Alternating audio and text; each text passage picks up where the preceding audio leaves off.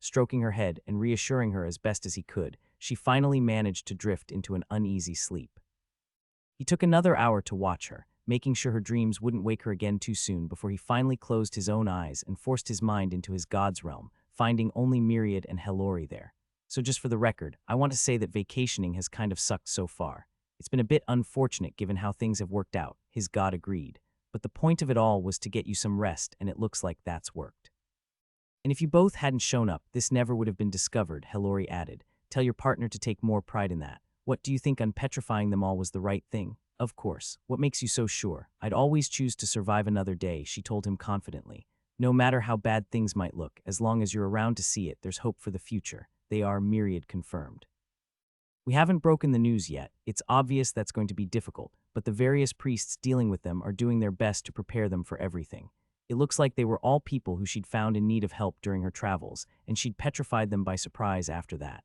Jesus, this entire planet is so fucked, Ben sighed, creating himself a chair to fall into. It's way too easy for me to look at magic as some cool thing and forget about how easy it is for stuff like this to happen. There has to be people abusing their powers all of the time.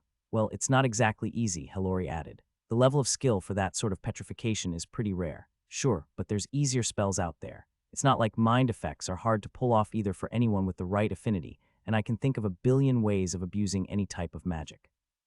But most people don't, Myriad tried to reassure him. I won't lie and say it doesn't happen. People are people, but most in the world are generally good sorts, and the presence of so many gods acts as a handy deterrent for plenty of others. So it's just the motivated and the insane doing it, gotcha. Well, if the sleep doesn't help, I'll try to pass that on to her. So what's going to happen to all of them anyway? It's going to largely depend on what they want, but for the time being the church is prepared to take care of them to try to prepare them for the world they find themselves in and set them up with decent lives if they can. Ben bit his tongue at that. Had he been set up with a decent life after the world forgot about him? It felt a lot more like he'd needed to go make it himself, but that wasn't the point of any of that. Despite how he may have been treated in the past, whatever they were going to have to go through wasn't about him. If anything, as one of the few people on the planet in a remotely similar position, what he needed to be doing then, and there was empathizing more than anything else. Okay, Myriad, if I donate some money to them, can you ensure that nobody at the church misappropriates any of the funds I'd be giving? I'd rather not find out that a corrupt priest decided to skim some off the top and be forced to kill them. I think I can safely say that most gods up here would be happy to ensure you have no reason to feel justified in doing anything that might push you over the edge for your sacrilege. But are you sure, Ben? You really don't have to. It's fine. I've been there, so I get it. When I left the church, I got about 6 months' worth of cash after Father Yen reached out to other branches to pull funds together. I'm well aware of how cheap the gods are. There were, about 100 victims. I'll send enough to make sure they can all live for 5-ish years, so just make sure they all know it came from the Apostle of Myriad. The gods seemed to approve as well, with Helori getting off her place atop Myriad to ruffle Ben's hair. You know, if other gods got to see this side of you a bit more, you'd be a lot more liked. Hey, plenty of gods watch me, which means plenty get to see my minor acts of kindness all of the time. The fact that some still don't like me is a reflection of them. True, the goddess smiled, but it's still good of you. She gently patted his cheek before leaving the realm, off to give word of just how he was going to help in leaving God and believer alone together again. While his god had no face, Ben had long grown used to reading him, and if he could, the apostle was sure that Myriad would have been smiling. What did I say? You just need those acts of good to win in the end. Ha, well, consider this my big one for the foreseeable future. Hey, you're up early. MMH, I could say the same about you, she muttered against his chest. Couldn't sleep either. I got a heads up that you woke up. Feeling okay? No, I think it might take a day or two. Well then, we've just got to distract you. What do you want to get up to today? The world's our oyster. You know one thing we never do that I wouldn't mind trying. What? Nothing. We never just take a day to lounge in bed and do nothing. I want to relax and not move until tomorrow comes. Well, I might have to step out to get us something to eat at some point then. Okay, we'll leave for meals, but other than that I just want to lounge and relax. All right, if that's what you have your heart set on, then that's what we'll do. With a plan for a lazy day firmly in place, Ben was content to lay back and close his eyes, relaxing in a way it felt like he hadn't managed to in years. It was a bit dull and boring, but it was also something he hadn't allowed himself to indulge in for such a long time that he was fine with being bored for the day, as it gave both his mind and body a long-needed break. While he was managing to be content with it, though, the one who'd suggested they do as much was fidgeting and shuffling, leaving him to crack both an eye and a smile. You sure you wouldn't feel better doing something, Thera? I don't know, she groaned. I don't want to go out. I want to stay here and relax, but I also need something to distract me. I'm sorry I'm being a pain. You aren't being a pain, Thera, I get it. You need a distraction, but don't want to go to do anything. Leave it to me, I can think of something, and that something requires a small favor. Hey Myriad, you around? Can you do me a favor and go hang out in Nair or Helori's realm for a bit? I want to borrow yours. The god asked in surprise. The idea that a mortal would want to borrow a god's realm felt inherently ridiculous, but then there weren't many who'd even be able to do anything with it if they could. Given all Ben was capable of, though, the request felt less surprising after giving it a little thought. You're the best buddy, I'll make you something tasty tonight when I come up. His god left with that, creating space for Ben to do something without breaking any pesky rules as he quickly merged his mind into his girlfriend's, and through that connection brought her up with him to the now empty realm, getting to enjoy her surprise as a result. What just happened? She asked, seeing they were suddenly somewhere else but not immediately putting together where. Myriad's realm, minus the god himself, so nobody gets grumpy up here. The answer seemed to shock her for a second before she seemed to snap out of it and muttered to herself. I guess that's one way to distract me. Ha, we're just getting started. Being up here offers me some potential that I don't have down below, he told her as he focused on her eyes. Thera, I love you and I want you to know and understand a bit more about me too, but that's got a few minor difficulties to it. I think I understand you pretty well by this point, Ben. Well, yeah, but there's some things that you kind of just need to experience, and that's not really possible when the first part of my life ended up left behind in a different universe. I don't have the mana or the magics to replicate everything the way I'd want to back on the world, but now that I have a new handy skill. He trailed off as he wrapped one arm around her shoulders before holding out the other, and with a bit of strain on his mind, used his actualization to bring forth the biggest thing he'd yet created, an entire, fully furnished house. He knew he'd feel a bit of an emotional response to doing it, but he hadn't been prepared for how strong it had ended up being. Having it there in front of him like that forced a lot of memories to the front of his thoughts. Still, he did his best to keep it from touching his face as he led her forward. So Thera, this was my home. He could see her shock from the corner of his eye as he led her inside, opening the door to what was by and large a fairly normal house, at least from his perspective, one that spoke of a pretty regular middle-class existence. With 2 floors to explore, Ben was ready to let Thera go wild with her exploring, and would have been happy to follow along and either explain or show off anything that didn't exist on their current world. But she took it slow, staring at family photos that lined the halls. These must have been expensive to have made, she absent-mindedly commented, not knowing what else to say about scenes of the family Ben would never see again, only to get a small chuckle in return. Getting photos printed was actually shockingly cheap. Anyone could do it without a second thought if they wanted to, he explained as she was focused on one in particular. What do you think? Wasn't I a little sweetheart? This is you, she couldn't help but ask. She'd never seen Ben when he was young before and assumed the boy she'd been looking at had to have been his brother. Knowing the truth only made her look closer. You were such a cute kid, and now I'm such a cute adult, he said with a smile. But come on, there's plenty more to see about my good old-fashioned human lifestyle. He gently took her hand and led her around, letting her linger when she wanted to if something caught her eye, with it being less directed at the tech like he'd expected, instead going towards the bits that related to his family. She'd known they'd always be important to Ben, but even if he'd gotten better at handling the loss in his years since coming to the world, she still held back on asking too much. That didn't mean she didn't want to know, though, and with the opportunity before her, she was happy to take advantage. From pictures of his younger brother Mark at various sporting events, leading to Ben talking about the more physical activities of the world, to old photos of his parents' wedding getting him, to tell her a bit about human marriage customs before moving on to different holidays, with her obvious interest in it all leading him to pull out a photo album, letting her see even more snippets of a human life before they ended up in his old living room, sitting on the couch in front of the television. With an effort of will, he made the TV turn on to show off some of the cartoons from his childhood, subtitling them with wordspeak for Thera's convenience, while he ignored the growing strain that doing all of that was placing on his mind. So this is where you got the idea for the projector you made, kind of. You could call the projector one of the steps in my planet's history leading up to a TV, so I had just used what I'd already known about them back when I first made it. I should actually revisit that project sometime now that I think about it. Since I'd be able to just materialize a roll of film in one go, there's actually a lot I'd be able to create pretty easily. Ha, you're insane. Nope, I'm powerful, big difference, he told her with a grin before actualizing something new again that he hadn't yet been able to recreate down on the world, a bowl of ice cream. He watched as Thera took a cautious bite before her eyes lit up and enjoyed what he saw as she started eating more.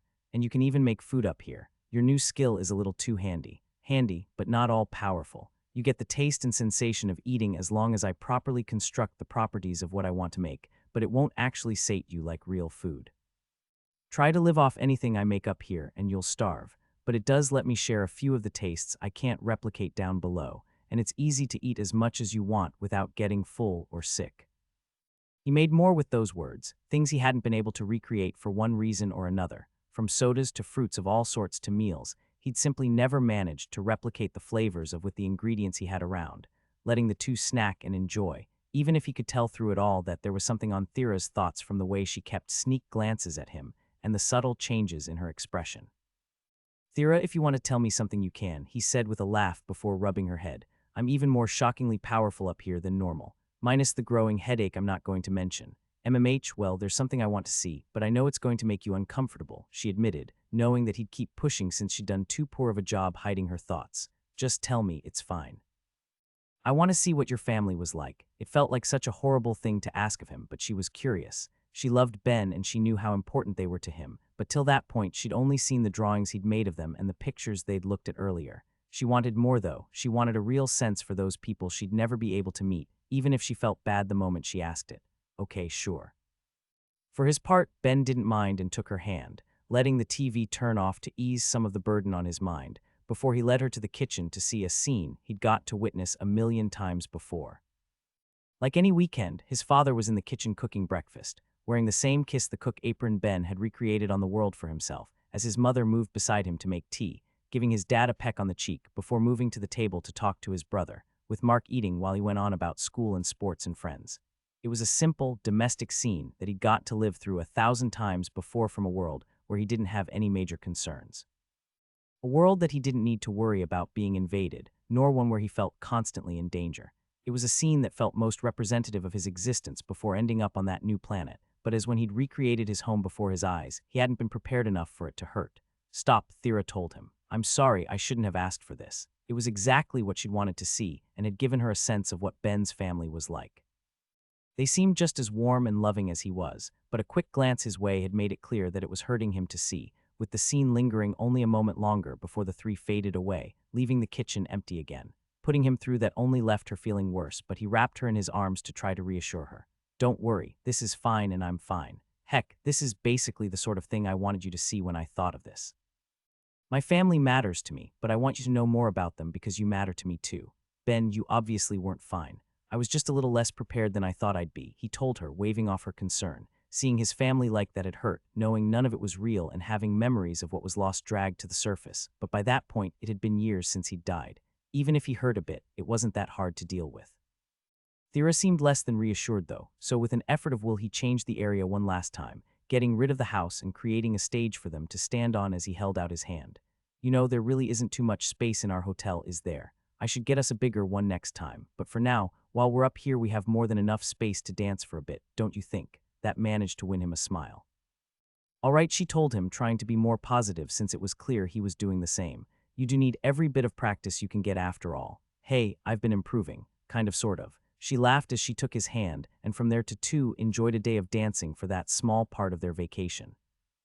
It wasn't for simple sightseeing though, but instead an event being put on by the city itself. After all, as a gathering place for warriors, it made sense to give them a chance to show off some of their skill and might, leading to semi-regular contests and tournaments, with one of the bigger ones about to take place that day. Are you not at least a little self-conscious? Thera asked him as they looked around on their way to pick up their tickets. No, why would I be?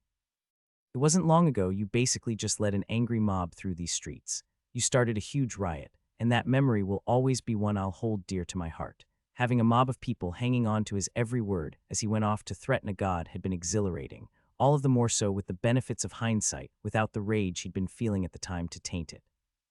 There was a good chance he'd never be able to do anything like that again either, meaning he needed to treasure the ones he had.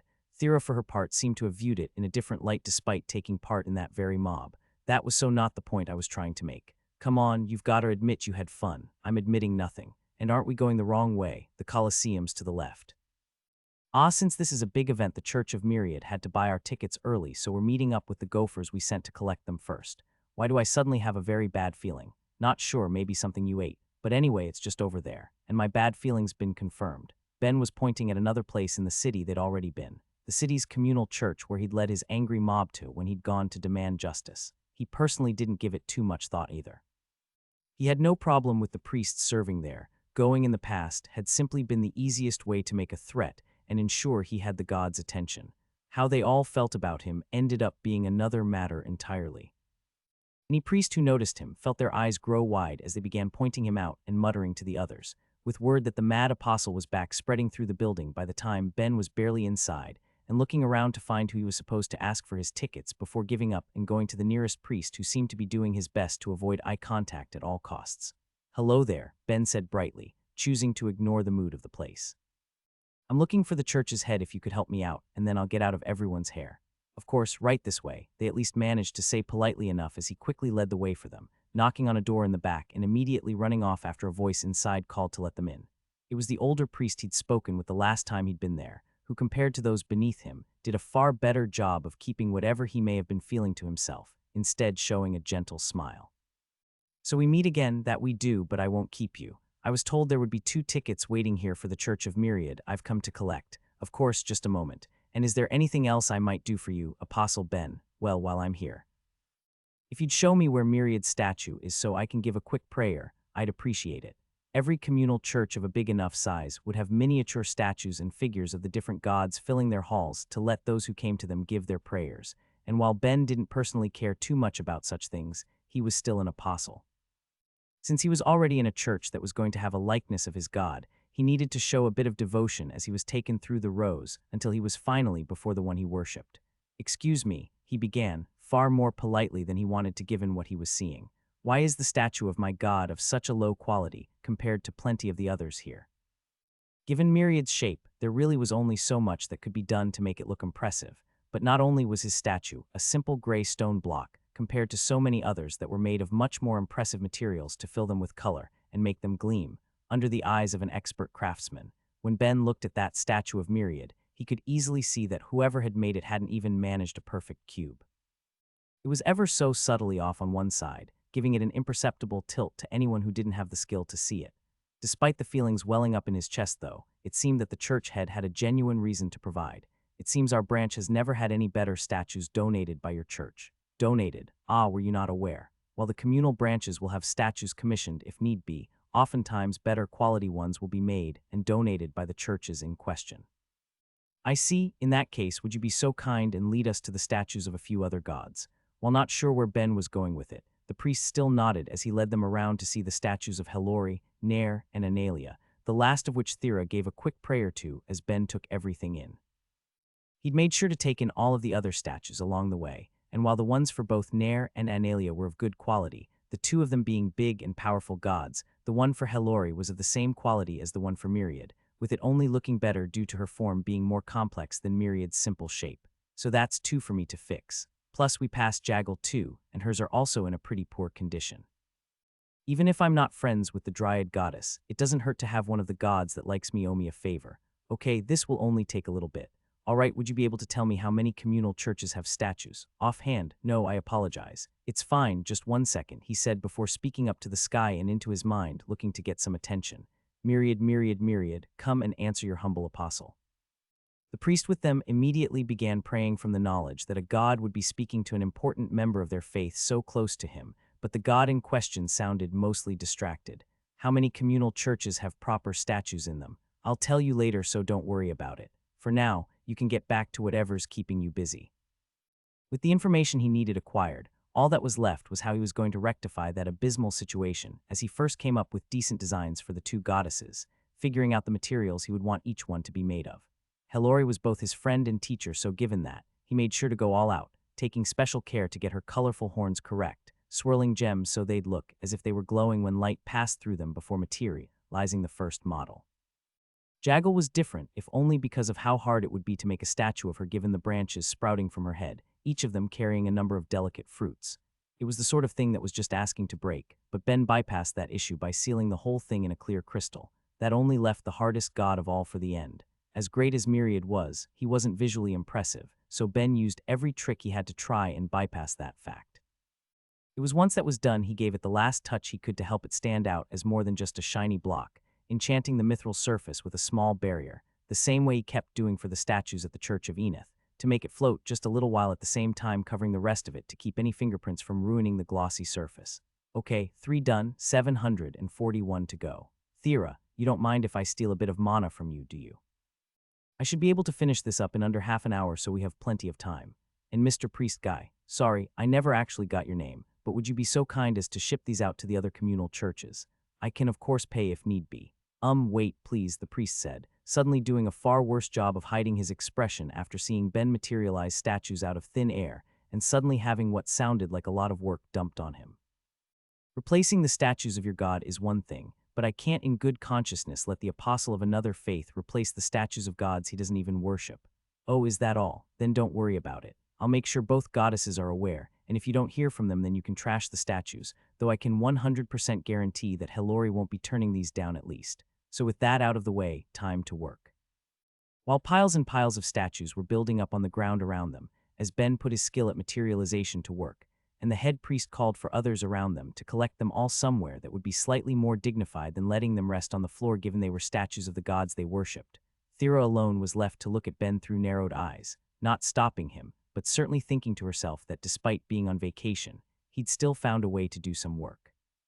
After Ben was done and the two left the very flustered priest, as he and the ones under him dealt with handing the small mountain of statues that now flooded his church, they finally started making their way to the city's Colosseum, passing through the busy streets till they reached their destination and made their way within. It was a big place, but not so big that it ruined the view, even with them in the middle of things, but Ben still made use of his magic to create binoculars for the both of them once things started. You know, I didn't say it before, but this is supposed to be a break from work for you, Thera pointed out.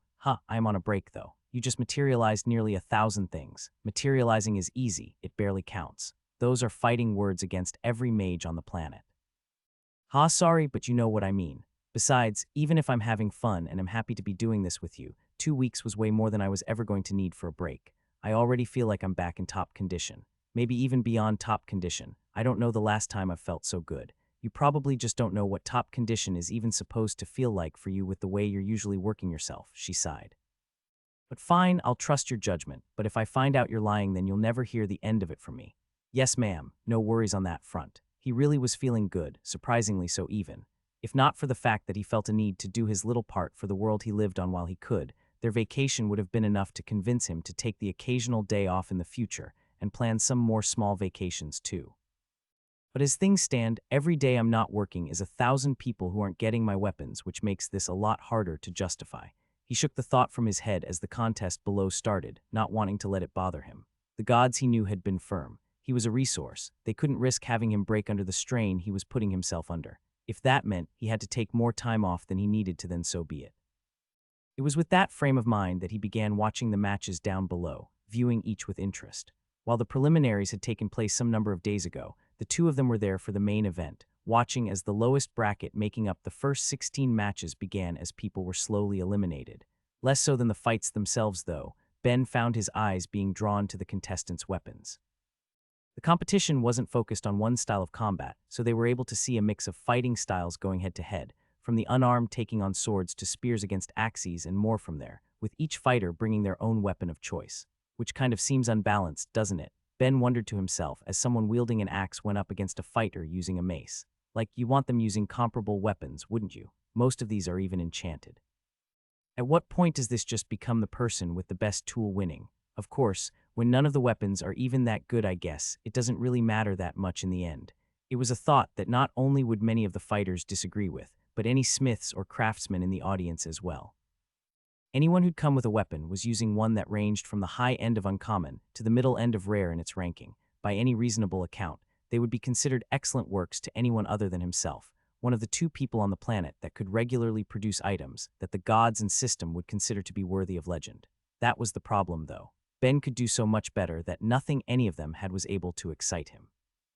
Sure, it was interesting to see them in use at least. It wasn't often he got to see the weapons he'd make and sell put towards any combat, but that was the extent of his feelings, right up until one of the contestants in the fight he was watching lost an arm. That was enough to call the match to an end then and there, with the injured party in no condition to go on as healers ran forth, with Thera watching them work before muttering. They aren't even trying to reattach it. None of them must have the skill level. Ben, I'll be right back. With those words, the stone seat she was resting on pulled away from the stands and flew her forward as those around looked on in surprise. From there, she tried to go back but was stopped again, this time more politely as some words were exchanged before she went back to Ben. "Everything good?" he asked her when she landed by his side. "Yeah, looks like we just got better seats, come on." She took his hand and led him down the Colosseum steps, down towards the front where the other healers were waiting. "I guess they wanted to make sure I stick around," she told him happily as she enjoyed the much closer view of the stage. "I got the offer immediately. I'd do the same if I were them. The fact that any fighter could lose a limb is pretty messed up when you consider that in only a couple months we're going to want as many as we can have." "They are supposed to stop before it comes to that, but accidents happen," Thera shrugged. "And a lot of the contestants probably look at this as a good way to improve their skill a bit when they desperately need it. Everyone on the planet wants whatever levels they can get. This is just the way some of them are aiming for it. Okay, but I feel like those same levels could be achieved with something that wouldn't sever limbs. Plenty would disagree with you. Then plenty are wrong. Levels are a measure of skill as much as they are a boost to it. You should be able to display the same technique whether it's from a wooden or metal sword." There was no point in suggesting that to any of the contestants, though. He knew it would fall on deaf ears. People believed what they wanted to. If they didn't want to accept that safer practice could still yield them good results, then they wouldn't do it, no matter how dumb that might have seemed to him. Luckily, though, as the next matches went on, there were no major accidents, bringing things close to an end with only one more fight for the first round of matches as the last two contestants went up to the stage, seeing them bringing Ben to his feet as well. "Ben," Thera asked him, but he barely heard her. He didn't even realize he was standing. It was a fight of spear vs sword, but he barely even noticed the first of the two. His eyes were locked onto the blade. By all reasonable accounts and standards, it was a beat-up, ugly thing, something that offended all of his sensibilities as a craftsman. It was covered in small scratches and nicks, but worse than any of that, the entire blade was slightly warped. Add in that it lacked a guard, and that the handle seemed like it needed to be rewrapped as well, and he could have only taken it to be a piece of trash if not for one small thing: the limited bits of analysis that had come to him after getting to the 9th levels of crafting and enchanting. Those sang a far different song, revealing not only was the weapon ranked as lower legendary, but also what was on it. No simple enchantment, not even something Ben was capable of doing himself. As far as he understood things, it should have been impossible. What Ben was seeing was a blade bound with magic nullification, and in that second knew he needed to get his hands on it. Every mind in his head was racing to try and make sense of what he was seeing. Magic nullification was the one skill that he knew couldn't be enchanted with. The very nature of the power destroyed the enchantments it was a part of, but when he looked at the sword as a whole, he found another reason that couldn't be the case. The sword couldn't be enchanted with magic nullification, because there were no enchantments on it to begin with. He didn't see a single weave of mana or any of the other less common forms of enchanting. He didn't even see a skill or magic placed on the item in a way a beginner might go about it, which pointed to a single direction that could have been possible: bestowal, the rarest of rare crafting skills with no known way to acquire through training. It had to have been accomplished through that mysterious ability which meant it was compatible with magic nullification in a way enchanting just wasn't, but that only raised more questions. Ben didn't know of many famous craftsmen in the history of the world, but he would have heard of that. Someone with those two rare skills at once wouldn't have just left a mark. There'd be artifacts of their work across the globe. The few books he'd read on either topic would have addressed them by name, just for having proven that the two skills were compatible in such an unexpected way. I mean, it's not like that's the only option, of course. Technically, since neither bestowal or magic nullification are affinitied, that means any non-affinitied mage should be capable of it too, but that's also easier said than done. I'm literally partially responsible for 3 of the 5 that currently exist on the planet, and if we'd never been summoned, there'd only be one. It is not an easy skill to awaken to. Plus, at least from what I've read, they typically don't seem to lean toward the few crafting-type magics. Like, it's possible one decided to fiddle with it and didn't realize what they'd pulled off, but that still seems unlikely. And why a sword of all things? If I could get magic nullification on anything, it would be on an armor. I mean, I guess I can see an argument against it. You want to be able to pass it down to future generations, so height differences would make that less than ideal, but in that case, do a shield, not a sword, good God. I so badly want to meet whoever made that and ask what they were thinking, but they were almost certainly dead, likely for centuries, if not thousands of years. The condition of the blade told him as much. For all of the criticism he held for some of the design choices, there was one he wouldn't argue against. The sword has been made of orichalcum, binding a type of magic that destroyed all others to a material that could only be damaged by magic was both obvious and genius. It meant the blade should have been practically indestructible, with practically being the keyword, for despite how powerful a weapon like that should have been, slowly as the decades passed by, it had to have faced enough attacks to get through and warp it to its current state. And that same level of strength would mean nobody would normally be able to repair it either. You'd have to be insane to try. Obviously, yes. It would be a ridiculous amount of work, but rather than dread it, the thought was making him salivate as he imagined just what he'd need to do to get the blade to a better shape. The act would strain not only his body, but his mana as well, with every point he had fighting against the nullifying effect, while he'd have to do his best to use those split seconds to get it back into shape. Imagining it didn't do the challenge, it was sure to be justice, but that just made the thought sweeter. Perhaps taking a vacation had been good for him at first, but now it was wearing on him a different way. He was craving that sort of stimulation. He wanted to put himself against a challenge and see who would break first, same as the various competitors of the contest before him. The contest he'd all but forgotten about before coming back to his senses and returning to his seat to watch, promising himself that he'd corner the man regardless of how the fight turned out when it ended, as blows were exchanged on stage. In a match like that, the spear was always going to have the advantage as it gave a level of range and control that the sword couldn't replicate, but as Ben watched the swordsman struggle, he knew there was more to it than that. Given that the blade itself was warped from untold centuries of use, it wasn't going to move through the air in the way its wielder desired, with each attack just a little hampered by its poor form. It looked like the swordsman was used to that to an extent, and compensated the best he could while weaving and ducking around the rain of blows coming at him. But there was only so much he could do on that front too, as he stalled the best he could, waiting for just a single opening that eventually showed up. It was only a small misstep on the spearman's part, but it was enough. With the spear just slightly off target, the swordsman lunged, bringing his blade to his opponent's neck as the match was called. With a few quiet words exchanged, both parties left the stage as the day came to a close, leaving the rest of the matches to follow the next as people began filtering out of the stands as a representative of the city came to talk to Thera. They were hoping that she'd be able to stay for the next 2 days, just in case anything happened, to which she agreed since that had been the plan from the start for them. But as those talks were going on, Ben slipped by to start his own discussion, going to the swordsman who was busy catching his breath. "No, wait, what?" Ben asked. "I haven't even said anything yet. I see where your eyes are pointed. The blade's not for sale. Okay, I can see why you'd get that a lot, but that's not what I'm here for." "The name's Ben, mister." "Get to the point." "Okay then, mister, get to the point. Your sword is currently a piece of crap." His words were briefly cut off as the swordsman grabbed him by the shirt and lifted him to the air, but Ben went on like nothing had happened and hoped that Thera wasn't about to get the wrong idea and kill the man he was talking to. But it doesn't have to be. If you love that sword as much as it seems like you do, then this is the luckiest day of your life. In your big, strong hands you happen to be holding a master craftsman. I'll fix it for you, free of charge.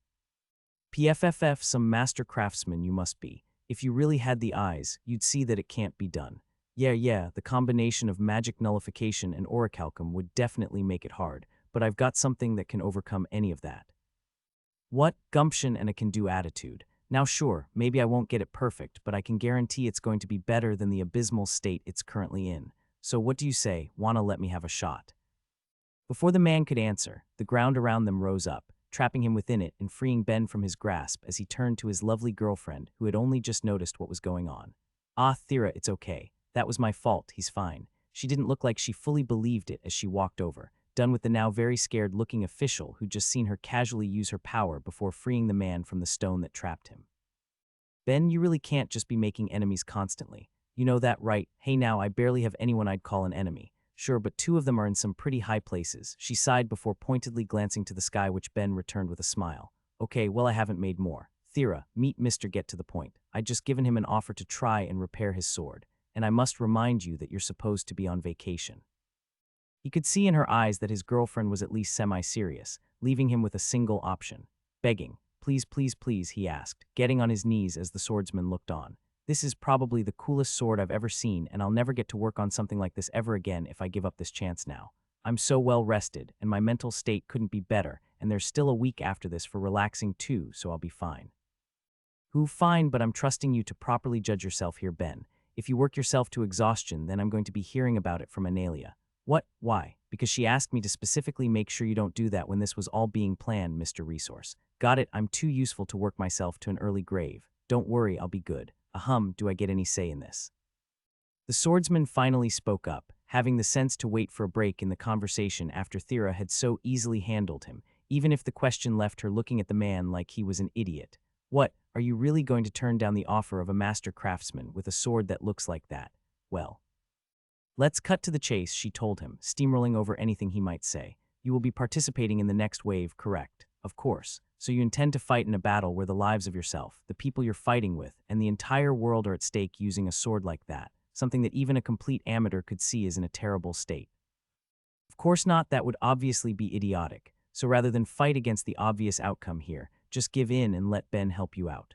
Ben, for his part, tried to keep from grinning as his girlfriend took complete control of the situation, ending with the swordsman unable to argue, especially in the face of that last point.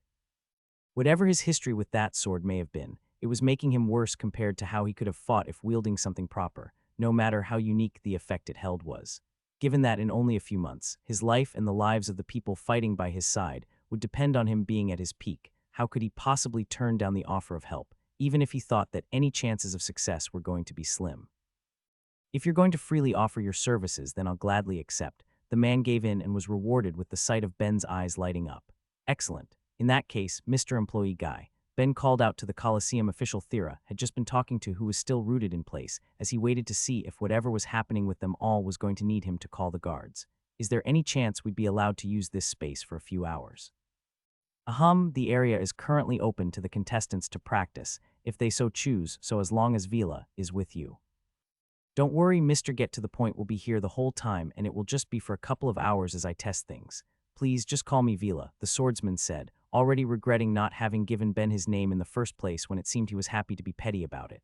Can do then. Good to meet you, Vila. I'm Ben and this is Thera. For now, just give me a second to get set up. With those words, Ben stole some of Thera's mana and began the thing he did best, materializing both a hammer and an anvil to work with and holding out his hand for the sword as the warrior wielding it stared at the display of power in a shocked daze, only giving it up as Ben wagged his fingers at him. The moment Ben got the blade, he took a minute to examine it, staring at every nick and scratch as he memorized its imperfect shape and came to a conclusion. Despite the skill that had to have gone into making it, it was far from a beautiful piece, but he could change that, and with that motivation at the front of his thoughts, he placed it on the anvil and took his hammer to it to make that a reality. Due to the nature of the blade, changing it was always going to be near impossible, but Ben still tried his best. For 2 straight hours he delivered blows, one after another, with each strike being filled with mana as well from him treating his hammer like a mage would a staff. Every swing was to beat the horrendous combination that was magic nullification on orichalcum, and in the end what all of that work was rewarded with was essentially nothing.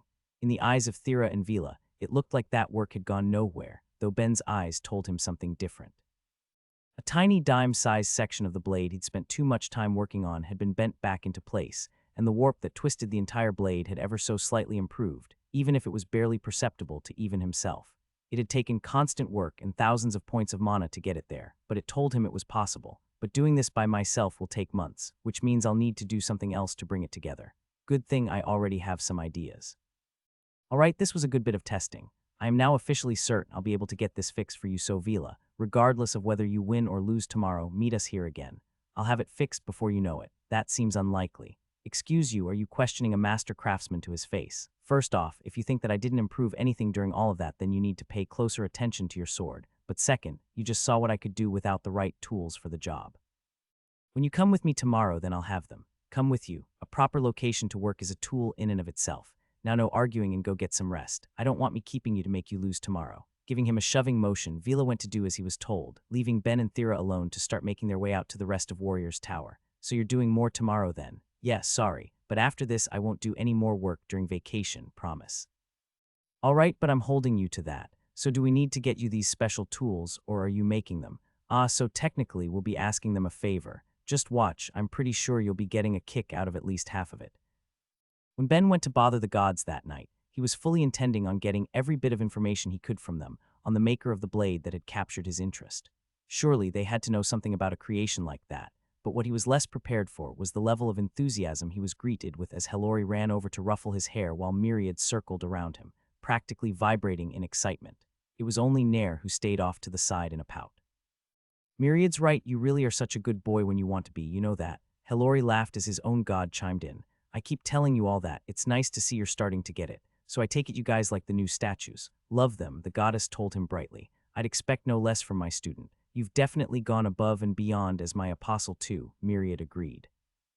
Honestly, the little bit of faith I'd get from the priests and occasional visitors giving their prayers has been nice enough throughout the centuries, but the fact the shape's been a little off for most of them has been bothering me forever. It shouldn't be that hard to get right? Well, hey, least I can do to stay in your guys' good books. And any reaction from Jaggle? Cool, let that be a lesson to all gods that getting along with me is better than trying to have me killed. Now on a slightly different note, what's wrong with Nair? Oh, it's the same note, Hillary laughed as Myriad explained. He's just disappointed you didn't make new ones for him. Would you have wanted me to? Ben asked the god in question. I figured the ones you had must have been made by your believers. Wouldn't replacing them with something made by someone who doesn't give you faith be a bad look? MMH, you're not wrong, the god admitted, the pout on his face changing to a more thoughtful expression as he tried to figure out a decent way he could justify it, only to come up blank. But still. If you really want one, I can have a statue or two sent to your head church and some of your other branches as well. We can put up a plaque saying they were gifted by the Church of Myriad in honor of the friendship between you two. Does that sound okay in a way that doesn't seem like it will alienate any of your believers? That's perfect. You really are excellent. I'm literally the best. I'll make them in the morning before I leave for the day, so just have a few people come by to pick them up. And while I'm at it, should I also do a few for Analia too? He asked them. She's been good to me too. I'd rather stay in her good graces. I don't think you need to worry about falling out with her, Myriad assured him. You've improved the lives of her entire people, plus she's seen the effort you put towards Thera. You've done nothing but leave a good impression. Still, it wouldn't hurt to make a few statues of her the same as you're doing for Nair. I'll mention it to her later. Since you're engaged to their queen's daughter, it's not even as much of an issue as it would be for Nair, Hillary added. She considers anyone with succubus blood to be her children. This is basically just a gift from a future son-in-law. Cool, then I'll whip some up for her too. Now on to the main point though. I saw something pretty incredible today. A sword bestowed with magic nullification. My main question is who made it and how come I haven't heard of them? Unsurprisingly, it was the crafting god among them, Nair, who was able to give Ben something of an answer. Ah, you came across its current wielder, did you? It's an interesting blade with a storied history to it, but as for how it was made, well, it's the product of a long-dead non-affinity mage and a master blacksmith. Okay, that seems like a big deal. Why have I not heard anything about it in all of the books on magic and smithing I've read? I didn't even know it was possible to pull off something like that. Okay, 2 new questions then. Clearly, the gods are aware at least, so why hasn't it been done again since? And just as importantly, why a sword of all things? Put something like that on a shield, damn it. That is the most disappointing thing you could have told me. Not very satisfying, is it? But that's how it is, I'm afraid. Some things just end up being forgotten or never passed on to begin with. If I got Verbum's help, would I be able to find the answer in the system? Pretty doubtful given it spits out so much extra info for even straightforward questions. Trying to find the motivations behind a single act that occurred in ancient history is a whole other problem. Oh well, as annoying as this is, I guess that's life. It did leave him unsatisfied, but with nothing else he could do, he simply moved on, chatting with the gods and passing the night working on his actualization, all while eagerly anticipating the next day, when he'd once again get his hands on the sword to finally see if his plans to repair it would bear any fruit. The morning was filled with Ben fulfilling his promises to the gods, making a few statues quickly to keep them pleased and handing them off to some of Nair's representatives, who came to pick them up before the two left for a meal, and to watch the matches that were to come, with both the quarter and semifinals taking place that day for the crowd to enjoy. Ben enjoyed it too, even if it wasn't anywhere near the main thing he was looking forward to that day. The entire time his fights were going on right in front of him, his thoughts were on the sword. He'd definitely be able to improve it. It was simply a matter of how much, but he was feeling equal parts confident and impatient. He just wanted to start, but that was the screams of the workaholic in him. There was no reason to leave the tournament early to do it when there was no urgent reason, and even if he'd wanted to, he wouldn't have been able.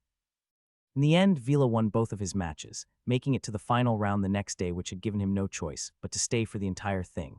That the contestant had gotten so far ended up surprising Ben a bit too. While he didn't seem any worse than the rest of the competitors, it felt pretty obvious that Vila was being hampered by his weapon, but despite that he managed to push through both rounds, no matter how narrow the results looked, and leaving him to compete in the finals the following day. Looks like some congrats are in order, Ben said positively as the swordsman made his way to them.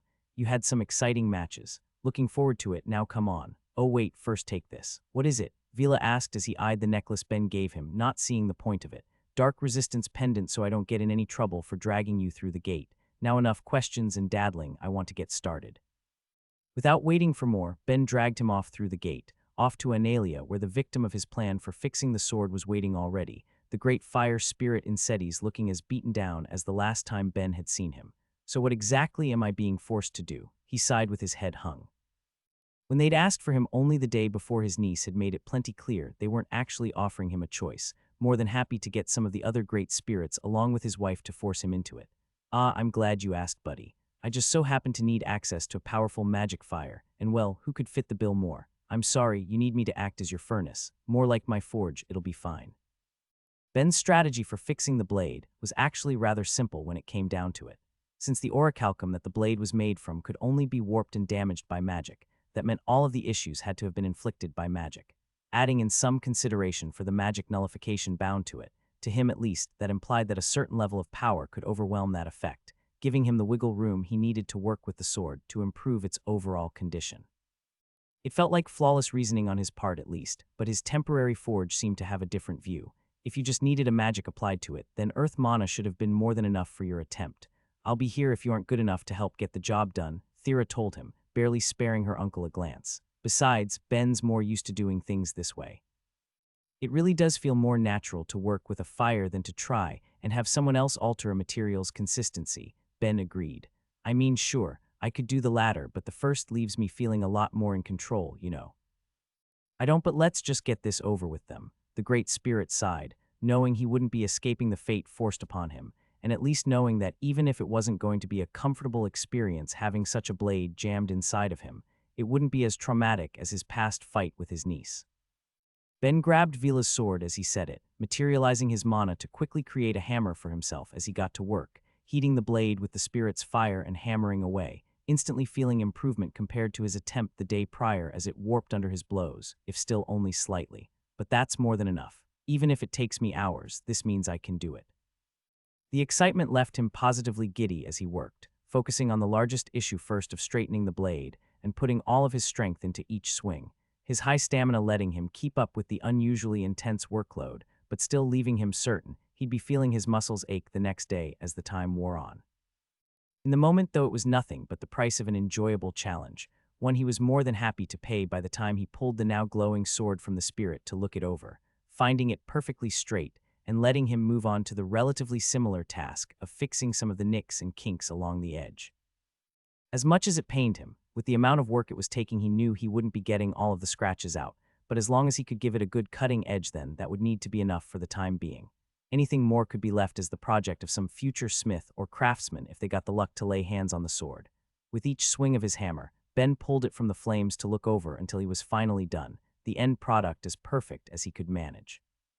From a purely visual standpoint, he could have made any number of swords that would look better, but none that would be as challenging to work, and with an air of satisfaction, he let himself enjoy the feeling of a job well done as he added the final touches by replacing the missing guard and rewrapping the handle for use, which anyone should have been able to do compared to the challenge that was improving the blade itself.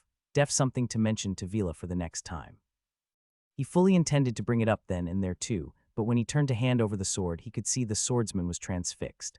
Well, what do you think? I'd hope not. With the way it currently stands, it should be good for another couple 100 years of heavy use, so make sure you don't get offed in the next wave. Of course, your efforts on my behalf won't be for nothing. I'll show you as much tomorrow. The Coliseum seats were packed and bustling with the watching crowd, all of them ready and eager to enjoy the final match of the tournament with Ben, and Thera feeling it just as much, with the two enjoying their front row seats amongst the rest of the healers. Thera was feeling the same excitement as the rest of the crowd, but a lot of Ben's own came from his desire to get some validation over fixing the broken blade. He wanted to see with his own eyes how much using it had been holding Vila back. Of course, since he was probably pretty used to using it in that condition, then there might not be a ton of difference. Maybe he'll even be worse till he gets a few weeks of practice with it. Oh well, what's done is done and I stand by it. He resolved himself to not worry about it anymore with that thought, and instead turned his attention to someone walking through the stands waving his card at them to get their attention before transferring over funds for a couple bags of something, offering one to Thera before he began shoveling some of the food he got into his mouth. What even is this? She asked him, eyeing something that a human would best describe as kibble. Not sure, it's okay though. You're not sure and you're eating it. Not like they'd be handing out something if it wasn't largely edible to the majority of people, right? Plus I should be pretty poison-proof, why worry? She wasn't looking like she was buying that answer, but still picked up a piece for herself, eyeing it for just a second before taking a hesitant bite and coming to the same conclusion. It was okay, good enough to mindlessly eat while waiting or enjoying the fight, but not much more than that. Still, it gave them something to munch on as they waited until the contestants appeared and the referee called out to the crowd, acting as an announcer for them all. Here we are, the final match between swordsman Vila and axeman Stuther, both fighters who have given their all to get here today. So who do you think's gonna win? Thera muttered to Ben as the announcer carried on. Not sure, Ben said with a shrug. Vila's sword won't be affected by the enchantment on Stuther's axe, but the axe is sturdy enough that it shouldn't be destroyed by any of Vila's blows either. Wait, what enchantment is on the axe? One built to help break down any metal it comes in contact with. It's an interesting one actually and has plenty of use cases, but isn't so handy against a weapon that's going to negate them. Hold on, Thera stopped him. It's enchanted to break weapons. That doesn't seem fair. Literally none of this is fair, he shrugged back. As far as I'm concerned, the moment enchanted weapons were allowed, this was never really a contest of skill, or at least not enough to matter. She wasn't sure about how she felt about that answer. She at least understood why it was allowed. Not only would it be hard for the city itself to provide weapons for each competitor given the variety of not only fighting styles, but also body types, there were also going to be plenty who'd claim they couldn't show their full potential without using the weapons they'd use in their day-to-day lives. Expecting someone to pick up something new for the few days they'd be fighting with it and show off their full potential felt unreasonable in its own way. Still, it did change how she looked at things. Maybe next time we go to something like this we should wait and see if they'll have a tournament specifically for unenchanted weapons, she muttered. It would probably be more interesting, but that might be a while. This is the second last one the city will be hosting. Anything more will only come depending on the waves, meaning it's not happening again unless they actually stop and we all survive. And now I'm being a downer, okay? Onto the strategy of not thinking about it and focusing on the match since it looks like he's almost done talking. So with all of that said, let the final match begin. With all of the pomp and circumstance out of the way, what they'd all come to see finally began as the two fighters moved as one, both rushing towards each other with weapons at the ready. Both had been viewing the other matches and knew how the others fought. All that was left was the clash as metal hit metal and rang out among the stands for all to hear as sword went against axe and skill against skill. Neither of the two intended it to be a long fight, both of them putting their all into each swing and trying to catch the other lacking, with first blood going to Vila as his weapon cut across his opponent's arm, not deep enough to end things then and there, but enough to draw the eyes of the spectators as a cheer went up amongst the crowd, not that Stuther intended to let that stand. There was money on the line and he was after it, so he pushed forward, delivering a swing that was meant to catch the sword on his axe head, creating some leeway for him to deliver a blow with his free hand in a move unlike he'd done before and getting Vila in the face. Again the crowd went wild, completely there for the violence of it all as the match went on, and blows continued to be traded, even with each one making it clear the fight was leaning in one particular direction, with none being more aware of it than Vila himself. With his blade repaired, every move of it felt sharper and faster than the last, the weapon no longer fighting against him each time he swung it, but instead cutting through the air in a way it never could have in the past. The buildup of nicks along the blade had always caught the wind, and the warp had always been something he'd needed to fight against with each swing, but no longer. Now each of his moves acted in accordance with his purpose, wearing down an opponent who held his same goal of victory. A victory that his opponent also felt coming to the man, forcing him to change his strategy and risk it all. With the next blow of his axe that Vila moved to block, Stuther didn't follow through, instead, letting go of his weapon entirely and throwing himself forward to strike with his fists, bringing the fight close enough that no weapon would be so conveniently swung, and bringing the swordsman to a disadvantage in an attempt to turn the duel into a brawl, with the outcome now hinging on whether or not Vila could break away from the onslaught of swings. But he too wanted the win and was more than prepared for some pain to get it, so like his adversary, did something unexpected as he was holding out against the attacks, waiting for the perfect moment to stop defending himself when the right punch was blown and kicking off, using the very attack of his adversary to propel him away, giving just enough room to swing his sword and bringing it to the man's neck, leaving the tournament at its end. Okay, this was great, Thera said positively, still feeling the mood even after the two had dinner. The fact the contestants had all been using enchanted weapons had ceased to matter. It hadn't been a factor in the final match, and it was all the more exhilarating for it, letting the tournament end on a high note in her eyes. It was, Ben agreed as they made their way back through the streets, even if his thoughts were at least a little tangential to her own. The fight had been fun to witness, but the difference in Vila's skill had been apparent too, meaning Ben was validated in his push to fix the sword. And besides that, he was going to say they needed to figure out what to do from there, with days left in their vacation to enjoy, but his words were cut off as the world beneath him shook for a moment, nearly knocking him from his feet before it settled down. He heard a couple of screams as it happened around him, but a quick look told him it was nothing severe, even if it had been surprising as he cast a quick look to Thera. "That wasn't me," she said defensively, getting a laugh from him. "I didn't think it was. This was just my first time feeling an earthquake is all. Well, at least on this world. This really has been an eventful time off, hasn't it? Ha, well, we'll just have to figure out how to keep it up, but right now I'm tired. That didn't seem like enough to injure anyone around other than some minor bumps, so let's get back and get some rest already." It's time. They'd done all they could, prepared as much as possible for the task before them all, and now they finally needed to begin. Naloth could feel his heart pounding in him at the thought, even as he used his own dark magic to help still it. It was the culmination of his life's work about to be put to the test. Decades of study and research, reading untold books and history and legends, even going so far as to steal classified information to make his vision a reality. How could feelings not try to overcome him in such a pivotal moment? Even as he clutched at his chest, feeling his mana seeping back into it and calming him down, it didn't change his buzz of thoughts. It needed to be perfect, and all of that work had gone to ensuring it would be just so, with the brave looks of those he was leading focusing his thoughts. Every one of his people was there because they were willing to place trust in him beyond anything they'd give to the gods. It was his job to validate that trust, and it was with that new frame of mind that he spoke up, giving them all a confident smile. "I won't ask if you're all ready. I've seen your efforts and know you are. This is what we've worked and struggled for, what we threw everything away for. In a world that isn't willing to make the tough choices it has to in order to survive, we'll be the ones to bear the burden of it and claim a power even gods won't touch for ourselves. Now get to your positions. It's time we start this." Not the most elegant of speeches, but it was enough. The people felt the confidence and determination in his words, and all of them moved to their places in the warehouse they were practicing in, joining hands to begin as Naloth did the first of his many roles, using his dark magic to partially control the lot of them, not overriding their will, but to instead aid them in the casting of their outrageous spell as they began. Mana was mixed and aspected by one before moving to another who repeated the process, passing it on again and building it up each time, growing the monstrous power as the effect began to leak out, making the world at the center of them all shift and crack before shattering entirely, a hole in space opening to infinity below. Yes, none of them dared look for fear of the effect that would bring to their minds, nor did they let themselves dwell on their success. They still needed to focus on keeping it open, so that pleasure was reserved for Naloth alone, who had only played a more minor role in the first part of that spell's formation, and now had to devote himself fully to the next as a flood of souls spilled out, enraged ghosts all trying to get their freedom after untold millennia, only to instead feel themselves be guided to him, sinking into his flesh and binding to his will. With each soul he felt being warped into his own, he felt himself grow, becoming more than he'd ever been before and changing from a proud, awakened mage to something more. He felt like a weapon.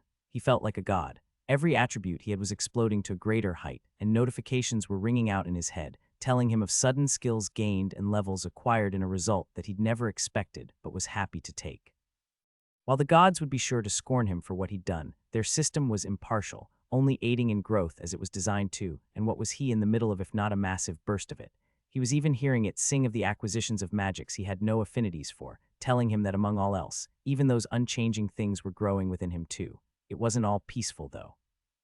The souls he was consuming were powerful things in each of their own rights, none of them content to be dominated and overwritten by another, and each of them fought against the whole process, making him turn each bit of new strength he was taking for himself and turn it back against them all, reinvesting it into the spell. And each second he held out, it got easier. Every bit of power he gained was more to put each unruly soul in its place, as they became stepping stones for his own growth, with the sounds of dozens of awakenings ringing in his ears and only growing more with time. The levels to awaken skills would slow eventually, though, but not enough to matter. Another hour with the gate open and he'd be a contender for every branch of magic. Longer than that and he'd be a god, the strongest one that could or would ever exist, holding more Tier 2 skills than any mortal before him and more sources of divinity than any god. All that was left was to keep it up. He felt no worries, though. This was what they'd all trained for, the chance to grow beyond the limits of a mortal. Even if they were still in their warehouse in the city, there was nothing to give them away to the people or the gods. They'd have all the time they'd need, and only once they were sure they could grow nor more would they let space heal, trapping any remaining souls down where they belonged. Or so that was the plan, but amongst it all, something impossible to expect happened. Something started to reach out. He didn't know what it was, but even just the tip that had come out was enough to shake the world beneath them and destabilize all of their minds to a major extent, weakening the ritual and creating the leeway for everything to go wrong. A few souls broke free of the spell's grasp and moved under a different will, not seeking to escape, but instead diving into the bodies of his people, forcing them upright to carry on the spell as something else came for him, a soul greater than any other he'd taken into himself, and unlike the rest it had what it took to dominate him, as he dominated everything before. With the mad cackling in his head being the last he'd heard, while the sight of something unnatural breaking free of the hells making up the final thing he'd see, Naloth's mind faded into the background, and something else took center stage. Free at last. Yatu had known this chance would come ever since the day his idiot brother had seen fit to trap him. The universe was a big place, and there were always going to be those who would meddle with things better left alone, but that didn't make the taste of release any less sweet. Untold eons trapped within the hells of the universe, fractured beyond function, and only able to process his environment in the vaguest sense of the word. The outsider that fell into his lap was an unexpected bonus, in the form of a creature he hadn't even been sure was anything more than the mad legends of the void gods, but was perfect for what he needed: time. While he hadn't been able to grab any power for himself during his fracturing, he still hung onto some of what he'd held before and put it to practice, both forcing the ghosts he was controlling to keep those in their thrall casting their spell, while at the same time using his power to widen the hole they were creating, letting the monster within flow out to smash through the roof above into the wider world. That in turn gave him what he needed most: a chance to escape. He had no clue where in the universe he was nor anything of the people who resided there. He needed to process the memories of his new host in an uninterrupted manner and determine what moves to make from there. So with no care for the world he landed on, he let the chaos of the portal rain down as he made his way off into the night. "Well, Ben, it's been fun," Myriad told him dejectedly as the cube sat on the ground. "Myriad, what's the matter?" Ben had only just gotten to the realm for the night, only to get those as his god's first words to him. With neither Nair nor Hilori there either, he had no clue what had led Myriad to what felt like was going to be a full-on breakdown. "I mean, fair really is fair, isn't it?" the god went on, acting as if he hadn't heard his apostle as he struggled with his despair. "Gods fucked up the world's odds when we didn't notice the Forbidden Ones managed to bring the demons into the system. We can't exactly be mad about mortals ending up killing the world before the next wave could even begin, can we? At least as a silver lining, the demons won't get to enjoy this place either. They may even end up getting a headache or two when they actually open the gates. That's probably the best we can hope for. Myriad, buddy, you're freaking me out here a little. Tell me what's wrong." For just a moment, it seemed like the god wasn't going to speak, content to stew in his sense of defeat, but as Ben waited, the cube eventually spoke up. "I assume you remember the one member of Ibaru's cohort we couldn't track down, that high elf Naloth." "I do," Ben said, feeling his blood running cold. One of a group with all sorts of plans for how to save the world, no matter what the cost ended up being, with Ibaru's own designs leading Ben to spend the lives of hundreds, even if it closed the gates early for them. "I also remember what you said he was probably attempting. Are you telling me he succeeded? Did he actually manage to reach out and bind a god to his will?" "No," Myriad told him, granting the smallest bit of relief before squashing it, "because we were wrong. He wasn't looking up but down with disastrous results, not up but down, so a lower realm, meaning the infinite hells," the cube nodded. "A less likely choice, but understandable enough, I suppose. It's been done once before in a known world's history with disastrous results. Of course, he was probably hoping for that sort of disastrous instead of what we actually got. Myriad, I'd like to remind you that trying to read your mind would kill me, so you need to actually tell me what's happening here. It's nothing shocking, even you're aware of this to an extent. There's power in souls, with higher tiers of them having more. It just so happens that gods across the universe toss the souls of the more powerful and evil in their worlds into the infinite hells, instead of letting them pass peacefully, trapping them in that tortured plane of reality. What Naloth and those under him were attempting to do was bind them to him to give him a level of strength and power that could even be formidable against a god in their prime. Definitely more than any mortal could ever be expected to naturally gain. Not a bad idea, I suppose, if the goal was to become powerful enough to make a significant difference in the next two waves, and with the benefits of the system bound to him, it's likely he'd get even more power from it than the last fool who attempted such a thing. But given how you said attempt, I take it something went wrong, so how bad are we talking? Did he fail to bind them and release a bunch of evil ghosts into the world or something?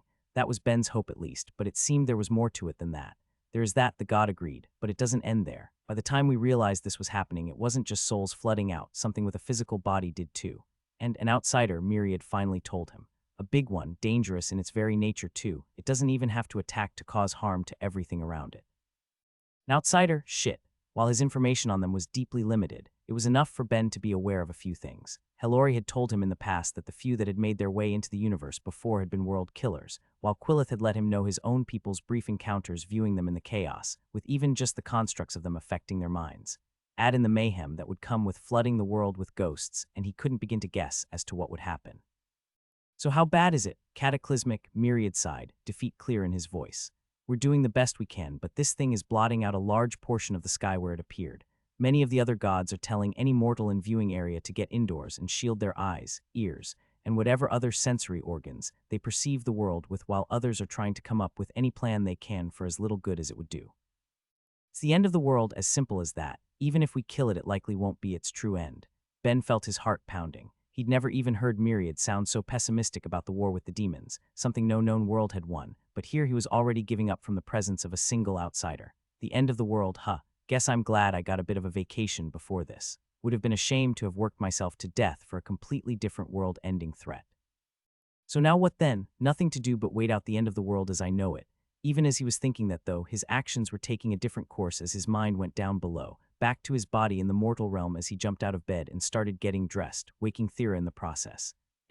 Ben, she asked him, her voice groggy. What's going on? His god asked as well. Ignoring his god, he instead focused on his girlfriend. The world's ending. We're all probably going to die. This really has been a hell of a vacation, hasn't it? He tried to smile as he said it, but it felt forced on his face. That didn't matter, though. The statement was enough to wake her up. Wait, Ben, what are you talking about? What happened? Okay, to make a long story, I don't know the full details of short. A portal to hell was opened, and a bunch of ghosts are flooding out, plus an outsider, which is the big danger since just seeing it is going to break people's minds or drive them insane. She took a second to process it before nodding and jumping out of bed to quickly get dressed as well. Okay, what's the plan? Not so much a plan as a sort of general feeling that I might be in a unique position to help fix things, he said as he took her hand, quickly stealing massive volumes of her mana to materialize an entire knife or rainbow mana crystal. Ghosts everywhere. Look at who knows how to seal them away. An outsider that destroys the minds of every mortal who sees it. But this thing never expected a mortal to have a mind like me. I'm giving myself 50-50 odds I'll be fine. Those aren't great odds. Better than anyone else's. You also have no possible way to be sure they're actually that good. Sure I do. Either I'll be fine or I won't. That sounds pretty 50-50 to me. Fine, where are we going? A part of him wanted to say that they weren't going anywhere. He was the one with an unusual mental structure, so he was the one with the decent shot of actually surviving whatever had crawled out of hell, but he bit his tongue. Thera was powerful, they'd make it work, and just as importantly, they were a team. They'd get there infinitely faster with her help, and her presence would create options he didn't have alone, so he took her hand and started to run to the gate as he both answered her and spoke up to the sky. Don't know. Myriad, tell me where we're going. I'd really prefer not to, but seeing as how the alternative is sitting around and waiting to die, the worst thing that might come from doing this is speeding that up a bit. Now, if you please, sounds like a plan. Even as Ben said it, though, he waited for more. He could still feel Myriad in the back of his mind, almost fidgeting, and knew that wasn't all the cube was going to say.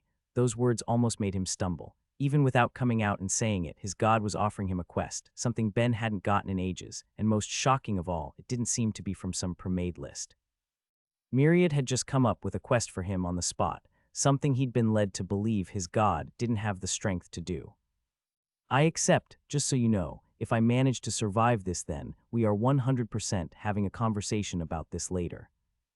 The second they passed through the gate, Thera wasted no time pulling away the paved stone below them and shaping it the best she could, creating a large basket for them to stand within as she flew them at high speeds to their distant destination while wind whipped by their faces. So how long until Thera's going to be in danger of seeing this thing? And how long till the world ends? Fucking great in that case. If you notice anything major before we arrive, then let me know. I'd hate to discover it has some crazy infinite torture ability that only activates when someone resists whatever it's doing to anyone's minds.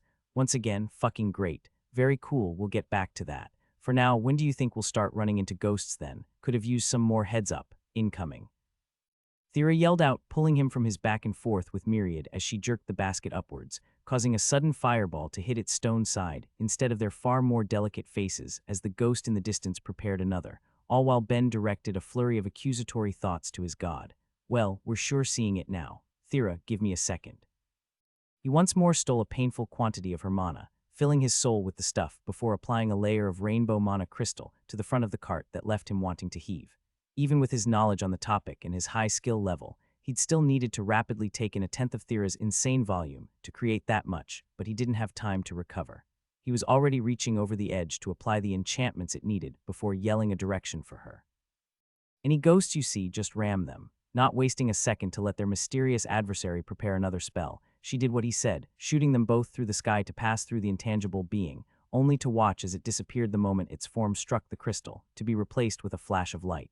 Okay, the soul crystal is properly functioning here, perfect, Ben muttered. That just leaves seeing how many it could hold. His far smaller, battery-sized crystals were capable of storing about 6 souls, but combining the fact that he could now enchant with awakened magics compared to when he'd first made a soul crystal with the sheer size of the one they were using, and there was no way to be sure how many they'd be able to capture. So we've just gotta hope it's enough. Even as they rushed, the next leg of the journey felt so horribly slow. They were seeing the occasional ghost that they'd go out of their way to ram, but they were still few and far between, with the issue being that they were scattering in all directions from a still distant central source. No matter how great the flood, they were still just seeing the early bit of it spread out, even if it was slowly getting denser, with more now before them. Looks like a water attack from one and nothing from the other. He yelled, waiting for Thera to respond, but getting nothing as he glanced at her, finding her looking sickly and shaking as he rushed to at first connect with her to determine the problem before fully merging her mind into his own to spare her from the mental effect being cast, even as they were struck. Water hit the basket with enough force to knock it back, making Ben cling to both it and his girlfriend as she moved to right it, bringing it back up the second she could, and shooting towards the two before either could try anything else, even as Ben struggled to make sense of things. Too many of the ghosts seemed to be casting their spells with ease. One or two he could understand, but that many seemed fundamentally opposed to all he thought he knew on the topic, and in an urge to write it, he tried something, reaching out to connect with the two just before they were going to be hit and looked into their minds and histories. There was a lot he noticed all at once as he was forced to take in an unnaturally alien experience compared to so much of the more typical connecting he'd do as his mind struggled to process it all. He was seeing both creatures' histories, finding they'd come from both a void and Jovian race, which made them alien enough to him, as he explored what he could of their thoughts and memories to learn of their people and culture, finding nothing objectionable about their god tossing the two tyrants into hell, but when it came to that part of their existences, it was nothing but a blank. An empty space where it seemed like no real memories had been able to form, only an intense feeling of madness.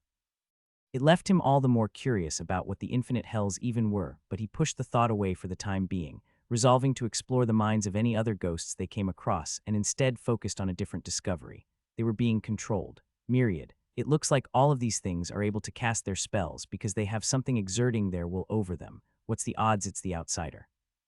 Wow, I really wish I could get some more definite answers than just a bunch of maybes and probablys. I know, sorry. How are things up there? Okay, bad sounds like an understatement, which is. I fucking hate every single one of you up there. Myriad sighed in his head. Fine, but if all of you assholes up there are going to be depending on me, then just you wait. I'm coming for a proper reward whether you like it or not.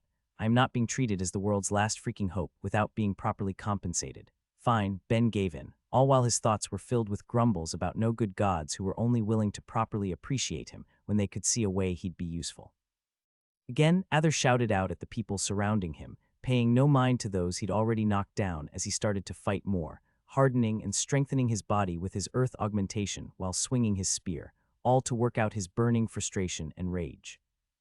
That was all he could do after his last failed murder attempt, his mortal father and the church as a whole having sent him away under the guise of training, even if he was well aware they simply didn't want him around to cause problems for a while when the wounds of that monster's visit were still so fresh, with none of them satisfied in the end. He'd failed, and the apostle still drew breath. No matter how much he trained and grew, it did nothing for the memories of his defeat against a disgusting nobody. The feeling of his humiliating loss still clung to him like a poison, eating away at his mind with every day he needed to suffer the indignity of sharing the world with his hated enemy. Even without a scar to show it after all of the healers had worked on him, he still felt that cut that had dug through his flesh and the ache of the mysterious weapon that Coward had blasted him with, a pain he knew would never fade until he finally got his revenge. If I get my revenge. He growled as the thought crossed his mind, and the spear clenched in his hands strained under the newfound pressure. Both times the statue had fallen, he'd failed to end things, instead suffering only more indignation to bring back what he saw as the natural order, not just from the hands of the apostle, but his woman as well. He'd given that very woman an opportunity to actually matter, and that was how she repaid his kindness, by helping the sworn enemy of his father's church attack him. It was beyond outrageous and marked her as just another target for revenge. All he needed was the how of it all. "Ather, please," a voice said meekly, pulling the demigod from his thoughts to focus back on those he was fighting, or what was left of his training partners. All of them were laying broken and bleeding on the ground, not one good enough to pass the time with as he shook his head in disgust, and left without another word to practice his spearmanship by himself, with a target for all of his blows existing as firmly in his mind as the day they'd had their duel. That night he went to sleep, angry and alone as he'd been forced to so often recently. He had no lovers in the city he'd been banished to, and even his summoned companion Drez had stayed behind to enjoy what few of the failing comforts their ever-poorer church could offer. Just the thought of it sent another bout of rage ripping through him. Because of the mistake of his mortal father, Felth, everyone had to tighten their belts, even him, all to give more and more money to appease their enemy. How could the thought leave him anything but angry? The very notion kept him from getting the rest his body craved, made worse by the sudden shaking of the floor beneath him. But after another hour, he was finally able to drift off, opening his eyes to his father's realm. It was a place he'd been to only a few times before, but each time stood out enough to imprint the environment in his mind. The strange space, reminiscent of what he might see when going through the gate, was filled with representations of his people's lost histories. Representations and recreations of ancient wars long forgotten by modern folk, along with great weapons that were wielded, and leaders or champions his father had favored that had turned the tides of battles, all on display for the few that were fortunate enough to be brought up there to see. In the middle of it all was his father, examining one of the displays and not saying anything as Ather broke into a deep bow, showing his respect and silently waiting to be acknowledged, not daring to speak first as the minutes wore by. "Ather," Enith eventually said, still not sparing a glance, "it's time for you to work and raise your standing." "Of course, father," he said, still in a bow. "What would you have me do?" "Some fool has gone and opened a gate to hell and put the world on a path to destruction," his father told him, going briefly into the details of exactly what happened before going on. "While you may not have a useful magic for this situation, you'll be expected to protect the light and death mages who do. Show the world the strength of the Church of Enith and do not disappoint me. Not to worry, father, none will question our strength when they witness my power. I will make you proud." "See that you do," Enith told him, seeming as though their conversation was done until he said one final thing. "Ah, and so none can complain that I didn't at least tell you. The Apostle of Myriad will also be there attempting to deal with this. Should you encounter him, make sure you behave in a way becoming of the son of a war god. That's all I ever do." His father nodded with those final words before Ather found himself back in his bed, rushing up and off through the gate to meet with the space mage who would be helping so many get to the distant spot across the globe, all while his father's words echoed in his head. Behave in a way becoming of the son of a war god. Neither needed to spell out what that meant, both knew easily. Ather was getting his chance. No son of any god should accept what happened to him. In the chaos of it all, he would find Ben and finally kill him, reclaiming his dignity and peace. "Oof, that was a weird one," Ben said with a shiver after reading another ghost's memories. "Why, what was it this time? Some star species, only instead of being like any of the others I peeked into, I think its original species wasn't made of matter or mana, but instead energy. It was really weird to try and process. Also another notch I'm using to confirm that the majority of gods are assholes." With not much else he could do on their journey out, Ben had taken to exploring the minds of every ghost he could write until they entrapped them, finding both something he'd been too busy to notice on the first few, their unique status, same as he'd expect of any living individual on the world, but also where they'd each come from, namely a variety of species across the universe and all walks of life. He was seeing plenty that had evolved on planets, the same as the majority of life he was aware of, but he was also encountering those that had been born to other environments in equal measures too.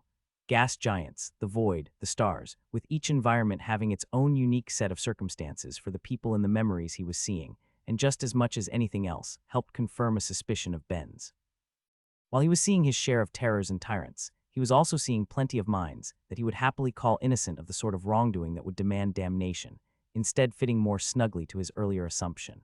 Many were the victims or enemies of evil gods who had fought against them a bit too heavily, but more than a few were sent there by their own gods for largely superficial reasons or due to being eyesores, not the sort of heinous crimes that would demand that type of punishment. Each time he found one undeserving of their sentence, he gave them a small prayer, even as he condemned them to a different imprisonment. They may have been innocent, but they were being controlled. He couldn't let them be used to cause chaos and destruction and death across the world. which means if I survive, I'll have to figure out what to do with the soul crystal later. Maybe I can get Lux to help.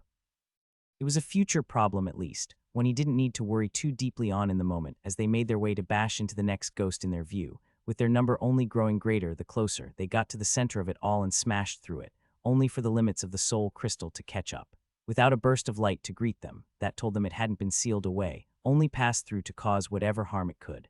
Not good. No matter how fast Thera regenerates her mana, she's burning a lot to get us there as fast as she can, and I already stole so much from her to materialize the crystal in the first place. It probably wouldn't be a good idea to steal more, but that means we're doing nothing about all of the ghosts. Maybe they shouldn't be a priority, but then they'll be able to harass us while we deal with the outsider. Not really liking my options. Saving mana for later versus dealing with the problem now. He could feel flaws in both choices, and his various thoughts bumbled around for any alternative while Thera kept on, taking evasive maneuvers around the ghosts, instead of ramming them like before, and hoping that they wouldn't follow or attack from behind. But it was looking to his girlfriend that gave him any hope for a solution, as he went through his library of knowledge and put together a spell. With the idea firmly in place, he ramped his thoughts to their maximum speed before connecting with her and bringing her into his mind to convey it. Ben, what's going on?" Thera asked him, understanding what he'd done at least from the times he'd helped teach her some of his endless knowledge on magic, but not seeing why he was doing it now. This doesn't really feel like the safest moment for this.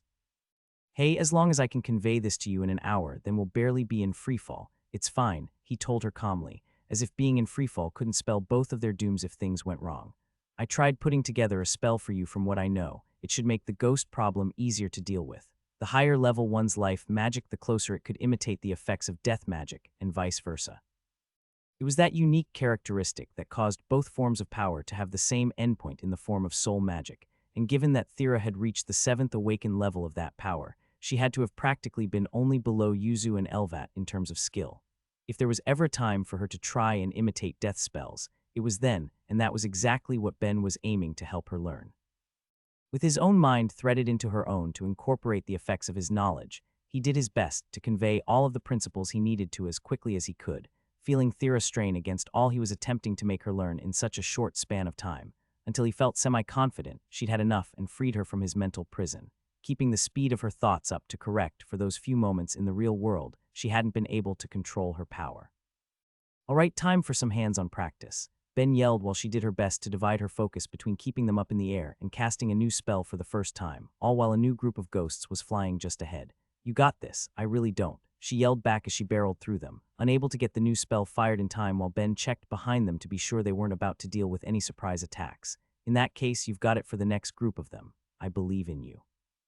Despite her struggles, Thera persevered in the face of Ben's endless optimism as she did her best to process all the spell entailed. It in no way felt like a life spell. It wasn't even something to be applied to a body like any of the others she'd use, instead being targeted on disembodied souls. The entire experience of casting it felt foreign as she tried to put it together, all in an attempt to do a single thing: bring the dead to peace. And she could feel her mana fighting against her with every second she tried to cast it.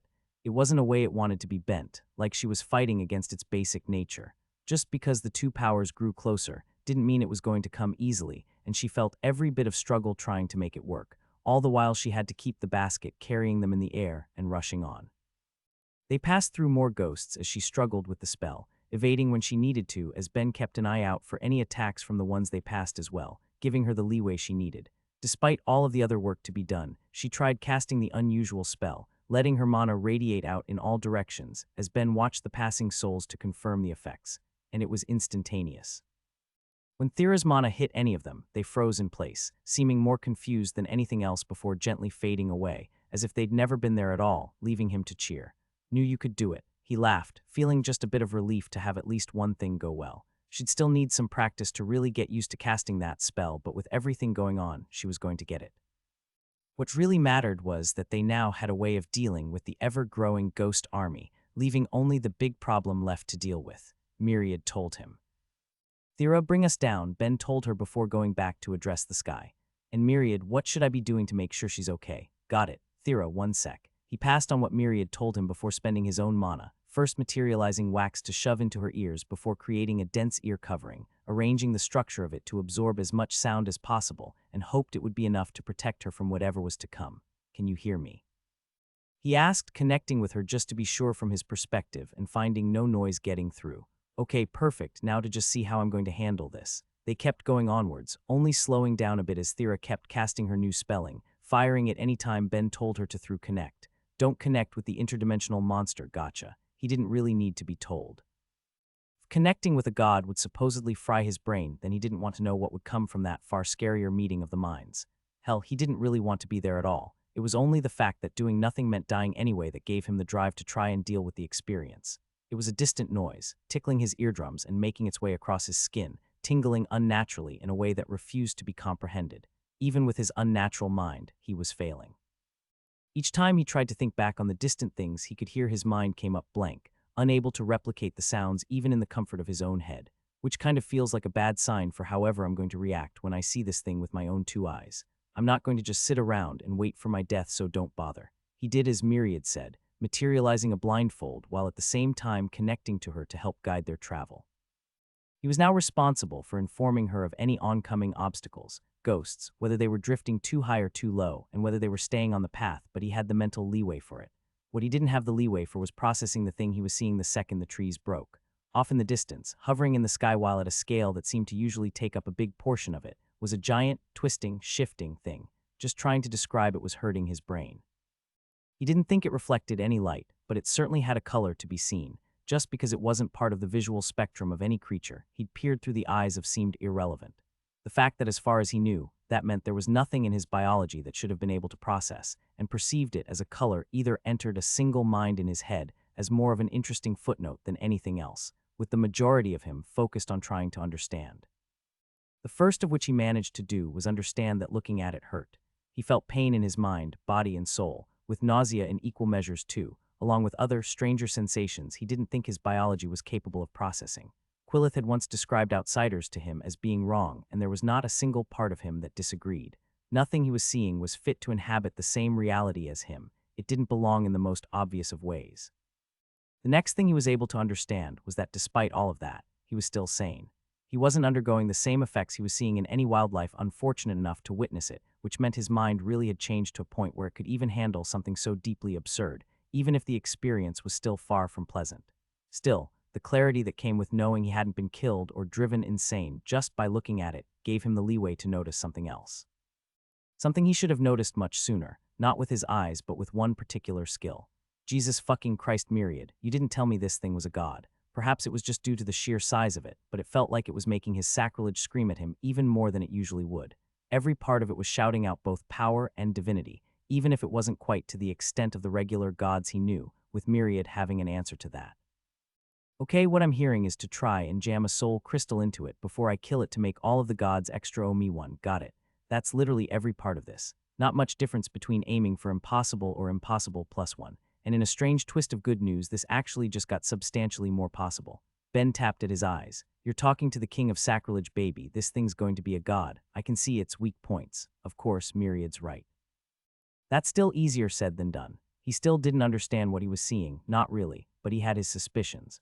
The monster still looked like a twisting and shifting mass, both shrinking in and pulsing out with some parts disappearing as others emerged. It was constant, sickening movement as it drifted across the sky in a spasm, but whatever it was doing was making its few weak spots appear and disappear in a patternless fluctuation as he took a hesitant guess as to what was happening. Myriad, I need you to go confirm something with a spatial god for me. I think this thing is somehow existing in more spatial dimensions than the universe actually has. He didn't know if there'd be anything useful about that information. He just wanted it for the small comfort that any level of understanding of what he was seeing would give him. In the face of something that denied all explanations, what he wanted most were answers, with Myriad giving him what he could. Okay, well, we need to accept some things about it, but how the hell would that even be possible? That's basically forcing some foreign physics on the universe as a whole. Okay, touché, but I blew myself up doing it on the atomic scale, which is, keep getting holy freak Myriad, tell me this thing doesn't have system access. Sapience and proximity were the key requirements for the system to properly bind to someone. As far as Ben knew, those were really the core rules of it, but no matter how strange the creature was, he didn't see any reason to assume it would apply. His god, however, could see plenty. Myriad went on. So an untold eternity could be a recipe for outsiders getting system access just by virtue of all they could potentially learn and experience in that time, no matter how initially dumb. Great, just freaking great. How powerful it could become if they didn't stop it soon immediately rushed to the top of Ben's list of worries, only to fall down by one a second later. The monster moved, shaking the world with it. It took him far too long to realize it was even doing anything at all, instead assuming the movement he was seeing was nothing more than an extension of the strange, ever-present warping it was going through, but he was wrong. Tendrils of it were stretching out in all directions, and in one movement they smashed down, hitting against the earth and sky, bringing a sharp sound of cracking with it that shook Ben to his core and let him alone see the consequences that the seemingly random act had. More than just its effect of shaking the world around them, knocking down trees in all directions, and throwing up plumes of dirt into the sky, each strike resulted in a series of cracks lingering in space itself, each only existing for a few seconds at most before healing under the universe's own power, but all undeniably there, their existence worrying enough to pull his mind from the unnatural monster before him. God, I really don't want to know what will happen if it keeps doing that. Seeing it only made the countdown to demise start ticking faster in his head as he directed Thera to get closer, the entire time trying to think about what they could possibly do. The thing was floating in the sky and had to be kilometers across. Even if they managed to kill it, bringing it down would likely be devastating to the area around them. Not that there's actually a choice in the matter here. Maybe if we manage to get lucky then, it will be as light as styrofoam and won't have an effect similar to dropping a giant meteor on the planet, which would mean there'd only be a giant uninhabited region that nobody could go to, because going anywhere near this huge thing might still break their mind even with it dead. Great. Not to mention what would happen if it undergoes some form of decay and starts polluting the world with whatever it's made of. Okay, note to self, assuming I live, find a way to get off this planet. For now, back to the task at hand. Thera's going to be burning a lot of mana for this. Knowing they were going to need plenty of rainbow mana crystal, Ben broke the enchantment on the soul crystal he'd already made while at the same time getting Thera to cast her new spell, watching as ghosts escaped it, only to be forced into peace mere seconds later, freeing up the resource for his own use as he used his magic to break it down into a few hundred small bullets, each waiting to be enchanted upon as he drove up the speed of his mines to their newest maximum. Turning each into a modified version of a soul crystal while adding only a few noticeable differences. The first was strengthening them to the extreme. He'd made bullets and fully intended to shoot them, meaning the force of firing couldn't be allowed to destroy them or the enchantments along the way or upon impact. If they couldn't stay whole then, they had no chance. The second change was more minor in comparison. He'd always built the crystals to light up briefly after absorbing a soul. He just changed that to be a permanent affair, making it so that if any of them really managed to absorb the beast's soul, they should be able to tell.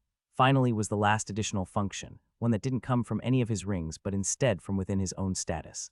Long ago, he'd practiced and experimented to figure out how to use his bind skill in enchanting, and it was time for him to put it to use.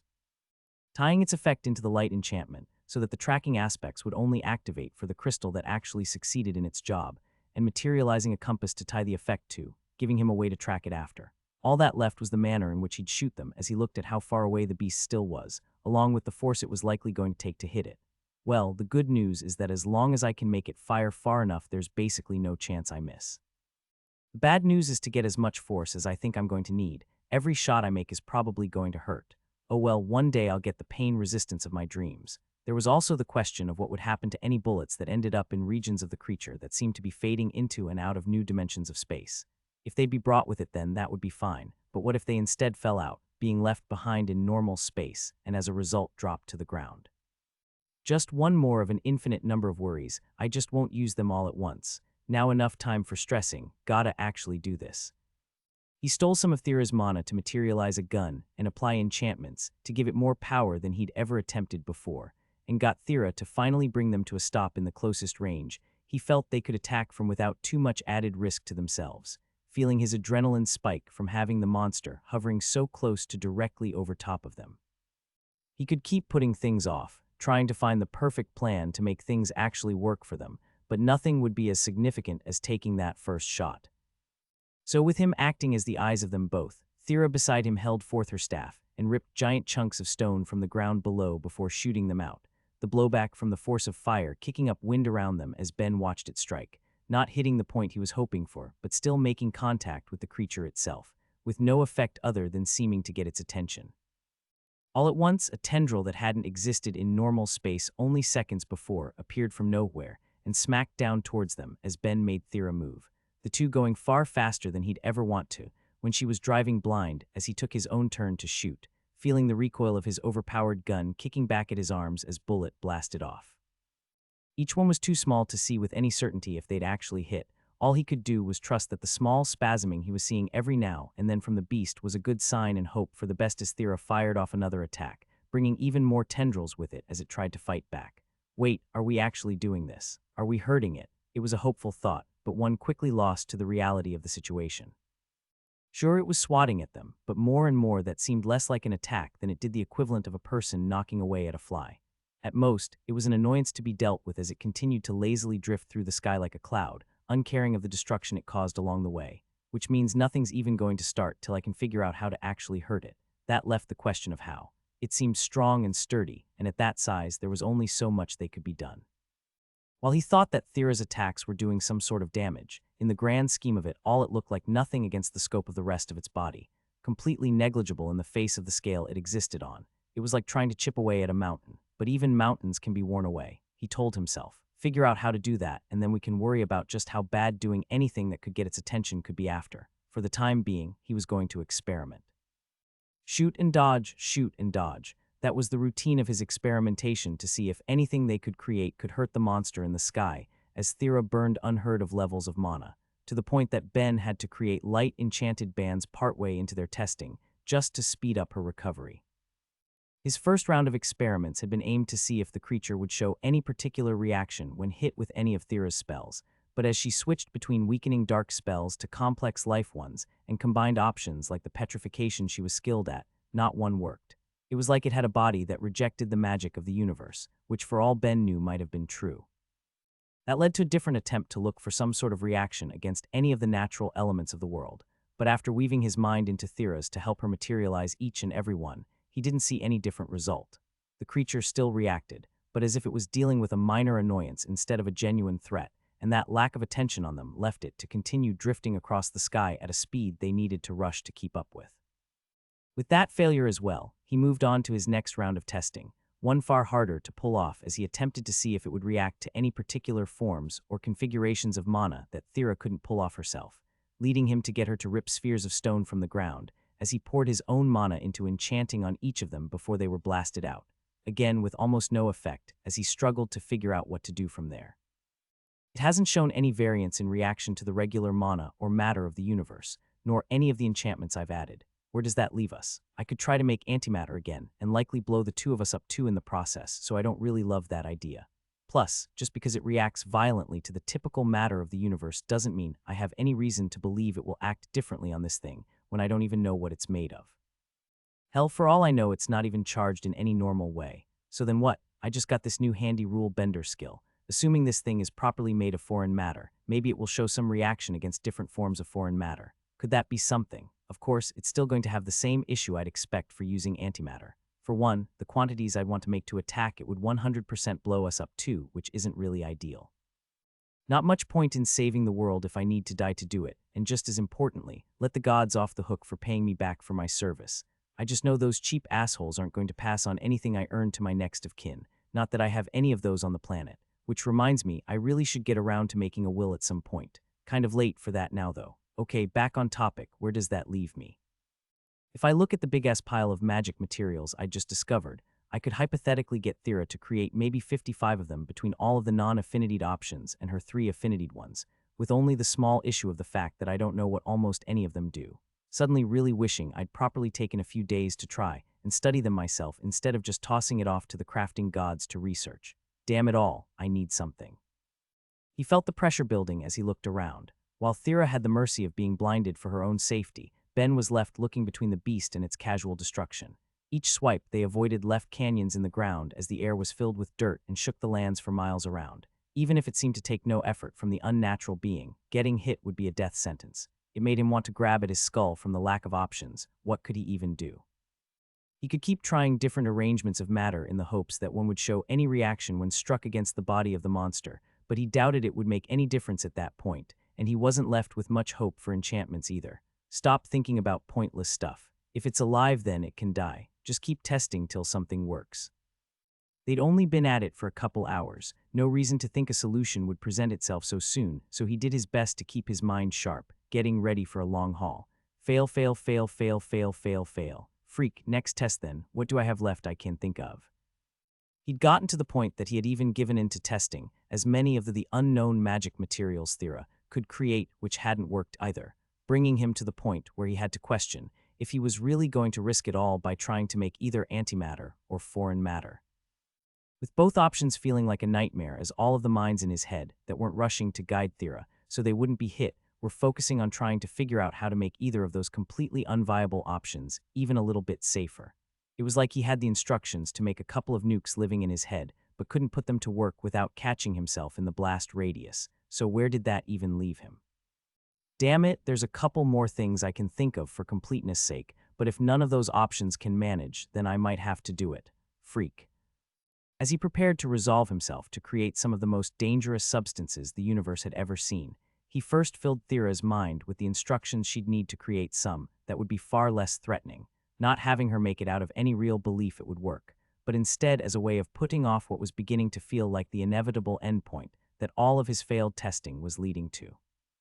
Under the power of her non-affinity magic, Ben had her create a range of the world's gases, only frozen to a solidified state before shooting them out all at once, not having any hope that they'd give a different result from the rest he tested, and making him less concerned with carefully observing them each as individual tests, only for that to be the time he got an actual change. Amongst the various frozen boulders of gas he had Thera fire off, one was caught by the creature. Not intentionally so much as through luck and chance, as the monster's body continued to warp. With one of the ripples it went through taking it in before its flesh began to expand and blow out from the pressure created by the evaporating gas, finally showing Ben a potential path. A path that began by finally making the creature mad. All at once, more tendrils appeared than in any of his prior attempts, not just smashing down on the environment, but instead once again smashing space itself, creating cracks in the fabric of existence itself as Ben rushed to make Thera evade, doing everything he could to make sure they'd survive now that the monster finally had a real target them. But that's good, Ben thought to himself as he tried to keep just how life and death things had become from passing through the connection. It suddenly wants us dead, that implies we heard it, that's probably a good step forward, right? It was an attitude he was forcing himself to take as attacks swung down, with more than a few seeming to appear from nowhere. A limb hundreds of meters long appeared mid-swing mere feet from their face, forcing Ben to grab Thera and yank her down as the two hit the floor of the basket at the same time the tendril hit its rim, sending them flying through the sky, while Ben smashed his head against the stone side, momentarily stunning him before he could help Thera get it back under control. By the time they did, though, another was already on its way, making the two jerk into the air to avoid it as they were all but thrown into the sky in an attempt to escape while more appeared, trying to corner them at all angles, and probably succeeding. If this thing is somehow forcing more dimensions of space on reality than the universe normally has, then it's probably got us cornered in ways that shouldn't even exist. Myriad, please tell me you're around. We've got this thing's attention, now just point out where we can run so I can figure out how to start making use of that fact. Cool, fingers crossed this works out then. At his direction, Thera shot them back, both smacking into the basket sides from so rapidly changing their direction, as Ben got front row seats to seeing limbs phasing in and out of reality around them, as they just barely passed through 5 trying to ensnare them, making him think they'd only just made it until the monster once again lashed out at space itself, not stopping as it cracked, but continued on its assault against reality as a whole until even the cracks opened, letting Ben peek into eternity beyond. In both his current universe and his last, Ben had heard space described in a few similar ways. An endless expanse, a deep void, eternity itself, but all of those were wrong. When the monster opened a hole in the universe itself, Ben got front row seats to the true meaning of forever in the form of the primordial chaos searing itself into his mind, as he bore witness to something nothing born of a universe should. That mad realm of constantly shifting rules in a plane between realities where any idea of physics was nothing more than a temporary suggestion. A mortal bearing witness to true chaos itself. It was both beautiful and horrifying as the sight ensnared him, trapping him more than any magic in the past could have as that same chaos seeped into him in return, leaving its fingerprints on his thoughts and tainting his existence while everything that he was began to be pulled in. It was like it was singing to him a song of potential, of opportunity to grow beyond the realm of gods or to fall lower than the meekest ants, to get the sort of power that would let him make the current fight and even the war for the fate of the planet look like nothing so long as he was clever enough, and if there was one thing he was, it was clever. Hadn't he pulled himself up from nothing through planning and hard work? It felt like as long as he could figure out the depths of its nature, then he'd be able to find paths to power that could leave the divine at his feet. Myriad screamed again as all of his other attempts failed, this one finally snapping his apostle from his stupor and making him see what was happening. The two of them were on a collision course with that hole through reality, and as the one acting as their eyes, he needed to stop Thera from taking that final dive. Thera, UP. He screamed with both his voice and mind, his disorientation making him put far too much of his thoughts into it as golden blood began to pour down Thera's nose. But she did as he yelled despite the strain his mind had put on her, letting the two narrowly avoid being trapped outside of reality itself as it began to close. What the freak just happened? He didn't have time to process any of that, even as his brain begged him to. They only had two goals, getting away and figuring out how to apply the knowledge that had enraged the beast to begin with. Even as his minds kept trying to slip back to the scene he'd witnessed, he kept forcing them back on track, not caring that he now had nearly 1,000 more than he had only the day prior as he looked at what happened and what it might imply. Focus, stay on topic and think here. First bit of damage we pulled off came from using a frozen gas. It pretty obviously looks like it couldn't handle the rapid expansion as it melted. How do I use that? The first idea to pop into his head was to just keep doing what had already worked once, and while he was willing to accept it if nothing better popped up, he wanted more options. Faster options. Even if that was the most damage they'd been able to do until that point, the monster they were facing was on a different scale. Who was to say how many times they'd have to attack that way to finally bring it down? That led him to looking at alternatives as his mind drifted to something that would equal the sort of rapid expansion he wanted, an explosion. One of Ben's greatest struggles in that universe was the fact that so many reactions seemed to be so much less energetic compared to those of his home reality, to the point that he'd long since given up on his past goal of making anything akin to gunpowder, and was more than happy to use different configurations of magic as a substitute for any time he needed such a thing. Materials would still burn well enough, even a few of the elements he'd already made would combust once exposed to air, but he wanted something more, something that would go boom. At first glance, that seemed to once again point back to the two options he'd been avoiding, both anti and foreign matter, with both of them acting plenty explosive to get the job done. But while both could have been perfect in the right conditions, neither would work for what they faced. Making antimatter might have given the reaction he craved, but it would be doing so in the air directly in front of them. Sure, he could have attempted to do the same thing he had during the first wave, encasing it in such a way that no stray atoms would be able to touch it, but that was something he'd only been willing to do with his subconscious fully at the wheel. His conscious mind thought better of such a mad, risky, and overall suicidal idea. And as for foreign matter, that would only stay together while there's power being poured into it, so again, given it would be being created directly in front of my face, I'm going to say no. Plus, that isn't even considering the mana cost. It was absolutely insane before, and I'm not expecting it to have gotten that much better just because of a few new skills. Which means I'm left with a different experimental option if I don't want to be doing this the slow way, as this thing slowly wears us down or succeeds in getting us to fall out of reality itself. Great. That option involved going farther down the periodic table than he ever had before when it came to his materialization, so far that he was looking at things that shouldn't exist in the natural world, at least as far as the gray were concerned, and in theory, should result in a significantly less stable atom, one primed and ready to decay into pure energy, with in theory being the keywords. I've already seen the gray be wrong about a couple pretty significant aspects of reality at this point. Do I want to trust them to be right about this? Who am I kidding? What choice do I have? Feeling the weight that a lack of options gave, he gave a brief prayer before figuring out exactly how much farther beyond the world's natural 90 elements he would need to go before determining the structure it would need to have, and filled Thera's mind with that information. There was a lot to consider. It needed to be something that would have hypothetically been a gas if it could exist long enough, so they could materialize it in an already low energy state to give them enough time to fire it off, while at the same time having a high enough decay rate that the moment it warmed up it would begin breaking down in the beast, both expanding the way the last gas attack had while at the same time unleashing massive volumes of energy all at once. But with all of that considered, that only left seeing if it would work. He merged more of his mind into Thera's, ignoring her discomfort as he got her to create 5 massive balls of the new substance before firing each off at different points, watching as 4 hit their marks and slid within the warping flesh just before Ben had the 2 shoot away into the distance, as far and as fast as they could while being chased, giving him the view he wanted of his plan working. In only a few seconds, massive tears ripped across the body of the beast, giving him the smallest of hopes that they'd won, right up until the thrashing started again, breaking the universe around them. Just noticing that fact filled Ben's head with dread. He knew plenty about the universe, but he had no clue about anything when it came to it breaking down.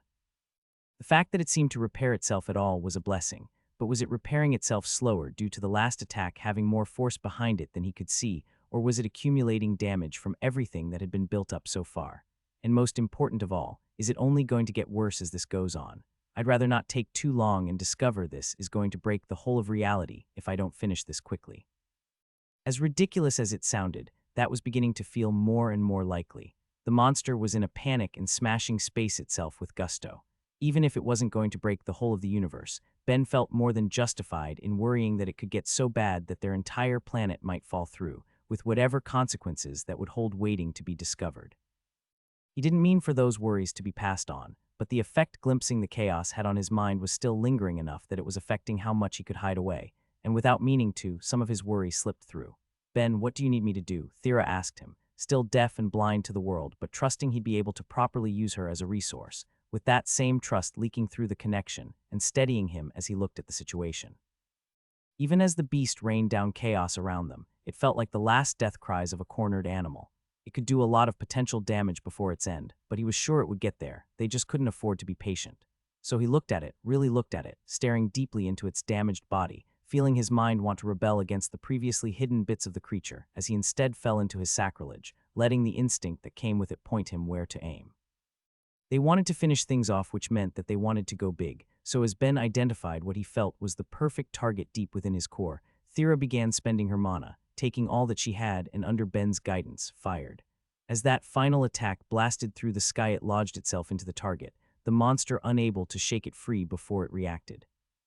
The frozen ball warmed up, expanding into pure gas that inflated the monster before it decayed further into energy, exploding outward as it shredded the beast, bringing an end to the destruction it wrought. Thera slumped beside him as he breathed a sigh of relief. It felt over, it felt complete. With the thing capable of tearing apart reality itself dead, it felt like the ghosts were the only thing left to worry about, but through it all Ben had forgotten one thing. Without something controlling it, foreign matter could behave unpredictably. When Ben had created the matter of his home reality, it had reacted explosively upon meeting the universe, bursting outward and warping space itself in a way that had even damaged the orichalcum armor he'd been wearing to protect himself.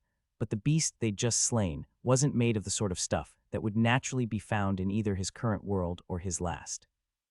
It was instead a third type he hadn't previously encountered, and without a soul to dominate it, it was left to react to the physics around it.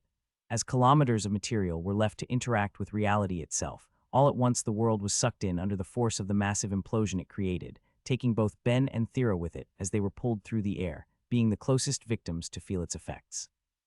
The fastest of Ben's minds pulled the rest of them to his same speed as he took in the situation before reaching out with Connect to link up with Thera, wanting to bring her mind to the same speed so she could use her power to deal with the severe situation they found themselves in, only to find something very wrong. No matter how he poked and prodded in her head, she wasn't responding. That set off a whole new wave of panic in him. He knew she was alive at least. He wouldn't have been able to connect with her otherwise, but couldn't tell why she wasn't thinking, nor did that give him many options to figure out how to make sure they'd both survive the sudden situation they found themselves in, as he looked at all he had at his disposal, finding that despite whatever situation she had to be in, Thera was still his greatest resource for ensuring they'd live through the ordeal.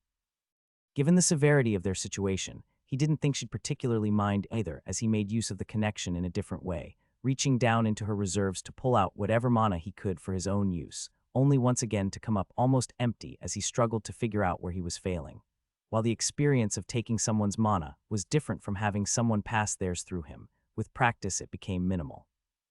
At his current level of deep connection, he could take an equivalent of half his current mana pool from someone at once, and from there just keep taking that same volume again and again in a process that would typically overstrain his soul. But as he tried it on Thera, he got almost nothing, a few stray points of the stuff at most as what was going wrong snapped into place.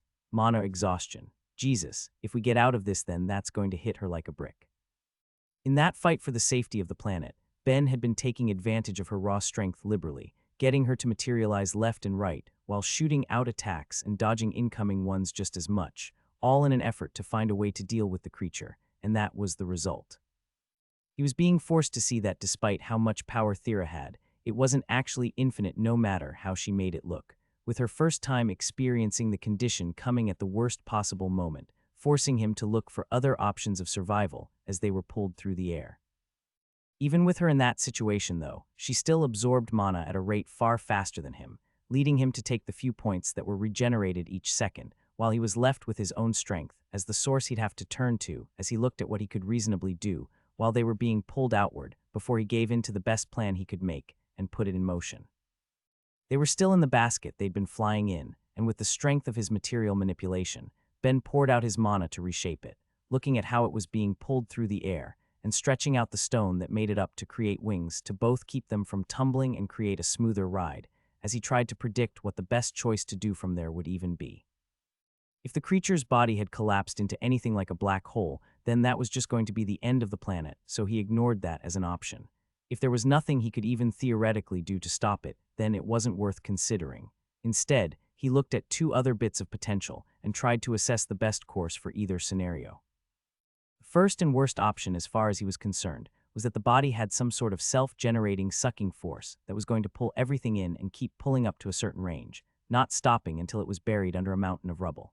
It was again a problem he wasn't sure he could deal with, less severe than the idea of a world-ending threat, but would still require him to be able to escape its pull if he wanted to survive, so he instead pinned his hopes on the second option.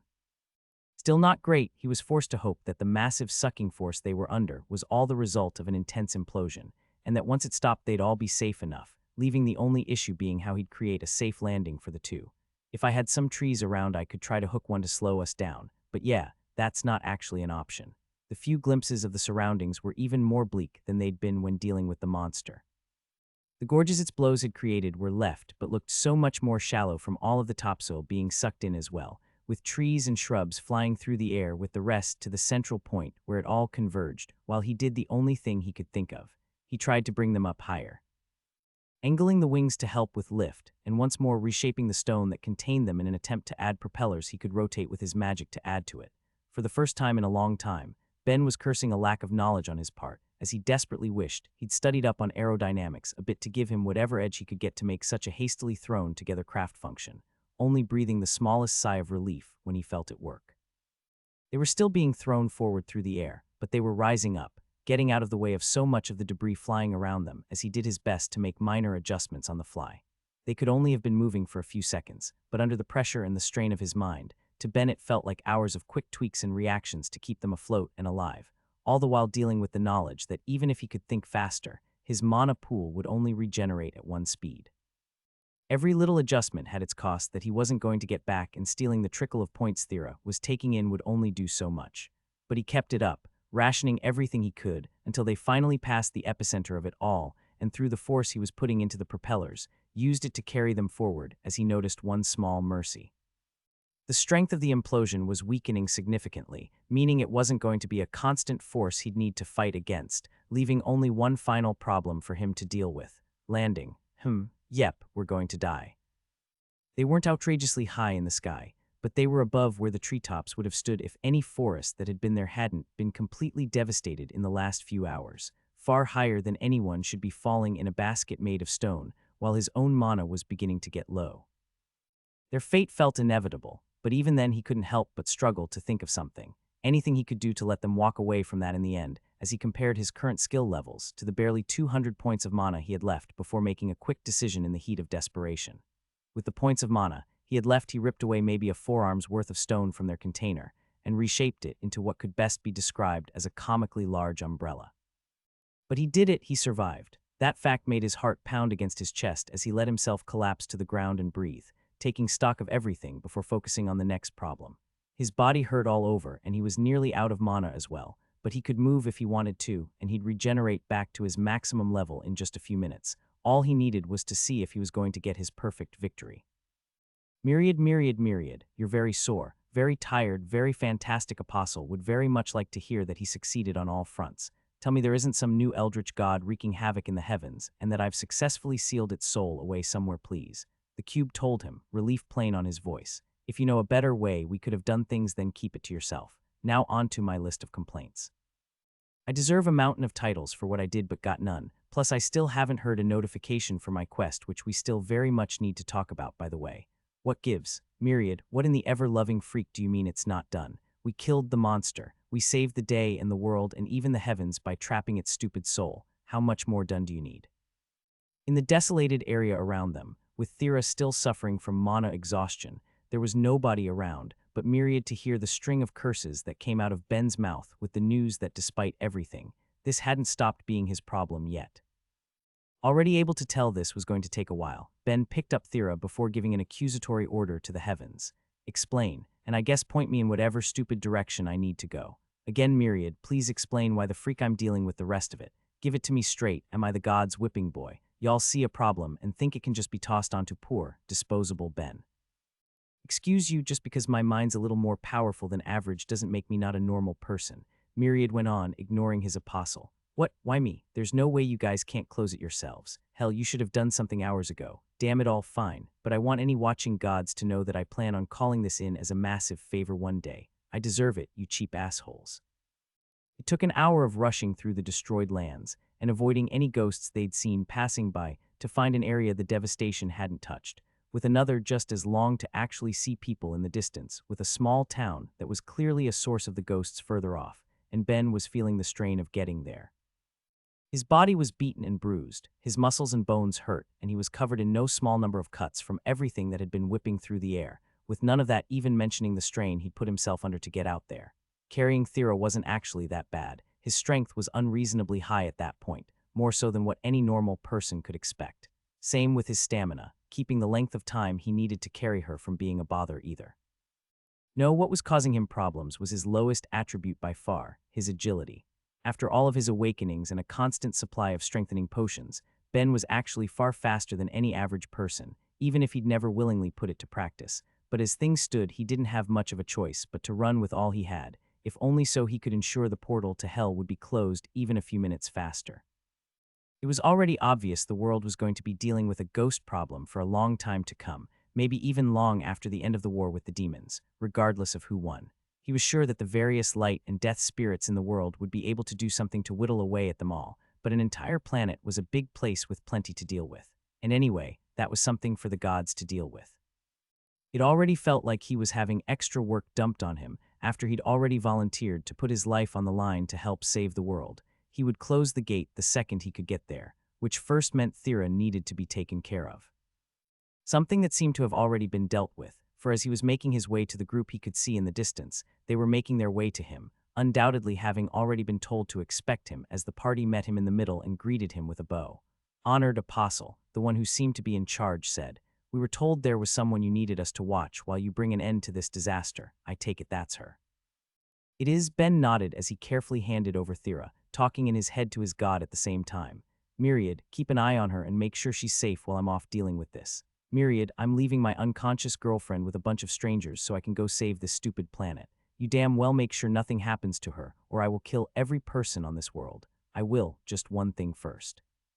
"Okay, before I run off to heroically save the day, I don't suppose there's any healer among you, is there?"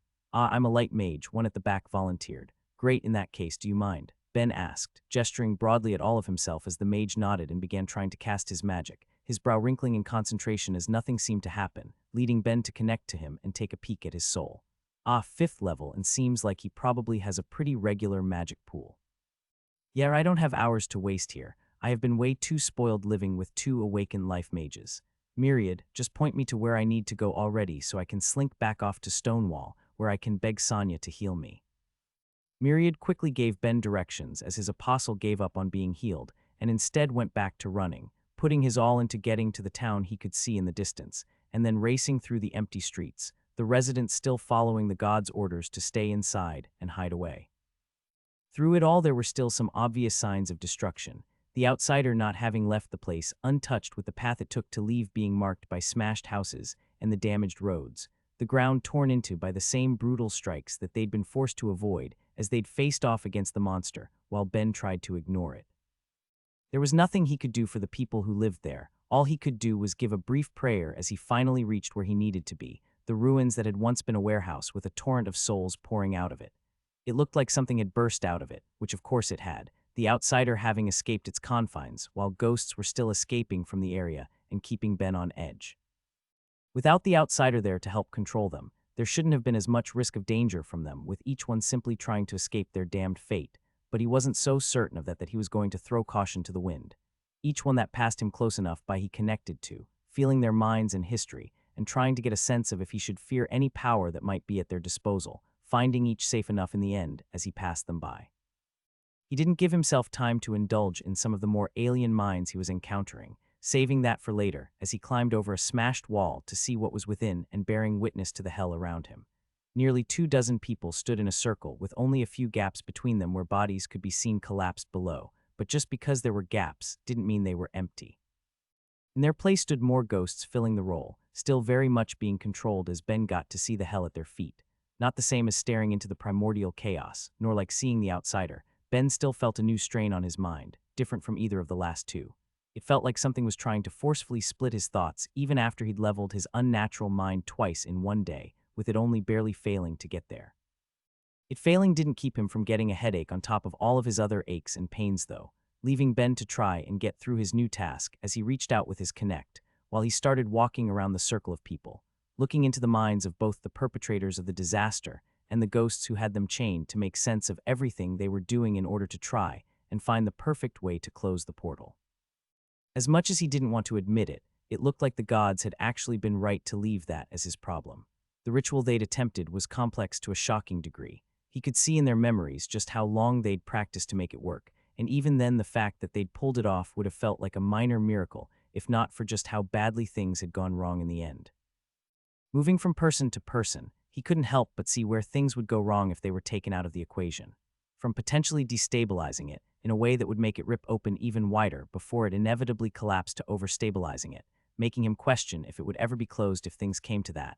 It wasn't going to be an easy problem to solve, made only worse by one very obvious thing he was doing his best to ignore. Naloth, the one who'd led all of those people and caused the disaster they were under, was nowhere to be seen. Had he run off after accomplishing everything he wanted to or simply escaped after things had gone wrong? Ben couldn't know. Even peering into the memories of those bound by enslaved souls, all of their focus had been directed to the portal the moment they were chained. The best possible result was that he'd been knocked into the infinite hells himself, forced to pay the price for his hubris, but Ben wasn't willing to place his faith in any sort of justice existing in the world. And that's something I can worry about later, he told himself, for now. His senses screamed at him before he had time to process them, and once more he moved beyond the limits of his body, ducking down just in time for something to only skim the top of his head, instead of impaling him then and there as he turned to see what he was going to have to deal with from there. A part of him expecting more ghosts or possessed people around to try to stop him from closing the gate until he saw a familiar face as what he'd felt to warn him made sense. The subtle sounds of movement, perhaps a slight hint on his peripheries that there was something wrong and a tingling on his skin, none of that was as significant as the strange sense that came with his sacrilege whispering in the back of his mind of nearby divinity, its source, the demigod Ather, standing poised to attack with another spear in his hand. "Ather, you absolute idiot, what the hell are you doing, reclaiming my honor?" he yelled, throwing another spear and making it scream through the air as Ben did his best to dodge, but not well enough. He felt the bite of the blade slice through the side of his arm as it sailed past, just adding to the injuries that filled his body. "Honor my ass, can't you see some slightly more pressing things going on right now?" Ben yelled back as the demigod pulled another spear from what appeared to be a very well-made spatial bag, telling him there was likely plenty more in there to spare. "Freak, and I'm really not in the best condition to be handling this right now." Ben had won fights before, but he always tried to make sure that things were heavily in his favor. When he'd last fought Ather, he'd planned for days, and when he'd repeatedly beaten the man who'd come looking to duel him in Stonewall a while ago, he'd known he was strong enough to handle it with relative ease. Not now, though. Ben hadn't brought any weapons. He dropped the gun he'd made to capture the soul of the outsider after using all of his bullets, and he hadn't brought anything else with him since he was supposed to be on vacation, and that wasn't even considering his current condition. The last time he'd fought Ather, Ben's attributes had been significantly lower, and he hadn't had a single awakened skill to his name at the time, but he also hadn't been so beaten down. Everything he'd just done to survive left his body aching, as he once more wished for a notification telling him he'd finally gained the pain resistance of his dreams, and that wasn't even considering his thoughts. He was being pulled by the sight of the hells in a way it seemed the demigod wasn't, and he was still feeling the after effects of seeing both the outsider and the chaos. He hated the idea of having a fair fight, but given his state, it wouldn't even be that. He was at a disadvantage. The only thing he felt he really had at the moment was his unnatural thought speed, going at its limit as he examined everything around him. "He's staying back. Is that because he knows about my deep connection and is worried about the range, or is it because he's being cautious of me?" I did gut him before, so that seems fairly possible, but I wouldn't doubt it if his daddy gave him a heads up about my skills at all, seeing as how I haven't kept them particularly secret from the gods since I've been trying to use them to help. Absolutely regretting being so damn useful all the time. Definitely going to have to up my prices. And besides that, wait, what? I made that spear. Who's been giving this fucker my work? Seeing the hallmarks of his own craftsmanship, and enchanting on a weapon that was now being pointed at him, very quickly made Ben resolve himself to find and murder the person who provided it to the demigod, but did his best to hold back his anger as he instead focused on the subtle movements of the one before him, watching in slow motion to see both when the spear would be released and where it would end up. Dodging out of the way by the skin of his teeth, and only realizing a deeper problem the second he heard it hit something behind him. As Ather reached to pull out another, Ben immediately jumped back, not to avoid an incoming strike, but instead to see what the demigod had hit without making it obvious, with him just able to tell that the spear had sailed clean through one of the arms of a mage that was maintaining the ritual. It wasn't severed, that was a small mercy, but things could have just gone very badly. Ben already knew that killing that one in particular would destabilize the portal in a big way, and he didn't currently put it past Ather to start attacking them if Ben showed any hint of concern, so instead he didn't. He smirked at the demigod, taunting him as he did. So that's all the son of a god of spears and war can pull off, huh? He laughed. The blood must run pretty thin, doesn't it? Oh, who am I kidding? I've met Enith. Calling him a god is honestly an insult to the rest of them up there. Filthy brick worshipper. Enith screamed, Ben's small taunts getting under his skin in a way he hadn't expected and affecting the aim of the next spear, with Ben needing a lot less effort to dodge it than the last. Brick, excuse you, I get why you'd be jealous given your daddy's a lizard idiot, but that's no reason to badmouth his betters. My buddy is the ideal form of a cube, through and through. Not that you'd understand anything about ideals. Before I started robbing your church blind, it was honestly the tackiest thing I've ever seen. Seriously, you guys owe me one for helping you get rid of that stuff. I really classed up the joint. The statement was met with more screaming as Ben carefully led Ather around, ensuring that no more of his attacks could hit the ritualists, while at the same time being close enough for Ben to look into their minds, examining each of their parts in the spell to try and figure out how to disarm it as more ghosts only ever broke free. Between that and watching the demigod to keep dodging his far too powerful attacks, all while dealing with the mental after effects of what he'd witnessed over the course of that insane day, that left him only a bit of wiggle room to figure out how he wanted to approach the situation the second he got the portal under control, with there only being one real question to it. Should he murder Ather? Although I don't think this would count as murder, this is 100% self-defense. I mean, sure, maybe it would look like murder if anyone could tell just how badly I want to do it, but I really should measure the pros and cons before I give in. Con 1, he represents a powerful fighting force, but I think I can safely ignore that since here I am, absolutely not a fighter managing to survive against him even when he has awakened skills. Sorry, Ather, taking that point away. You should have trained more. Nobody was there to point out to Ben that normal people wouldn't be able to think or react in a way remotely close to how he could, making that point against Ather a bit less than relevant, so he went on in his judgment. Con numero 2, the gods might not like it. I can also safely ignore this point since I don't particularly care what they do and don't like. If Enith's mad, then he should have raised his son better, and if the other gods don't like it, then they should have made sure none of my equipment ended up in this asshole's hands. Equipment he's just throwing away. This tool 100% just tossed a lower, ultra-rare spear into the infinite hells. God, I hate him so much. Okay, I think that's it for cons, now on to pros. I don't like him, I want him dead, and if killing him isn't enough to get me to the third tier of sacrilege, then I don't know what will be. Okay, that settles that. Sorry, Ather, but the votes are in and you have to die. That just became a question of how, but as he thought on the method of execution he would be forcing on the demigod, Ather screamed out again. Just die already, you bastard. It feels a little weird for you to be calling me a bastard when you were 100% conceived in a three-way. Ben shot back, not giving anything the man said much thought before saying whatever the rudest thing to come to his minds ended up being. And it seemed like it was working too. Ather only grew more and more enraged as Ben finally made it around the circle of mages and explored all of their minds, giving him both the solution as well as a new problem. I need to kill two that are on opposite sides of the ring at the same time if I don't want things to risk going horrifically wrong, all while I'm trying to not get killed by the idiot currently aiming for my life before I kill him in return. What the actual hell did I do to deserve this? With Myriad keeping an eye on Thera, there was nobody to give him any smart replies to that rhetorical question, while Ather's mood changed in that same instant. The demigod stopped and seemed to take a breath, calming down as he did before giving back his own cocky smile. You're stalling. Give in to the inevitable and meet your end. I'll be sending your idiot to you before you know it. and now he's getting something worse than death. Okay, just gotta get the timing right. You know, Ather, it's funny, Ben told him as he kept backing up, even as pain started to touch his voice. I've spared you 3 times now, and not once have you shown any gratitude. Really just goes to show that neither of your dads raised you to have any manners, so after I kill you, I'm going to have to take it out on them. Felth will be the easier one. I've already financially ruined the guy, but let's be real, you don't really care about him, do you? Enith's going to be the big one. I'll be causing some issues, and you've done half the work for me. Just think the moment the world knows that a demigod not only tried to murder someone, but was so weak they failed, it's going to look bad on him from all angles. He couldn't raise his son well into being a decent person, plus that son was somehow so weak that he'd repeatedly lost to someone who isn't even a fighter, instead having to rely on sneak attacks that he kept failing. In the end, nobody's even going to miss you because you don't even sound like you'd be useful in the next wave at this point. Isn't that just so funny? Keep talking. Ather snarled as he threw another spear, watching as it sliced through part of Ben's arm as the craftsman struggled to dodge more and more. He'd learned enough about Ben in his desire for revenge to know he just needed to stay out of his range to ensure his mind couldn't be read, but he wanted to be close enough to see the despair at his defeat on his face, leading him to take a step forward for every step back Ben made.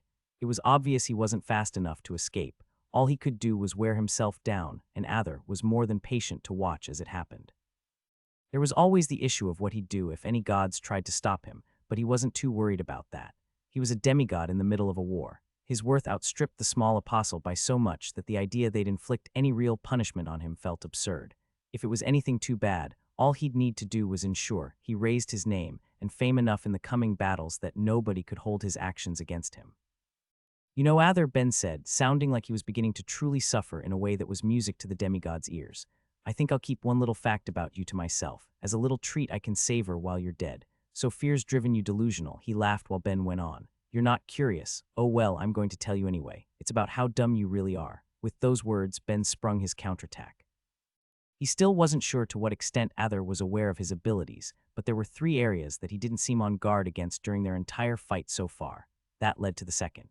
He'd seen no signs that Ather was on guard against his magic. It was more than possible he was aware he had some, but if he had any clue about the level of skill he'd reached with it, then there was no way he wouldn't have been on guard, nor would he have been willing to stand so close to him. Finally, there was the disaster next to them that the demigod seemed practically blind to, the portal to the infinite hells, with Ben having guided him to one of the gaps in the ritualists that was being filled by something intangible, a ghost. All at once Helori was in his head, having gone to check on him after realizing the other gods were too focused on trying to track swarms of ghosts, evaluating the devastation, or focusing on the various people affected by what had happened, all of them content to trust that he would say something if there was a problem, and leaving her alone to discover what was happening. Ather was trying to murder Ben. A large part of her was wondering if no one else up there had really seen it, or if any that viewed Ben less favorably had just decided to ignore it, but she knew she needed to at least try and stop things before they got too far, only she was moments too late. Ben ran the massive amount of mana he'd accumulated through the ground, making the earth jet out beside Ather, throwing him towards the infinite hells as he tried to react, but again not fast enough. At the same time Ben attacked, he'd used that same magic to move the earth beneath him and launch himself forward, bringing the demigod into the range of his connection, before exposing every mind in his head and screaming with them. The effect didn't kill him outright, no matter how awful he was. Being a demigod did come with a certain level of strength, but it most certainly hurt him, breaking his mind and leaving him no way to react or protect himself as he continued to fall, passing through the boundary where every ghost was escaping and landing himself into the infinite hells, letting Ben collapse to the ground and catch his breath. Oh, hey Helori, didn't notice you got here. Please tell me you witnessed enough of that to see what was happening. Hey, it worked out. One less problem for me in the world, plus wait. Something had just gone very horrifically wrong, at least as far as Ben was concerned as he noticed something missing. A notification, specifically one telling him he finally reached the 3rd tier of his sacrilege as he rushed to process why. Oh my god, I didn't actually kill him, did I? I tossed him into hell, but I didn't deliver some finishing blow, so my soul isn't being marked with the blood of a demigod. Fucking hell. While that may have been a result of his own poor planning, he resolved to place the full blame on Ather as he cursed the demigod for not being remotely useful, even in his final moments in that plane of reality. Helori hesitantly asked. She could tell his mind had changed again, and by a significant extent too, but even with the absolute jumbled mess going on in his head, she could still make out a barrage of swearing taking place in over 3/4 of his available thoughts, even if he was trying to keep it from touching his face. Oh, just unhappy about how things turned out. Someone trying to murder me again, and with my own weapons to boot, all while I was busy trying to close this stupid portal. Which I figured out how to do, by the way, so now that I'm not in any active danger, I should really get started. He resolved himself to stand up, doing his best to ignore his wounds for the time being as he accepted just what he'd have to do to get the gate well enclosed. He was going to have to kill 2 people. He wasn't even concerned about the act itself. Ben had just been more than willing to murder Ather, but he did have a bit of personal concern about how little he felt at having that as his only option. He didn't care about these people, and they'd actively put the world in major peril, even if they had the best of intentions. Myriad had once said that Ben didn't place any particular value on life, and while he still wanted to deny it a bit, at times like that it really shone through. He felt a little bad because he thought he should have some resistance to it, not for the act he was about to do, as he materialized 2 new guns for himself, enchanting on the bullets he would fire so that not only would the ritualists die, but the ghosts possessing them would forcefully pass on instead of maintaining their position the way he was already seeing in some parts of the ritual. With all of that prepared, he stood beside the closer of the 2 and took aim at the farther before pulling 2 triggers in the same instant, leaving his 2 victims to collapse to the ground, the gate to hell closing with that act as well. I really have gotten too used to this world. It was an idle thought that felt like it wanted to lodge into his head just as deeply as the sights he'd already witnessed that day, but unlike some of the other things going on in his minds, he was able to shove it away as new notifications rang out in his mind. Yep, I saved, I survived, and I was forced to waste that entire quest reward on a job I was getting passive experience to. If I hadn't been forced on vacation, I might have even been able to finish it and have a brand new job by the time this happened. Oh well, I guess, no use crying over spilled milk. Unlike usual though, he didn't immediately go for a new job, instead looking around him first. None of the other ritualists were freed from their possession. It looked like the ghosts that bound them had been instructed to carry out the ritual, but now that it was no longer possible, all of them stood fruitlessly in place as they kept up their attempt at something that would no longer function, trapping them all until the gods got someone to deal with them. Seeing no urgent dangers there, he then turned his attention to himself, counting his injuries. He was still wearing the Church of Myriad, but it would need to be repaired after stray spears had sliced through it into his arms, which he decided to attribute to his excellent craftsmanship, when making them instead of Ather's strength as part of his mind, began to think that the church could use an upgrade, while another part was more concerned about his wounds as he stripped off the jacket, wet with his blood, to see the damage. If he was on Earth, he'd have needed to get stitches, and without Thera nearby to heal him, he still needed some as well, so he quickly refilled his mana by stealing from some of the bound ritualists before materializing a needle and thread, and getting to work the best he could, ignoring the sting each time the pin pierced his skin as he did his best to close his wounds until he could get back to his favorite healer. It was only once that was done that he looked at his card to view the less obvious damage, feeling himself frown as he did. Those spears had been enchanted to be used in the war, the enchantments upon each of them aimed at lowering vitality as much as possible, with Ben getting to experience firsthand how well they'd worked. Even with his vitality at over 1300 along with his natural resistances, his resistance enhancement, his absorption resistance, and all his other defensive skills, he was still down to almost half of what he should have been after only a few slices. One good stab would have ended him, which means on top of the wounds I also need to get my vitality topped up, but that's officially a later problem, so without further. He touched the job crystal hanging from his neck, letting the available options fill his mind. Available jobs. Trap user. Craftsman alchemy path. Craftsman artistic path. Craftsman blacksmith path. Craftsman cooking path. Craftsman stonecrafts path. Craftsman sewing path. Holy craftsman. Mathematician. Cursed item maker. High tank. Destructive craftsman. Soul-defiling gardener. Summoned enchanter. Ritual enchanter. Divine enchanter. High marksman. High destruction main. World killer. Beginner puppeteer. Freak mind user. Unholy thinker. Connect master. Polymath. Holy adversary.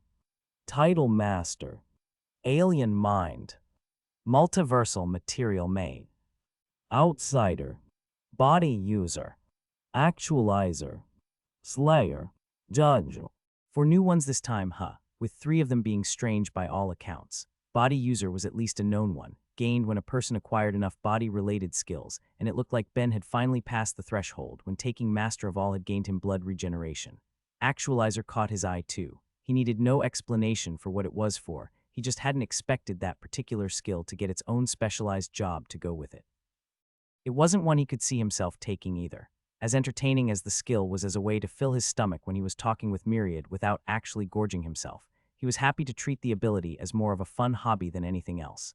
A neat little benefit of the system and his own growth to be enjoyed, but not immediately useful, even if he was curious as to what attributes such a job would help him raise. Maybe I'll take it when I'm at the 9th level, just to satisfy my curiosity a bit. He was having an easy time raising it, so he didn't doubt he'd get there, and if it was going to be anything like when he'd taken Apprentice Mage when he was already a 9th level enchanter, then he'd be able to finish it in a couple hours at most. Perhaps a waste of time, but it would scratch his curiosity, something he doubted he'd be able to conveniently do with the next 2 jobs. For Slayer at least, he believed he understood why he got it. While it could have been a result of helping to kill the outsider, he suspected it had more to do with his titles. He now had both Outsider Slayer and Godslayer recorded within his status. Given that when he'd gained his second enemy title, Holy Adversary showed up as an option for him, he was willing to bet that having a pair of them was enough for the system to take notice and create a new option. Of course, there was the issue that he had no clue what sorts of skill or attribute bonuses it would give, nor how hard something like that would be to level. It wasn't one he ever saw himself taking, even if it did leave him with a curious itch while looking at it. That only left the last one. While he at least had a guess for what he'd done to acquire Slayer, Judge felt like it had come from nowhere. Without knowing what he could have possibly done to gain it, he didn't give it more than a second's thought before taking the option he knew he actually wanted. I'll go for Ritual Enchanter. Name, Ben Hef.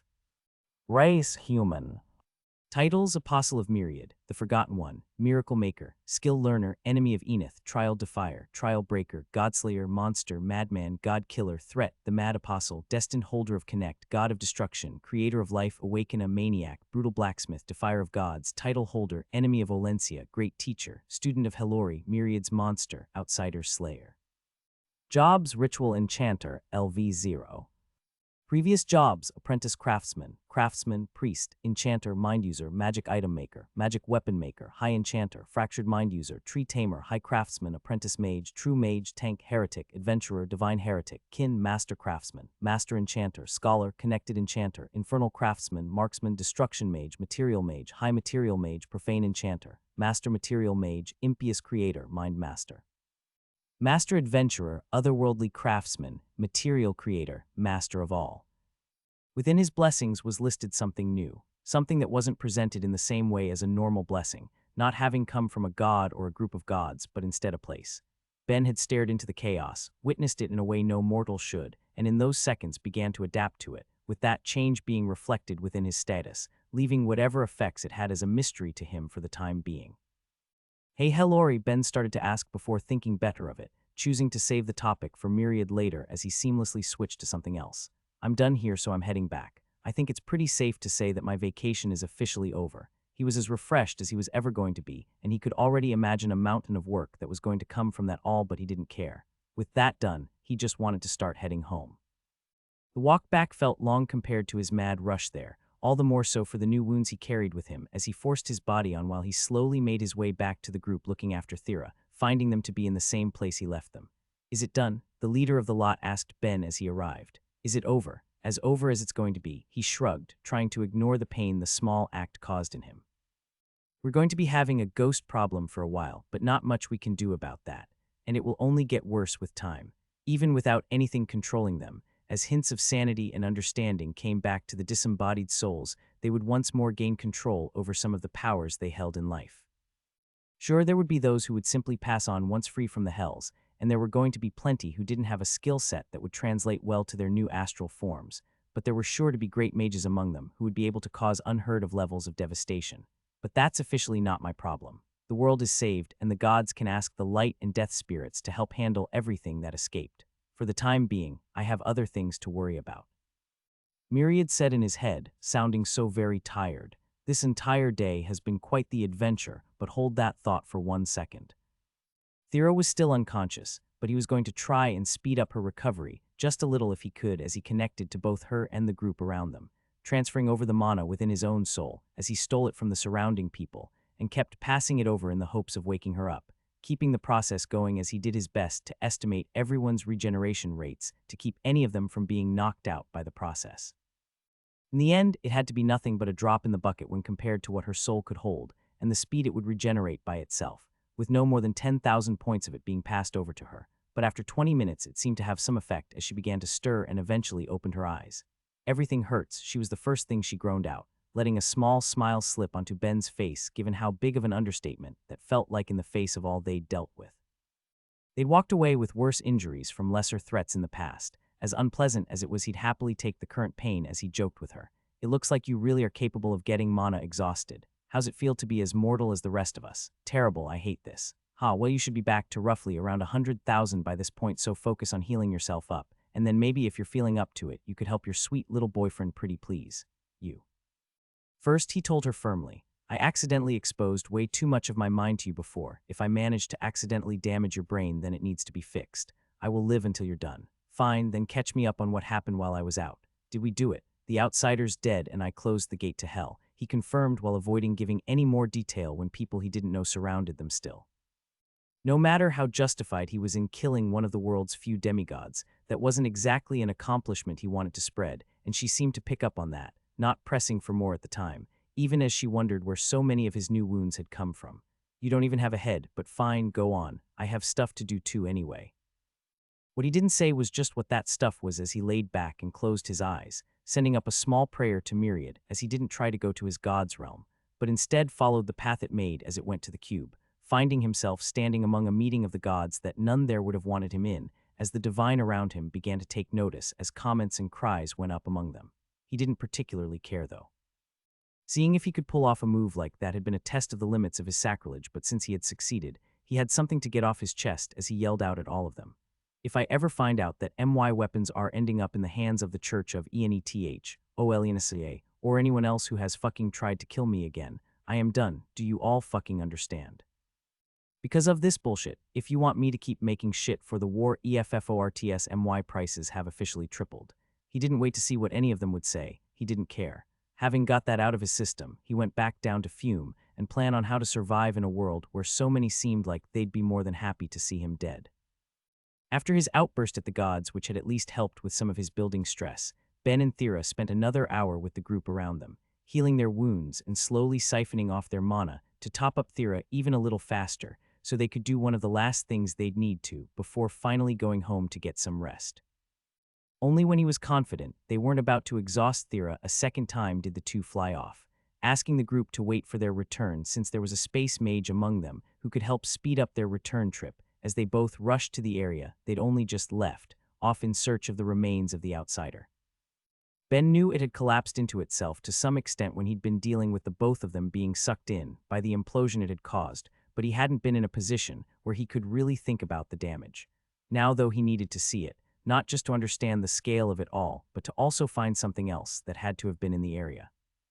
When they got close enough, Ben once more covered Thera's eyes, letting himself focus on guiding her in case whatever was left behind would still have any negative effect on her mind as he surveyed the devastation around them.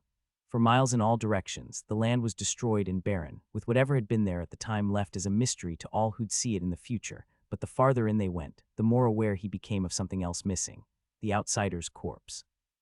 "I swear to fucking God, if this thing came back to life, I'm going to go insane. That is a level of bullshit I'm not ready to handle after a day like today." As a minor mercy to him, though, it seemed that wasn't the case. As they went on, it became easier to see a minor mountain of rubble piled up in the distance, with the occasional unnatural shimmer shining through, telling him the outsider's body had condensed far more than he'd expected as they finally landed. Ben led Thera forward so he could get a closer look, while he felt the foreign substance pick at his brain in a similar, though lesser, way that the outsider itself had, telling him all he needed to know about the dangers it still held. As it shimmered and warped around itself under its own power while its foreign state clashed against reality itself, it ever so gently shook loose the dirt that was encasing it, slowly dropping away all that it was buried under, and speaking of a day when more would be revealed. Clearly a situation that would need to be dealt with, but not the first one.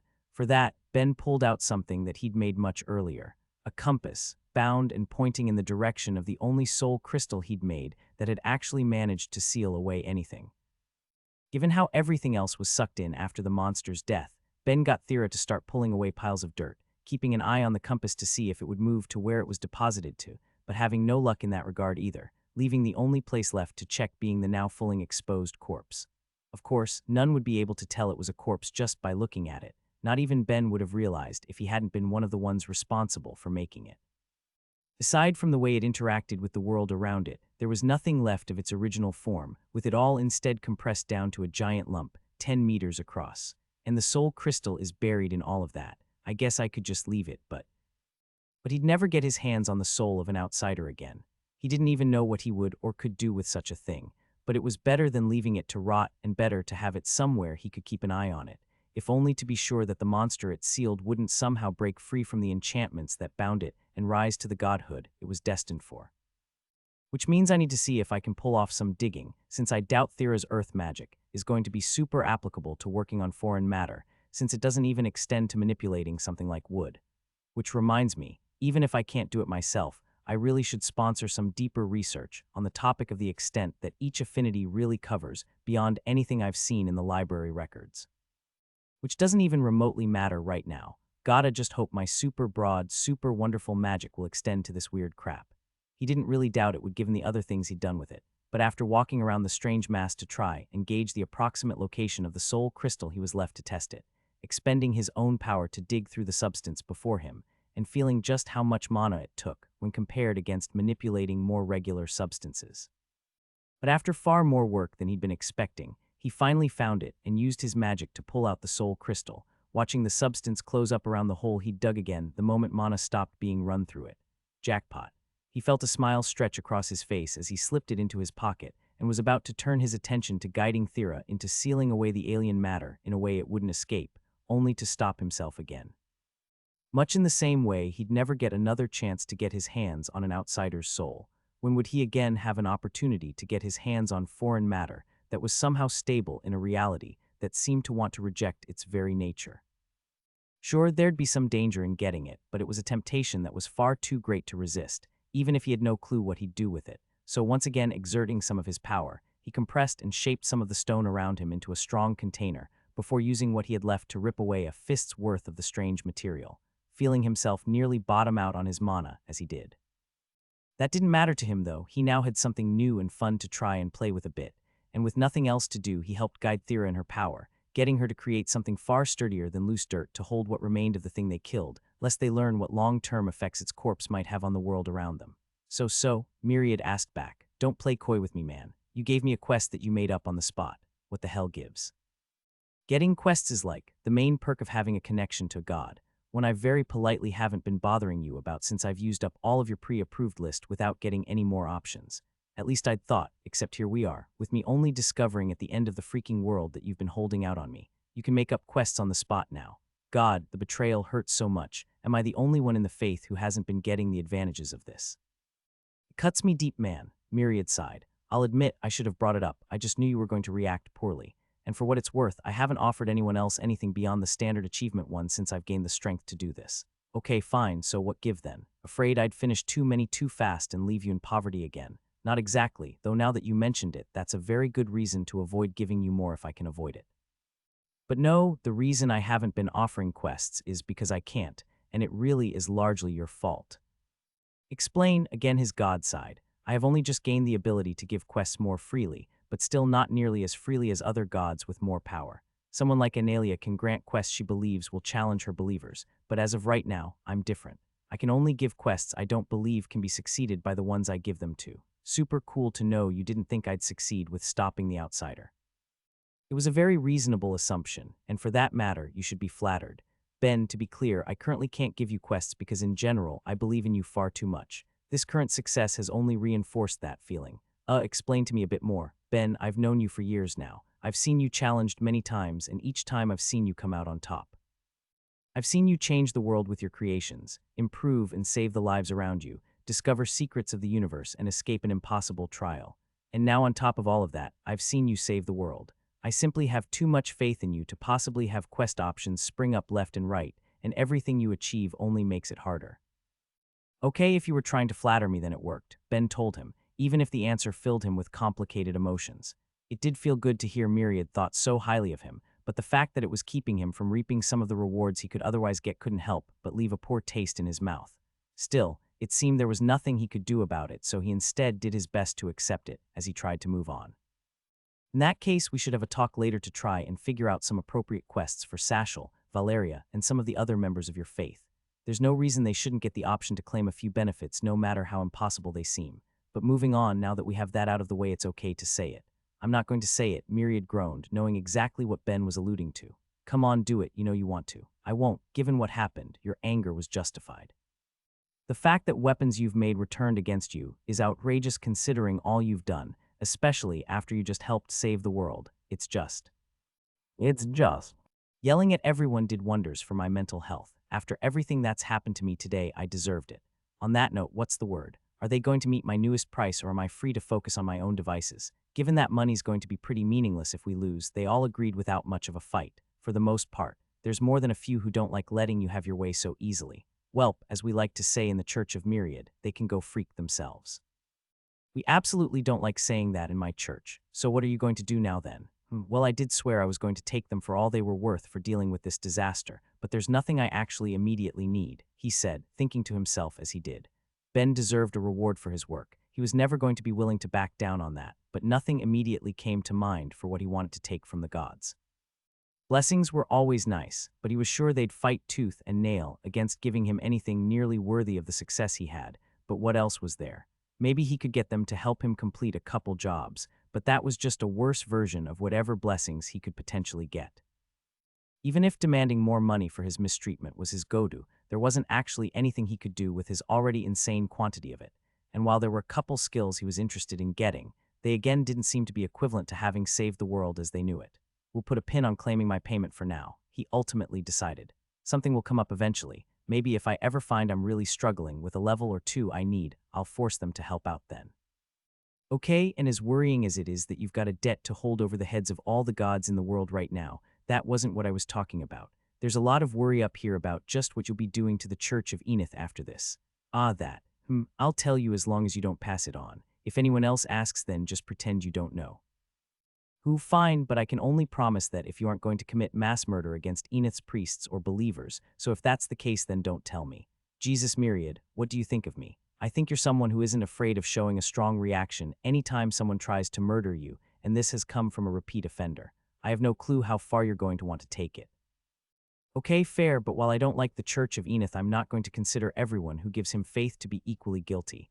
Let alone his normal believers. I'm not even going to do something as insane as exterminate his priests. Fine, so what are you going to do then? At that, Ben smiled. Nothing. I don't believe you. For now at least, Ben clarified. Think about it, Myriad. They just lost their demigod, someone who had to give them some power on the international stage by virtue of his basic existence, and he died while trying to kill me. All the other assholes up here aren't going to try and keep that a secret, are they? There was some talk of it, but in the end, no. Ather had a poor enough reputation to begin with, and enough gods value justice that they won't stand for pretending he died while helping to save the world when he was really just getting in the way of the one who'd actually handled that task. This is on a far bigger scale than what happened with Olencia's oracle. Okay, good to know there's at least a few with some principles up there. Which reminds me, I saved the world. Why did I get Outsider Slayer and Demigod Slayer as titles, and not something like Hero or Savior or World Saver or anything useful? Not sure, and get back to the main topic. Fine. The point is, even if most don't know who I am, plenty in that church are going to after everything I've done to them. So while they're not only dealing with having their power weakened across the world stage at the same time as they're dealing with their current bad press and their unfortunate lack of funds, they're going to be justifiably panicked about how I'm going to react about their demigod trying to off me. I want them feeling that very panic for as long as possible. Getting my revenge can wait after they've stewed a bit. Fine, but then what? Not super sure, he shrugged as ideas flew across his mind. Maybe I'll disassemble and destroy their churches across the land, brick by brick. Maybe I'll treat myself and murder Felth since he really has it coming anyway, and it would cost Enith his apostle. Maybe I'll convert as many of his believers away from him as possible and let him deal with losing even more faith. Or maybe I'll have to start really experimenting with the limits of King of Sacrilege. Or maybe I'll do all of the above. While Ben was willing to say that most of Enith's believers were innocent of their god's acts, he wasn't willing to extend that same belief to the god in question. In the brief window he'd been connected to Ather before he'd taken his plunge, Ben had seen the brief conversation he'd had with his father. He had no doubt the god would deny it, but when Enith had told him to act in a way becoming of the son of a war god, Ather's mind had immediately flashed to murdering Ben. Gods would read minds without even trying. There was no way he didn't know what was going to be attempted. Well, I guess that means I have a few months of peace before you cause some insane levels of interfaith havoc. Myriad sighed, already envisioning a future where he'd have to defend Ben's actions, and at least having the recent events to fall back on to help justify it. It will be great, don't worry. For now, though, we have something else to talk about that you're maybe going to want on the down low. I'm not actually sure. Oh, empty skies, what now? I got a new blessing. Myriad said, his curiosity piqued. We all know what you did. It wouldn't be the most shocking thing in the world if someone decided to reward your work. Who am I kidding? You wouldn't worry about if it needed to be kept secret if it was as simple as that. Let me guess, somehow you got a blessing from the outsider, didn't you? No, and I'm not even sure if it's really technically a blessing, Ben explained. It's something I got when the outsider ripped a hole in reality and I was left staring through it. Witness of chaos. It may be in the blessing section of my status, but even when I got it, the system just said I'd acquired it and didn't say anything about it being a blessing like any of the rest I've gained. Ever heard of anything like that happening before? Never, Myriad said, collapsing to the ground below. But then no mortal has ever had the chance to stare into the chaos. Honestly, Ben, you somehow keep managing to go through the most bizarre shit in the universe. Hey man, I'm a summoned soul from an alien reality. Every day here is some of the most bizarre shit in the universe to me. Fair enough, I suppose. So how are you feeling? Any side effects? Yes, even as they spoke, Ben could feel the things scratching at his head. The depths of the infinite hells and the shifting form and physics of the outsider, and more than anything else, the chaos itself, all of it tainting his mind and leaving Myriad to sigh when he said as much. All things considered, you seem fine enough, so I'm not immediately worried. But even if I was, I don't think there's anything we could even do. All we can do is hope it fades and gets better with time. Joy, oh joy.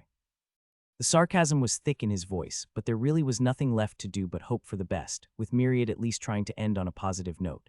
At least that's one emergency done with. Not exactly. Naloth escape. Even if things went wrong, I'm pretty sure he walked away with a buttload of power. Then that's an emergency for a later day. For now, just try and relax the best you can. You've earned it.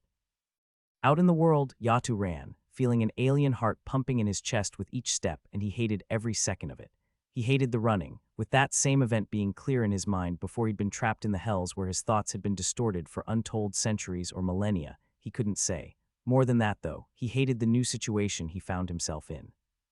He'd entered the body of Naloth to get a proper grasp of the situation he'd found himself in after being freed to a new world, and despite his natural wishes, he did his best to keep the body he was in alive through his properties as a death god. At first, it had thrilled him. A world at war against an impossible enemy. What could be better for a death god to enjoy? But the more he learned, the more he realized it wasn't going to be some paradise planet for him to grow his strength on before venturing out into the vaster universe to find what had happened to his old homeworld and reclaim it for himself, after bringing an army of ghosts along for his conquest. No, the invaders didn't seem to only kill and conquer the local population, but whatever gods they had too. That was enough to tell him that he needed to leave the world in search of something better, to mimic a stray void god and harvest what fleeting souls he could. It wouldn't be too hard either. A cursory glance at his host's memories told him that even after being tossed into hell, he'd likely held onto more of his faith and power than the numerous gods of that world who had to spend their stashes to save their people while at the same time splitting all that there was to go around amongst so many others. He wouldn't be able to take them all on, but so long as he could slip away with only a few noticing, he was sure he could silence them if he needed to and escape in the end, maybe even bringing some stray souls with him. But when he'd tried, he was faced with the cruelest fate of all. He still wasn't free. In the ages that the body he'd been trapped in had sat in the hells, it had decayed and rotted away, releasing him from the flesh that had bound him for so long after the ascended god of his home had placed that curse on him. When he'd left the hells, he'd thought that had been it too. He hadn't given it a second thought when he slipped into the new flesh before him, only to discover that he was still just as bound. By inhabiting a new body, he'd become just as trapped in it as he had in his past, with no way to escape. While the death of his mortal body in a plan that held souls wasn't a problem, he couldn't simply kill the new one to escape. That would be a one-way ticket to his own demise. No, for better or for worse, he was stuck there for the time being, but that didn't mean he always would be. He knew from the memories he was digging through that the next attack was coming. He'd happily watch from the sidelines and harvest the souls he could for power, the entire time working and planning on his escape to get the revenge he swore he'd claim. In Myriad's realm, books of all sorts were swarming around Ben, flying under the power of his actualization as he took them all in, reading the history and records of his god's race to pass the time while his mind's focused on different problems, with a solution finally snapping into place after months of thinking. Got it. The thought wasn't referring to his 9th level of actualization he'd gained in the 2 months since the world had gone to hell, nor the 8th level of his knowledge to suddenly take shape, though. No, instead it referred to a secret project of his, one he'd been working on ever since he'd encountered the gate to hell, with the enchantments he'd need to construct finally taking shape in his mind. And I cannot stress enough how worrying it is that you won't tell me what it is you've been trying to make. Myriad sighed, still not knowing what mysterious project had swarmed his apostle's idle thoughts in all of that time. Nothing good ever comes from anything you feel the need to hide from me. Don't worry, you'll see later, Ben said, waving off his god's concerns. I'm going to need to build a large part of it in your church anyway, so I can't exactly keep it a secret forever. Oh, but no telling the other gods, including Nair and Helori. I trust them, but this is the sort of thing that's more useful the less people know about it. That's horrifying to hear coming from you of all people. What the hell is that supposed to mean? That I've never heard you care about keeping a secret from those two as well, and now I can't begin to imagine what you're trying to do. Again, it will be fine, so stop stressing. It's gonna age you horribly. Everything you do ages me. That can't be right. I'm such a sweet little guy. It's not good to take your problems out on the people you care about, buddy. And yet, with the next wave only 2 months away, somehow you're still a bigger point of stress to me than anything else. Don't remind me, Ben groaned as he slumped to the ground, letting the various books around him fall with him. Just thinking about it has me feeling extra mortal. How do you think it's gonna go? Bad, but still likely better than initially projected, Myriad told him, sounding largely neutral in an attempt to not let the future get to either of them. We've significantly more awakened mages than initially expected. You're welcome for that. And the overall quality of weapons is higher than we'd been planning to have access to as well. Again, you're welcome. Plus, we didn't have to spend any faith during the first wave, and given how things turned out there, significantly less damage was caused to the world as a whole. But I've seen firsthand how bad the second wave can be, Myriad sighed. Things aren't going to stay so well afterwards. Depending on how bad it ends up, we might not even be able to put together an organized front against the third wave, though that is a future we'll likely be able to avoid, just a worst-case scenario. It's all going to depend on how well we cull their numbers in the months between them. Well, here's hoping all the lovely folks I helped awaken have put in the work to get used to their new level of power. Speaking of, we're going to do that again soon. Ben knew that word had been spread that there was a person who could awaken people with certain physical magics if they reached the 8th level of the skill, and there were plenty across the globe who'd been happy to work themselves to the edge of death for a chance to make that happen. The deadline's been placed. We'll have you come a month out. Anyone who reaches it after that is out of luck until closer to the third wave, assuming you survive, that is. I'm personally a fan of operating on the assumption I'll be alive in a year, even if it is a bit of a big one to make. Wave 2 was the place where most of the worlds that had survived the first would end up falling. Not many made it to the third. With the way things had largely felt like they'd gone back to normal given how the first wave had ended, it could be easy to forget the severity of the danger they were in, but it was nipping at their heels, ready to take them all down. And not think about it. With only a little bit of peace left before things went to hell, he didn't want to dwell on the future, instead focusing on the present. It was a feeling Myriad was able to pick up on and was happy enough to share, with memories of the invasion filling his thoughts as well. The cube knew what was coming from first-hand experience. Better to not dwell on the inevitable and focus on the more peaceful present. In that case, will you go back to looking at the summoning spell? His god asked him. I think this is the longest break you've had from it in a while. A break extending to his return to Stonewall after the outsider had escaped into the world as Ben focused on other interests, both doing more reading and his secret project, as well as training his actualization, even if he didn't have any real use for it beyond the entertainment it provided him and its ability to satisfy his cravings, something he put to use then and there as he created a bar of chocolate for himself and his god to enjoy while they talked. I'll get back to it tomorrow. Who knows, maybe having a bit of time off was exactly what I needed to finally make some progress. You're free to hope as much as you want. After a night of talking with Myriad, passing the time the best he could while further refining his idea to put into practice later, Ben got up for the day, heading to the living room first instead of the kitchen like he normally would and finding Thera awake and hard at work, even if she looked like she wanted to be anything but. With the living room swarmed with spirits, it was obvious she'd spent a long night both giving them her mana as well as working on her spirit comprehension, even if that wasn't the original goal that had her out there. Morning, how'd it go? He asked her, watching as she yawned out an answer. I finally got a level to my sleep resistance, she told him, even if just how exhausted she sounded made the statement a little less than believable, and I officially never want to try to get another. They both knew she was going to be worked hard during the next wave, to the point that the gods had even gone out of their way to give her the skill despite how cheap they could be. But in the months since she'd gotten it, she hadn't managed to raise its level even once until then, leaving her to make a concentrated effort that past week to pull it off, just so she wouldn't completely fail at the expectations she had placed on her, no matter how much she may have hated it. Thera liked her sleep. Training to avoid it felt more like a punishment than anything else, no matter how handy it was going to be. And I have stuff to do today too, she groaned. Then have a nap, Ben laughed. I'll wake you in an hour when breakfast is ready. No sooner than the words had left his mouth was it that she took him up on his offer, passing out without another sound and leaving Ben to grin, gently rubbing her head before heading to the kitchen to prepare a nice meal to start the day. If this is how she's looking after her first level, then someone should definitely recommend that she try to get second before the next wave if she can, just not sure if I want to be the one to do it. After breakfast was done and Ben had managed to both lure Sonya out with the smell and wake up his very tired girlfriend, his first stop for the day wasn't to the shop like it normally would be, instead going to his empty house on the street, specifically around back where his greenhouse sat. Within stood a single fruit tree, even if one wouldn't think that at first glance. The structure was filled with stems and branches, all interconnected through the root network down below to ensure that every bit of it was still one singular plant for it to show its proper effects. At this point, even with the potions I'm sharing with Thera, Sonya, Falk, Sashel's party, and the stuff I'm mailing out to the Dryads, I think I have enough here that I could last for a few years if this stopped producing for some reason. He happily mused. I really should try and see if there's ever anything else I could do with these beyond just purely strengthening potions. If I could somehow configure them to focus on a singular attribute, then that would be ideal, but I don't really know where I'd start with trying to figure that out. Hey Myriad, are the gods doing any experimenting with their plants at least? Show me some notes. Yeah, but I don't care about my agility. Once that chore was done, Ben went to his true second home. Not the house he bought but would never use, but instead the shop where Falk had already begun the day. Morning, Falk.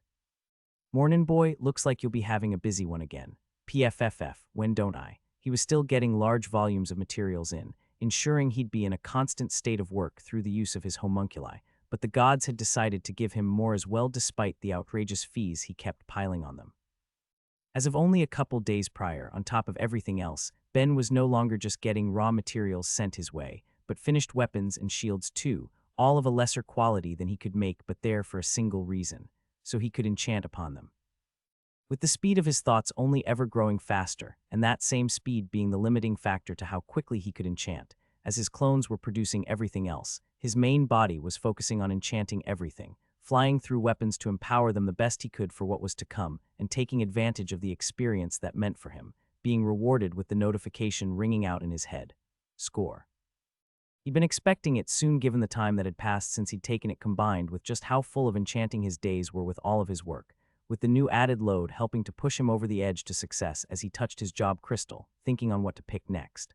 Unlike the last few times, he had no new options, which in principle meant it should have been easy to pick his next one without anything new to consider, but despite himself, he took a few moments. He knew which job he wanted to have during the start of the invasion, and at only 2 months away that meant he should have had the time to squeeze out another one in the meantime, leaving it as a question of what as he looked at his long list. My very long list, actually. Let's see, it's not like it would do me any harm to trim it a bit, would it? Might give me a couple new advanced options too that I could think on. What the heck, it's not exactly the most efficient, but I'd only be losing what? 20 minutes or an hour going through a couple. Why not? I've wanted to complete a few of the easier jobs anyway to see if it would land me a title related to finishing them. For now, I'll take Holy Craftsman. Alright, with that out of the way, let's get this finished already. Ultimately, it was a thought he'd barely even had time to make. Forget when he'd had his awakened skills. That was a job option he'd gained all the way back when he was still in the early stages of his crafting skill. Compared to where he was currently at, the experience he required was practically nothing compared to what a single thing he'd create would generate for him, let only what he'd gain while his homunculi were still at work. It was over as soon as he'd started, letting Ben pick his next job, Cursed Item Maker. Again, it was one that didn't need much in the way of experience, at least compared to what he knew he could put out, but what it did require was a little more specialized. He couldn't just make anything and expect it to be good enough. By any reasonable definition, it needed to be what the name implied, a cursed item. Not that that was going to take Ben very long either. In the same moment, he took the job he was already removing one of his bracelets to enchant on, placing both a petrifying effect to act on the person foolish enough to wear it as well as a mental compulsion to act on those within its range, making them want to take it for themselves. Which left the final of the fast ones he was looking at taking, with the last one to satisfy his curiosity more than anything else. A job that he could safely assume that he'd be the first person in the world to take, meaning he had no way to know what would come of it as he thought out the one he'd wanted. Give me Actualizer. Why did it just give me vitality bonuses? If anything, given the fact that the skill seemed to solely have a mental cost, he'd expected pure intelligence bonuses like he'd receive for any mind job. What he'd gotten felt far more bizarre and made him resolve to remember to check his card in a bit to ensure he hadn't been secretly spending his life force this whole time without realizing it before he looked around to confirm his teacher was focused on his own tasks before Ben sat down and closed his eyes, bringing his mind up to his god's realm. What, Ben, shouldn't you be working? Myriad asked when he saw him, getting waved off as he did. Taking a small break, you always say I should try to do that a bit more, right? Yes, of course. I'm just surprised you're doing it willingly. But why did you come up here for it then? To satisfy my curiosity a bit, I suppose. Finished my current job and decided to take Actualizer for fun, so I popped up here to finish it. There's something deeply troubling about the fact you took a job on a whim for a bit of fun and plan on finishing it immediately. Ben just shrugged. What can I say? I was curious, and seeing as how I'm already at the 9th level of the skill, it's not like I should even take that long. Plus, now that I've taken it, I've got to see that it's giving me vitality bonuses, so this will be a good way to make sure it's not killing me. Bizarre, but I suppose I approve of testing to make sure you're not about to accidentally end your own existence. In that case, make me something tasty while I work. You got it. With nothing left but to finish his current job, Ben began actualizing in his god's realm, creating a variety of dishes for Myriad to enjoy as he went through his tasks before eventually moving on to bigger things, recreating various buildings he'd been to in the most complete detail he could. From his home on Earth to his current one, the church he'd first stayed in when he'd arrived on that new world, and the mansion palace that Pelinia and Abruz enjoyed, it kept him busy enough that Ben didn't notice his god growing awfully still when he created Falk's shop, weapons and all. But after a bit of time passed and he got the notification he needed telling him he completed that job too, he destroyed each building to keep from cluttering the realm before he headed back down to take something harder. Not seeing any change in his vitality, Ben instead looked at what to take next. If he'd wanted to, Ben could have kept going. While he still planned on keeping most of his mind jobs for the eventual goal of helping to carry his friends through a few of their harder options, he could have taken mathematician since he had no plans of putting himself through the nightmare that would be doing math enough to cover for 6 people's worth of experience. That was a recipe for misery. In the same way, he could have easily finished each of the path jobs that had been sitting at the top of his list for ages, and even some of the advanced paths that would come after. It would certainly get him closer to any sort of hypothetical title, but given how uncertain it was that something like that would even exist, and how little he cared about them as options when he still had so many more interesting ones around, he resolved himself to put it off as a later thing, something he could chip away at in between some grander jobs. After all, despite his hope about any potential rewards that might end up existing if he completed enough jobs, he had other hopes too. Hope that taking something bigger might give him something interesting when none of those smaller options he'd just sped through had granted him either skills or levels. All it came down to was which of the two he was thinking of to go with, either Connect Master or another enchanter job. The first would be aimed at a skill. He certainly wanted to develop more than he was currently managing, that much was certain. But at the same time, it was keeping up with his other core skills even without that, and was likely to take longer than he really wanted, probably even stretching into the second wave, where using it on the invading demons would leave him with the risk of getting his soul injured again. And sure, I'd be able to get experience from killing demons instead, but I'm not certain about how it would compare to the experience I would get from using my skill normally. Better to just take another enchanter job. I'll take Summoned Enchanter. Not terrible, but not ideal. Taking all of those jobs had only resulted in a single new one in the form of High Actualizer, which was a bit of a shame, and while getting those 2 levels wasn't bad, it did feel a little underwhelming. Ideally, he'd been hoping for another level to his enchanting, but even without that he thought he might get another new skill, or 2 no matter how insignificant they might have ended up being. Oh well, at least I got the job bonuses from finishing all that, and the new ones, so I'll count that as a small win, and just aim to get the most out of them I can with the time I still have. Besides, Summoned Enchanter is going to be getting some immediate work. After all, there were still a few hours of work in the day that would be filled with enchanting goodness before he moved on to his much grander project, one he felt certain would be earning him both a legendary item and a swath of new experience to go with it. When the day ended, Ben shoved crates and crates of weapons through his personal gate to Analia to let them handle their transport and distribution, while at the same time making room for all that was sure to be sent over the next day before he gathered everything he needed to and went off to his god's church, ready to make an idea a reality. And to start that, he made a necklace when he arrived, using his magic to shape and blend the various materials he had as needed to end with something designed to hold some planned enchantments in the future, before heading down to the building's sub-basement. At one time, it had been a place to store his various books which now lay empty, with all of them being moved up to the top floor to act as a library for any in the town to enjoy at their leisure.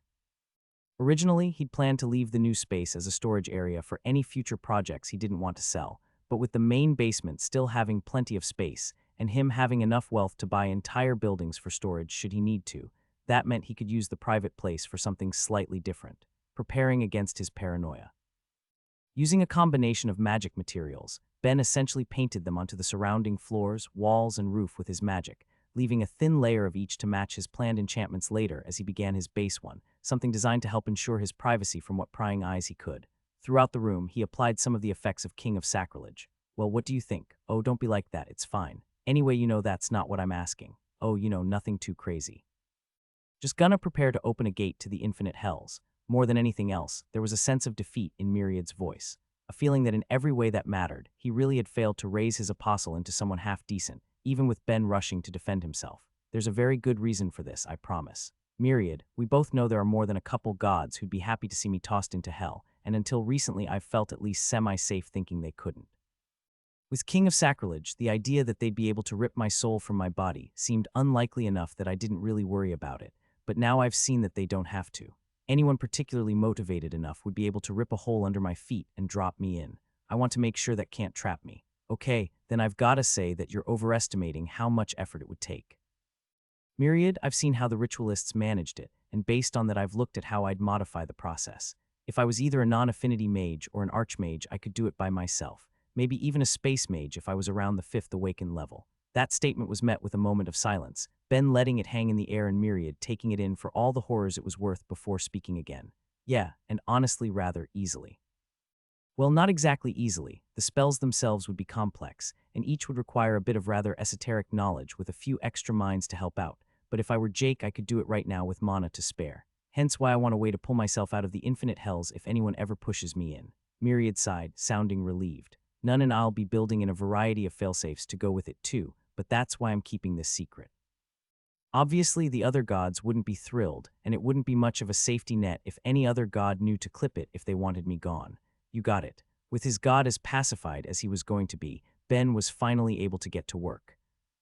Really, he wasn't creating a single enchantment that might be able to pull him out of hell if need be, but several, all of them configured in different manners to give him the best chance of success, given that the only way to test it was to actually be in that lower realm, something he was specifically hoping to avoid.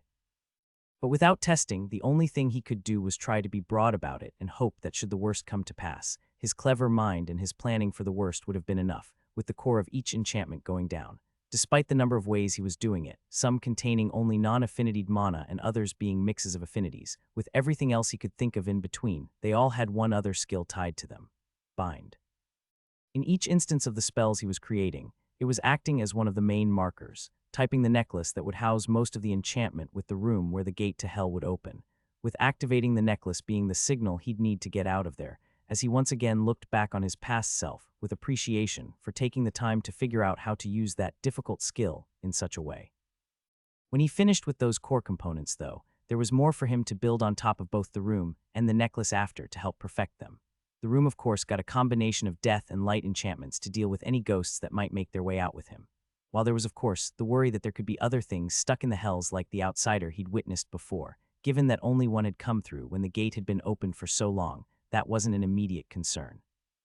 If something else did manage to escape, then he'd simply deal with that when the time came.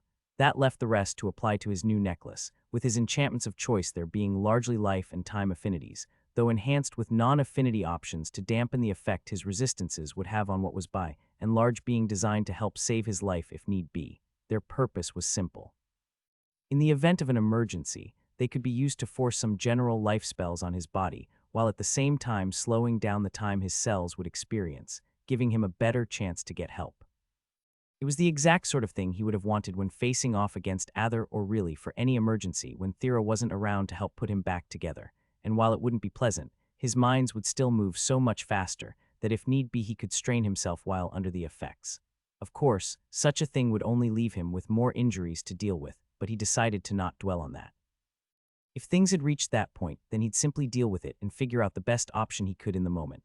And by the time the last enchantment was down, he received good enough news that the worry ceased to matter as his eyes told him he'd made another lower legendary item. Unnamed talisman from the Craftsman Ben-Ha. Not for long. From here on out, you are officially named Failsafe. Seeing the information update before his eyes, he slipped it on over his neck to sit beside his other necklace, feeling a newfound level of security in its place. He didn't care if his god thought it was over the top or paranoid. He actually agreed, but it was a comfort in a world that seemed to want him dead far too often, when he wasn't going to deny himself the pleasure of.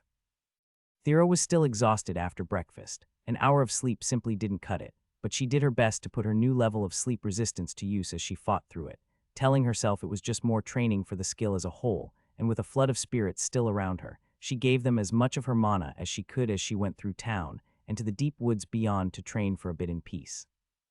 After her spirit empowering had changed to mana empowering, she hadn't known what to expect from the growth, but it appeared there was more to it than simply letting her give mana to the other mana-based lifeforms on the world, a fact she was seeing the more she used it.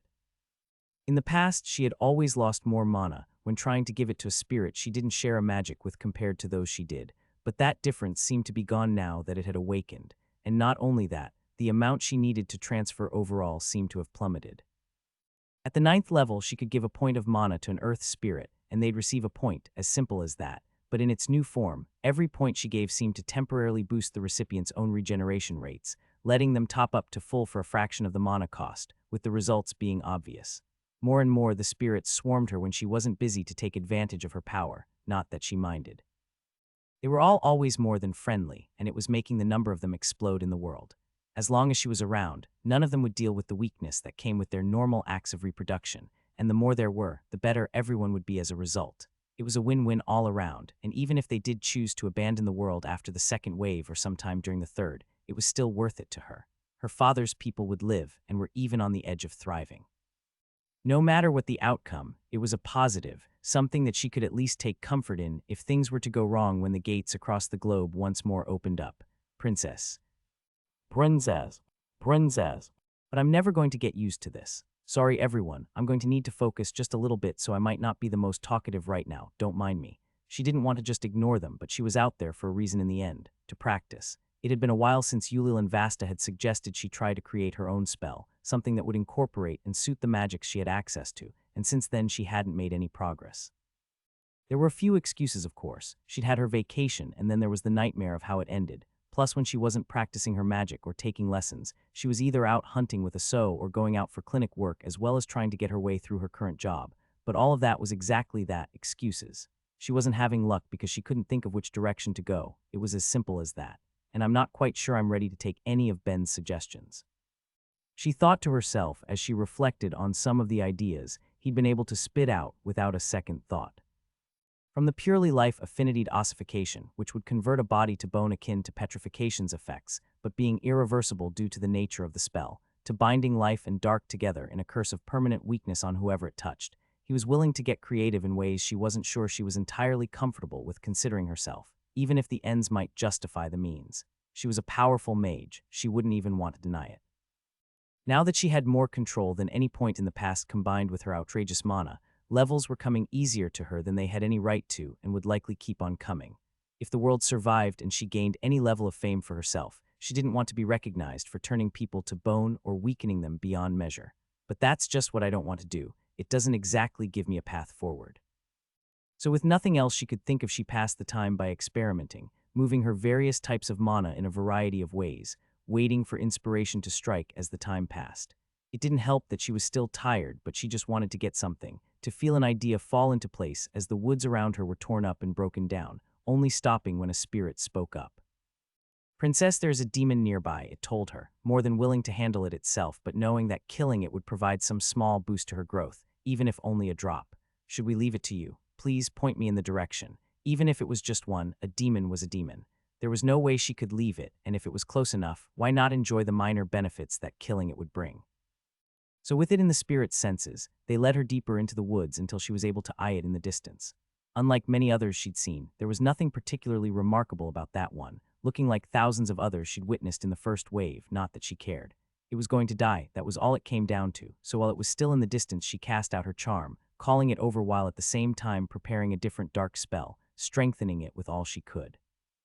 The one she used was simple. In every way that mattered, it weakened the beast, sapping it of its strength, stamina, and whatever mana it held.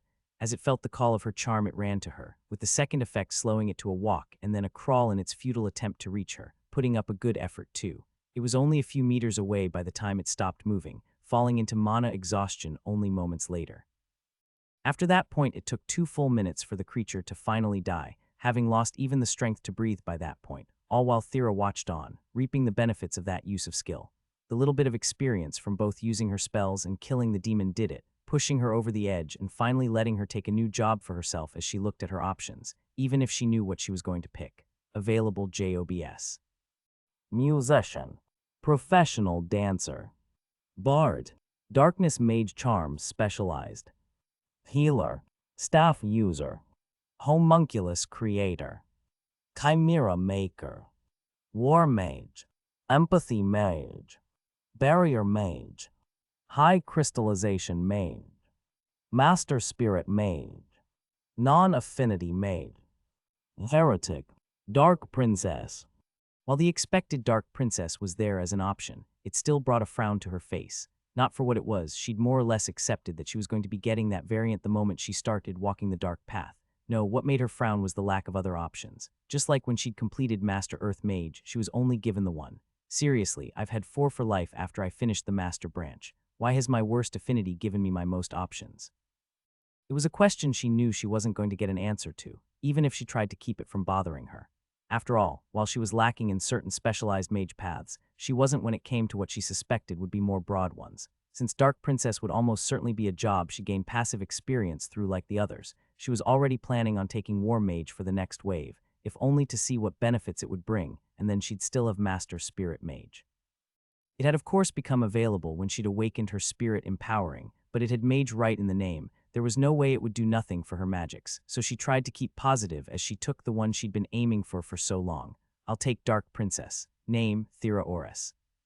Race, Succubus Spirit Hybrid.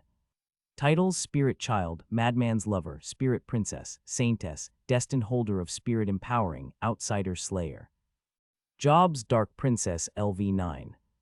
Previous jobs, Beginner Dancer, Apprentice Mage, Earth Mage, True Mage, High Earth Mage, Spirit Mage, Life Mage, High Life Mage, Telekinetic Mage, Adventurer, High Telekinetic Mage, High Spirit Mage, Master Earth Mage, Earth Princess, Master Life Mage, Life Princess, Saintess, Crystallization Mage, Master Adventurer, Queen of Mana, Mana Embodiment, Dark Mage, High Dark Mage, Master Dark Mage.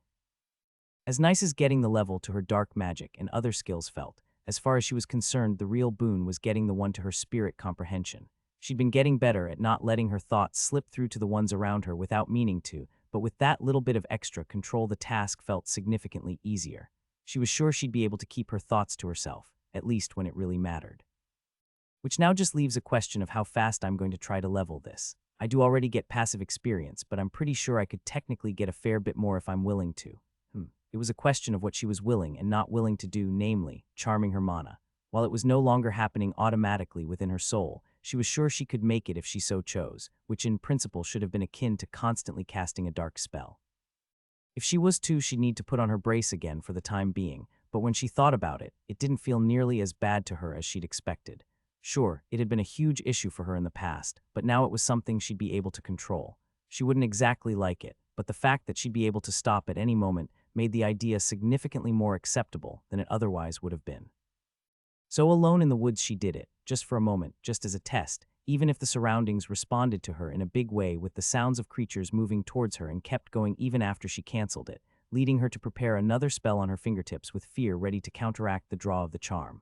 Definitely should have grabbed my brace first. She sighed to herself. Dumb idea, wish I could scare them off as easily. She felt something click in her with the thought. Who was to say she couldn't? Her charm may have merged into her dark magic, but who was to say that she couldn't apply a different spell to herself to give off? At the very least, she couldn't think of any reason it wouldn't work, so she gave it a try, fiddling around as she tried to influence the mana stored within her soul in a way other than the one she'd been born to, and only after seeing some distant beasts being lured over felt it click and got to watch the immediate change as they started to flee instead. Running for their lives like death itself was chasing them. Interesting. She undid the effect, but was suddenly full of ideas. If she could do it with those two dark spells, could she do it with more complicated ones? And what about her other affinities? Could she attach some general healing spells to her soul to provide some passive benefits to any hospital she was in, or could she use earth spells to affect the world around her? Could she mix affinities to create more complex options, and could her non-affinity magic be incorporated too? Before she'd had no ideas, but suddenly she was flooded with them, her head filled with things to test as a path to her individual way of using magic began to look more clear. Even though it wasn't too late by the time Ben got home, he still found Thera asleep when he arrived, no doubt still tired from trying to raise that one skill, along with her more personal practice she'd done throughout the day. Didn't seem like she had any intention of waking up either, so he did his best not to disturb her, and with it looking like Sonia was going to be spending the night with his teacher, he prepared himself a simpler meal than he normally would before turning in early for the night and forcing his mind up to his god's realm, where the other three were already waiting. "Good evening, my lovelies," he greeted them positively. "Who's up for a fun evening of everyone's favorite? That's right, we're talking about research." "You are way too enthusiastic about this," Myriad said with a shake. "I haven't touched the summoning spell or the mystery one in ages at this point. I need to get back to it. Tomorrow I should head over to the center too and see if Kufno has anything new for me. At the very least, they should have gotten through some of the brute forcing they've been trying to do, but for now, without further ado." He brought up both the summoning spell as well as the mystery one from the archive and looked the two over briefly before sighing in contentment. "Oh yeah, just the break I needed." Only a maniac would consider that a break, his god muttered as Ben examined one of the spell structures he just brought forth, eyeing it for just a second before separating out two seemingly random sections from the summoning one and tossing them to the side so he could stare at what remained, leaving the gods with him to wonder what he was doing. "Ben, what was that about?" Helori asked, looking at the banished segments in an attempt to understand the thought process behind the act. What's what about?" He asked in return, still focusing on the majority of it he had left. "The part you just threw away. Oh, that. There's just no point in wasting time on solved segments, is there? Better to focus on the bits we still need to figure out." "I'm sorry, what the hell do you mean, solved segments?" "The section for opening up a reality and the one for protecting anyone traveling through the chaos. Come on guys, focus here." It was what he wanted to do at least as he directed his eyes at the massive amount that remained, but after a few moments of silence where the three gods quietly looked between themselves, Myriad was the one who spoke up. "Ben, focus on me for a minute and explain. How could you possibly be so sure of that? What do you mean, How do I know that?" The second he'd seen it in front of him, he took it to be a solved problem, one that wasn't even worth thinking about when there was still more to discover, but he had no reason to feel so certain of that fact. So why was it so self-evident to him even then as he looked back at the two segments, trying to understand his deeper thought processes, only for echoes to light up in his head? As he looked at them, each of his minds started to ring, flashing out scenes of the unnatural monster that had invaded their reality, his glimpses into the infinite hells, and most of all, the primordial chaos he'd stared into as he was violently forced from the realm, pulled back down by his body as it started to heave, and only giving him just enough time to run from bed to find a place to vomit before he started to calm down. "Don't think about it. No, I need to actually think about this." But in a couple minutes, those were a couple minutes that he used to clean himself up just a bit and wash out his mouth before slinking off to the couch with a garbage can in hand before forcing his mind back up to face the gods who were watching him with concern. "Ben, what was that?" Myriad asked him in clear worry, getting an honest but altogether unsatisfying response in exchange. "I don't know." He didn't know why his minds had flashed so strongly to the chaos, nor why it had caused such a violent reaction in himself, worse than when he'd even seen it in person, even if one other thought whispered in his ear as he reflected. Witness of chaos. The statement on his status that was maybe a blessing, even if there was far too much to call it into question for him to accept it as such, no matter where it was placed on his card. Since he'd first gotten it, it hadn't seemed to have any noticeable effect, and after eventually bringing it up with Nair and Helori, neither of whom could give him much more help as far as it was concerned, he eventually elected to not worry about it. A choice he was beginning to regret as he explained exactly what happened to the waiting gods, watching all three try to hide their concern. It was obviously unexpected, and since none of them could tell what it was even doing to him, there was no way they could just look at it as some simple thing. But without options, Helori tried to take a positive approach to keep from worrying the mortal. If we can confirm the information is correct at least, then this really is a big breakthrough. That would point to it being positive at least, she said, trying to raise the moods around her. So that just leaves verifying. Yeah, I figured as much, Ben nodded. And I also have the impression that trying to do that is going to leave me barfing even more, so let's get this over with. Even though they felt solved to him, Ben stared at the 2 sections he'd removed, trying to backtrack through the subconscious chain of thoughts that had led to that feeling, with his stomach twisting and warping each time as his mind kept flashing back to the chaos, as if the answer for him was there. It's not, he told himself as he brought himself back to the realm for the 4th time. It's in my head and it's in front of me. Forcing himself to keep down what little was left in his stomach, he confronted the chaos head-on, letting the feeling of it hit him as he examined the structure, putting together what he could best describe as a soft picture of why he believed what he did. It was built upon assumptions and feelings, but at the same time was all things that he could not only test, but build upon. It's like there's been some massive change to my subconscious, I just haven't noticed because I haven't thought about the primordial chaos, he muttered aloud. It's like connections have been made in my head amongst things I know, half know, theorize, and suspect, all of which leads to just one real question. What, his God wanted to know, with the other 2 just as eager for the answer. Why the hell hasn't this helped me awaken lesser inspiration? Ben, be serious here. I'm being serious. Lesser inspiration is a skill that acts on the subconscious to help with exactly what I just described. The fact that I'm suddenly making enough connections that I can look at a portion of this spell and have a good idea of what it's about is huge. Even if I'm only seeing the parts that relate to the chaos this clearly, I should be able to use the stuff this is helping me to figure out to get huge swaths of the rest of the spell. Hell, look at how much smaller the archive spell is. I might be able to figure out its purpose in a few months, a year tops at this rate, all because I suddenly have so much more to work off of. I absolutely should have awakened lesser inspiration with all of that going on. I'd suppose if it's acting on your mind in a different way from your skill, then it might not have done the job, Nair mused, but there's really no way to know for sure. More importantly, now that you've been doing this for a while, how are you feeling, Ben? Sick, sore, mentally exhausted in a way that usually takes months of constant work. Also mildly worried about the fact that I only ever gain more changes to my mind. Seriously, I'm beginning to think it might be just me dealing with this sort of stuff. It is just you, Myriad told him in no uncertain terms. Literally, not a joke, 100% just you. Who else do you think would possibly have to deal with this much nonsense? I really feel like at least a couple of the other summoned should be having to deal with a certain level of bullshit too. Nobody else on the planet has to deal with a few thousand minds in their heads, let alone has looked into the chaos between realities. Hey now, that's not exactly right, and there's an idea. What about the gods who have actually gone out there? Surely they must have some experience with this, right? Well, 1, as you've already mentioned, a part of the spell is there specifically to protect them, and 2, which is important, so listen close, there's a huge difference between the mind of a mortal and a god. Like, is there really though? Maybe not for you, Hellori muttered, even as Myriad went on. A big enough one that I'd still fully expect your brain to be fried in any attempt to connect to one. Okay, but I don't think with my brain, I use my big, juicy soul, and yet my statement still stands. But seeing as that's not an avenue, Nair cut in, it would be best to pursue another.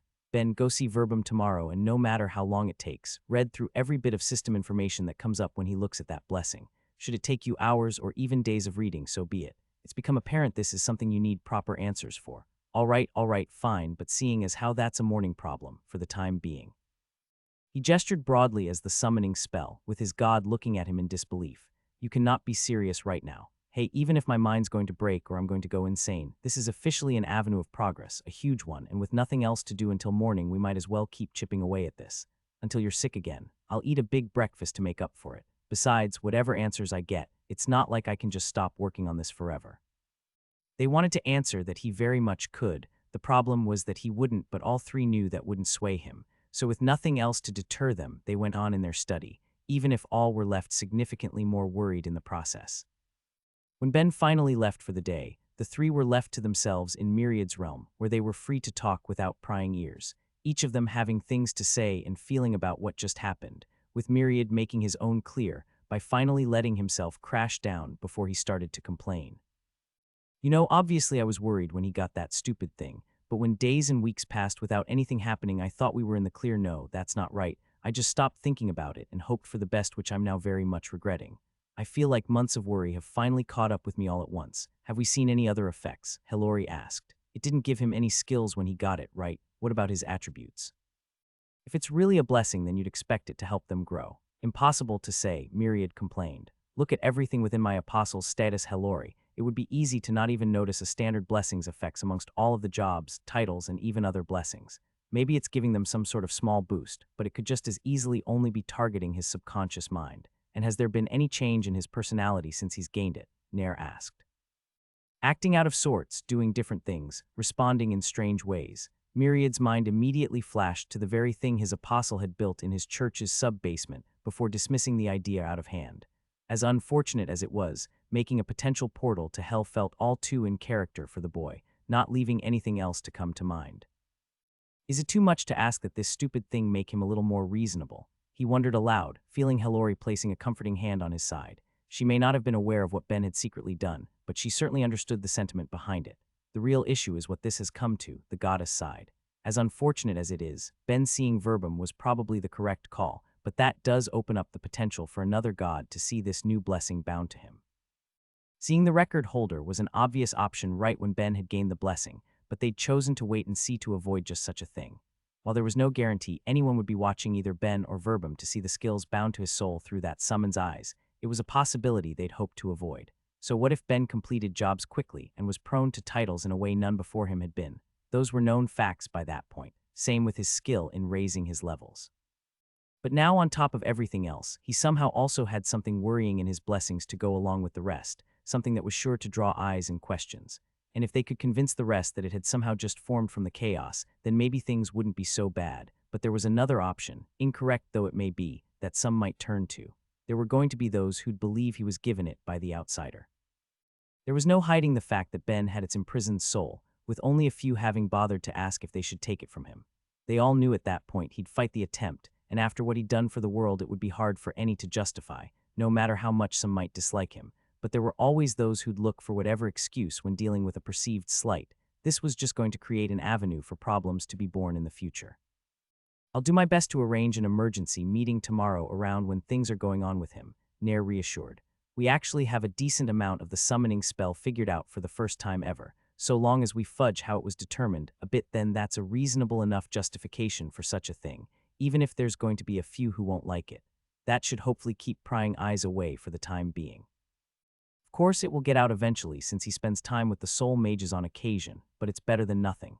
It felt like the sort of thing they'd never get an answer to, but Hillary at least seemed to have a theory. We know from the Grey that it's possible for things to adapt to the chaos after being born to a universe. It's not just things spontaneously generated out there, she reasoned. Maybe Ben's just gone through an early stage of that. You have to admit, if it would keep him from at best dying or at worst mutating into an untold monstrosity if he ended up between realities, it would certainly qualify to be called a blessing. But he didn't even have a finger crossover, Myriad argued. By all reasonable standards, he's barely been exposed to the chaos. But he saw it. No, let's be accurate here, he witnessed it, just like his blessing says. Plus, just because he didn't cross over, who's to say nothing got in? Some tiny waves of pure uncertainty that could have latched onto his soul, which isn't even considering the benefit he has that could have made it easier. Not just a healthy number of other blessings to improve his odds, he has the system as a whole, a tool designed to help people grow and eases certain burdens on souls in the process. A tool itself designed to grow and help others grow. Who's to say it didn't play a part in ensuring that he got the best possible outcome? Nair. Myriad asked, turning to the primary architect of the system itself. What do you think? It's possible, I suppose, he eventually gave in. Like she said, it was made to grow, though that would be a bit more significant than I'd expect. Still, if we consider the fact that it was likely bound to the outsider, then it might have learned from its experiences if we assume that thing was born to a different universe first and had to adapt to the chaos as well. In the end, it's impossible to say for certain, though. I suppose we could get Ben to try and get that bit of information from the system itself through verbum, Hillary mused, though I can't imagine how long and hard that would be to successfully pull out. Things are bad enough when the record holder has something right before his eyes. Imagine how much information the system would spit out for an open-ended question like that. They didn't need to. At the speed Ben could already read at, certain inquiries could still take him days to get through. Something that broad, though, they'd be talking in terms of straight months, if not years. In the end, all they were doing was musing and theorizing, though, so from there they moved on to the far more productive discussion of just how they wanted to call their meeting to ensure as few eyes would be on Ben as possible in the day to come. Slipping off early the next day, Ben's first stop was to his research center, expecting to be alone when he got there, but getting the surprise of seeing someone else so early in the morning. Kuffno, what the heck are you doing here this hour? Ah, Ben, his employee greeted. I've just been organizing some of our records. If I'd known you were going to be showing up today, I would have tried to get them touched up days ago. You really don't need to worry too much about it. I don't expect you or anyone else to put in more than the agreed hours. I'm simply an early riser who enjoys an interesting problem, the man shrugged, and there aren't any more interesting around than this. True enough, just don't feel obligated to do anything extra you don't need to. I'll feel like a slave driver. I'll keep that in mind. So may I show you to our newest records then? In a second. That's only half the reason I'm here. Expending a fair chunk of his power, Ben materialized multiple books, all filled with information on the sections he believed were solved, before placing them on the table to the side. The gods and I believe we have a pretty decent grasp on a couple portions of the spell. We just need them to be tested a bit. Along with the background knowledge, I've outlined a few experiments to be run to test against some of the assumptions we have in there, so if you and your team could read through those and run them when you get the chance, I'd appreciate it. If it works, then we're about to have a giant leap forward in progress. In that case, I'll make reading the priority for the next 2 days, and we'll move on to experimentation once everyone at least has the background information. You're the best. So with that out of the way, I'll get my reading done quick and get out of your hair. He went to the shelves of documents from there, raising swaths of them into the air and letting pages flutter past his eyes as he took in the available information, already seeing areas that would either verify or else hint towards the accuracy of some of the predictions he'd already made, acting as more points of data that whatever was happening within the recesses of his subconscious was at least managing to be helpful. Even if it would be cool if the fundamental way I think didn't keep changing with every little thing, there was no god around to comment on the idea that staring through the universe to the chaos beyond was just some little thing, and with the only noises in his head being his swarm of thoughts, he bid his goodbyes to Kufno, off to see if he could get some answers to the new, strange feature of his status. He verbum. The other summon met Ben's happy greeting with a quiet stare for a second before breaking down to a tired sigh. I'm assuming it's witness of chaos you want me looking at this time. Pretty please, buddy. Anything I can use to narrow it down a bit first? Unfortunately not. Fine, let's get this over with. With Verbum resigned enough to Ben's request that he didn't bother putting up a fight, Ben was able to take in mounds of information as he prompted the record holder to move at ever greater speeds, letting Ben take in more all the faster to let the other enjoy his peace, even if what he was seeing was going to require some interpretation on his part. He knew about the nature of his mind, at least to a greater degree than an average person, and he knew all there was to know about the chaos that the gods of the world and the gray beyond it could teach. All he had to do was fit those bits of knowledge into the things he was reading through Verbum's eyes. But it wasn't easy. He didn't know why the system would spit out so much seemingly unrelated information to mostly straightforward questions, being forced to assume that it was seeing things and connections that he just wasn't. The only other assumption he could make was that it was making mistakes, something he'd prefer not to believe, not only because it wouldn't be helpful, but because it would call into question everything he would learn that way.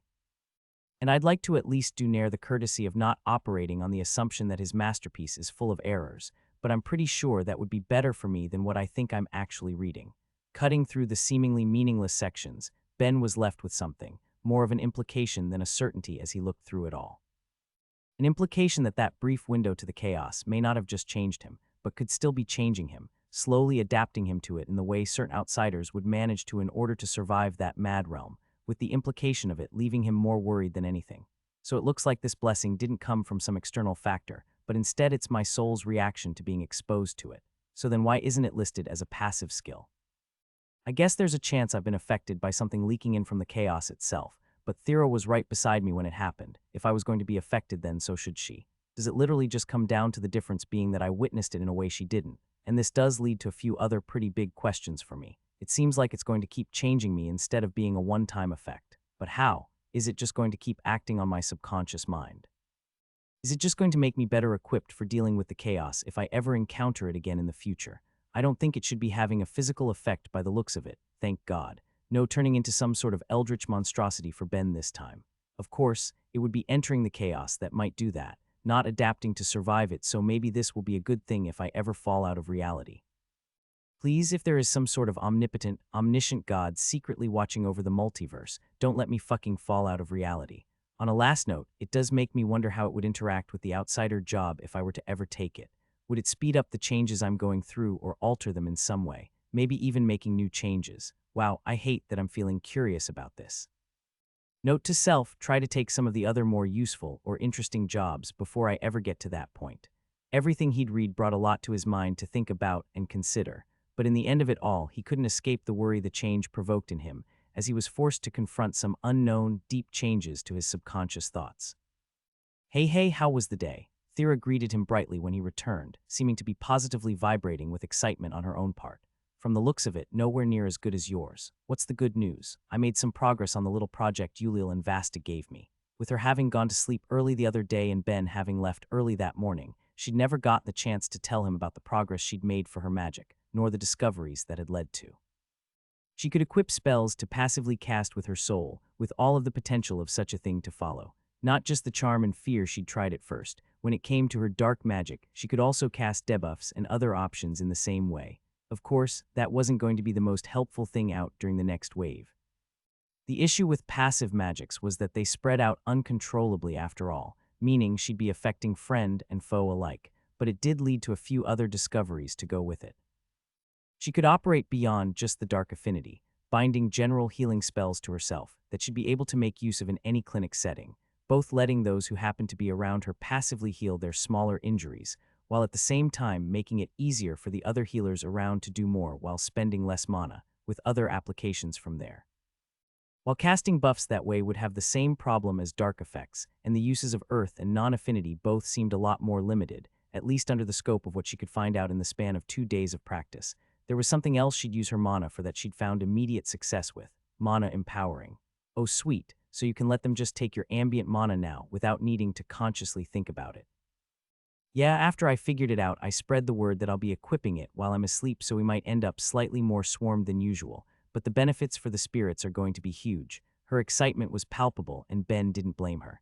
She just figured something huge out for herself, and from the sounds of it, her paternal race as a whole. If the spirits weren't going to need to wait for her to transfer over her mana, but could now take advantage of her effects by simply being around her, then their numbers were sure to explode even more than they already had been doing, which was going to be a healthy plus for the planet on top of everything else. And they already love her. I wonder if Thera's sheer presence is getting to the point for them that they won't just immediately turn tail and leave if things get too rough here for us. At the very least, it might mean they stay longer than they otherwise would to help. But anyway, what's going on with you? She asked him. Once her own excitement was out of the way, it was a lot easier to notice that something seemed to be on his many minds that, while not obviously negative, was enough to weigh on him in a way that lightly touched his expression. It's this whole thing. The gods are worried about my weird blessing, and after looking into it a bit, so am I if I'm being honest. Okay, anything that's enough to worry you worries me. What's happening? It looks like Witness of Chaos is having some sort of effect on my mind. Thera sat in silence for a moment, waiting for more and only speaking up when it seemed like that was the end of it. So the problem is that I'm afraid I'm going to go insane. What is that all? Is that not enough? Your mind does change pretty frequently, Ben. Yeah, but not like this. I'm being serious, Thera. Witness of Chaos, whatever it does, I still feel the things I've seen clawing at my mind. I literally just discovered that I can suddenly interpret a pretty huge swath of the summoning spell for no reason other than it's the part for traveling between universes. I have no clue what else this is doing to me either. Even though he wasn't trying to show it, there was worry in his voice. He'd at least understood every other change his mind had gone through to one extent or another, but not that one. It was a mystery to him even after plunging the depths of the system on it, and that made it more worrying than anything else. Seeing that, Thera placed a gentle hand on his cheek, trying to calm him down. Ben, since I've known you, the way you've thoughts only become weirder and weirder. You know that. Your mind has changed and split and been torn to shreds multiple times, and that's not even mentioning the level of control you have over the way you think. Who else on the planet can deconstruct their consciousness and have it merge into other people's or any of the other crazy things you do? Thera. Ben, despite all of that, despite every ridiculous change that's gone through your head, in the end it's always still you, she told him. It doesn't matter if you think with your brain or your soul, with one mind or thousands, you're still the same man I've known for years. Whatever's going on, you'll get through it, and I'll be here for you the entire time, so if it's a problem, don't stress on it. You'll figure it out. When she put it like that, it was reassuring. She was right. Sure, he'd undergone changes to the way he'd think, but they'd never changed who he was, not really, and with the state of his mind, he could keep examining himself to make sure that was still the case. Even reflecting on his thoughts and actions from before and after he'd gained the new blessing, no change seemed as though it hadn't come from within himself or been an appropriate product of his environment. He had the mental facilities to examine himself for changes, and from there decide what they meant for him, for good or ill. You know, I think the gods could learn a thing or two from you about reassuring people, he told her with a smile, feeling a little less worried that he had been coming back from the library. "What can I say? I'm wonderful," she smiled back, leaning into him. "You can show me how much you appreciate what a light I am in your life if you'd like." Happy to show her all the appreciation she wanted for easing her thoughts in the bit of privacy they had, Ben kissed her, more than pleased to go on and enjoy the night. With the morning came the new day, one that Ben decided wouldn't be spent on things outside of his control, instead devoting it to chores he knew he needed to get out of the way for the upcoming wave. Really, there was a pile of them, but he let Thera talk him into one in particular before moving on to the rest, practicing. Ben was going to be going between various invasion points with her, and he didn't intend to just be a tag along. That meant he needed to be prepared to fight to whatever extent he could in the ways that suited him most. But the few ways he could weren't something he devoted much time to, when his hours were much better spent on acts of creation. Being on the front lines, though, that needed to change, so he resolved himself to use at least a bit of the time left they had on practicing the more combative applications of his skills, leading himself and Thera to heading out to the town's public training grounds. As she pulled out and shaped multiple lumps of dirt from the ground below, practicing her multitasking by carrying them through the air with her power, Ben was treating them as targets, using both one of his guns as well as his magic to try and hit them, while she did all she could to avoid his shots, leaving the sky above a mess of movements and collisions, as they both put to use some of the finer bits of their skills. And as time went on, both largely ended up treating it like a game as much as they were viewing it as a chance to improve their skills, with Ben in particular reminded about the carnivals of Earth he'd enjoyed as he took his shots, watching many of them hit, even if he knew that when it came time he'd be able to do better than he currently was for the difference in what he was shooting at. Ben's power was never going to beat out a piece of stone Thera had strengthened. He knew that much for sure, but that wasn't true of the more fleshy bodies he'd be aiming at in the near future. Not only would the demons be pouring out in a volume that would make it hard to actually miss, but when shooting at flesh, there was practically no way that his attacks wouldn't tear through them, able to take out multiple ones at once so long as he paid the slightest bit of attention to where he was making his shots. Which means I should maybe consider taking high tank instead of what I was originally planning, he mused to himself. I'd definitely be able to get enough experience doing that compared to what I want to go with. But nah, as nice as the bonuses to my defensive skills would be, I have my goals. Still, it didn't hurt to consider how he might make the most of his strengths. So for the next attack he materialized a thin film around the bullet he was firing off, barely spending any of his mana compared to the power behind the attack as he watched it hit, and judged the viability of doing that in the war. Let's see, creating a poisonous layer on the things I shoot out with my magic won't necessarily be useless, but I'm confident that the first things I hit will be killed easily enough, and probably the second too, which just means it would be to damage the third demon my shots either pass through or land in. Except if I'm assuming I'll be able to successfully shoot through two demons with one bullet first, the effect of passing through their bodies feels like it would have a decent chance of wiping away most of the poison before it can show its effect where it would be most needed, which means it's probably a less useful way of spending mana than just saving that bit to shoot more. A shame. It had felt like a decent idea right until he tested it too, leading to just a bit of disappointment before he moved on, accepting the results and thinking on what to try next as he materialized a small cube on a whim and shot it out, observing the effect as it completely missed its target. Sacrificing power, wind resistance, and accuracy was obviously never going to work. A shame, though. I am the apostle of Myriad. Mowing down demons with cubic bullets would be a hell of a calling card. It had just been an idle whim, though, when he hadn't had any real expectations for, yet left him with an idea as he materialized a different shape and let it hang in the air as he pointed straight forward, not aiming at any of Thera's targets as he shot it off but hitting one nonetheless. But even if I can't make the cube idea work, I can affect the trajectory by altering the initial bullet's shape. Interesting. Not necessarily useful, but I'm not so confident it won't be that it looks like I'm going to practice that a bit more. The mana cost was still worse, and he could materialize from and shoot from any angle, instead of trying to play with how his shots would hit the wind, but the fact that the attempt netted him a level showed it had potential, and it wasn't like he'd lose anything but a bit of time doing that, so for the rest of the time he devoted to practice that day was spent getting a feel for how different shapes would move through the air, taking that information, and on the off chance it might show its use later. I hate everything about this. It's fine, Myriad. Chill. I refuse. I hate that you thought of this. It's a new way to work on my skills while I'm up here and will boost my odds of survival overall. You should be thrilled I had this idea. Until you hit somebody. Your gods, you'll be fine. Myriad was less sure but didn't want to immediately refute him for the fear that Ben might want to put the idea to the test when he was already about to make the realm a lot more dangerous given what he intended. Up until then, Ben had treated his actualization rather casually, as he had raised it to mastery.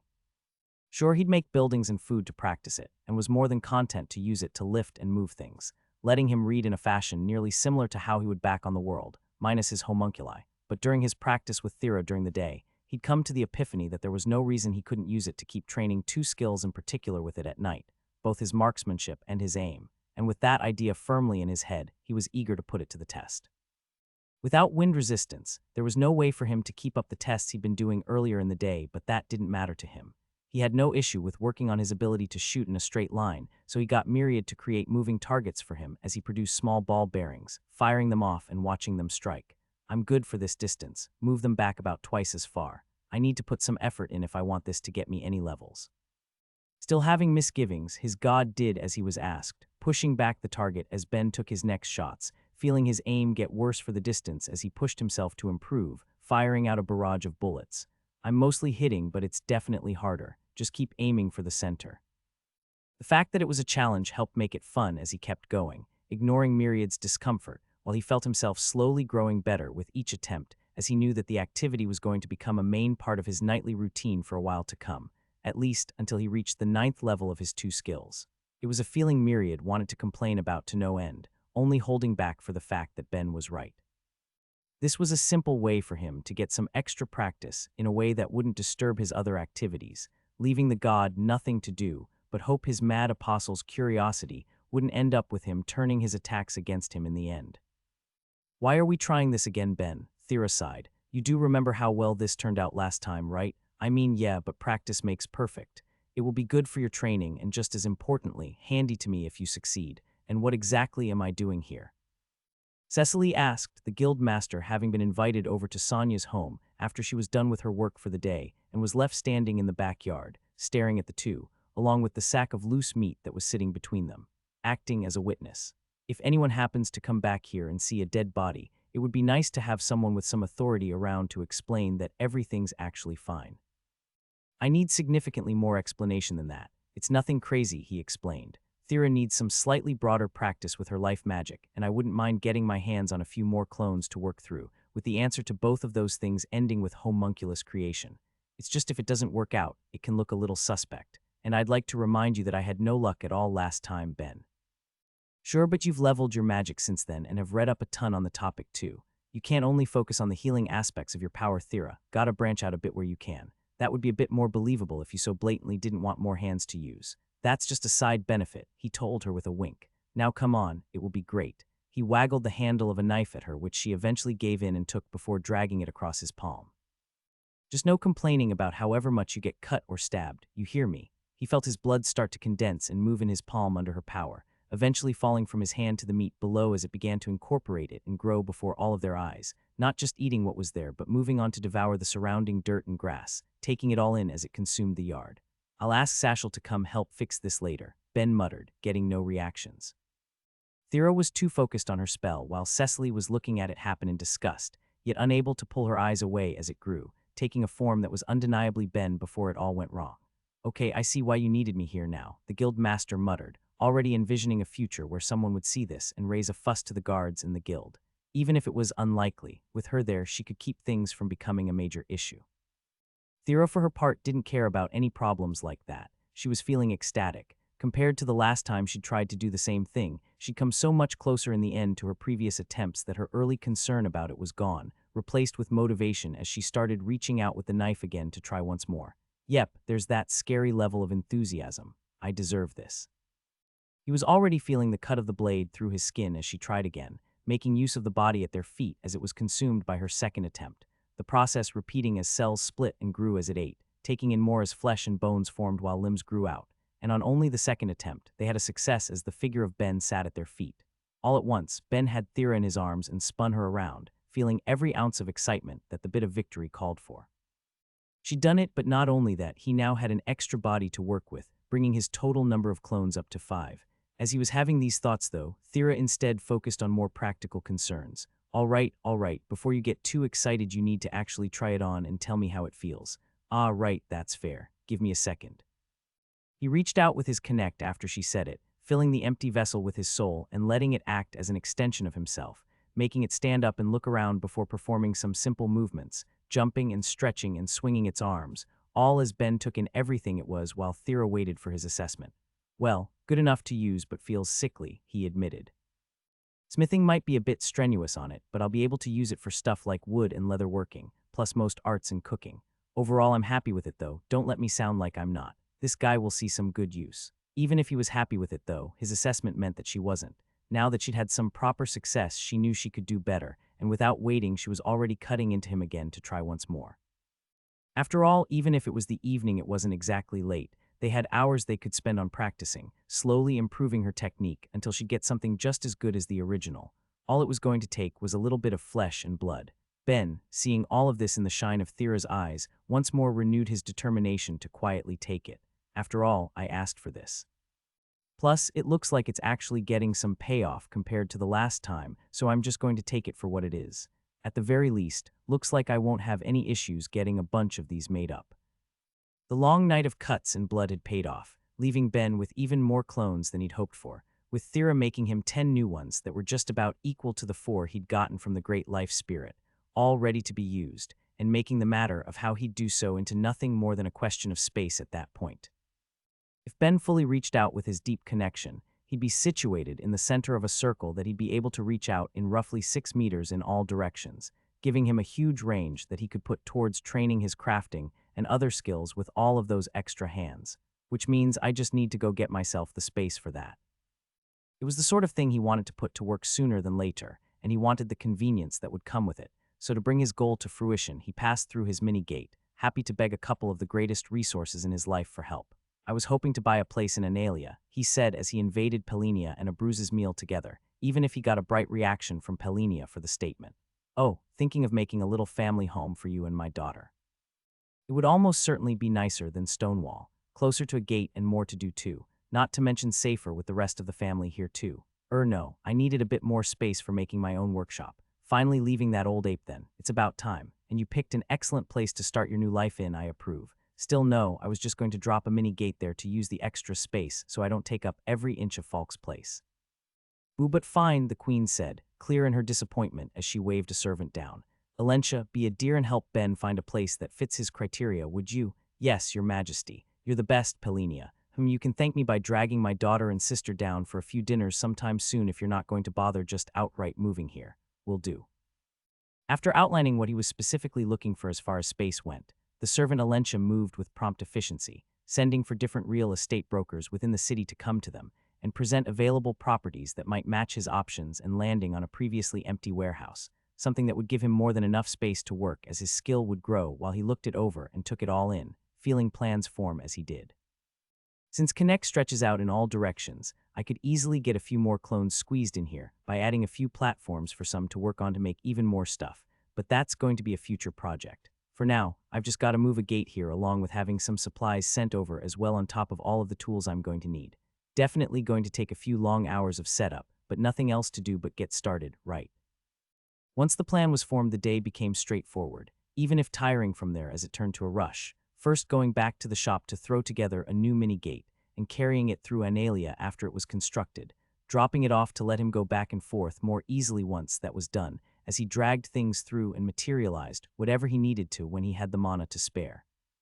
Slowly building up the place into a proper workshop for him to enjoy with every body at his disposal and indulge in his numerous crafts. As much as he enjoyed his smithing, and as much as it was what the world needed, he didn't want to be doing that alone. It was taking up untold hours of each day, so to balance that out, he also wanted to enjoy other things too. Painting, drawing, sculpting, wood, stone, and leatherworking, and more, not to mention all of the cooking he'd need to do to ensure he could keep all of the homunculi fed and alive. This was going to be his place to indulge in it all with everything he'd be doing, making a smile stretch across his face as his mind's already rushed while plans formed and danced across his thoughts. By the time he'd finished as much as he could after filling and organizing the place, it was late in Stonewall, enough that he wasn't expecting any encounters when he got back but found Falk waiting for him, looking at the new gate in his business with open suspicion. And what exactly is this, boy? Gate to my new workshop, he said innocently, getting a shake of the head for his response. If you're going to go out on your own, then do it completely. Cut the cord and start your own place. Gods know you're more than good enough by now. Don't wanna, and more importantly, this is just because I needed extra space.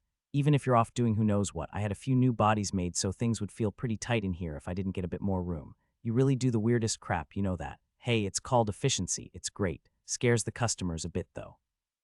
You're away often enough that the shop's barely open, Mr. Future God. Speaking of, what has you so busy this time? Ah, finishing a project. I'll take you out to see it when it's done. Or you could take me now? No. Aw, come on, why? Because it's late and I feel like if I let you see it before it's done then you're going to hound me about it until it is and you have your own work to be doing. True but lame. Fine, but my curiosity is raised, Falk. I've got high expectations here. Ah, be patient for a few days, boy, and then I'll have them blown away. So what did you need me for today? Thera asked as Ben and his clones were swarming her, moving her arms and legs and eyeing measurements as they did, getting you outfitted. Now that the rest of the day's work is done, you're my main project for the time being. Okay, why though? Better safe than sorry, he shrugged. I don't exactly want you needing something while we're at the invasion points and not having it, hence getting as much of that sorted out now while we can. That means duplicate armors and staves and a couple other things. She looked at him through narrowed eyes. What couple other things? Don't worry about it, he told her as amongst the flurry of activity going on around them, one of the homunculi very clearly dropped a pile of mind circlets into a spatial bag. What matters right now is getting a few copies of your armor made up in case anything goes wrong, as well as a pile of staves. I don't exactly anticipate you breaking your current one, but this is one of those better to have it and not need it situations.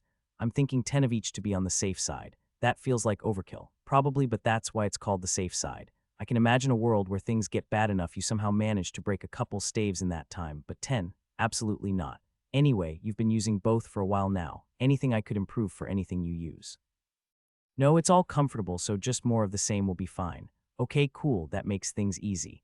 With nothing to change, his many bodies began to move, taking advantage of the new workspace he'd bought as they split themselves up between the tasks, with Thera not looking at the staff or armor groups, but instead the third, not doing any smithing, but instead focusing on alchemy. So what are they up to then? Just an experiment, 1 second, he told her as the first vial of mystery liquid was complete, downing it and judging its results. Doesn't taste terrible, which is a plus, and I don't seem poisoned, which is another, although I'm supposedly poison-proof enough that I'm not really the best person to use as a standard for that. As for its effects, he materialized as much rainbow mana crystal as he could, bringing his total pool to its bottom before counting how long it would take to refill, and finding it took only a little over 5 minutes, a bit less than half his normal rate, telling him the potion he'd modified was performing better than expected. All that was left was making sure it would be safe for Thera's consumption. Here, drink this, but keep an eye on yourself for a while afterwards. I'm not expecting any serious side effects, but it never hurts when trying something new. She did as he asked, downing it without any immediate reaction, and leaving Ben to focus on what to worry about next once he was confident he hadn't just poisoned her.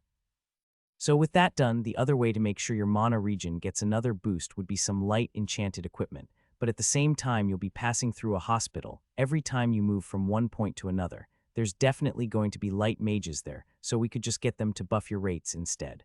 Okay, that sounds like a plan. Other than that, I don't exactly know the quality of food we're going to have to deal with, so I'll prepare some time enchanted boxes to hold some fresh meals, and other than that, maybe work on something for yourself, Thera told him, nodding to his jacket. I know you like it, Ben, but it doesn't exactly hold up well.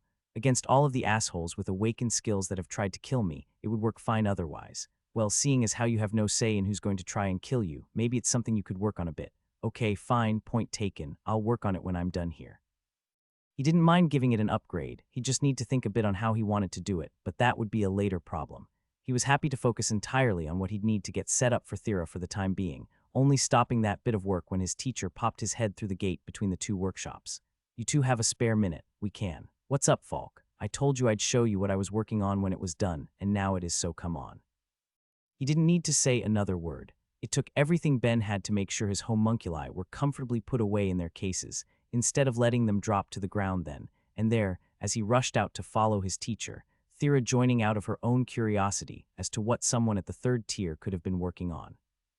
As they went to the main gate network and passed through to the magic towers, it took all Ben had to keep himself contained instead of bouncing and jumping through the streets in anticipation before they seemingly arrived at their destination.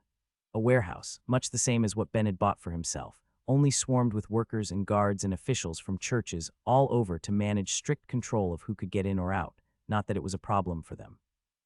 With Falk as the one in charge of the facility, no one was going to question who he saw fit to bring along, nor did they have the authority to.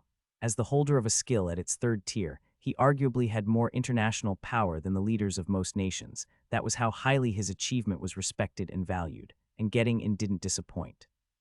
Second they were inside, Ben immediately was able to see the dense tangle of enchantments taking up most surfaces around them as he instantly began trying to decipher their purpose, rushing from place to place as he took it all in with no mind paid to the people trying to work around him.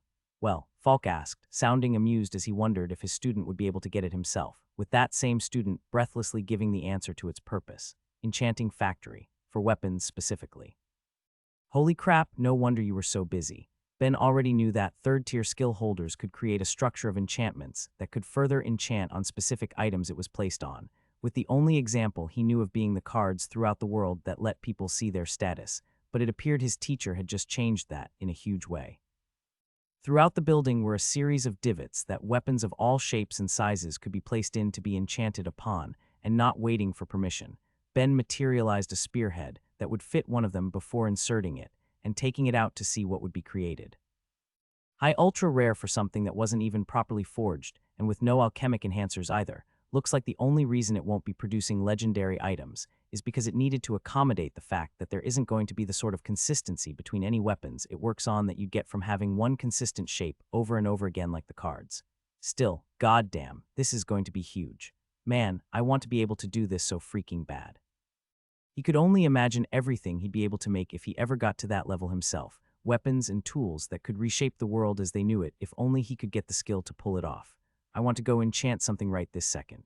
God, Falk, I need the world to win just so I'll have a chance to get to this point one day, Ben sighed. Give me an extra decade of life to make it happen, that's all I ask. And as bizarre as it is to hear that's the reason you want the world survivin', in the end, I'll admit I'm pretty proud, his teacher laughed. It's all been tested so we know it works and it starts up in earnest tomorrow. Before you know it, the world's gonna be flooded with my works. I'll bet. I am so insanely jealous. Considering the enchantments would go down on it almost instantly, Ben could only imagine how much would be going through that building in a single day. Tens of thousands of pieces didn't seem unreasonable, but the limiting factor was going to be how many items they'd be able to make to enchant upon, meaning the total would probably drop a bit below its maximum potential, except they'll probably have stuff sent from all over the world to be enchanted here. Damn, that's gonna be a lot, meaning all that's left is what I can do for myself. Just seeing it was raising his competitive spirit. Ben wanted to improve. He always did, of course, but then and there he wanted to do more. He wanted to catch up to his teacher, to match that level of enchanting and apply it to his own work, and his mind was already rushing to figure out how to get there. As Ben sat in the living room late at night, staring at his jacket with intense eyes, Myriad spoke up in his head.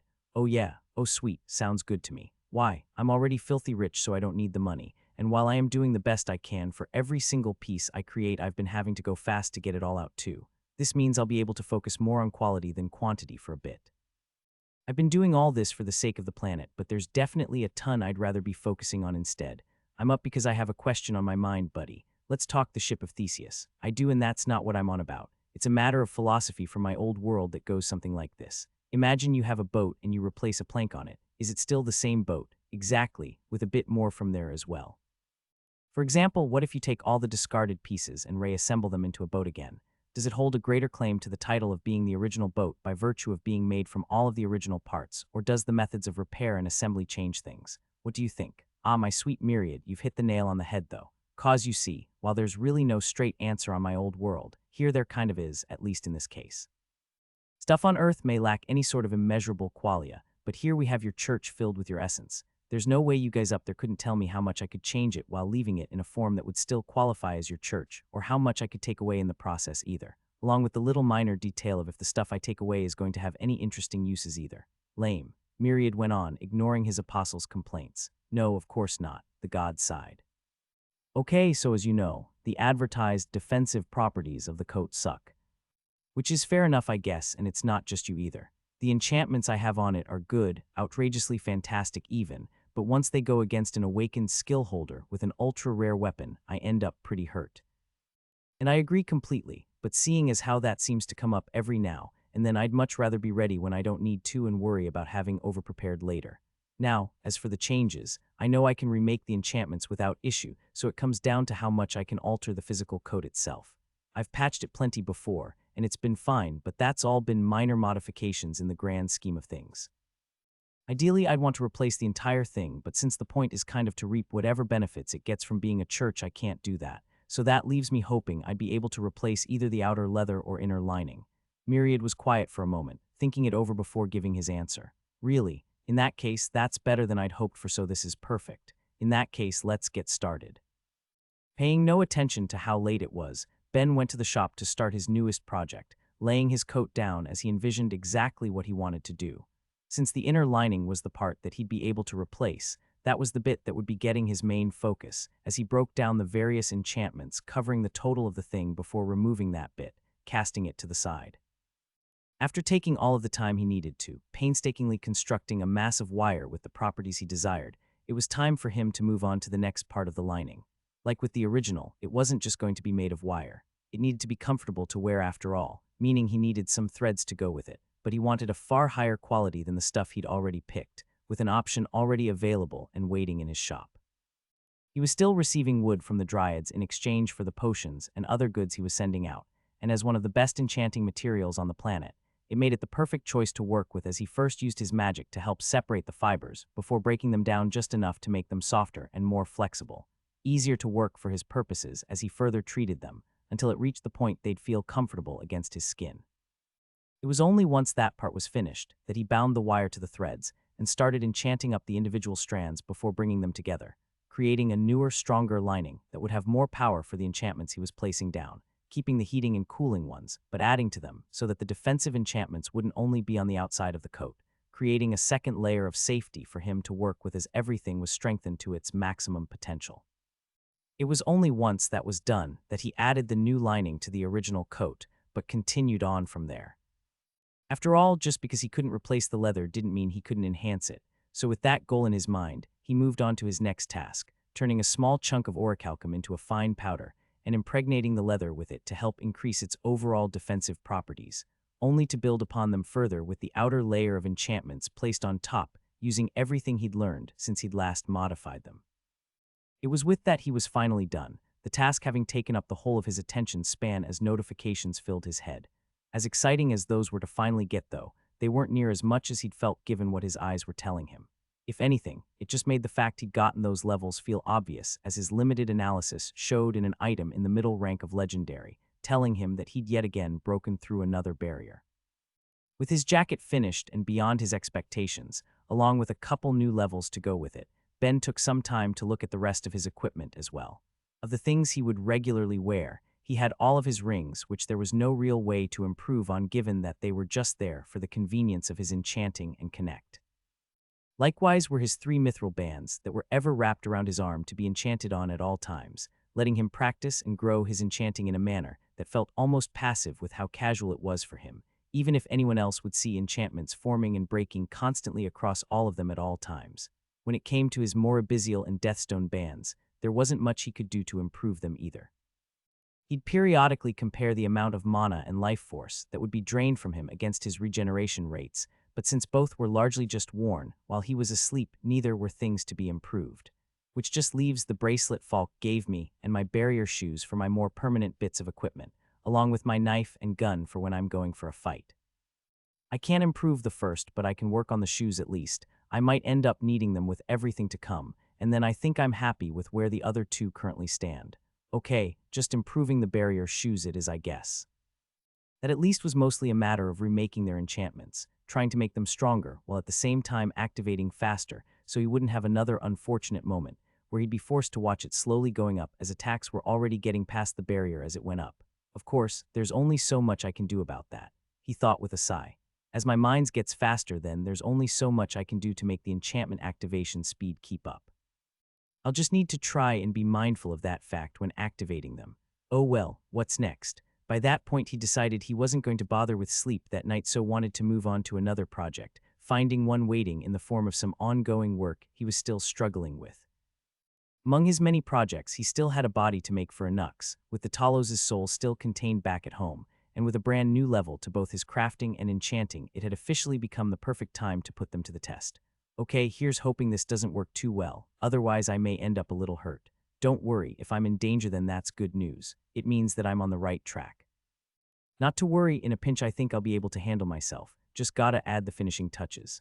Unlike in the past when Ben had focused on making miniature robot bodies to house the souls he would shove in them, he decided to move on to a full-sized model at that point, wanting to see the effects of scaling it up, even if that meant getting a little more creative with construction. When it would get to the point that he was confident, then, he'd make sure to construct the body properly for best results. But as he was still in the testing phase of things, he was leaning towards convenience instead, materializing different smaller sections of the body into modular segments that he could then snap into place as he brought the pieces together into a greater whole, finishing with the addition of a single soul crystal. Housing the soul of one of the demons he'd killed during the discovery of just what the forbidden gods had done. It was the same demon soul he used any time he did his testing, meaning it was growing used to things at least. The form he gave it may not have matched its original body, but after being shoved into various bipedal shapes, it understood the gist of it. Ben watched as it moved its arms and clenched and unclenched its hands before getting up and looking around, all while he looked back at it, taking it in through multiple angles with the eyes of his clones to examine its movements. Looks fluid enough. Smooth and natural well, maybe a little jerky, but that's likely an aspect of it getting used to the new body as much as anything. Lower legendary too, which is a good sign, though how good remains to be seen.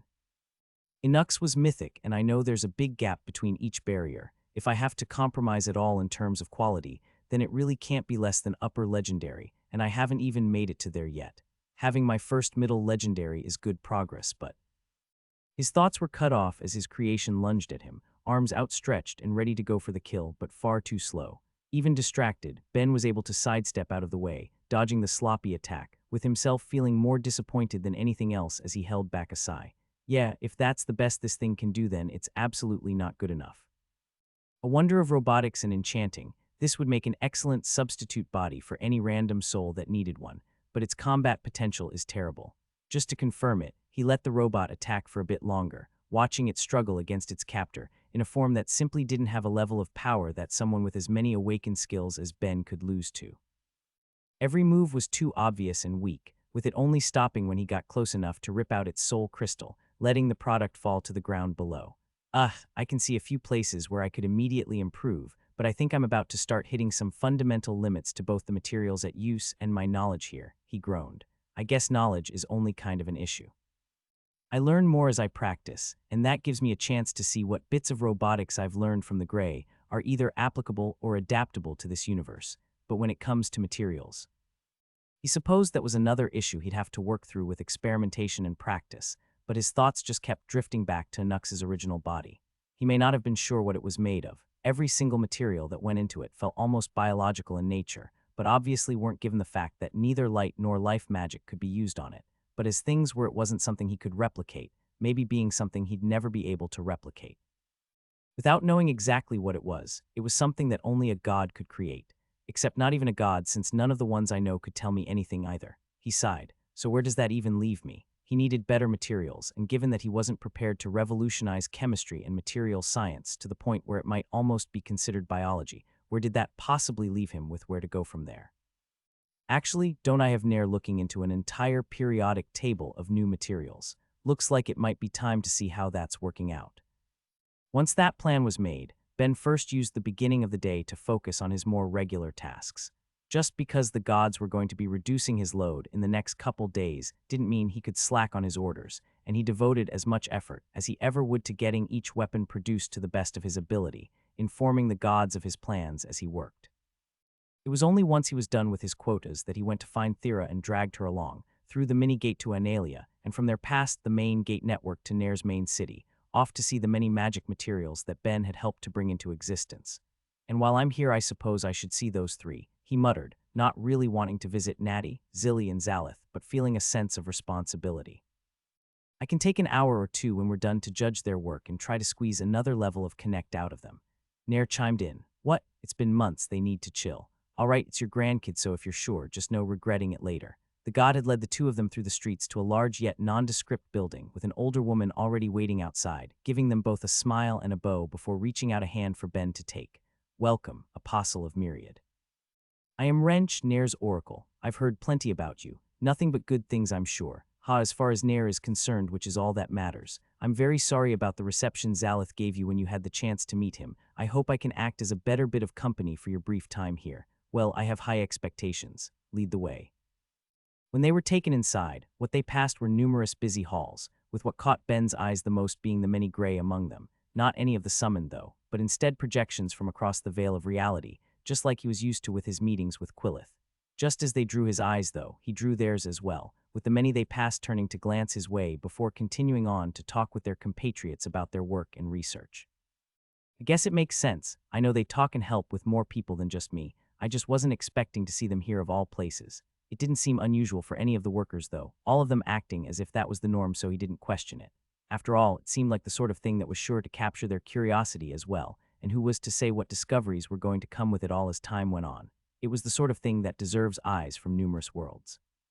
Still, it was something he resolved to talk to Quillith about when their next meeting came around to get some opinions from the Grey's perspective as they continued on through, ending up at a shelf of written records as Wrench spoke up.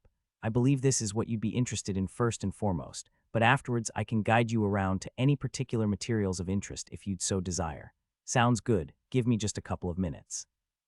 With those words, Ben held forth his hand, pulling books and notes from the shelf, and letting the pages flutter through the air as he took them all in, reading months of research in a matter of moments as the Oracle watched on, not used to the display the way Thera was, who simply waited for him to finish up as he processed everything. Interesting. Of everything there, the researchers were confident they knew about half of the effects present, with some of them seeming to be repeated across different materials, while others were wholly unique. It seemed as though every affinity had its own version of mithril and mana crystal tied to its element, knocking away 2 of the 5 that each affinity would get, with other research having its discoveries and holes. The great air spirit appeared to have been thorough in looking after each of the more gaseous elements, discovering and recording all of their properties, both magical and mundane, even if they'd be difficult for Ben to personally make use of, but there were other things too. That reality's version of mercury seemed to be changed by the fire affinity, resulting in a substance that would neither heat up nor cool down regardless of the temperature around them, creating something that would act as a constant in a way that Ben was already imagining uses for, and a non-affinitied element that seemed to increase in density when exposed to mana without increasing mass. Really, there's a lot to go through here, and now that I know all of the material properties, at least it will be easier on my mana for whenever I want to materialize the non-affinitied ones. Plus, anytime I shove my brain into someone else's so they can materialize it too, which is really just going to be Thera and Jake. Oh, what the heck, Falk too. With his level of skill, I can get his help replenishing my Deathstone. This does leave a few questions, though, so why haven't you guys named any of these? Ben asked as he flipped through one of the books, with everyone being listed with both the original element and the affinity that changed them but nothing else, while still having a clear spot for a real name. The question got him a smile, though, with Wrench looking at him kindly. We were told that as the discoverer of all of this, you'd be receiving the naming rights. What, really? Really? We wouldn't be here if not for your work. It's best you be rewarded for it. It was unexpected, but he wasn't going to turn it down, especially when Wrench seemed to be eagerly anticipating whatever he'd choose. So he pulled out 20 books and quickly added new names to each cover. Earth Mithril, Earth Crystal, Fire Mithril, Fire Crystal, Death Mithril, Death Crystal. He went on till each of the 20 was done, much to the disappointment of not only the 2 with him, but also the listening gods. Myriad sighed. What? It was Nair who answered, sounding underwhelmed. Accurate. Descriptive, exactly what each one of these things is and conveys as much without making anyone look it up later. Not named freaking more abyssal of all things. It's objectively not. Fine. I'll take some time to consider what to call the rest. Except the mercury. That's getting called temperate mercury, and there's nothing you guys can do to stop me. There was resignation in the voices of the gods in his head, but he didn't really care. He honestly would have been fine if they had just wanted to call each one the element plus the affinity that had altered them. It would be descriptive enough to get the job done as far as he was concerned, but since it seemed he was alone in that assessment, he resolved to think of some more names for the few properly studied ones later, as they instead moved to look around the facility, off to see the few examples that had caught Ben's eye in his reading, starting with one that seemed to have grown a new, secondary substance in the time since it had been created. Situated atop a small pedestal, covered by a glass case in a room with only a few others working, Ben eyed the mysterious substance he remembered creating with the aid of Jake. One of the space affinitied ones, the original metal had become a pitch black after being altered by the mana, with the new substance growing on it being a translucent white, with no explanation for what it was. It was obvious enough that the effect of the first was that it produced the second, but that didn't tell them more than that. And they already determined that the new substance couldn't be affected by earth magic, which means it's my time to give it a go. With his curiosity already raised to a new level, Ben walked over and revealed the material while others in the room watched before he used his unaffinitied power to rip away a piece, only for that act to make it instantly start dissolving. With the area he pulled it from already growing back as one of the gray in the room spoke up. We do have a recent theory about that which hasn't yet made it into the books, though it will be hard to confirm. All right, you've got my curiosity. What is it? If we're right, condensed spacetime. We've only just confirmed that space mages can pull it away too with the same end result, though we've been told the act feels unusual since they aren't used to having their power bend and shape solids like that. Interesting. And you've confirmed it's safe to touch, as much as we've been able to, yes. Hearing those words, Ben picked it up and began trying to enchant on it, feeling them all go down as he kept placing more, waiting for it to break under the magical weight in a way that never came. The material didn't collapse, instead just reaching a point where he couldn't apply more. Oh, now this is really interesting. I'm going to need to think on how I want to play with you, and also force Jake to make more when I get the chance. A little bead is not enough. Ben, don't talk to the materials like that when other people are around, Thera told him. You're going to make a weird impression. Okay, I'll save the sweet talk for when I'm alone with some later. In that case, to the next room. There was more to see after all, and beyond the ones that had already been fully studied and understood, they had Ben's curiosity. As interesting as the new forms of mithril and mana crystal were, it had already been shown that they were better for enchantments of their own affinity while being worse for everything else, meaning Ben would be sticking to the original stuff for his work unless anything significantly more specific came up. Even if this does answer one question I didn't care enough to ask. The star of the ghoul homeworld gives off death mana. It must be largely made of death mithril. Of course, how that happened is a different question entirely, but that is so not my problem. As they moved from room to room, Ben gave his 2 cents on the materials that were either only partially understood or not at all, mentioning tests he'd personally undertake or studies he'd want to indulge in order to get them done, until one particular one caught his eye in a way he couldn't understand, holding his attention in a manner that made him wonder if he was being affected by it in some way. Has anyone mentioned a mind effect from this one? He asked the room, getting negatives all around. Maybe the difference in your mind is letting you feel some subtlety of it, Thera offered. Even if it usually helps you ignore these things, you do have more to feel it with than the average person. You're not wrong, but I'm not so sure that's it. I just can't put my finger on it, which means it's time to put my finger on it. No negative effects seen from touching it, right? None, one of the researchers offered, which was good enough for Ben as he took away the covering and briefly placed his finger on it, instantly getting screams across his thoughts for the act. With the voices of 3 gods calling that out, Ben not only took his hand away but jumped back closer to Thera, ready to have her heal him given whatever was so bad as the rest of the room tensed up after that sudden and violent reaction, none of them having heard the gods the way he had. As the seconds ticked by, though with seemingly nothing out of the ordinary, Ben looked up, wanting an explanation. What gives? Myriad sighed, already knowing his apostle was going to get far too much excitement from that. That statement alone made Ben's eyes light up as a flash of inspiration hit him, making him name it then and there. Faithstone, Nair said. How much are we talking anyway? It's non-affinitied, I could totally make more, Myriad asked him. Fine, for now at least I'll hold off, although this is something that should be looked at a bit more. Okay, no need to rush me. I'm going. That fun discovery was enough to keep him motivated for the rest he was seeing after all, even with less fun discoveries to be made along the way until they came to the very end, not just the final material being studied, but the finally he'd been able to create.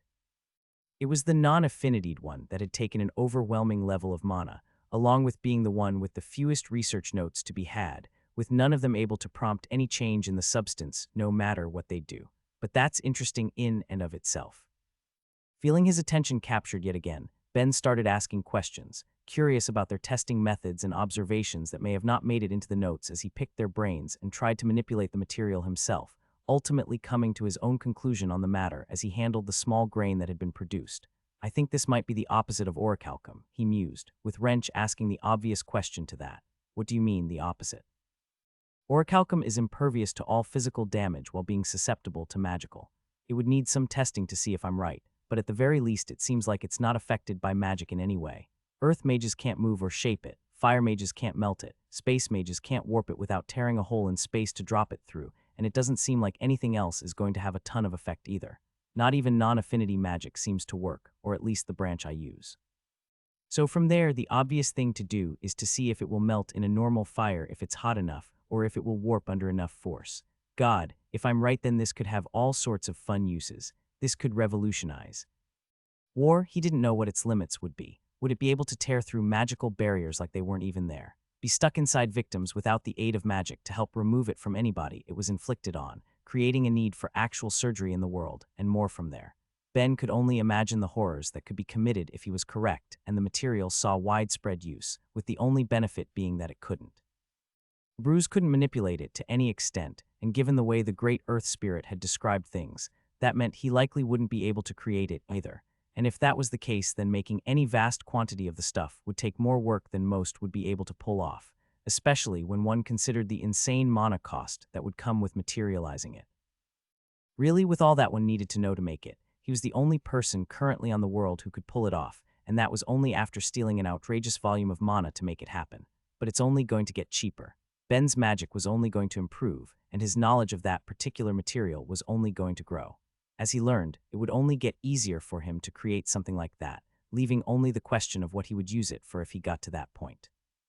Yep, don't worry about it. Why wouldn't I be? Well, as long as nobody pulls any crap, then you shouldn't expect any problems. I have already been paid after all. Well, what can I say? I'm happy to inspire people to get me more mana. No, but it's a fair trade-off. Hell, it's not even a fair trade-off. I was crazy generous with this deal. I'm getting a point of mana for every 6 people I help. Meanwhile, they're awakening their magics with all of the other bonuses that come with it. Every god that thinks I'm not generous is a factually incorrect asshole, and you can quote me on that. Fine, it's not like there's a rush. Walking through his mini-gate to the main network and to all faith from there, Ben went to the same place he'd been the last time he'd done it, going to the Soul Mage Elvat's home on the surface and finding the expected faces already there. He knew the 2 Soul Mages would be around, same as the last time, and everyone else he'd come to expect, with Thera there too, practicing with Ulil and Vasta at the side as she had been for months at that point, sparing him a smile while she worked on a spell as he greeted them all. Sup guys, everyone ready for the end of the world? We're being positive about it, Ben, Amy sighed, with Jake sharing Ben's personal favorite strategy. I'm just not going to think about it till day of. This is officially the last month I can enjoy without stressing. Okay, that's the spirit.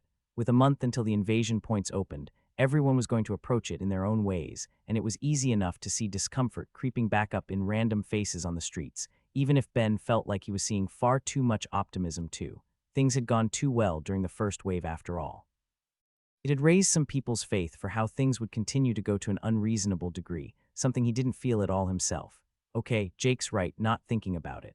All right then, in that case, don't mind if I borrow a few bodies before we start, he told them all as he shifted a bit closer to Ulil and Vasta, making copies of both of their powerful and all-encompassing magics on new rings. While in general, he would typically prefer the specialized versions to claim for his use, since they would be more powerful in general, while he could make up for how focused they'd be, he wanted to be prepared for what was going to come, and having both options at the highest available level was going to do it for him. Especially since it looks like I'm not going to be finding anyone with some 5th and 6th leveled magics at their 2nd tier.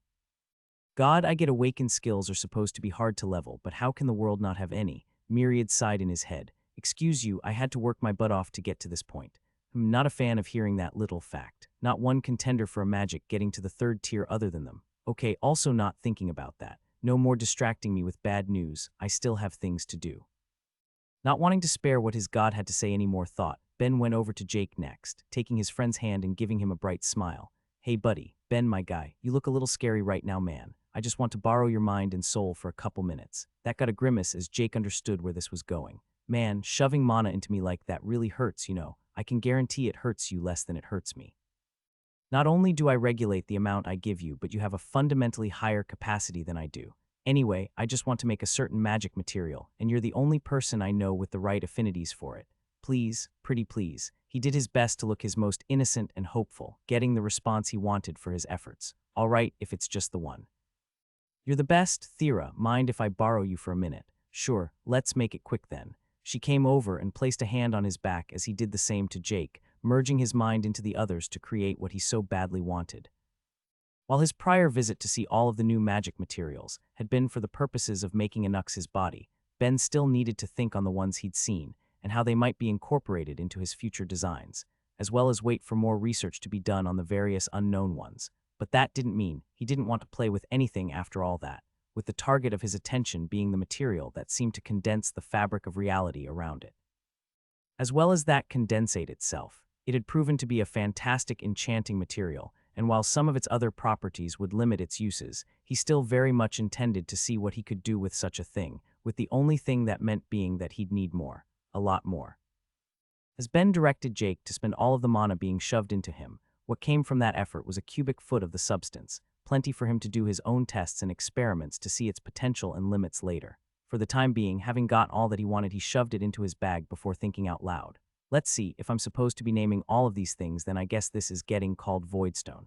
It condenses the void of space around it. That should be good enough, right?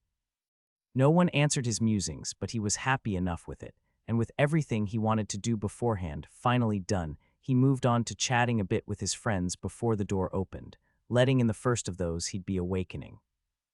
Ben, a young voice called out as a child ran in, jumping at him in her excitement while he caught her in surprise. Delair, what are you doing here? It was a question he knew the answer to as soon as he asked it.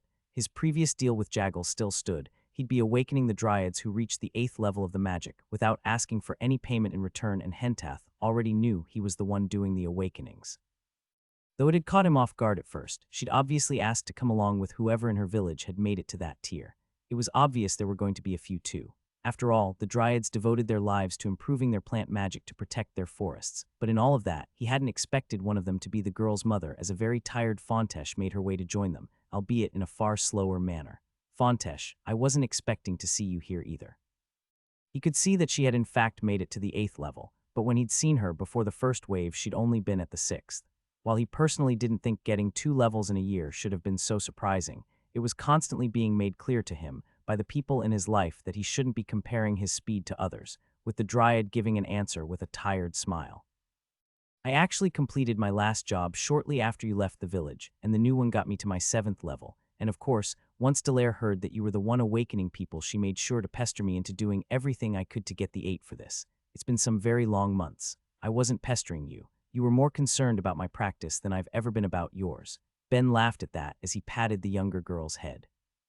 You didn't need to go so hard on your mom now, you know. You could have tagged along with someone else from your village. I'm assuming you're not the only one. Ah, there's 2 more, Fontesh told him. But they're both old enough that looking after her on the way out might have been a bit much on them. I'm not that young anymore. You're not that old either. Well, since you're here, let's get you awakened, Ben told her. Even if Delair pushed you a bit, I'm sure it will feel worth it after. He prompted Fontesh to come closer, letting the 2 soul mages cast their spells to help her get even more out of the event before merging his mind into her own and placing a hand on her back, pouring mana into her as he guided her in the process of creating a seed, with the mana snapping into place only seconds later and the room exploding into light with her awakening, the process ending mere minutes after they entered. Are you really done already? Delair asked with a pout while her mother seemed more surprised. Already, it was obvious she was in no hurry to leave and Ben wasn't going to make her. If you 2 want, then you can stick around, it's really no bother. Really, are you sure, Ben? Fontesh asked a lot more cautiously. I appreciate the offer, but this seems rather important. We really shouldn't distract you. Her daughter was making it clear she wasn't appreciative of her mother's consideration, but Ben just waved it off. Honestly, don't worry about it. This is so easy for me, I could make a legendary item at the same time while reading 1,000 books for fun on the side. At this point, I don't actually need my full attention span for anything. She didn't have the context to guess how much of that was true or an exaggeration, but if he was going to go so far, then she decided to accept his offer at face value. All right, in that case, if you don't mind entertaining her for a bit, then we'd both appreciate it. And I think I might just take a seat and rest my eyes for a little then. He didn't know how hard she'd been working, but Ben could see she needed some rest, so without a word he materialized both a blanket and a pillow for her, silently handing them over as she watched the display of power just as quietly, ultimately shaking her head and accepting them as she went to lay down at the side to have a nap. That left Delair beside him, staring at him in blatant excitement as she started talking, trying to get 100 words out at once about how her practice was going and ending up all over the place, as she told him about the things she was making, and how her enchanting and crafting and low plant magic were all progressing all at once as Ben did his best to encourage her, only getting her to pause as he got a word in. And that's all fantastic to hear, but wait just 1 second and I'll see for myself, and then you can tell me everything, okay? With her a little calmer, Ben brought her into his mind from there, letting her actual body lean against him as she entered a dazed state while he mentally constructed an environment for her to work, both to let her show him how she'd been progressing and let her get some guidance from him, as well as he watched her work in his mindscape. Weaving just a single strand of his mind into hers to let her take advantage of his knowledge skill, while the part of him that was focusing on the physical world turned to the soul mages before the next person to awaken came in.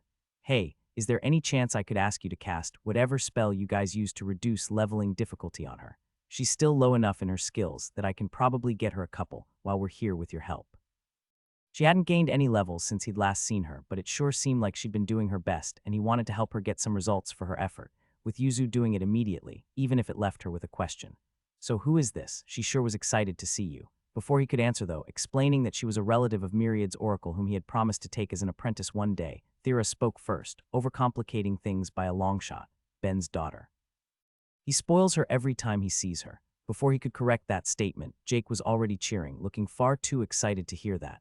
Yes, I'm not such a bastard now, am I? Look at me, not immediately knocking anyone up after getting here. You idiot, look at her and then look at how long we've been here and do some basic math, Amy sighed. The girls, what, 12-ish? We've been here for 4.5 years, Thera's joking.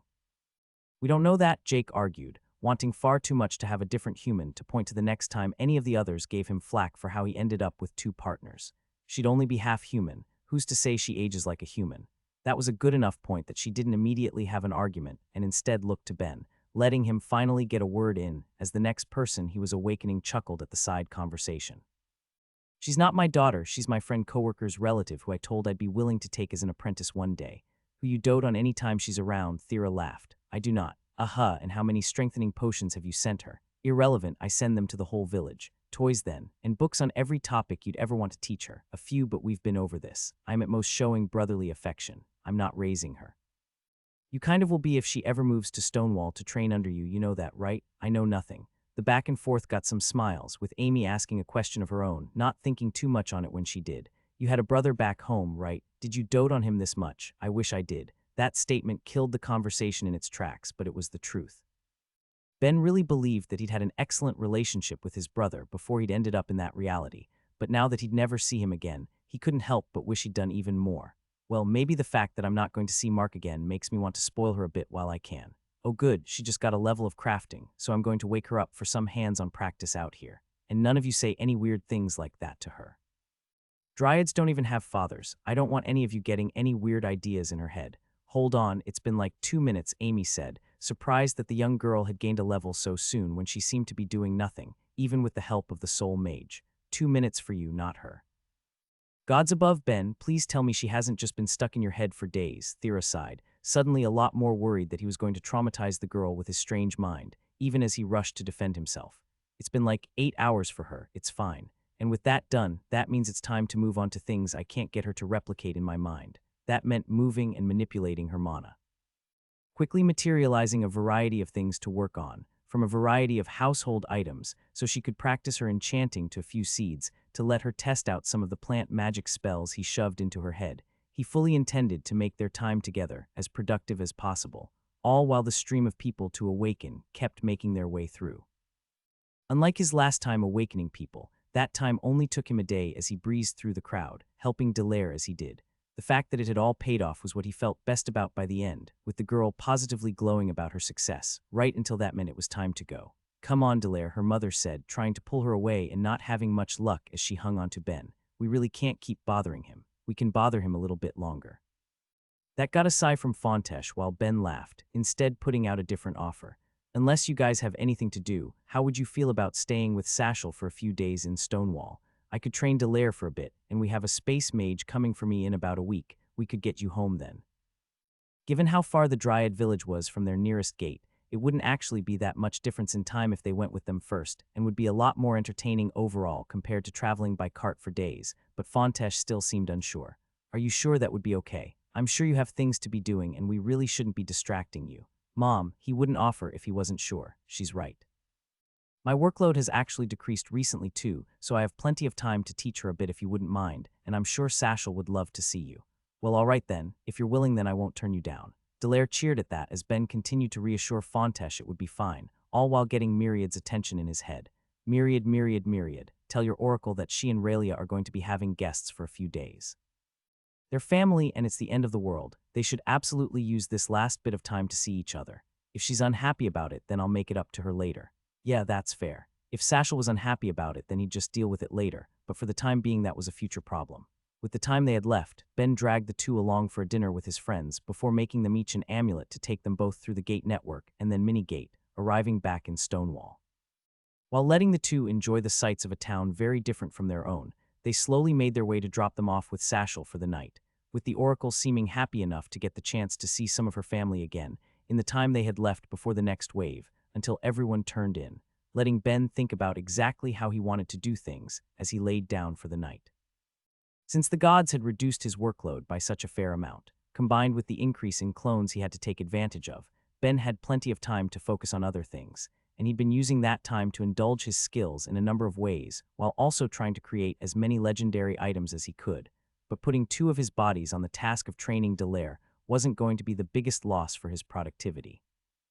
At worst, it might slightly cut into his enchanting, as he guided her more on that, but he was making good enough progress on his current job that it wasn't going to be much of a hit. He was simply too good of an enchanter at that point for whatever small distraction helping her would be to cause him to lose out that much, especially since he'd still be able to enchant on his various bracelets without distracting her from her practice. Which means I just need to think of a couple good exercises for smithing and alchemy for her, just to get her a taste of both. Let's see, Falk had me making J-hooks when I first started, so I'll get her to do a couple at first, but honestly that isn't the most exciting, is it? Let's see, why not have her make some woodworking tools that she'll be able to keep practicing with when she's back home, along with some basic healing potions? Yeah, that sounds like a plan.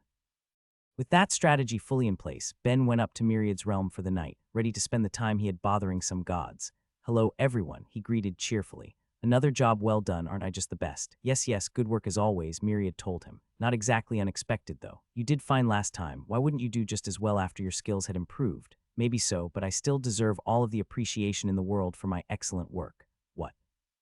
"Booze, suffer with the rest of us. We will be putting in plenty of work, don't doubt that," Nair sighed. "But planning out the portions spent is going to be important. Trust us, no matter what we do in this one, demons will slip past us, so it's far better to accept that some will get by to let us focus on containing the absolute monsters of the third wave."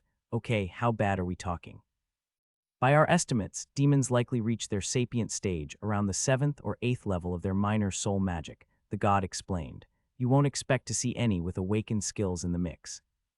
"Not trusting that since we definitely got a few in the first wave." "All right, true enough I suppose, but the point is that it would be an insignificant amount. For the third wave though, we're expecting roughly 1% to be awakened, with many more being on the edge of it, though it's a bit hard to be sure given that by that point, they'll have had a couple years to enjoy the benefits of the system."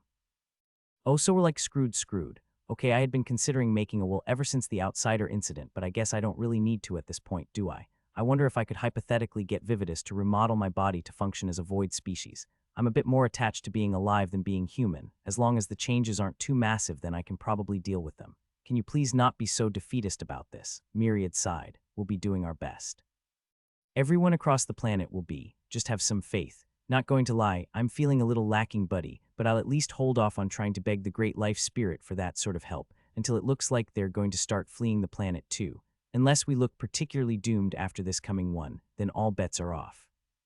Ben had a good idea of how strong awakened skill holders were going to be, and had no difficulty imagining how bad things would be against the tens or hundreds of thousands that would be flooding through the gate in the third wave to come. Against the paltry few thousand that he knew the world had, any optimism felt like insanity. Oh well, he told himself, trying to force his fears for the future into the recesses of his thoughts. Just gotta focus on what I have going on now instead. After a far too depressing night with the gods, spent trying to ignore the constant feeling of impending doom that every piece of information about the oncoming invasion filled him with, Ben got up for the day, preparing not only his regular meals for Thera and Sonya, but packing some to bring for Delair, Fontesh, Sashel, and Relia too. The first two as a treat, and the latters both because he did feel slightly bad about dropping guests on them, even if they didn't seem to mind. As well as because neither seemed to do any cooking themselves, or at the very least, didn't put enough effort in to get the actual skill for it. He handed it off as soon as he got there, with Delair's meal being eaten on the way as he led her through town, with the girl practically buzzing with excitement the entire time, and only being elevated after arriving at the shop as she ran around, looking at the various items on display, while Ben let her have her fun exploring everything until she calmed down enough to start the day. Since he'd have her for a few days, he decided that he wouldn't introduce the clones he'd work through immediately, instead choosing to leave that for the next day as he instead focused on setting her up. He was constantly being told he worked too hard after all. Having an easy day for once was a good way to make sure nobody felt the need to force him onto any more disastrous vacations, and with that frame of mind, he began to demonstrate what she'd be doing that day, getting her started in much the same way Falk had started him, by having her make her own tongs and hammer first. Unlike his own teacher, though, after giving the initial demonstration, he stuck around to watch her progress, giving pointers and advice where he saw fit as she did her best until the tongs at least were complete, with the hammer being put on hold with the sound of the door opening. "Hey Falk, ready for a brand new day of fun, as ever I suppose, and who's this?" Delair had already moved in front of Ben's teacher, staring up at him in awe before not answering his question. "You're so tall." With Delair standing at just barely 4.5 feet while Falk was a little over 8, it wasn't an incorrect statement by any stretch, making Ben quietly laugh to the side as his teacher looked at him helplessly. "Delair, this is Falk, my teacher." "Falk, this is Delair, my student." "Ah, the one you said you'd take in," his teacher nodded. "Good to meet you, though the timing's a bit. She's only going to be here for a couple days. I just thought it would be fun to show her some things," he explained, leaving it implied that he was doing it while he knew he still could with his teacher catching on and nodding.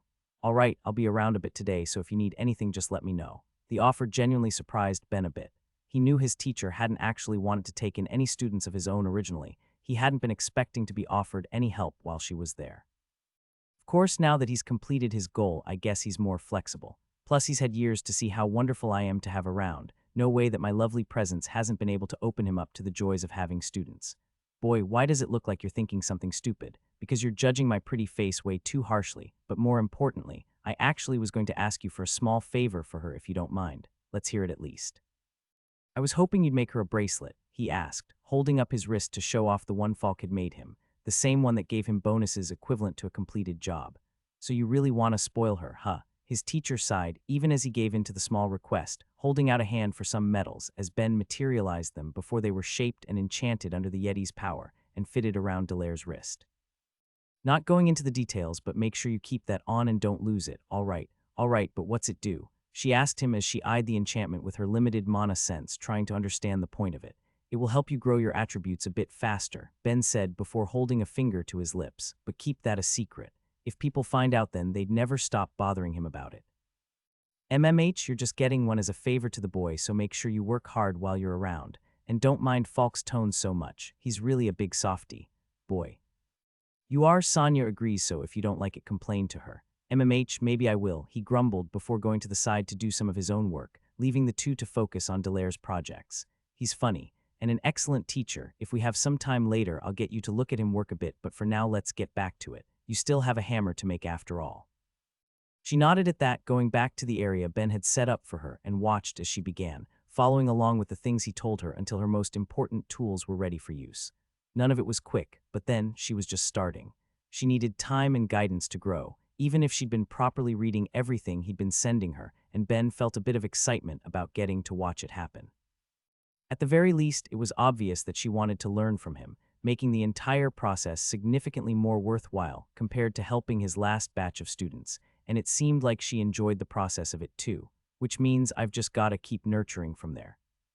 Let's see a bit more time at the forge today, and then onto potions like I'd planned, plus some time watching Falk work since there's not going to be many opportunities to see a third-tier crafting skill in action, followed by a few more advanced enchanting techniques since she's skilled enough at this point that she can probably do a bit more than just laying a skill down, and from there maybe pull her into my head for a bit if she doesn't seem too tired.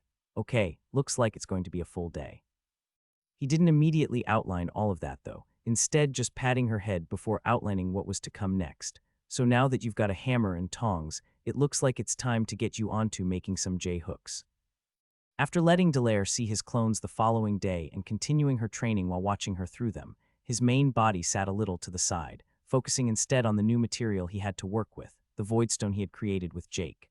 It had already developed the condensate around it, the fabric of reality thickening in the material's presence and waiting to be experimented on, or at least more than it already had been. He still had the researchers' various results kicking around his head, but he wanted to experience a few of the results with his own two hands, starting with scratching at it with a knife and feeling the outer layer cut. So it is pretty soft, which reduces its usefulness a little. Also means that if I choose to enchant on it, then I'd need a protective layer on the outside, though I can think of a few potential ways around it. Which started with removing all of the surface layer to claim some of the stone within, looking at the black material as he once more tested its durability and finding something significantly tougher, to the point that he had no complaints in that regard, even if his next tests of enchanting on it didn't yield close to the same results. After applying too much, the material broke as he would expect of most things, with it reacting like he'd expect of any sort of regular matter. Which is definitely a point for the surface layer not being regular matter, even if they end up being wrong about it being condensed reality. So how would I use it from there? And just as importantly, what sorts of enchantments would suit it? That was another round of testing, one that yielded what he felt was the expected result, even if it was good to confirm it. Best performance came from space enchantments, telling him the direction he'd be going with the material as an idea for an enchantment already entered his head, one he was almost certain would be enough to break into legendary as he got to work. The first thing he did was take the voidstone and shaped a thin strip of it into a concave ring, letting the hollow of it fill with the secondary material until he was sure it was done and placed his enchantments down, not paying the regular attention to how much he believed it could hold before breaking, and instead moving to just place down all he could, creating a density of enchantments that would make it look like he'd simply placed down the entirety of a skill in the mana sense of most people. Once that was done, he inserted a few small, set mana crystals to provide power before covering the ring with another layer of voidstone and then further covered it in mithril, with that final layer preventing more space from condensing around it with his newest ring complete, the second item to make it to the middle grade of legendary. God, I really am so good at everything I do. He smiled to himself as he admired his work, right before testing it out. Slipping the ring on his finger, he first materialized a hammer in his hand before activating the ring, watching as the hammer vanished and demonstrated that at least half of the ring's purpose was functioning properly, leaving only the other half as he directed his thoughts to it and felt the ring linked to his mind, revealing its contents as he prompted it to once more take out the hammer, leaving it to appear in his hand. Yep, the world is not ready for me to have new magic materials to play with. Once a few more are properly understood, I'm going to go wild. Plus, with the enchanting density possible on Voidstone, it means that I should be able to use it to carry a lot of the density I'm going to need for a Nux. God, if I don't die then things are going to go crazy. The spatial ring he created wasn't unlimited. He'd only be able to carry about a cubic meter of stuff with it, though not exactly those dimensions, but instead volume, meaning he'd be able to store plenty in there for himself, not to mention letting others do the same. He was already making more with the volume of stone he had, assembling more rings for the people in his life given how useful they were sure to be to everyone and thinking on how to fill them. He was probably just going to shove his full of food and potions for the coming invasion, while for Thera it would act as a convenient storage for both staves and armors.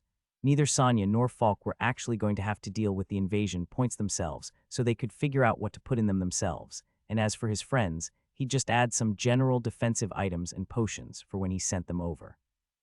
His various homunculi began moving with those thoughts, all of them beginning to make the items he'd need to enchant on, as his main body was left to its own devices, thinking about what to do next. Only a few of the other materials had immediately caught his eye, but there were problems with all of them. He wanted to make more faith stones so badly. Material that was able to rip the faith from the gods via the people they had a connection to was inherently interesting to him and begging to be played with the only issue of that being that it would be hard to test without stealing some from the many gods he knew and got along with. And then there was the final one he'd looked at, the one that seemed entirely unreactive to mana after its creation. Even if he couldn't work it himself, he had ideas for it he would love to test, with the stopping factor for it being the overwhelming level of mana he'd need to make it work. He wouldn't need to just get Thera's help in filling up his soul. He'd need her constant help to get any volume of the stuff to make it worth working with or experimenting on, and even then likely not getting enough to make anything truly interesting. The cost was just way too high, which is just such a waste. He complained to himself, sure, I could take a couple weeks and make a bullet or two of the stuff, and it will probably get easier if I get another level of material manipulation, but I don't think I'm going to be getting to the point where I'd even be able to try forging something with it. So lame. Maybe I'll manage to find a workaround eventually, or maybe I'll be able to find the will to chip away at it slowly, but for now, it's a skip, which doesn't leave me much. Feeling the limits of what he couldn't help but consider the most exciting options, Ben moved on and materialized another he'd seen that increased in density with every bit of mana that passed through it, and did his best to content himself with experimenting with that, all as the day passed. Looks good, Ben said as he examined the set of carefully forged carving knives, patting Delair's head as he did. Do you think you'll be able to use them comfortably? I will, I made them for me after all. Ha, good answer. In that case, put them to use and let's see how you handle them. He handed her a piece of soft wood to work, watching as she slowly shaped it into the form of a simple yet lovely flower, one he recognized from her home village before she handed it to him.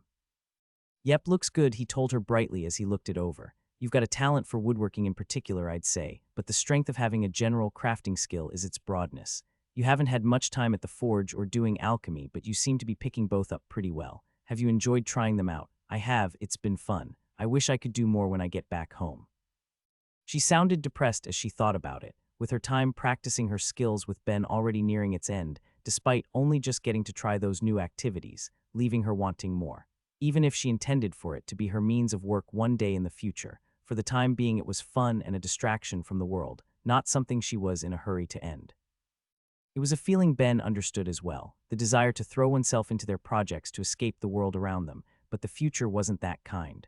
All things were going to need to come to an end with the battle that was on the horizon, putting a time limit on everything.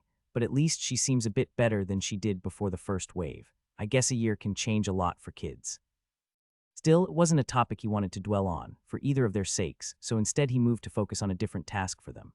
Okay, well, since things look good here, let's focus on something else. After all, when I'm not around, you're in charge of practicing by yourself, so what sorts of things would you like to make? She thought for a moment as her mind flashed across anything and everything she'd like to try creating, ending with an answer that surprised him.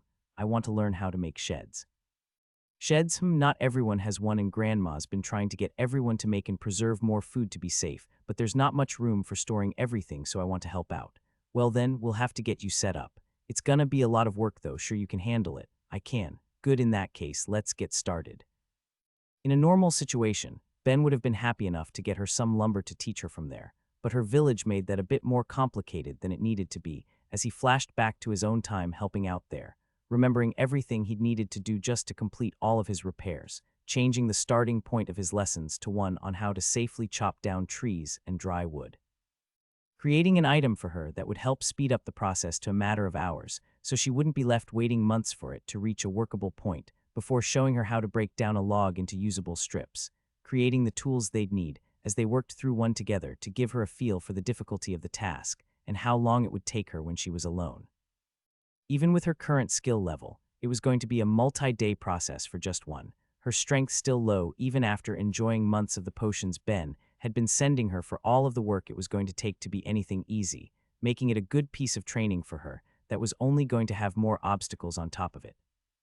Aside from just building a foundation to build on each time, he knew the Dryads only had access to metals through their merchant, and relying on them wasn't going to work, so instead he showed her different ways of joining and interlocking wood with itself, all to create something that would hold together without the touch of iron, even if it meant the work was going to be both harder and longer for it, but good practice at least.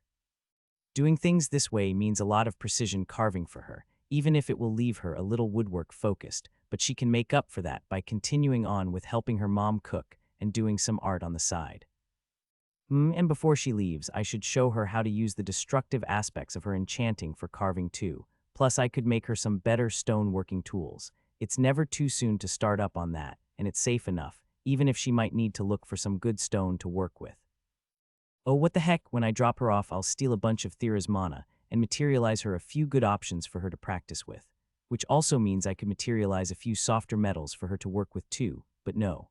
It wouldn't be the same as having her work the forge, and since I wouldn't be around to watch her, I'm not making her one of those. She can practice with everything else, and that should be good enough. Already planning all he'd need to prepare for her by the time she left, the list only continued to grow as he thought of everything he wanted to make for her to use when he wasn't around, as the two continued to work through their project. The task being far faster than it would be if she were taking it on alone, even with him trying to do as little as he could to instead focus on giving her the guidance she would need. It was late by the time they were done, the young girl exhausted from the work but looking proud as she admired the shed they'd constructed before her. You did excellent, kiddo, Ben told her as he picked her up to carry back to Satchel's for the night. Think you'll be able to do it yourself when you get back? I will, but maybe a little slower. Speed comes with practice, so don't worry about doing things fast. Focus on doing them right and the rest will come with time. I will, but Ben, yes, Delair. I'm hungry and Satchel still can't cook. That got a laugh from him. In that case, I'll come in for a bit and whip something up with whatever she has on hand, but that means you've got to help too, you know that, right? I will, she happily agreed, sounding significantly less tired even with the prospect of more work coming her way as they went off to prepare a meal for the night. Delair was looking sad that day, standing with her mother given what was to come. The two were going to join him to watch as he enchanted a couple of gates, but from there they'd be dropped off back at their home village, left to deal with their own preparations for the coming war. Now that Fontesh had an awakened skill, it was doubtless that Hentath and the village as a whole would have some work for her to help with, even with the sheer number of awakened skill holders that village was going to have after getting Ben's help. There was nothing to be done about that though, so all Ben could do was try to entertain Delair as they all waited in front of the shop, with the two they were expecting appearing with a hole in space. Been a while, strangers, Ben said happily as Steph and Will made their appearance. No Wedrow this time. He had other work, Steph explained as she went to hug both him and Thera. Or at least he says, but I think he just wasn't a fan of having Mana shoved into him like that last time. But anyway, who else do we have here? My little apprentice and her mom, Delair and Fontesh. Delair and Fontesh, this is Steph and Will. Hope you don't mind, but I already volunteered you to help get them home. One of the gates will be enchanting is already close to their village and I've come bearing payment. Sure, I don't mind. What did you make this time then? He handed over 2 rings when she asked, with Will eyeing his. I do like you, buddy, but I'm not sure I'm ready to tie the knot yet. Maybe make me a couple more dinners first. You'll change your mind after you try them on. Ben laughed, enjoying the sight of them putting them on and their eyes immediately widening once their minds filled with options as both of them pulled out things to look at before putting them back. Man, how did you? What can I say, I'm just good, he laughed, with Steph having her own thoughts. Legendary. Middle of it, he told her with a shrug, not having expected her to ask with the question prompting both Delair and Fontesh to look at the rings he'd made them in surprise, with him not having bothered to mention that small fact to either of them. Fontesh immediately looked like she was going to try to return it, but Ben was already holding up a hand to stop her. Don't worry about the ranking. I gave them to you guys, so use them. But maybe don't spread their rankings around. That's a pretty good way to get robbed if word gets out of your village. I'm not sure I'm comfortable with accepting a fortune. What fortune? He asked as he materialized a chunk of white mana crystal and tossed it to her. I materialized the parts I needed and enchanted the rest. Not a single cent went into making them. You know, that has nothing to do with their value. As the only one who can make them, and without any on the market, I'm the guy who currently sets their value. It just so happens I've set the value to 0. It still looked like she was uncomfortable knowing that she'd been casually given something that nations would want to bid over, but Ben had already moved on and was focusing back on his friends, telling Steph what areas they were going to hit first, and where the village they'd need to stop into was to drop the 2 off, with their plans fully outlined from there as they began, opening a few different gates to get to their first stop. Alright, we'll be taking this one a little slower than I actually need to, so Delair, watch carefully. Thera, you remember how we did this last time? Yeah, I'll move you 2 around the arch. Cool, and now most important of all, where's my payment? His god told him. Works for me, then let's get started. With her mana sense, Delair watched him work as he took his time on the task. For him, it was taking his time at least. By that point, he was sure he could reduce his previous record of a few minutes down even lower, but out of consideration for her, he was looking at taking 20 minutes for it. An eternity for him, but still a fraction of what the world had been used to until then as her brow wrinkled in concentration. I don't understand any of this, she eventually said in defeat, getting a small chuckle from Ben. That's because I'm using a technique that's only possible to pull off in a complete form if you have both an awakened enchanting as well as some massive mental augmentations. But it's all built off principles I've already shown you.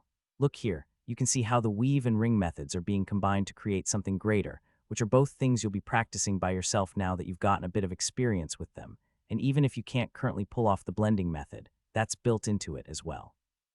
Everything's just going to come down to time and practice, but if you work hard enough then I'll make sure you can do this as well one day. Ben, I can't use space magic. Neither can I. There's a handy little workaround I'll get you in the future if you still want to be an enchanter in a couple years. Sure, why not? I owe him some skills anyway. Might as well pay him to teach her while he's here. I could get her to learn a couple mind skills while I'm at it too to help her out with things.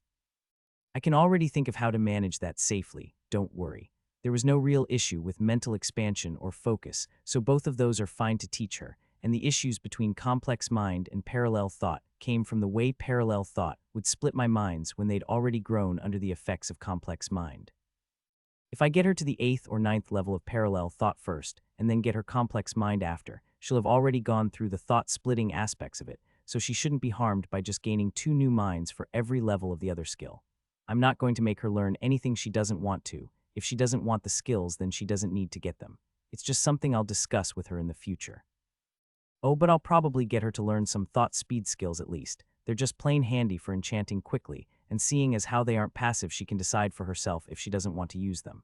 And I'm ignoring you now. After finishing up that gate and answering Delair's questions, Ben went into the network briefly to make his new skill rings, feeling a little discouraged with what he was seeing.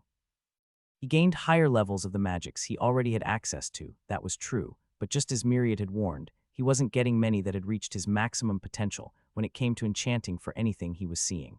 Almost everyone was at the 2nd or 3rd awakened level at their highest, with only a few there that had gone beyond that into the upper realms of their individual talents, with that fact disappointing him to no end. It wasn't like he was going to stop looking each time he went out, still planning on stretching out his soul to peek at those around him to see if they had anything interesting for him to claim, but it was a limiting factor in not only the item rankings he might manage to achieve, but also for a few of his projects. Without higher-leveled skills to access, doing things like finally building his body was going to hit a bit of a roadblock that he'd need to get past through leveling his skills and refining his techniques, and I'm not sure if I can even refine my enchanting technique anymore beyond the basic stuff, he thought with a sigh. I've already gone farther than I ever would have been able to without a bit of luck. As much as getting to that point sucked, getting the ring system was a boon, and so was finding the enchanting modifier from there. Without those, I'd still just be managing with the weave and blending systems alone. Plus, it doesn't look like any of the world's other enchanting systems have much potential to be incorporated into my work, so barring a few years or decades of research, I may just be out of luck. Oh well, I guess all I can do is just keep trying to shrink the amount of mana I put in my enchantments and improve the precision I place them down at. Even if that's it, it's what enchanters the world over do. It will have to be good enough. Even if he was slowly losing one of his shortcuts to improvement, he still had other methods. He'd just need to keep putting in the work and gaining his levels to get there. Ben completed the second gate. He was to enchant far faster than the first to let Delair see everything he was capable of, and gave her a sense of what was possible as one's skill improved, enjoying as he watched just how excited it made her before it was finally time to drop the two off back home, leading to the inevitable goodbye, as Ben started to both pull things out of his ring as well as materialize what he could for her, stealing Thera's mana to make more. Okay, books, tools, materials, and a few £100 of different stones to try working with if you're ever feeling up to it. I think you have everything you could need to stay busy for a couple years, Ben told her, patting her head as she hugged him goodbye. Anything else you think you'll need? No, she pouted, not ready to be done but understanding he had work to do. This is plenty. Okay, then work hard and be good for your mom, all right, kiddo. Give it 2 more years, and as long as you haven't gotten sick of it, you can train under me full time, assuming we're all still here. God, the negativity really does just slip in so easily, doesn't it? He didn't let it touch his face, though, as he got a smile and a nod for the promise, with Delair saying she'd do her best with her practice, while her mother thanked him for all of his time before the 4 went off from there to finish the rest of the gates, with plenty still to go. It was obvious from what he was seeing that a lot of them weren't constructed as well as many of the older gates had been, with his skill in enchanting being trusted to compensate for a slightly lower quality of craftsmanship, but there had still been over 100 new ones made on the surface, plus a few more he'd need to do as well, all of it slowly linking up the world and creating more spaces for others to evacuate to, all while allowing for even more resources to move around. And combining his increase in skill and enchanting speed with the ability to keep forcing mana into Steph to help them travel about, they'd finish the new ones in a matter of hours, with the real limiting factor being both how long it took to get to each location, as well as how busy any place ended up being. There were more than a few areas that had crowds out and waiting, each curious to see the birth of a new gate, with reactions being either surprise over how fast it ended up being or disappointment that that was all there was to it, no matter how ridiculous the latter was. Even if the creation of a gate was a rare thing, and even if the world changed with each one, it was never going to be particularly visual, with the only real point of interest being when it opened for everyone to see. Once all of that was done, though, the 4 of them went for a meal together in their final town, catching up as they did before they parted, with Will and Steph having their own work and preparations to get back to, while Ben and Thera's last task didn't require them going somewhere lacking a gate, as they instead passed through the network to a coastal city, walking to the water to see what waited for them. During Ben's first round of enchanting, he'd gone to every gate he could reasonably be expected to, but there were some that stood beyond his reach, even with the help of the space mages. The aquatic gates, on a slightly separate network from the one he was used to in order to keep from flooding the world, had all been out of his reach, at least at the time, but given the severity of their situation, it seemed the gods had decided to change that, having each of them removed from where they had sat, some of which had been there for centuries, all to be carried out for him to work on along with what more they could make in the time they had as well, giving him a new mountain of work to get to. With the one who had handled most of their transportation flying over to greet them, or perhaps floated would have been a better descriptor, as what looked like a frozen eel moved under its own power towards them, with Thera waving happily. Uncle Salenoth, it's been a while, she told him with a smile, happy to be in the presence of one of the great spirits whose company she enjoyed. Only on your timescale, Thera. Or do you prefer princess now, seeing as that's what all of the little ones seem to go for? Thera, please, I can't convince them to stop. That got a laugh from him as he looked her over. Well, I suppose I can see why. The nature of the mana you radiate has changed since I've last seen you. A little trick I've learned, but it helps the spirits grow, so I typically just keep it up when I'm not doing anything else. Ah, no wonder they've grown to love you so much. And this is your lover. Your father talks about him frequently during his visits. Good things, I hope, Ben joined in. It's nice to meet you, I'm Ben. Nothing but good things, the spirit agreed. He seems to be as happy that Thera found you as he is to have his wife. So curious how much a person can change in a few short millennia. I'll say, Thera sighed. Have you heard the news about Insetis yet? News? Has someone finally found what's been keeping that fool so occupied these last few years? Okay, this is going to be quite the conversation. Ben, come here and I'll let you get to work while I catch up with my uncle for a couple minutes. She reached out and poured his mana into him, overfilling his soul before she started explaining how her uncle had disappeared for a few years to have a child, letting Ben walk over to the water's edge where the gates laid beneath the waves, taking off his shoes to walk in as he placed his hands along the surface of the first to start placing the enchantments. In every way that mattered, they were the same as the ones he was used to doing, with only a minor difference in the section that acted as a marker for where they would link, creating a portal to that different network before he moved on to the next and so on, making as many as he could until he needed to go back to refill his mana, finding the great water spirit no longer frozen. That absolute fool, Salenoth spat, his anger altering the form he'd constructed for himself. At least it sounds like this has forced some maturity on him. If there were any among us who could have used that, I suppose this is a positive, but... Well, despite him, you should make some time to visit. Inju is a sweetheart despite the asshole raising her, and her mother helps keep him in line, which I'd call a positive. And if he ever does anything to hurt her, I know my father along with Lux and Funa would be happy to murder him with me, so the more hands the better.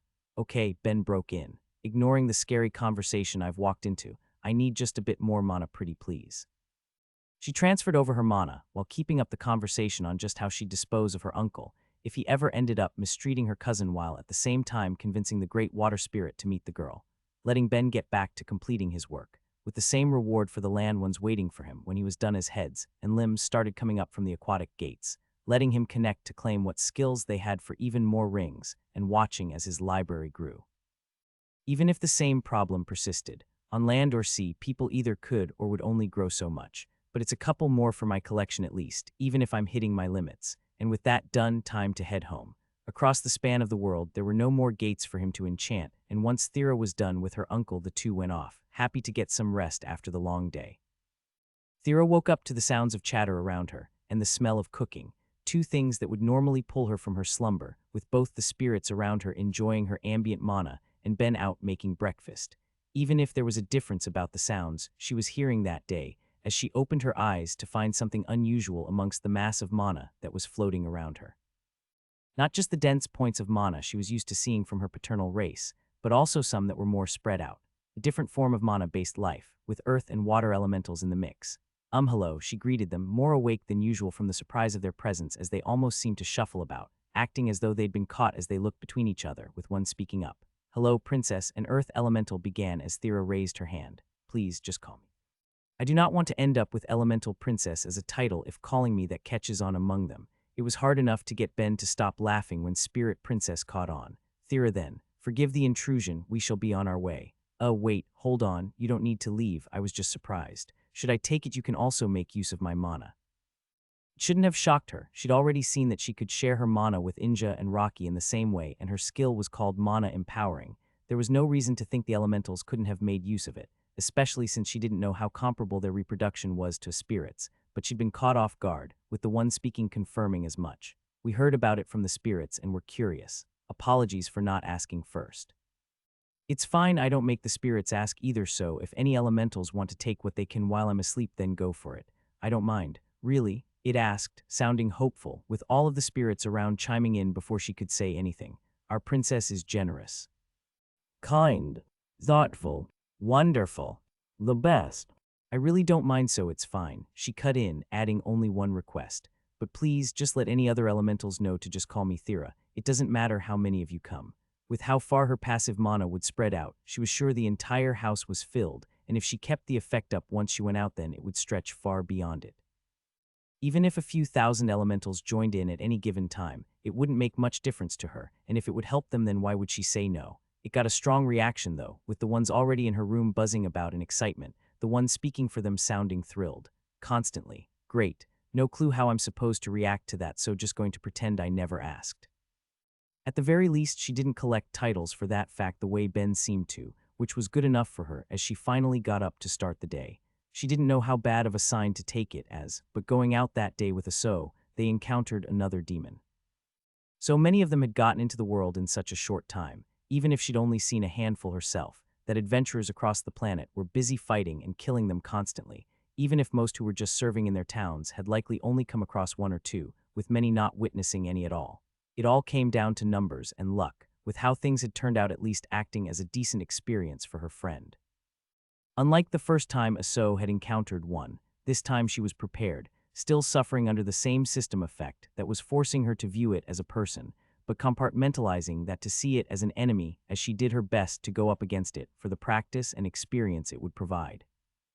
Given that the third wave was sure to be worse, Thera wanted her friend to get every bit of experience she could until that point, even if it was going to be hard and watched from the side, ready to step in if need be, but was willing to see her struggle a bit as she went up against the beast. As both a light and fire mage, she'd already allowed the creature to get too close, but there wasn't much helping that. Both of them were mages, and Aso didn't seem too interested in finding a different party, meaning she had nobody to fill a warrior role to keep them in place, nor anyone to lure them in. It wasn't exactly something Thera could comment on though given the way she'd done things, so she let it be, instead watching as the other fought, creating illusions to trick the demon briefly before its other senses told the creature they were fake, and burning it with her fire while dodging its oncoming attacks, getting a few cuts herself when the thing got too close, but otherwise handling herself during it all, until it briefly looked like the monster had gained the lead when it jumped in. Only to be felled by the knife she kept on her hip, cutting across it, and letting her finish it with the bite of her fire from a safe distance. Once done, Aso slumped over, looking exhausted from the ordeal as Thera moved to her side to encourage her. "Good work, you handled that really well," she said positively, "but don't wait to heal your wounds. Demons are tricky and adaptable. You have no way to know if there's going to be poison or something else on their claws that you don't want to wait to deal with." Right, the girl nodded as she started healing herself, obviously tired from the fight as Thera went on, broaching a different subject that she knew needed to be addressed before she left to face the next wave. "And have you still not found any party to join?" That question got a grimace. No, I'm honestly not super interested in anyone in town. Okay, mind if I ask why not?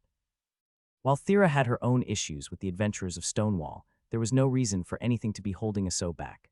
As far as she knew, the girl didn't have a bad history with any of them, and she was even well thought of in town, not only from acting as one of the healers, but also for being their clinic head's daughter.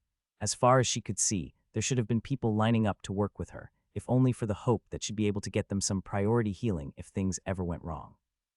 To Thera's surprise, though, it seemed like she was more involved in the choice than she'd expected as Aso explained with some embarrassment. "Because we're friends." The answer instantly made the earth under her feet shake in her anger. Was Aso being mistreated just because the girl dared to get along with her? If that really was the case, then she was mere moments from tearing away the ground below to fly to the guild and beat every adventurer there to a bloody pulp with her bare fists, only holding back the impulse as Aso reached out to stop her. "Wait, that's not what I mean," she yelled, seeing the misunderstanding she'd caused. "I meant we're friends, so I don't want to work with someone who doesn't treat you well or only does because they're afraid of you, so don't give them a new reason to be afraid of you." That pacified her rage, even if it created other issues as she reached out and gently rubbed her friend's head. "Okay, I won't murder anyone, and I appreciate the thought, but things are going to get dangerous, Aso. I know you go out by yourself when I'm not around, and I'm not around a lot. Heck, I'm probably going to be away a lot more once the next wave is in full force, and the world's going to be significantly more dangerous at that point.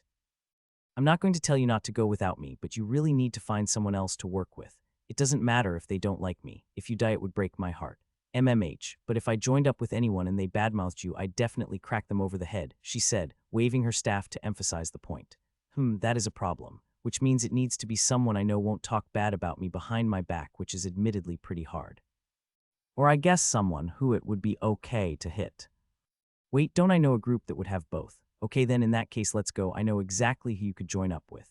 Thera. "So hey," Sashel called out, "how'd things go today?" "Well, we ran into a demon, but she handled it calmly enough and managed to get the kill without my help," Thera told them proudly, feeling personally pleased with Aso's growth. "How about you guys? Take any quests today?" Not today. We're actually just here to hang out. We've got our point to go to, and since we're leaving in a couple of days, we wanted to relax a bit while we can and chat with folks, you know." "Right, she's fighting in the invasion too. That could be a problem." "Will you guys be coming back when they close again?" "The week after," Relia answered. By then they'll have spread out so much and Stonewall needs protecting too, same as any other place. Perfect. In that case, there was something I wanted to ask you all. You guys have 2 frontline fighters and 1 backline. When you return, take another mage. She patted Aso's back as she said it, making it clear who she was referring to as the group looked amongst themselves for a moment, speaking with their eyes before Sashel spoke up. I personally don't mind. Sashel, working with a beginner, is a bit trailed off, trying at least to be polite, even if Thera still glared at him. What, are you saying you wouldn't benefit from another backline fighter, one who has different magics from your other mage, I might add? Plus, she isn't a beginner, she's been at this for almost 2 years now. Okay, but having a second mage isn't super important, he argued. Look at you, it's not like you use a traditional party when your main partner is a craftsman. Our composition works fine. The difference is that Ben could kill the 3 of you without much effort, Thera told him coldly, with that answer making both Sko and Relia look to Sashel for her own thoughts. Aside from being their powerhouse by virtue of holding a second-tier skill, she was also the one who knew them best as high-ranking members of the same faith, and she briefly thought it over. I'd personally run if it somehow came down to us fighting, she said with a shrug, handily closing any comparisons between the 2 parties.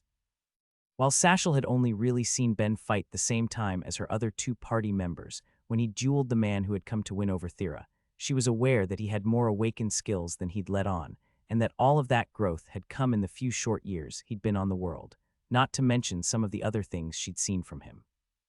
The way he'd calmly spoken in her head, after having been disassembled in the Life Tower, as he instructed her on how to put his body back together, was something that was going to haunt her nightmares forever. She didn't want to ever go up against someone who could do that. It was the answer Thera had wanted as well, and she gave a positive nod when she got it. There, my party has nothing to do with yours, and you wouldn't be hurt in any way having her. Both fire and light magic would give you guys more options, and I'm not even asking you to take her in permanently. Just when you're back and I'm off dealing with other things, if you want her to join you on a more regular basis, after that is a discussion you can have in the future. So are you willing to do that? We will, Relia agreed, casting her own vote on the matter and giving a majority as she looked to Sko. Everyone starts somewhere, and it would be good for her to get experience working in a team. As high-ranked adventurers, we need to help with raising up the newer recruits. Okay, but this isn't exactly the time. Then when would it be? The snake woman laughed. Even if we win, the world's going to have a demon problem forever, and until that point, anyone who can fight is important. Better she works with us for a bit and grows her skills more with the bit of safety we can provide than we leave her on her own to either die alone or when things get bad enough here and she doesn't have the skills to handle it. Sorry, Sko, majority rules. So nodded happily at that, while Sko felt a shiver go down his spine at how matter-of-factly she said it, making him truly believe she was fully willing to carry out that threat before she turned to thank them one more time and went off, happy with how things had turned out as she headed home. So that's one problem done, as long as none of them die during the next wave and Aso doesn't do anything stupid. Until we're all back, then things will be fine. That just leaves. That, perfect. It was a job she'd been gaining passive experience for, and any time she wasn't equipping her mana empowering to her soul, she had her brace on to suppress whatever dark effect she was intentionally giving off, making that a quick one as she lightly touched her necklace, getting nothing new to choose from, and leaving her to take what she'd already been planning, War Mage. A few of those levels were enough to raise an eyebrow at, especially the sleep resistance given how much effort she'd just put into raising it, and what gaining a level implied for the expectations of a mage going to war, but all of it would be useful to her, just like any skill would be, and given the name of the job itself, she'd be gaining a flood of experience soon enough. All she'd need to do was her best on the battlefield that would lay before her. You two all ready to head off then? Falk asked as he stood with them at the mini gate, preparing to leave town as well for a bit. Yep, Thera told her uncle brightly, trying to be optimistic about things in complete contrast to Ben, who was groaning beside her. No, I'm already envisioning things going horribly wrong. There were still a couple weeks before the invasion points opened up, but given that he and Thera would be going to a number of them, they were leaving a bit early to get the lay of the places to see where they'd be fighting and how they'd be of the most use they could, something he wasn't remotely looking forward to. He could already see it being an outrageous amount of work that he wanted no part of, as he once more wondered just what in his skill set made him think doing that was going to be a good idea. No chance.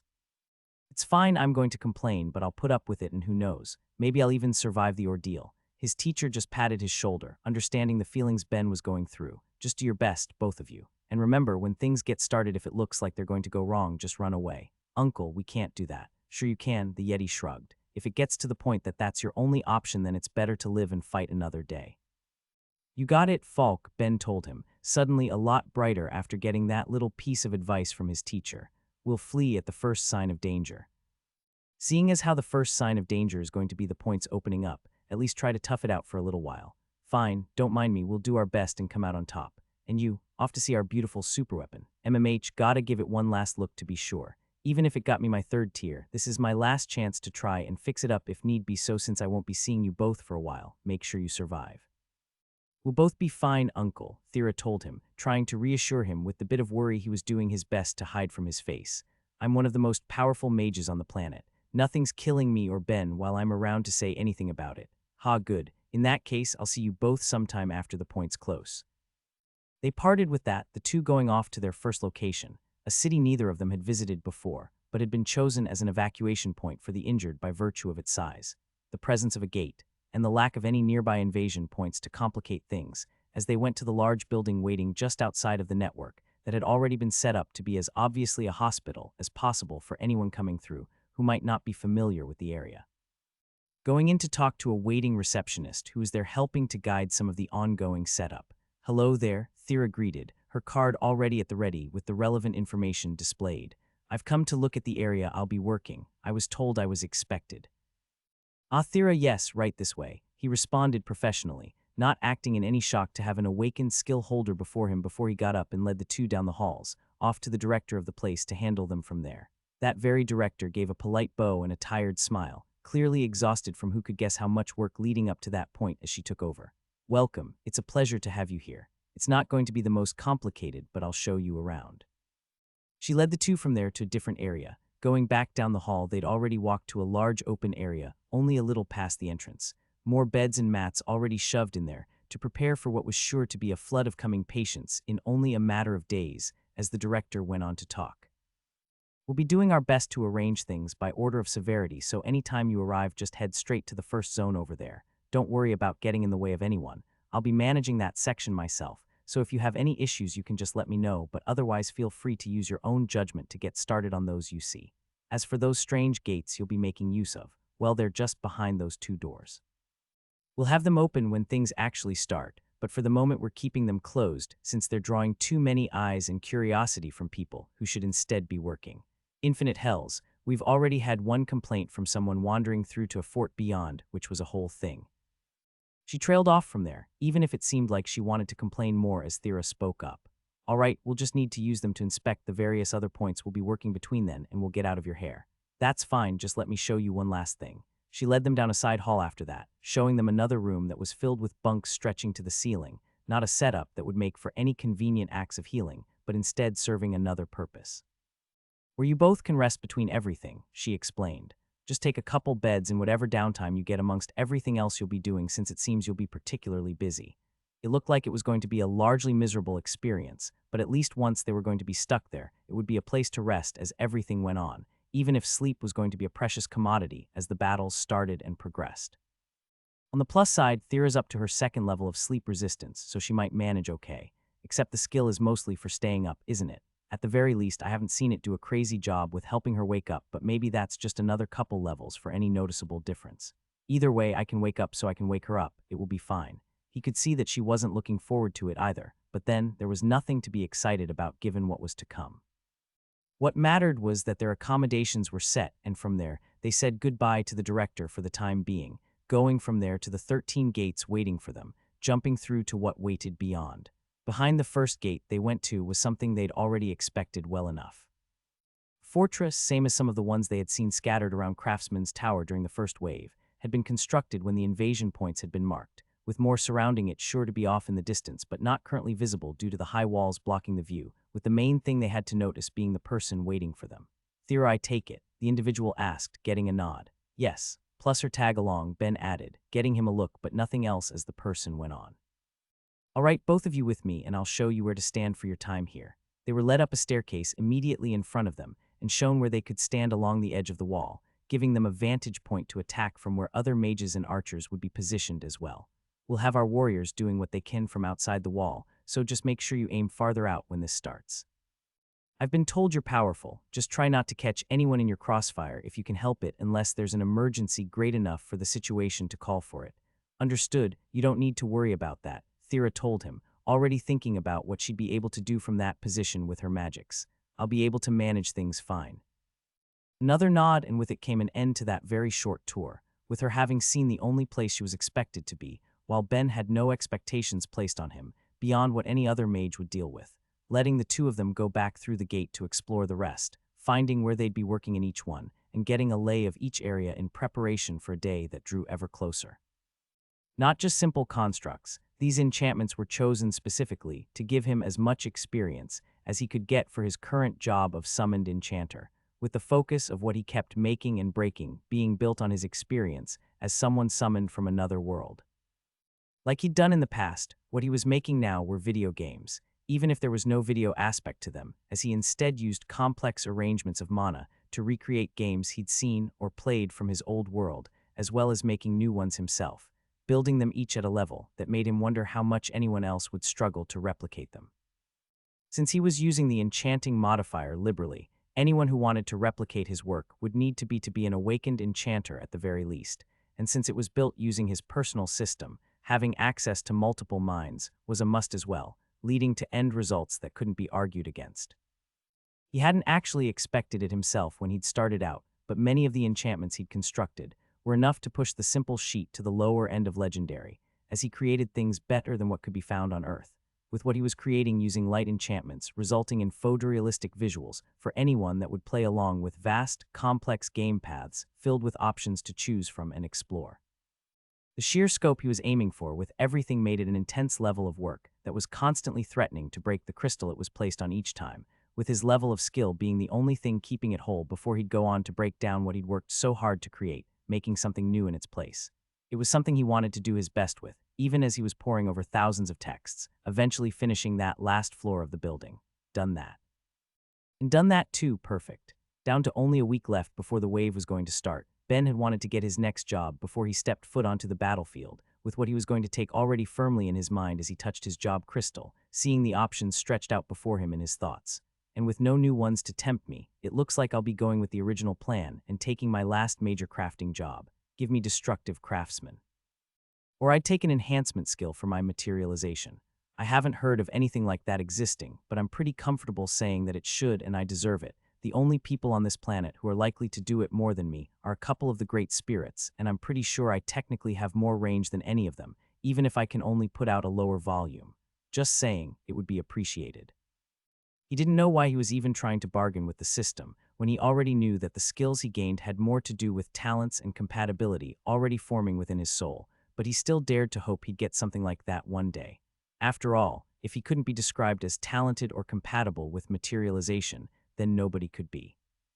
Although admittedly, taking a job called destructive craftsman and hoping that would end up with me getting something that would help with creation is kind of unreasonable. In that sense, extraction enhancement fits a lot better, basically breaking something into its composite parts. He materialized a bit of bronze as he thought it before using his mana to rip it into its component copper and tin, before remerging it again and repeating the process as a form of practice, feeling done with his enchanting now that his job was complete as he put the crystal into his ring for later. Content to keep practicing his new skill, and with the last floor he needed to read through in the main building complete, Ben took his clones and led them through the main branch one last time, wanting to see if there were any books he'd missed on any of the higher floors, either due to someone else having been reading them when he'd first gone through or else because they'd only just been added without him knowing to take a look. The short walk leaving him with a couple dozen new books in his head by the time he'd made it to the top, finding a familiar face sitting to the side. "Hey Verbum," Ben greeted, with the other man jumping when he saw him. "Rotten Earth, why are there more of you? Because it's handy for getting my work done. Anyway, how's it going?" "Well, like everyone else, I'm preparing to die, so I'd say not good. So what do you want this time, me?" "Nothing, I just figured I'd say hi while I'm here, see how you're doing is all." The answer surprised him given that Ben usually came when he wanted an explanation for something that had appeared on his status, but it let him relax a little, leading to a small question. "So are you going to be fighting at one of the points? A dozen points. You know, Thera's crazy powerful, so I'm tagging along as she goes everywhere to give what help I can. You, staying here. Killy's going to be using me for whatever info she can, and using it to adjust any plans on the fly. It's not like I'd be any help fighting anyway. Fair enough, glad you'll be safe at least. If I live, I'll stop by to say hi later." Again, Verbum was quiet, slipping into his thoughts until Ben was prepared to go to another building. "Try and keep safe. You got it, buddy, don't worry. This isn't going to be the death of Ben no matter how negative I am. If only I could actually make myself believe that. Still, he knew he could be a pessimist as far as the invasion was concerned. He fully believed he was justified in that, but enough people around him were doing their best to hope for the future. He could at least pretend to do the same to keep from making it any worse. With Verbum giving an appreciative nod, not believing the optimism either but still appreciating it, Ben went off to the next building to read, working away the rest of his day. Well, at least I managed to get one more level, Ben sighed as he let himself collapse to the ground. Sure freaking cut it close though. What matters is that you got it, Myriad told him, trying to be positive despite only having a day until the invasion points opened. So what now? Now I spend the rest of my time pretending I'm not going to die in the next few weeks. That's not a completely unrealistic expectation, right? Ben, even if you don't seem to accept it yourself, you are one of the most powerful people on this planet at this point, and having such a high level of an awakened magic is only going to help. I'm sure you'll survive this wave. You're being optimistic. This is going to be a chaotic battle with an uncountable horde of enemies coming through. It doesn't matter how powerful anyone is, anything can happen and anything can go wrong. Plus the minor issue that these are going to be the intelligent ones, that creates a lot more room for things to go sideways real fast. His god was silent in the face of Ben's pessimism, leaving the apostle to sign. It's not like I'm giving up, so don't worry. No matter how bad things get, I'm not going to just roll over and die. No matter how I'm cut, stabbed, sliced, burned, dismembered, or any number of other terrible things, I'll struggle till the end. You better. I want you living to the end and enjoying your happily ever after. Ha, I'll do my best. It's just surviving this 1 month, and then every other month until the third wave, seeing as how the world's about to be flooded by demons. And then I guess 1 more month after where we'll be dealing with the worst of the worst. And then whatever's left on this planet till the end of time, and that's really only if we don't get any more waves, because the group optimism about that on this planet is frankly ridiculous. Never mind, I think I just talked myself out of that faint glimmer of hope. It was nice to experience for the second it lasted though. I'll remember it fondly as I'm bleeding out. And here I was, so hopeful that some optimism had managed to sneak its way into you. What can I say? I'll just have to enjoy the few hours I have left. He actualized when he said it, creating a feast for himself to eat with his god, joining in, taking in the new flavors as they talked. Then enough worrying on the present, focus on the future. What do you intend to do once this wave ends? That really feels like the sort of thing I should save thinking about for the future. What future? Myriad asked. Do you think you're going to have the leeway to consider it any time the wave is going on? Yes, no matter how intense it is, I'm absolutely going to have a few minds free at any given time, and I'm still popping up here when I sleep, even if you're going to be off somewhere else. Why wouldn't I have time for it? True, he might have been the only person going to the front lines who would have the mental leeway for anything, but the question still made him think, and it wasn't like it would hurt to consider ahead of time. I mean, I'm assuming that at least for the first week after, Thera's going to be busy helping at the clinics, and from there she's probably going to be hunting demons constantly, but as for me, I don't know what I'll do. I'll help with anything that gets close enough to Stonewall that might cause problems while she's away, but as for anything else, I mean, what can I even do, man? I make things, I'll keep making things, as simple as that. Who knows, maybe if I keep getting a few levels, I'll be able to make something that could deal some serious damage in the third wave. I'm beginning to make it to middle legendary sometimes now. Getting a few high legendary isn't too unreasonable to hope for. For anyone else it would be. Sucks to be anyone else then, his god sighed. Well, I suppose as far as bare bones plans go, there's plenty worse. Just do your best to play to your strengths and I'll just hope for the best. That's the spirit. Waking up after his talk with Myriad, Ben prepared the best breakfast he could while using up the various ingredients filling the place, not wanting them to rot while everyone was away. Sonya had her own location to go to, serving at a different hospital than Thera, since keeping 2 awakened healers in one place was sure to be nothing but a waste, and all of them were going to be leaving early. But for the time they had, he at least wanted to make the most of it, faking his positivity as the 2 slowly woke up and serving a meal to both of them, trying to hide his opinions about the future. So you guys have any plans until we head off later? He asked them as they ate. All of them would be going to see Pelinia and a bruise for one last meal together before the points opened, just as they had during the first wave, but they had hours until then to spend, with him personally having no plans. Sure, he could have gone to the shop for whatever extra practice he could get, but on the last day, what was the point? Maybe spending the day working would give him some extra experience for his current job. Maybe it would even be enough for him to gain another level to any of his core skills, but none of that particularly mattered. The only skill he could train in the shop that would have any use on the battlefield was his magic, and he doubted that last day of work would be enough to give him that little extra edge.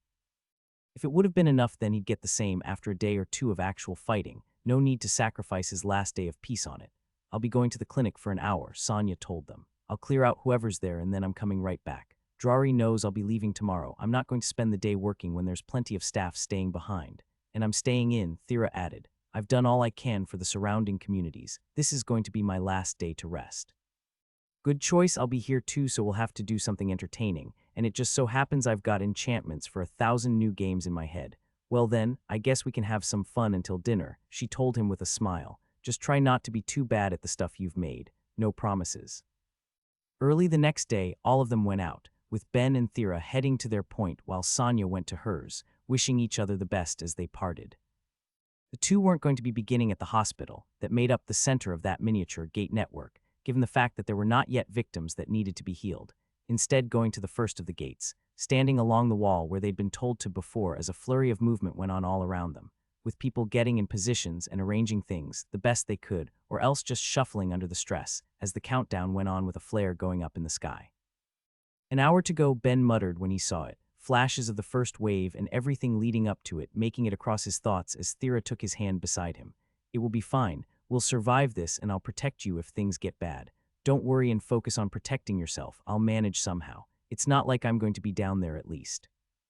He looked over the edge they were waiting on to the warriors below, the ones whose skills were trained for direct combat instead of anything that could be used at a distance like so many magics, but meant they'd be facing the horde in a significantly less secure way compared to them, being within reach of tooth and claw right from the get-go. And all of the clouds don't exactly help, do they? It's not exactly too dark to see, but a little more light wouldn't hurt. Oh well, not like it's going to harm anything either. At the very least, his vision wasn't obstructed as he turned his eyes up to the point off in the distance, marking just where all hell was going to break loose. A part of him that wasn't suffering under the reality of the situation couldn't help but wonder how it worked as he stared, and given that line of thought, felt a bit more enjoyable than the efforts he was putting towards trying to avoid falling into despair. He let himself indulge in it, just for a moment as his head filled with possibilities. It surely wasn't a piece of magical technology, if only because the demons didn't seem to dabble in such things if the few examples he'd seen were any evidence. Though as he thought it, he had to admit to himself that the small handful of demon technology and enchantments making their way to his eyes was too little to let him judge a galactic civilization, even if he felt sure of himself. But if that wasn't the case, then what? Considering that demons were a terrestrial race, born to a planet like all of those they invaded instead of being free to travel the void like some others in the universe, that meant they had to have had an origin point, and his thoughts considered the species from that angle. He knew they could become powerful if given the time to grow, and seemed to be able to act together to an extent, though from his few experiences in the past, that may have been due to having a powerful leader acting above them. But did that translate into them being able to form cooperative relationships and work towards a common goal? From what Ben had seen any time he peeked into one's mind, he was sure the answer was no. They could be dominated by those above them, but a desire to kill and dominate in return was too powerful for him to bet on more than a handful across any planet being able to put aside their differences and ignore their base nature to improve. That meant what he was seeing wasn't the product of some powerful ritual. He doubted the species was even aware of that application of magic, and even if they were, wouldn't have the ability to use it on such a scale, unless a more powerful demon held such dominion over them that they had no choice but to learn such an outrageously powerful spell that somehow stretched across worlds and keep it up constantly until it was opened for those on the other side to flood through. He didn't believe the race had the restraint to keep from just leaving it open either, even if I still don't understand why they do it this way. It was a mystery he was sure he'd never get an answer to while he kept up his thoughts. If it wasn't the race itself who was doing it, then it made a lot more sense to question if it fell under the domain of the demon's gods. He didn't have much context for how powerful any of the gods of his current world had been at their peak. All of them sharing a single planet meant there was only so much faith to go around, even if other benefits made it worth it. But could a space god manage such a thing if a planet worth of faith was being directed at them? Maybe it didn't even need to be as extreme as invading across the galaxy right off the bat. He knew the home star system of the various elven races had held a variety of habitable planets. Perhaps a space god could invade those nearby ones, letting them fill up with new believers for all the faith that would come with it before stretching out to other nearby stars, slowly gaining enough power with each new invasion until distance ceased to be a limiting factor. That was certainly an idea he couldn't help but think had potential as an explanation for where the power to cross such vast gulfs of reality was coming from, and he put it at the top of his list in terms of probability. But another idea couldn't help strike him as well, no matter how less likely. The summoning spell and the mystery spell, two constructs of magic whose creation and creators were lost to time, with at least one of which had been able to demonstrate an insane level of power by allowing the gods of this reality to tear into another for all of the benefits that would come with that in terms of the souls they might harvest. While he couldn't say for sure what the second one did yet, he didn't doubt that it would be similarly impressive in terms of power, and while the little bit he had been able to glean from it didn't make him think it could be the one allowing for such interstellar travel, that didn't mean the gods of the invaders hadn't somehow gotten their hands upon a third, a different spell constructed for traveling between the stars themselves. Given the power he knew the first spell had, and the implications that held for the strength of the civilization that created it, it wouldn't be surprising if they had at one point dominated the galaxy or even the universe, especially since the two original spells hadn't seemed like they'd been found in the same area. Was it so hard to imagine that another had been lying around somewhere, maybe even laying on the rock that the coming demons had emerged from, left and forgotten there before life had even arisen? It was a question he wasn't going to get an answer to either, with so much information about the demons hidden from him, but it was a thought that left him a certain level of longing. If that had been the case, then it might have been the sort of thing that would contain even more mana modifiers, something he simply didn't have the time to try and discover for himself. That would be the work of years, decades, and maybe beyond. He could easily envision such a task taking up centuries of study, slowly trying to find more and more despite the growing difficulties in figuring out new ones as their pool of options increased. But rather than think about that, when I definitely don't have the time to worry about finding new mana modifiers for me to use, let's ask a different question. How would I personally construct an interstellar gate network? He'd already severely reduced the size of the enchantment needed for the planet's current network. The question just became one of how he would make it strong enough to reach across the stars. For starters, having the enchantment modifier already made a significant difference given that his initial progress had all come before he'd gotten it, and he was sure that the way he'd incorporated it already wasn't showing its full potential compared to what he might be able to manage with a bit more thought and experimentation, and he continued to consider it from there. He did want to start experimenting with adding the modifiers he was aware of to his enchantments for whatever effects they would show, and he already had some ideas that might bear fruit if they worked, and when he looked at how small the current gate enchantments he was creating were, there was plenty of room to enlarge them. Actually, I'd need to double-check the distance with Quillith, but I think if I'm right about what I could currently create, and I covered something the size of a standard gate, I'd be able to make something that would be able to reach the nearest stars. Interesting. And from there, to make something that would cover the entire galaxy. Looking at his improvements with each level he gained and considering how he might continue to improve, it was enough to give him an estimate to work off of. Past the 9th level of divine enchanting and deep connection, but maybe not by much. I don't actually know for sure how much I'd grow if I ever managed to awaken the skills, but that should in theory be what I'd need. Interesting. It may have been an idea he'd never get the chance to pay off, but at the very least it was an interesting project to mull over, devoting plenty of his minds to it, while the rest of him chatted with Thera until the 10-minute flare went up. Dang, they cut it pretty close getting these to us, Ben said as he looked over and sniffed the same bar of food they'd gotten during the first wave, made by the divine chef and imparting incredible buffs even to someone like him who didn't have the sort of constitution to let him enjoy them to the same extent as so many others. At least we got them at all, Thera said with a shrug, about to eat hers but watching as Ben slipped his into his ring. Not going to have it right now. Saving it for a special occasion, he told her as he instead took out and downed one of his mana regeneration potions. This should do for now. After having experienced its effects during the first wave, he decided it was the sort of thing that would be best saved for a low point, with Thera following his lead after hesitating a second. Just don't go trying to make me take yours if things look bad, she warned, getting a smile for her efforts. Would I do that sort of thing? Yes. Okay, well I won't this time. Anyway, what do you think the odds are that Falk could get me a meeting with the divine chef now that he's at the 3rd tier? He could probably set up a meeting for me, right? Maybe score me a snack or two too. He'd be happy to get any scrap she cooked, if only because that meant he'd be able to replicate it with his actualization in Myriad's realm to enjoy at his leisure, but Thera just shook her head. I feel like your odds would have been best asking before this wave. There's no way she's going to have time to entertain you after, even if it's only for a few minutes. Lame, but likely correct. Okay, now I'm fully motivated for this world to win. We'll do everything we can to make it happen. Please be fully motivated about that because of your own survival, not your stomach.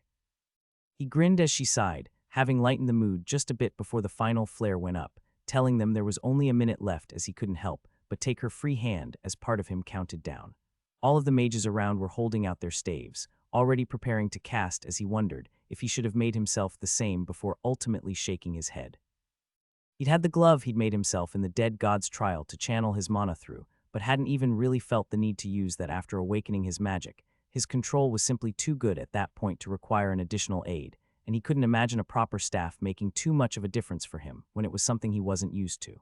If anything, he was more likely to fumble with it unless he'd take a couple days to practice first. Even if not for everyone, the way he did things is what suited him most in the end.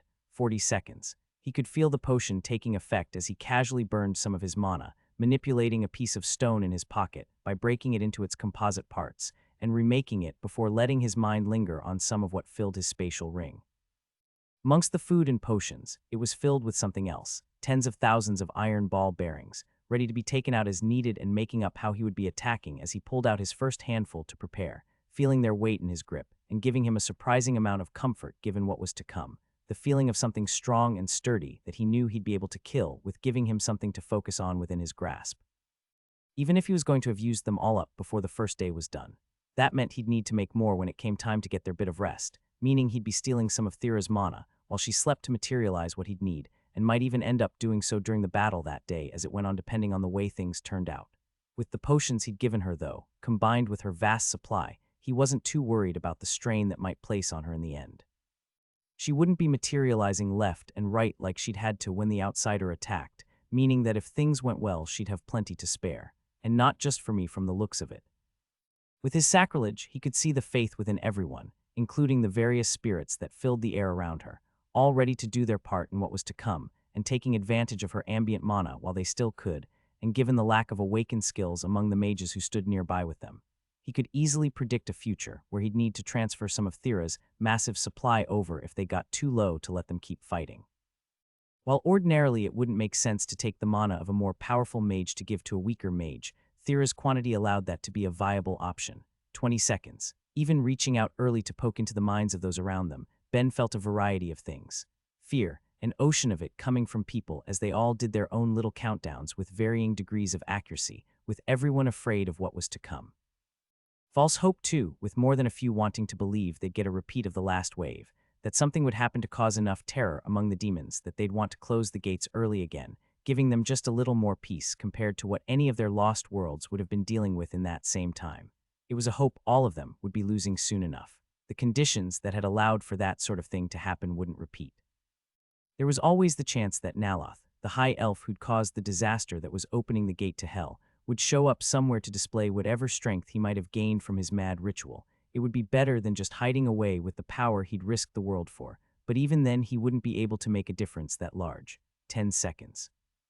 "Oh damn it," Thera muttered before giving into something she'd been avoiding, pulling away her hand from Ben's and pulling a metal circle from her ring to shove on her head at the last moment, looking like she absolutely hated the experience of putting it on as her mind split and the speed of her thoughts and learning sped up. "Your circlets are absolutely the worst, and I wish you didn't pack them. Ah, but since I did, you had no choice. Obviously, I can't just not use something so useful right now." Her absolute displeasure so close to the gate opening left him wanting to laugh at the sheer, ridiculous contrast of it all, but he never got the chance. Before he got even one more word out, his countdown had finished, showing how true his timekeeping kept up with the interstellar gate opened, ushering in the second wave. In the same way as the first wave, demons flooded out the open portal, their mad rush for blood hiding any of the supposed sapience they'd be coming with as they poured out from all angles to inflict death and destruction upon the world, setting off the various traps that had been placed and overwhelming them with sheer mass, with the ones at the front having no choice but to accept it when the only alternative was to be crushed by the horde behind them.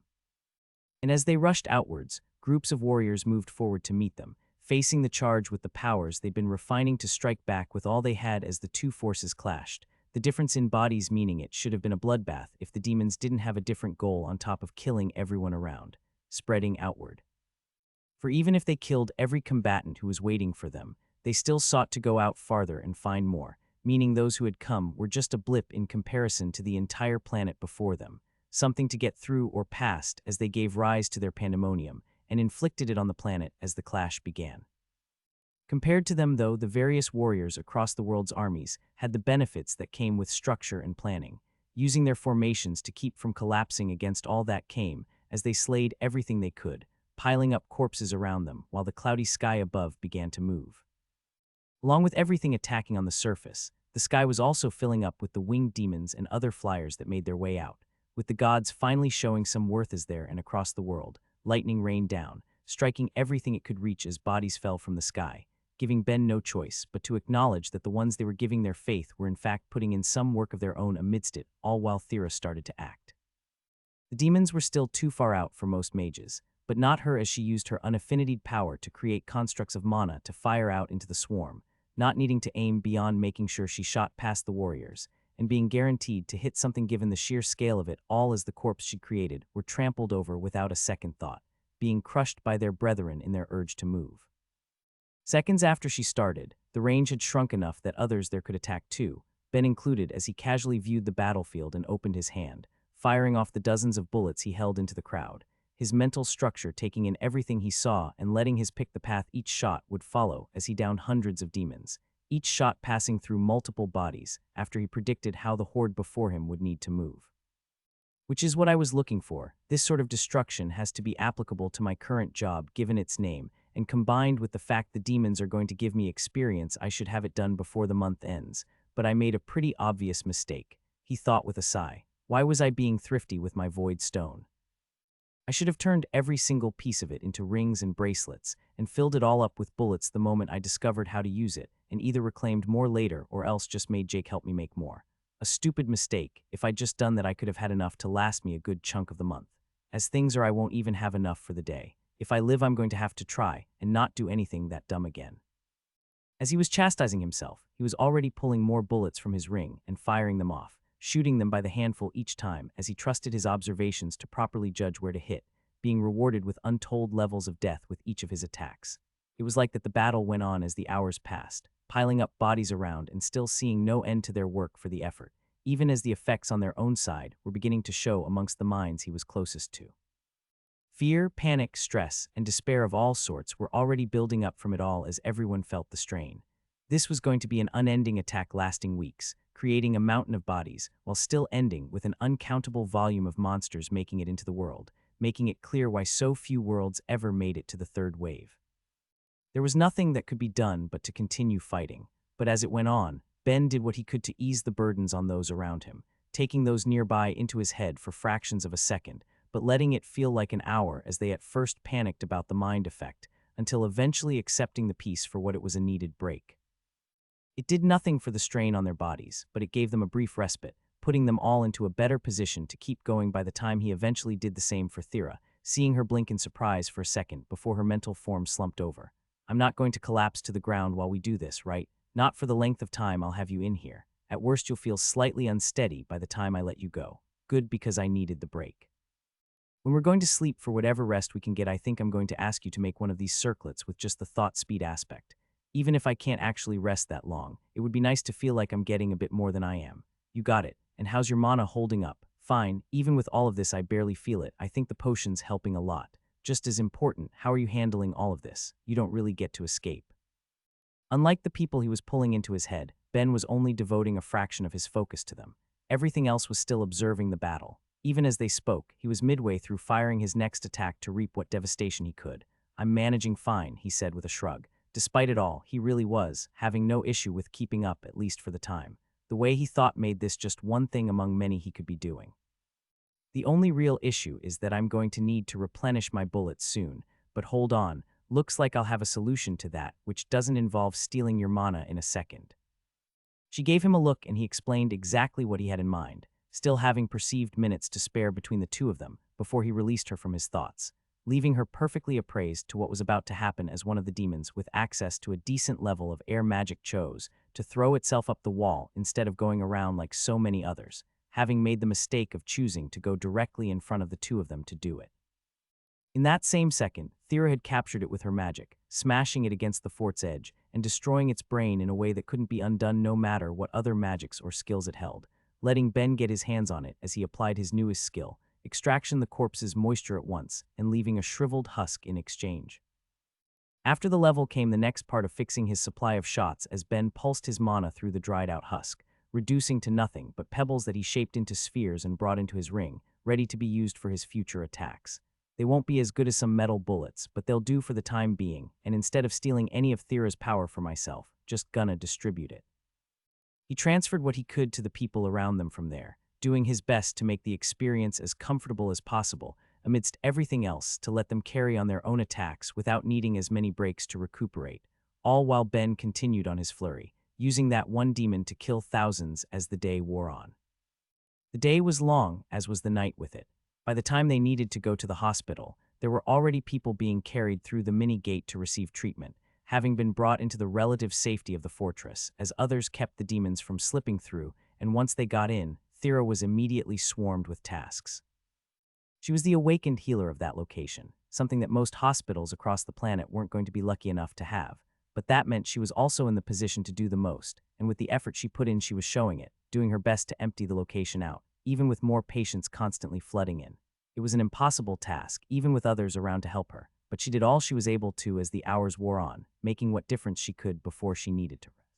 By the time she'd made it to the beds, Ben had already been there for a while, having nothing more he could do, and instead spent the time he had materializing more bullets for himself, stealing bits of mana from the surrounding sleeping healers when he was sure they'd have enough time to rest and replenish their reserves to fill up his ring, and making a spatial bag from there to fill even more, trying to make up for his previous mistake as hours were spent creating bullets.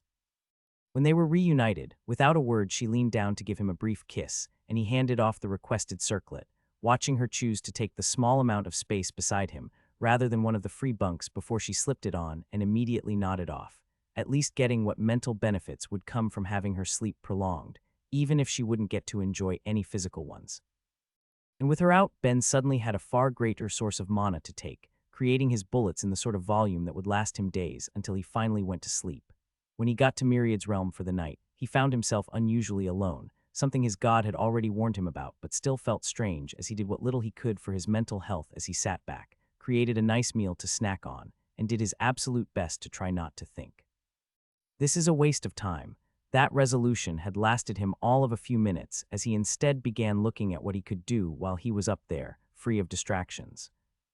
He immediately started actualizing, creating plates he could throw and bullets to then shoot out for what little experience it would give both his aim and his marksmanship. But with how little the mental load that was, he used the time to think on other things as well, looking at all he'd seen and trying to imagine what he could do better as he played back all he'd witnessed that day in his head, trying to imagine how he'd improve. I can see a lot of times that I could have used slightly different shots to kill more demons at once, he judged as he looked over what he'd done. The issue is with how I predicted they'd move in certain situations, but here I am with all the time in the world. Let's try and model the way I saw them reacting and see if that lets me get more killed tomorrow. As living things, he wouldn't be able to perfectly guess how they would react to a given situation, but he didn't need to be perfect, only better than he had been.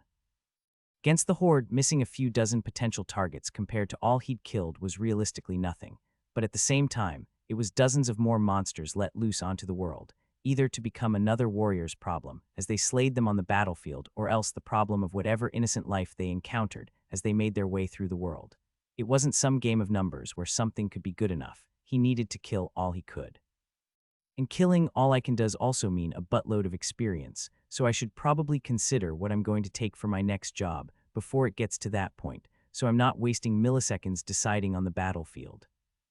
Let's see if I complete this one before the 3rd week mark. I'll take High Tank, just for any benefits that might give my defensive skills and vitality, and if I don't finish till after the 3rd week I'll take Connect Master. It would be good to have a few bonuses that high going specifically to Deep Connection. Wouldn't turn my nose up at a level either, or a new skill, even if I have no clue what sort of skill a Connect-themed job could possibly give me. He was slipping into some idle musing as he did everything else, but it helped relax him, so he gave himself a pass. A part of him wanted to smile at the idea that he couldn't help but be a downer leading into the wave while thinking about whatever silly thought entered his head now that it had started, but it wasn't something he could help. He couldn't be constantly positive when it felt like his death was fast approaching, but now that it might have been right at his doorstep, he couldn't keep his mind from wandering either. No matter how bad things got, he needed to live while he still carried his pulse, with how he lived speaking of who he was. But I can only do this for so long too until I need something else, so for the time being. He actualized again, bringing forth 2 spells, both the summoning and mystery one, and looked them both over. He had a few hours of real time until he needed to wake up and under the power of his unnatural thoughts that might as well have been weeks or months. With all of that at his disposal, there was no reason not to make the most of it before he had to go face hell again. The following morning brought them to their next location.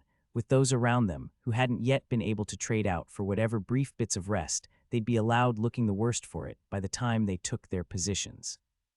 In the span of a day, everyone had been exposed to more violence and death than anyone should see in a lifetime, and as the two took their positions to contribute to it, Ben once more provided what relief he could, pulling those it was safe to into him mind for the chance to safely unwind amidst it all, chatting with them as he did.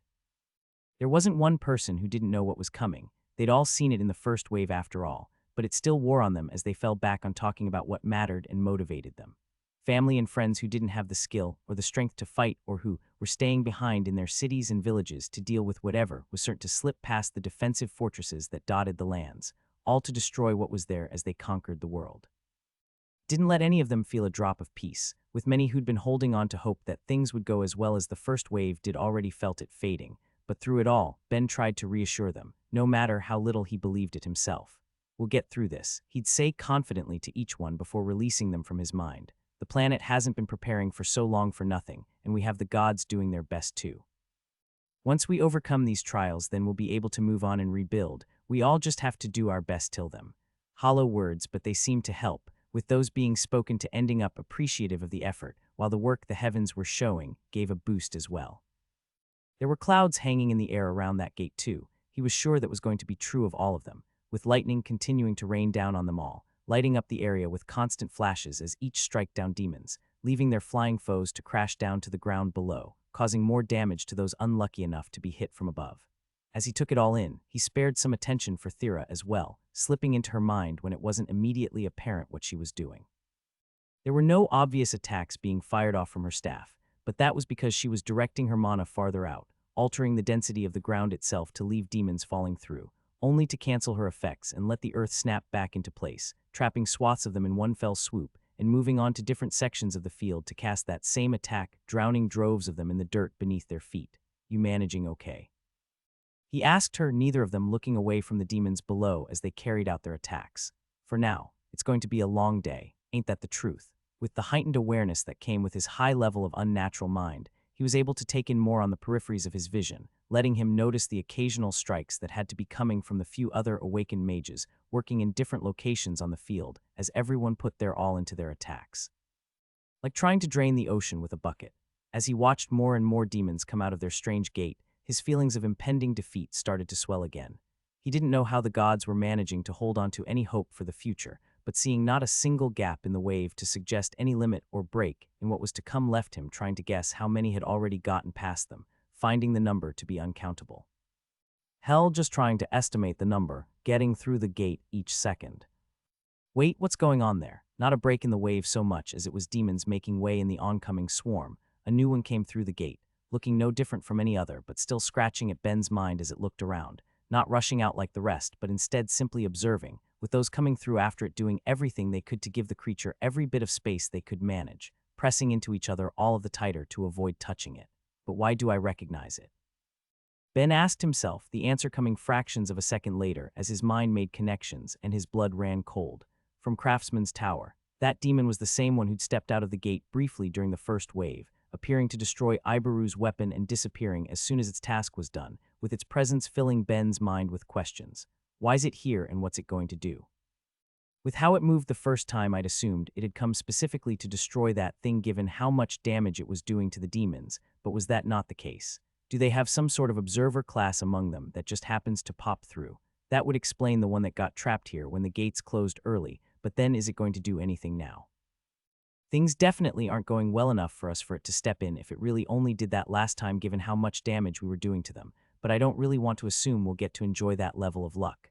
Given the unknown risks, Ben acted to ease his worries the best he could, quickly pulling his partner into his mind and boosting the speeds of both of their thoughts to the maximum. "Thera, major problem. What? The demon that broke the weapon at Craftsman's tower. It's here. Currently doing nothing, but no way to know if it's going to stay that way." She instantly remembered it, how it had thrown out earth and stone in an overwhelming attack she couldn't even touch by incorporating the effects of magic nullification into it, leaving her magic powerless in the face of it as she was forced to wonder how badly things were about to go. "Okay, so what are we doing then? Any chance of a sneak attack? No clue." The gods have all been pretty firm that the elite demons should only be doing anything during the third wave. For all we know, this is just acting as an observer. If we do nothing, it just might watch a bit and then leave. I don't think either of us are that optimistic. Generally not, but the fact it hasn't attacked immediately is a plus. By the time I grabbed you, it was only looking around, and attacking it might be the prompt that gets it to take action. But if it's not prepared, then we might be able to catch it by surprise, Thera pointed out. Even if it doesn't do anything now, someone's presumably going to have to deal with it in the third wave. It's not something we should just leave and hope it goes away. It was a fair point. Even if it was something that could be avoided, that was a matter of then, not forever.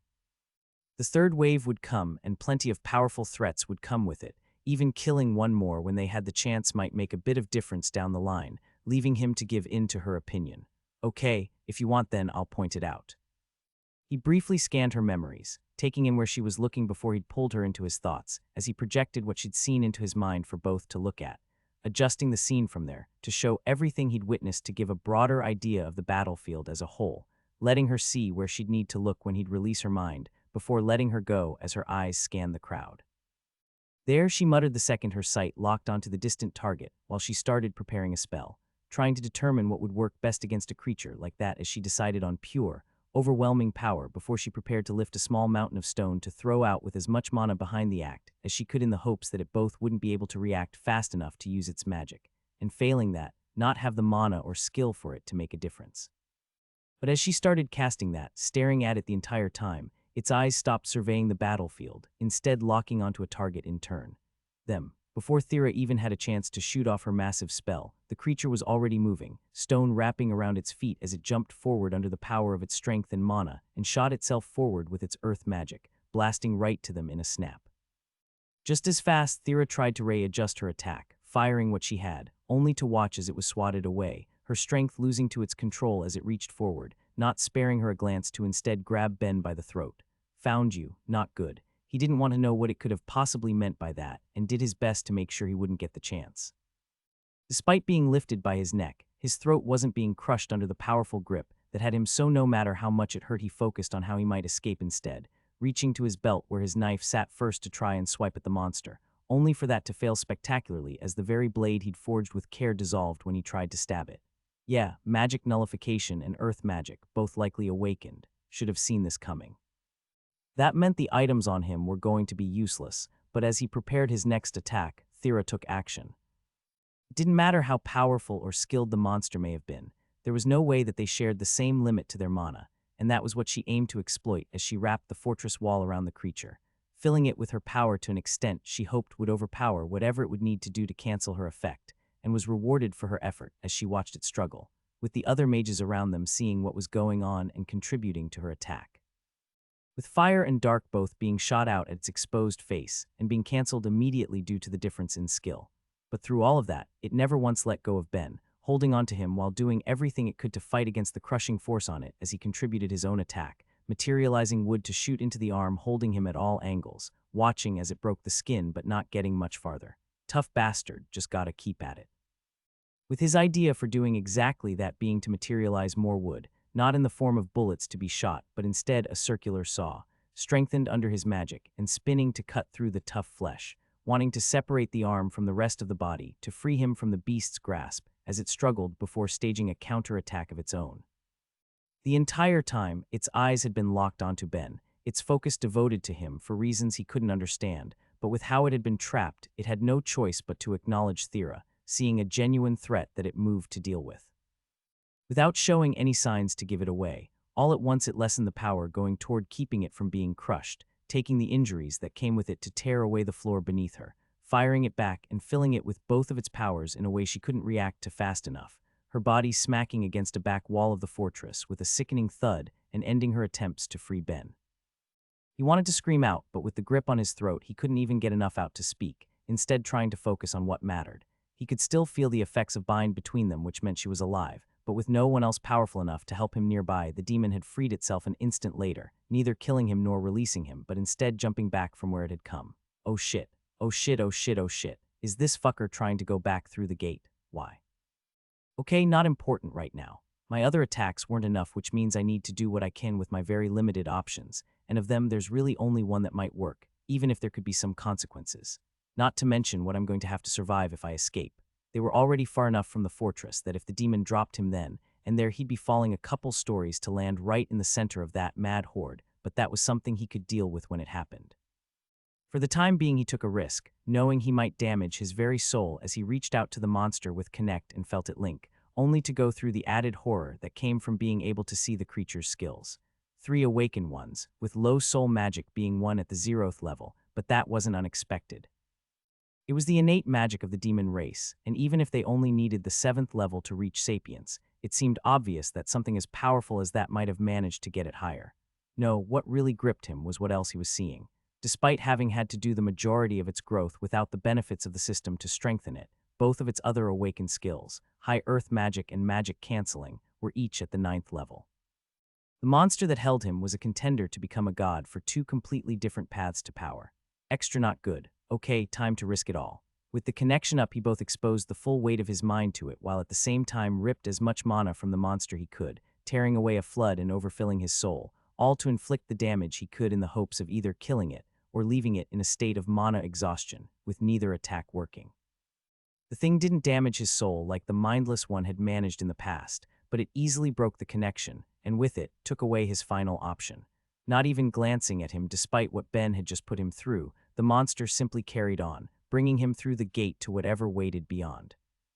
Unlike the gates he was used to, either taking one to another plane of reality to act as a shortcut or else connecting 2 separate locations by making a hole in space itself, the interstellar one he'd been dragged into acted more like a tunnel filled with branching paths, letting Ben catch glimpses of what he suspected were separate worlds, even if the views beyond gave him few clues to verify that fact.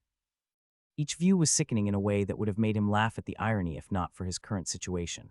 During the first wave, his actions had earned him the job option of World Killer, but from what he was seeing, they'd have likely already done as much to the planets they'd held themselves even without his input. The only difference was that he'd wiped away the blight that had doomed the rest of it. He had no one to share that observation with, though, nor much time to appreciate it himself. Even if it wasn't as instantaneous as the gates he was used to, it was only a few minutes of travel before they'd reached their mysterious destination, leaving Ben suddenly confronted with a deep, crushing force. At first he couldn't breathe, made worse by the hand that still held his throat, but through that he observed his surroundings, trying to get a grasp of what he'd been dragged into and the madness of what waited beyond.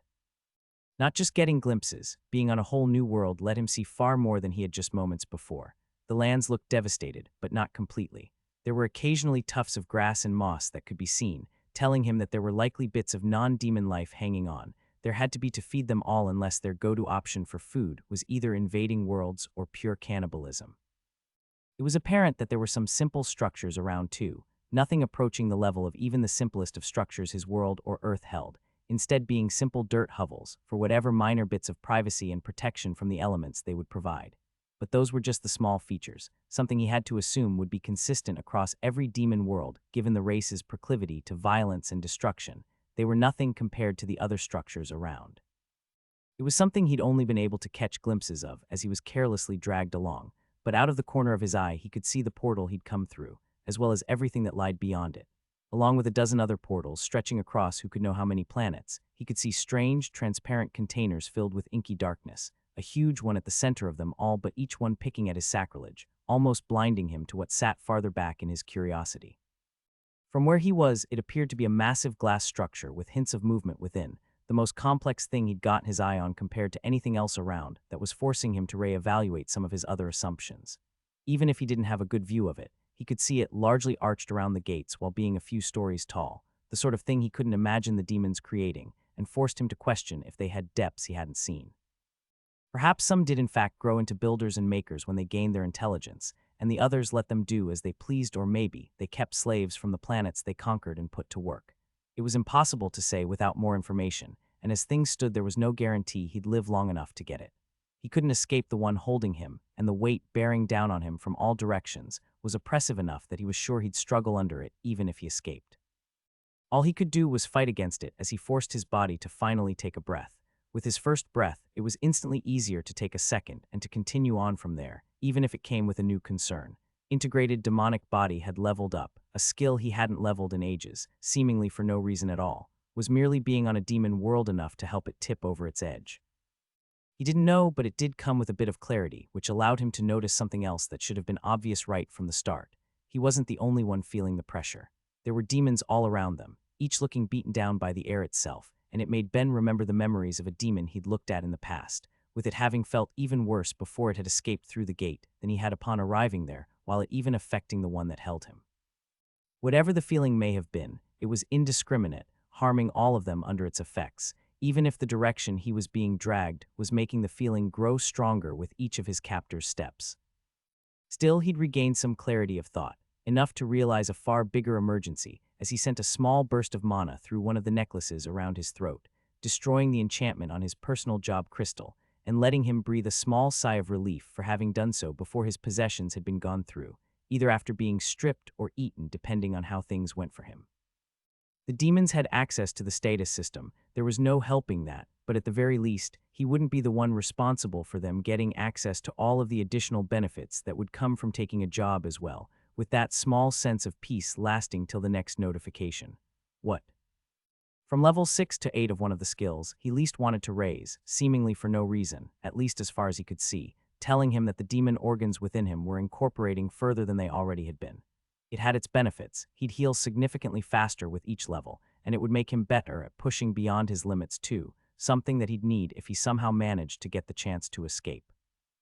That new level also made it clear that it wasn't being able to breathe again that made him feel better about whatever was affecting him. The moment he got that new one, the force on him became just a bit easier to deal with too. It was handy, but the only problems were that he didn't fully understand what it was doing to his body, nor why just being on the world was helping it level. Everyone he'd gained to it before then had largely come from pushing himself to the extreme. He'd nearly been killed when he got his last level of it, and now it was coming far too easily. There had to have been something beyond just the planet he was on causing it. It was something else he wasn't getting an answer for, and soon stopped having the leeway to think about as where they were going began coming into view. Another structure, the only significant one he'd seen since they'd left the gate, being grander than any of the dirt holes in the ground, while not as strange as the glass complex he'd caught a glimpse of. No, what they were approaching was more in line with what he'd traditionally view as a palace. It was lacking a lot of artistic flourishes, but what it lacked in that it made up for in scale. Both giant and grand, it gave the impression of being somewhere important, with that only emphasized by the absence of anything else of note around it, leaving Ben to question just who it could be for. His mind first thought of a king, but he wasn't sure that would fit. It would need a demon that could consistently stand above and suppress the masses, more than he was seeing from the few who already had the power to take charge of those weaker than him. No, a king wouldn't fit the bits I know about them, but look at the universe I live in. With only a couple of exceptions, gods rule the intelligent races of this reality. That is a fact. The demons have gods too, and they have to give faith. That points me towards one thing then. This is some sort of church or temple. It did make him question who had made it, be it the demons, or if it was a leftover from whatever race had previously held that world before it had been conquered, which had since been repurposed. But he had greater things to worry about. Why would he be being dragged to the church of a demon god? Every mind in his head screamed that the answer was to be sacrificed in some way, with the only thing left being how torturous it would be. At the very least, he could envision no alternatives, leaving him no choice but to wait and see what would come, all while he observed everything, trying to take in any clue that would let him leave with his life. Clues he never found, instead only having questions. When they entered the building, what he found in that grand structure was a single, straight hall, no side doors leading to other parts of it to access. It was possible they were simply hidden away, or that there were different entrances to them outside. It was even possible that any other rooms were only accessible by space magic, but with a single door that could be seen at the very end of the walkway, it wasn't the impression it gave. No, the building left him with the feeling that it was created by something that liked the idea of such a structure without understanding the practical purposes of such a thing. Like it had been carved of solid stone to give the impression that it held something great, and then not realizing it could be used for more, a play at the basic acts of creation that any intelligent race would figure out in their development. Its very nature unsettled him, but there was nothing he could do, no escape. By that time he'd already been dragged to the end of the corridor, the demon that held him bowing its head as it waited without a word. Enter. Sounding casual but with the air of an irrefutable demand, the doors opened, letting Ben catch his first glimpse of what waited beyond, making his heart freeze in his chest. He'd been partially right in both his guesses at what the building might have been, but wrong in what it contained. Palace or temple, call it both or neither, it didn't matter. It wasn't a king or priest that it held. No, lounging on a chair, holding a feeling of power greater than anything Ben had ever been in front of before, sat a being that Ben could barely stand to look at with the way his sacrilege lit it up in his eyes. Before him was a god, more powerful than he'd ever witnessed before, and spewing that fact across the world. In that instant, he had his answer to the question of what had been crushing down on him and every demon on the planet, something he'd barely ever felt before gaining his first levels of sacrilege, and that he'd thought he'd lost the ability to experience at all by that point, a feeling of the overwhelming force of pure divinity, nearly knocking him down with its existence alone. That was enough to tell him how in over his head he was. He'd been around descended gods before, ones that stepped into the world wearing one of their believers to make it happen, and he knew that process weakened the feeling they gave off as well compared to being in their realm. But here one was, blanketing an entire planet with its existence as it wore one of its believers' skins, looking at him with mild interest as it did. He lowered his eyes before they could meet. He could fight against the feeling more if he wanted to, but he absolutely didn't. Every instinct he had told him that one wrong move and he'd be dead. He didn't even want to run away. All he could hope was that the attention on him didn't linger, even as some of his thoughts almost reflexively continued to examine the situation. The power it held was obvious, but there was more to it than that. Its strength was incomparable to anything else he'd encountered, beyond anything he dreamed of encountering, even in his most pessimistic moments of considering his world's chances. But through that, there was something else. A feeling of familiarity that made his stomach sink while he told himself it wasn't the time to consider the implications of it, why the god before him felt similar to another he knew when looked at through the lens of King of Sacrilege. Still, it brought questions he wasn't ready to ask to nibble at the back of his mind, despite himself, as the mystery god viewed him with a subtle interest, finally speaking up after what felt like an eternity of quiet judgment. "You've certainly brought me an interesting prize," the god told the demon who held him. "How did you find it?" "A whiff," it answered. "Something I'd noticed in the first conquest that I recognized but couldn't place. Once I'd known what I'd almost let slip through my fingers and did my best to correct it.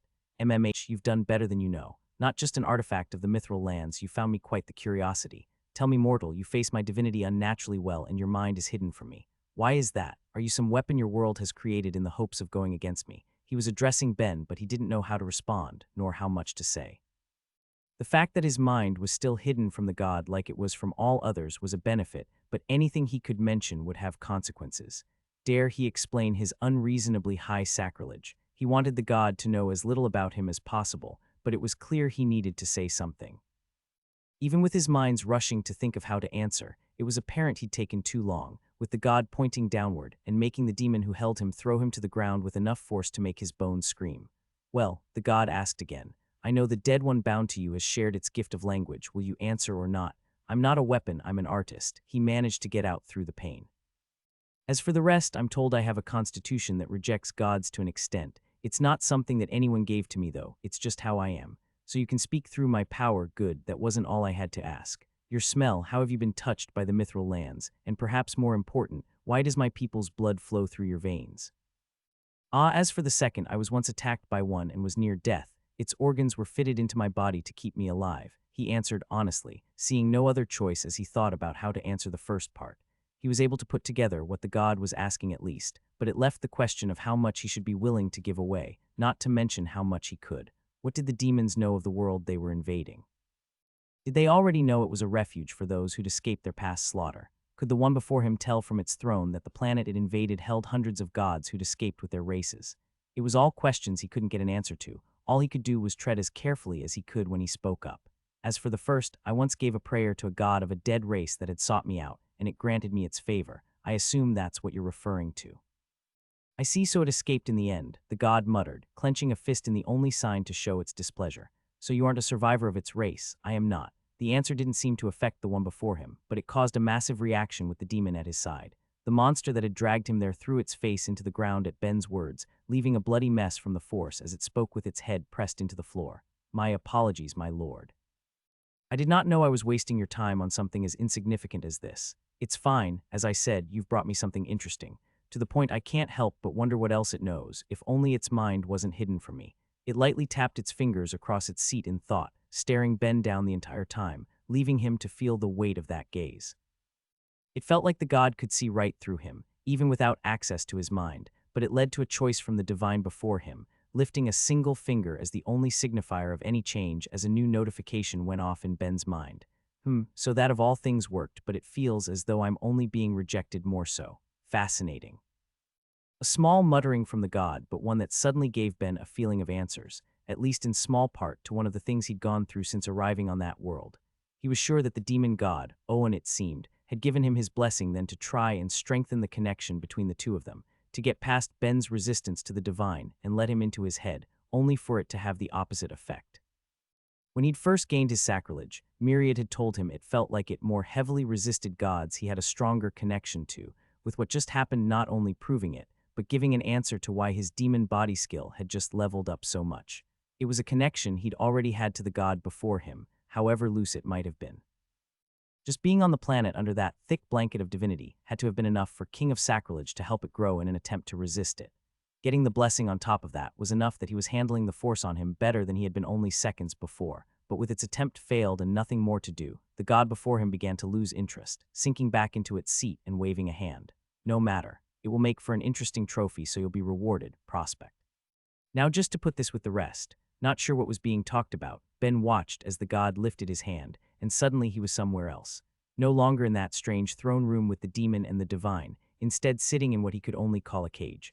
The walls, floor, and ceiling were all clear, and surrounding him were the sounds of screams as Ben processed where he'd been sent.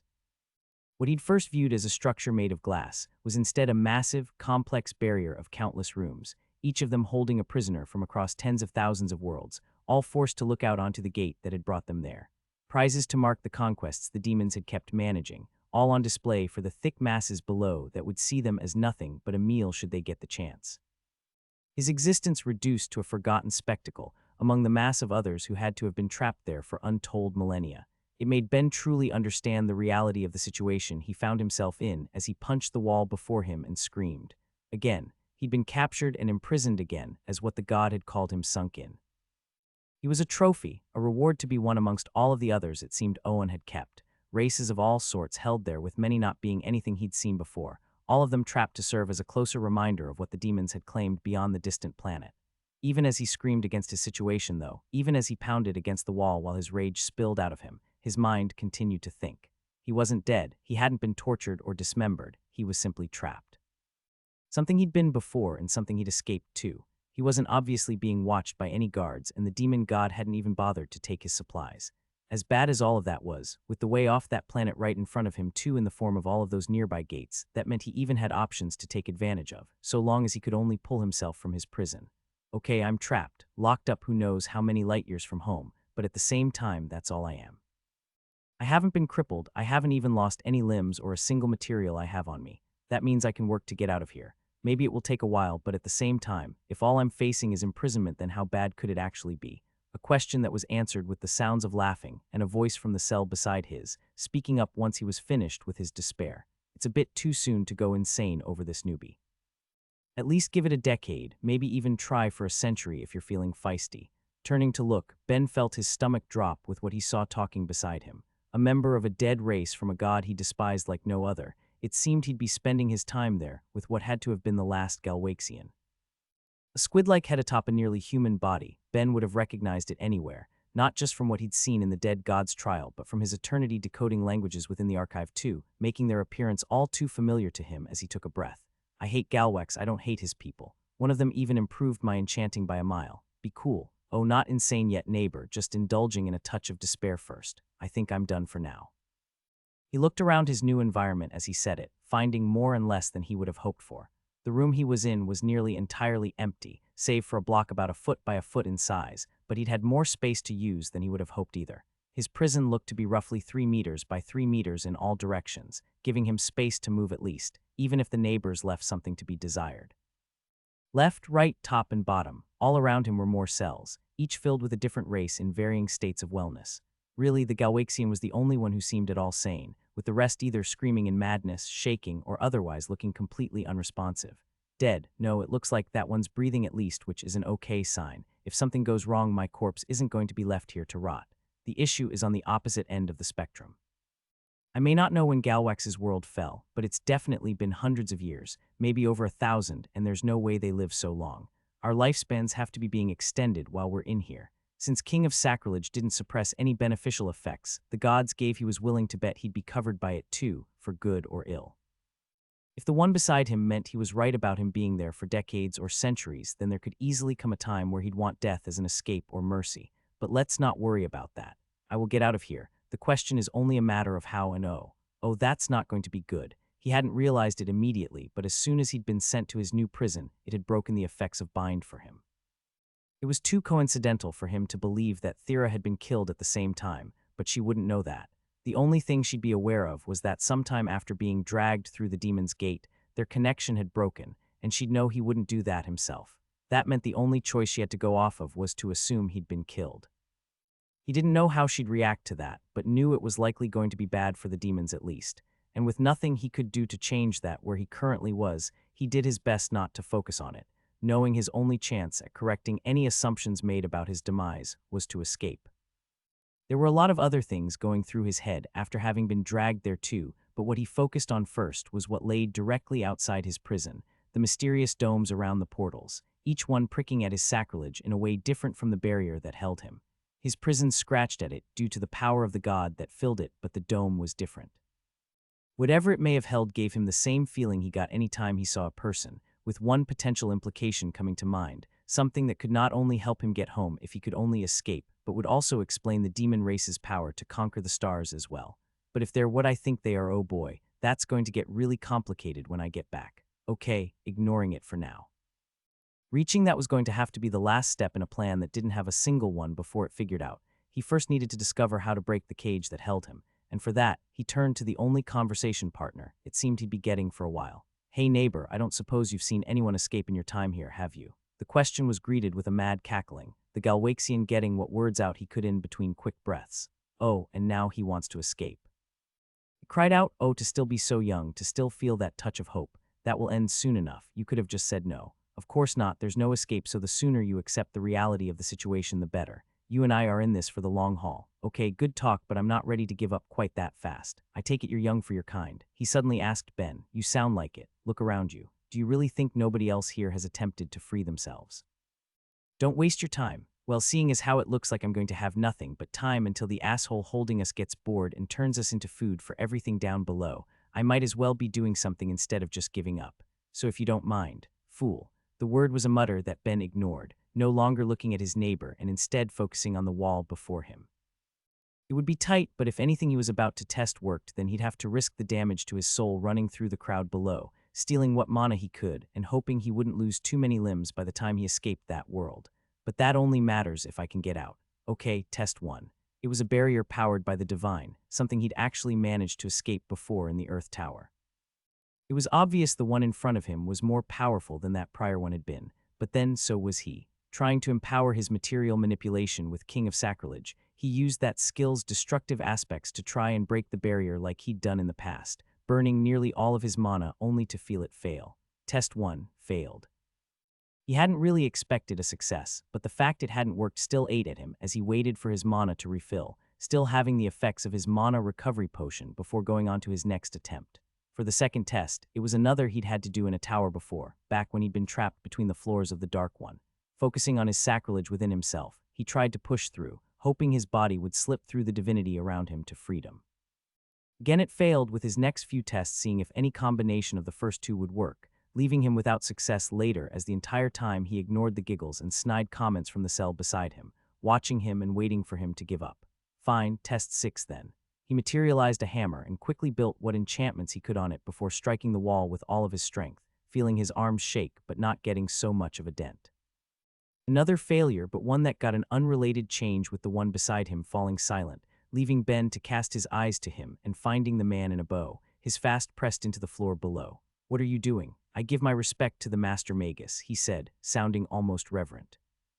He knew the meaning of what Ben had just done, not only materializing, which was enough to earn him the title, but doing it at such a quantity and detail, not making a small handful of metal, nor leaving it as an unshapen lump. What Ben had just displayed with a level of skill, deserving all respect from someone who hailed from a race of warrior mages, even if Ben didn't particularly care. Stop, I'm not.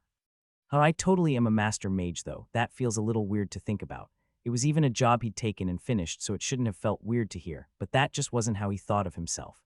As far as he was concerned, it was just another tool for his crafting, one he was able to put towards other things such as combat, but still had its core use in making things. Anyway, Ben went on, ignoring the thought, don't bow to me.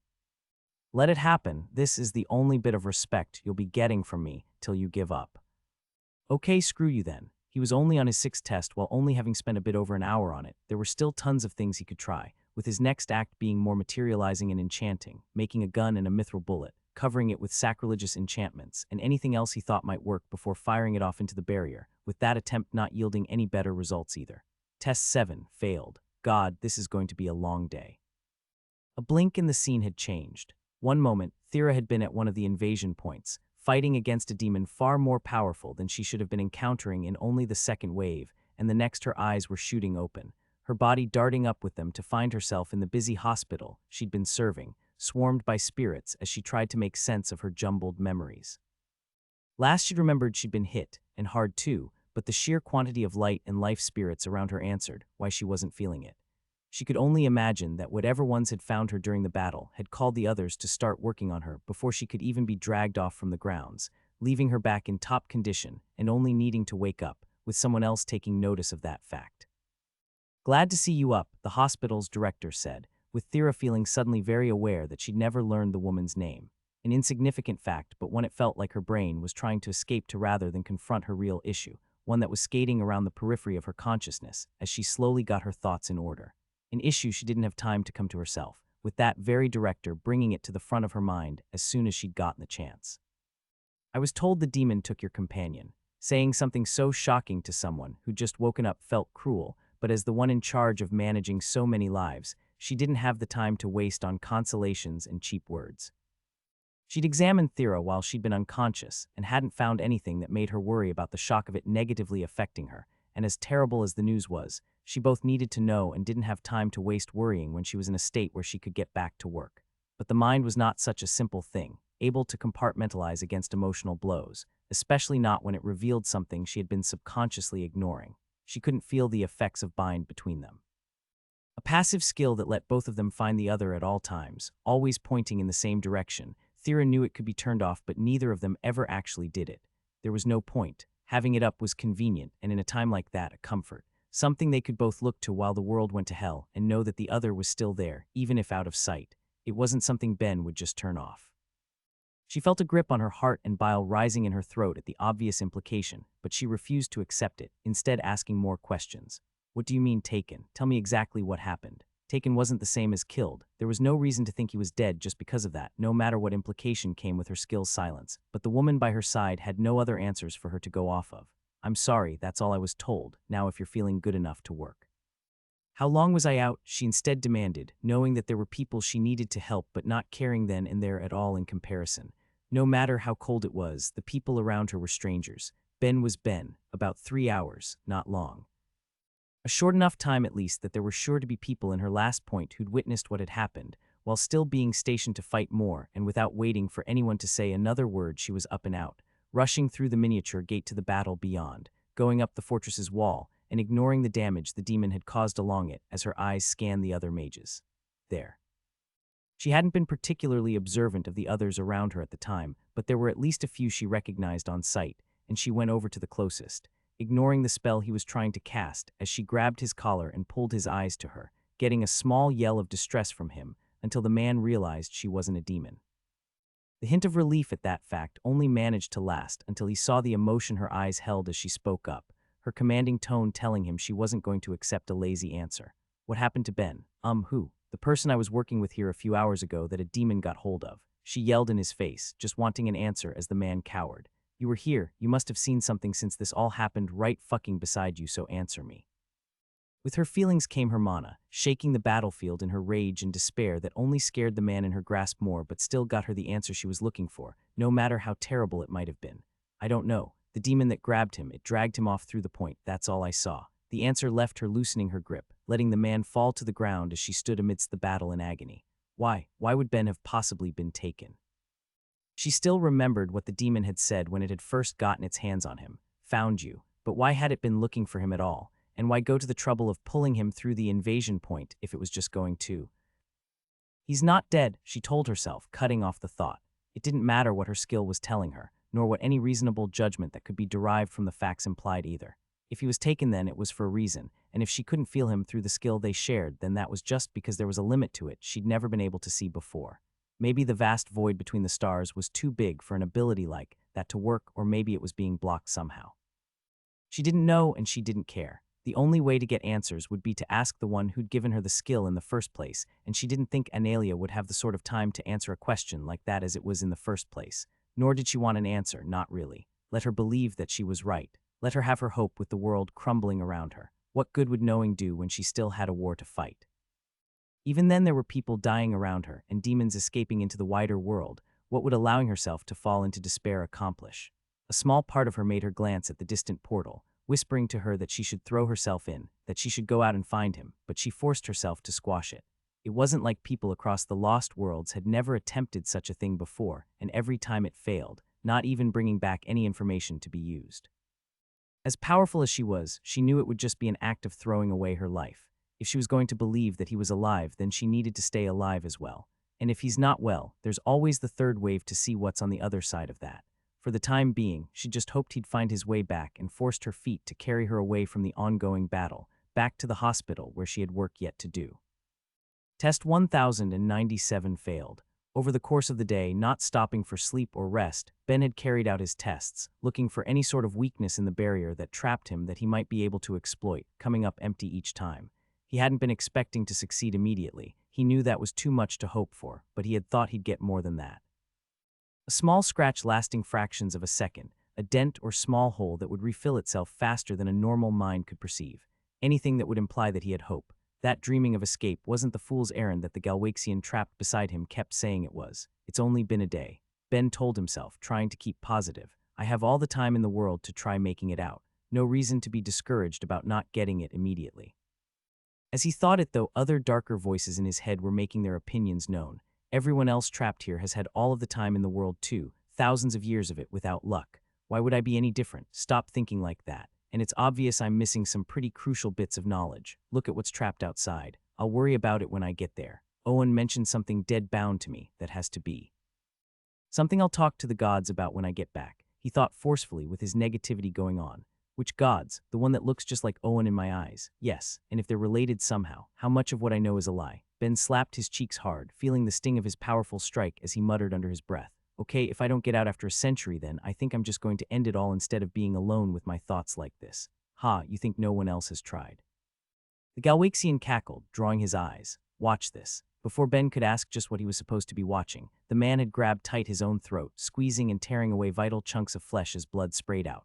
But before Ben could do so much as scream, the act was undone, the blood flowing back to where it belonged and the pieces of throat escaped his hand back to where they'd been pulled, letting him get back to his mad laughter. Joy, oh joy, I'm immortal, the alien mocked, and so are you. We all get to enjoy eternity together, whether we like it or not.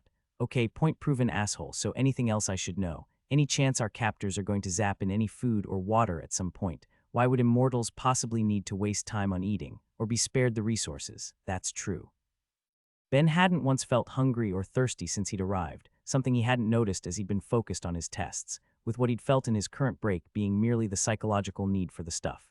His body thought it had been long enough since he'd had any that he wanted it, but that was as far as it went. His stomach didn't growl, nor was he parched. Though he craved the brief stimulation that came with smells or taste, he would do without. But he still needed a break, something that would occupy him, as he came up with more ideas to test out, as well as for whatever bit of mental recuperation he could get after having failed for so many straight hours. But he didn't have many desirable paths to that. There was chatting with his overly pessimistic neighbor, which he was sure would do nothing for his mental health, and there was being alone with his thoughts, which might have been even worse. But he had one more option too, as he looked at the only thing he shared a room with, the strange metallic block he wasn't seeing examples of in the other pens. No, let's be honest about what it is. This strange metallic cube. Given everything Ben had heard, both from the demon who'd caught him and its god, combined with the environment he'd been trapped in, Ben was fairly sure he'd been captured to act as a trophy of a world they hadn't managed to claim a specimen from, Myriad's world. There were other conflicting issues with that fact that he was having trouble incorporating into that assumption, but for the time being he went with it as the best explanation he had, so going from there, he was left to assume that what he was seeing was some sort of surviving artifact of Myriad's planet that had been filling his role until then. I mean, it looks like him, so that would make sense ignoring that any metal cube looks like him. Jesus really need to draw a smiley face on the guy, or something to make him a little more distinct in the future. Assuming there's going to be a future where I see him again. He wasn't answering any of Ben's prayers, and Ben wasn't exactly sure how distance influenced faith. Maybe if he tried to force his mind into a higher realm, it would do something, but he was just as worried that it might get Owen's attention, something he wanted to avoid when he was already doing his best to break out. But for now, focus on the little cube. If I eventually go insane, I'll at least have something better to talk to than the neighbor, so let's see if it holds anything interesting for now. With that bit of curiosity to protect him from his thoughts, Ben began looking it over, flipping the thing all around to see if there was anything different about it before going on to trying to pass his mana through it in different ways, and eventually even connecting with it, getting no result each time. Okay, that was lame as hell, he muttered before bringing it into his ring, once more startling the one beside him who'd been discreetly watching Ben's antics. What did you do with that? Put it away. If I escape then, I want to be sure I have it with me. If he got out, he wanted to have it to ask Myriad about it, but the answer seemed to only draw the other's scorn. Escape this, escape that, all of your stupid tests. Are you going to make me watch you struggle each time? Just accept reality, Magus. I've never once achieved anything by sitting back and accepting reality, then break down like all the others, he grumbled, though not in world speak. It was clearly meant to be a private thought, spoken in his original language, which was where Ben made his mistake. He responded in kind. Yeah, well, screw you too, he said in the dead tongue, ready to go back to his testing, if not for the reaction it provoked in the other beside him. For a second he was silent, trying to confirm with himself what he'd heard, trying to verify that he hadn't finally gone as mad as the rest around them before he was pounding on the thin barrier that separated the two, demanding answers. How do you know those words? He screamed out, making Ben aware of the depths of his error in talking back. Answer me, Magus. Damn it, better to say nothing and let people think you're an idiot than to open your mouth and prove them right. He sighed, going to ignore him until the man went on. Answer me, he screamed again before continuing in a much smaller voice. Please, my people, are they still alive? Is there any left? Damn it. No, they're dead, all of them. As far as I can tell, you'd be the last. Then how do you know those words? Because your asshole god dropped his trial on my world and someone tried to murder me by throwing me into it. When I reached the end, I got the archive as a reward and spent some time trying to learn the languages it contained to see whatever secrets it held. What? Yeah, I'm a survivor of your god's irresponsibility. I'm sorry, Galwaxian. I have no issue with you or your people, and I wish I had better news for you, but that's just how it is. The man slumped down to the ground, what bit of hope he had completely destroyed by Ben's honesty on the matter, as a small part of him wondered if he should have lied. Let the man at least have the comfort of knowing that his kind had continued on, but it was too late for that. With one less voice calling out among all of the other screams, Ben got back to work, testing what new ideas were coming to his mind. Test 1098. Fail fucking damn it. Another disastrous test since his conversation with the Galwaxian only the day before, and Ben couldn't help but feel it weighing on him as he mentally went over each one, hoping that his memories would reveal to him something that he hadn't seen before, only to continue coming up blank. There was nothing, no sign he missed or hint waiting for him to be found. All there was more testing. But who cares, here we are at test number 2000, at least it's going to be a big one. Got a hell of an idea, right here and waiting to go, so this is it. He materialized as he spoke, pretending it wasn't a pep talk to help with how constantly wrong all of his other attempts had gone as he put far more faith in his next idea, not just making any old thing but something far more unique, a substance he was willing to bet that not even the demon god had come across before, no matter how powerful he was and how many worlds he'd helped conquer. Spending his mana, Ben created a thin knife of faith stone. A substance that ripped faith from the gods themselves through the people they had a connection to. He had high hopes for what it would do against a barrier containing divinity and stabbed into it the second he could, wanting it to cut or tear, but instead feeling the blade itself break, leaving him to fall to his knees. That had been his best shot yet, but he'd still failed to get anything. It wasn't like there weren't ways he could try to improve from there. At least half of the other enchantments he'd tested could be applied again on the knife, after he repaired it to see if they'd show any effect when joined with the faith stone. But from all he'd done, he was growing more and more certain it wouldn't be enough. He may not have known for sure how many gods the demons had, but stretched across untold thousands of worlds, the one he'd already seen was more powerful than anything he could imagine. How was Ben supposed to put his own minor strength up against it in comparison and come out on top? The thought left him to sigh as he let himself fall back, staring up at the ceiling above him and looking at the nearly comatose prisoner the upper cell contained, in that state after being held for an unimaginable length of time. A fate Ben would share eventually if he didn't come up with something. I need more power, so what do I do from here? He sighed, feeling the few options skate across his head, with the main one that held any chance being completely impractical. I could slowly materialize as much rainbow mana crystal as possible, creating bags to hold it all and applying spatial enchantments on each one, so they could each hold even more, and try and direct the enchantments I'd place on the crystal itself to release as much power all into one point to break through. But how long would that take? He materialized a piece as he thought of it, using nearly his whole mana pool to create what was at best a small bead of the stuff. Better than he had been when he'd first started materializing, creating less than a grain at the time, but it was still far from a generous amount. It used nearly his entire mana pool to get even that much, and took roughly 13 minutes to regenerate it all to do again. Even considering the mana regeneration potions he still had in his ring or the food he had from the divine chef, if he did nothing but materialize and let his pool regenerate for a week, he wouldn't even have a handful. No, it wouldn't work. Or maybe it would, but it would take too long. He had enough potions to last him a month to help speed things up, but after that, his progress would slow to a crawl, and even if he didn't slow down after losing his region buffs, what he was looking at was going to be a matter of years to get to the point where he might have access to enough raw mana to do anything with it. By then his world would have already been long conquered. It will be conquered whether I'm there or not. His pessimism whispered in his ear. Why not give up already when it's not going to work? Stay here, trapped but alive. Maybe if I'm really lucky then in another 100 years I'll be able to escape, or maybe the demons will encounter a threat they can't beat and I'll be freed. My mind hasn't driven me insane yet. I'm sure I can put up with the tedium of being here for a while. It was a thought that left Ben hitting himself again. Maybe he didn't believe in the world's odds of overcoming that threat. Every piece of news and information he heard about it only ever made their chances seem worse. But so what? He would struggle, he would live, and if things had to come to it, he would die among the people he loved, not off on some alien world where everyone around was either insane or inclined to see him as a snack. So then what was the answer? What could he do? I need more mana, plain and simple. It still came down to that in the end, but there were only two ways to solve that problem. Either he could go with his first thought, use what he had to materialize, as much rainbow mana crystal and more abyssal as he could to make a tool powerful enough to escape, or he could put in the work to grow his pool as much as possible, spending who could guess how many years to grow it to the volume he'd need. It left him wishing that he could pull mana into himself from materials the same way he could people, but those were the only realistic options. What should have been his only options, and yet from the depths of his subconscious, where his deeper mind had been turning over the problem ever since he'd first been trapped, another path emerged. A mad, impossible chance that seemed sure to fail but picked at him like a siren's song as he first questioned if he was even going to bother wasting his time on such a ridiculous attempt. But then, what did he have to lose?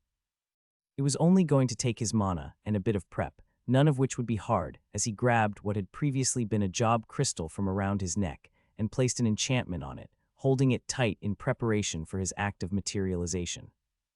Grabbing hold of the power within him, and using his material manipulation to see if there was even a hint that such a delusional idea could work, while his minds flashed across all the various examples he'd seen of such things in the past, Ben spent his mana and failed. But that's just one failure, and I have nothing but time. Try again. And again he failed as he tried to bring into being the simplest example he'd seen of his goal, needing to wait for his mana pool to fill up again each time before he tried once more amongst the screams of his fellow prisoners around him, only stopping to re-examine what he was attempting after an hour of work. He was already one of the closest things to an expert on the topic the world had anyway. He just needed to apply that knowledge. Instead of trying to perfectly recreate examples he'd seen in the past, it made more sense to take pieces of everything, finding the least complex part of each structure across 1,000 different cases and fit them all together into something new, the model sitting in his mind as he tried again, with one more failed attempt to his name. Failed, but closer. But that shouldn't stop me. Mages across this whole bloody universe have managed great feats of materialization to make regular elements without anywhere near the same knowledge I usually have to put towards the same things. The fact that I know a little less than I'd expect to right now shouldn't hinder me, so how do I get around it?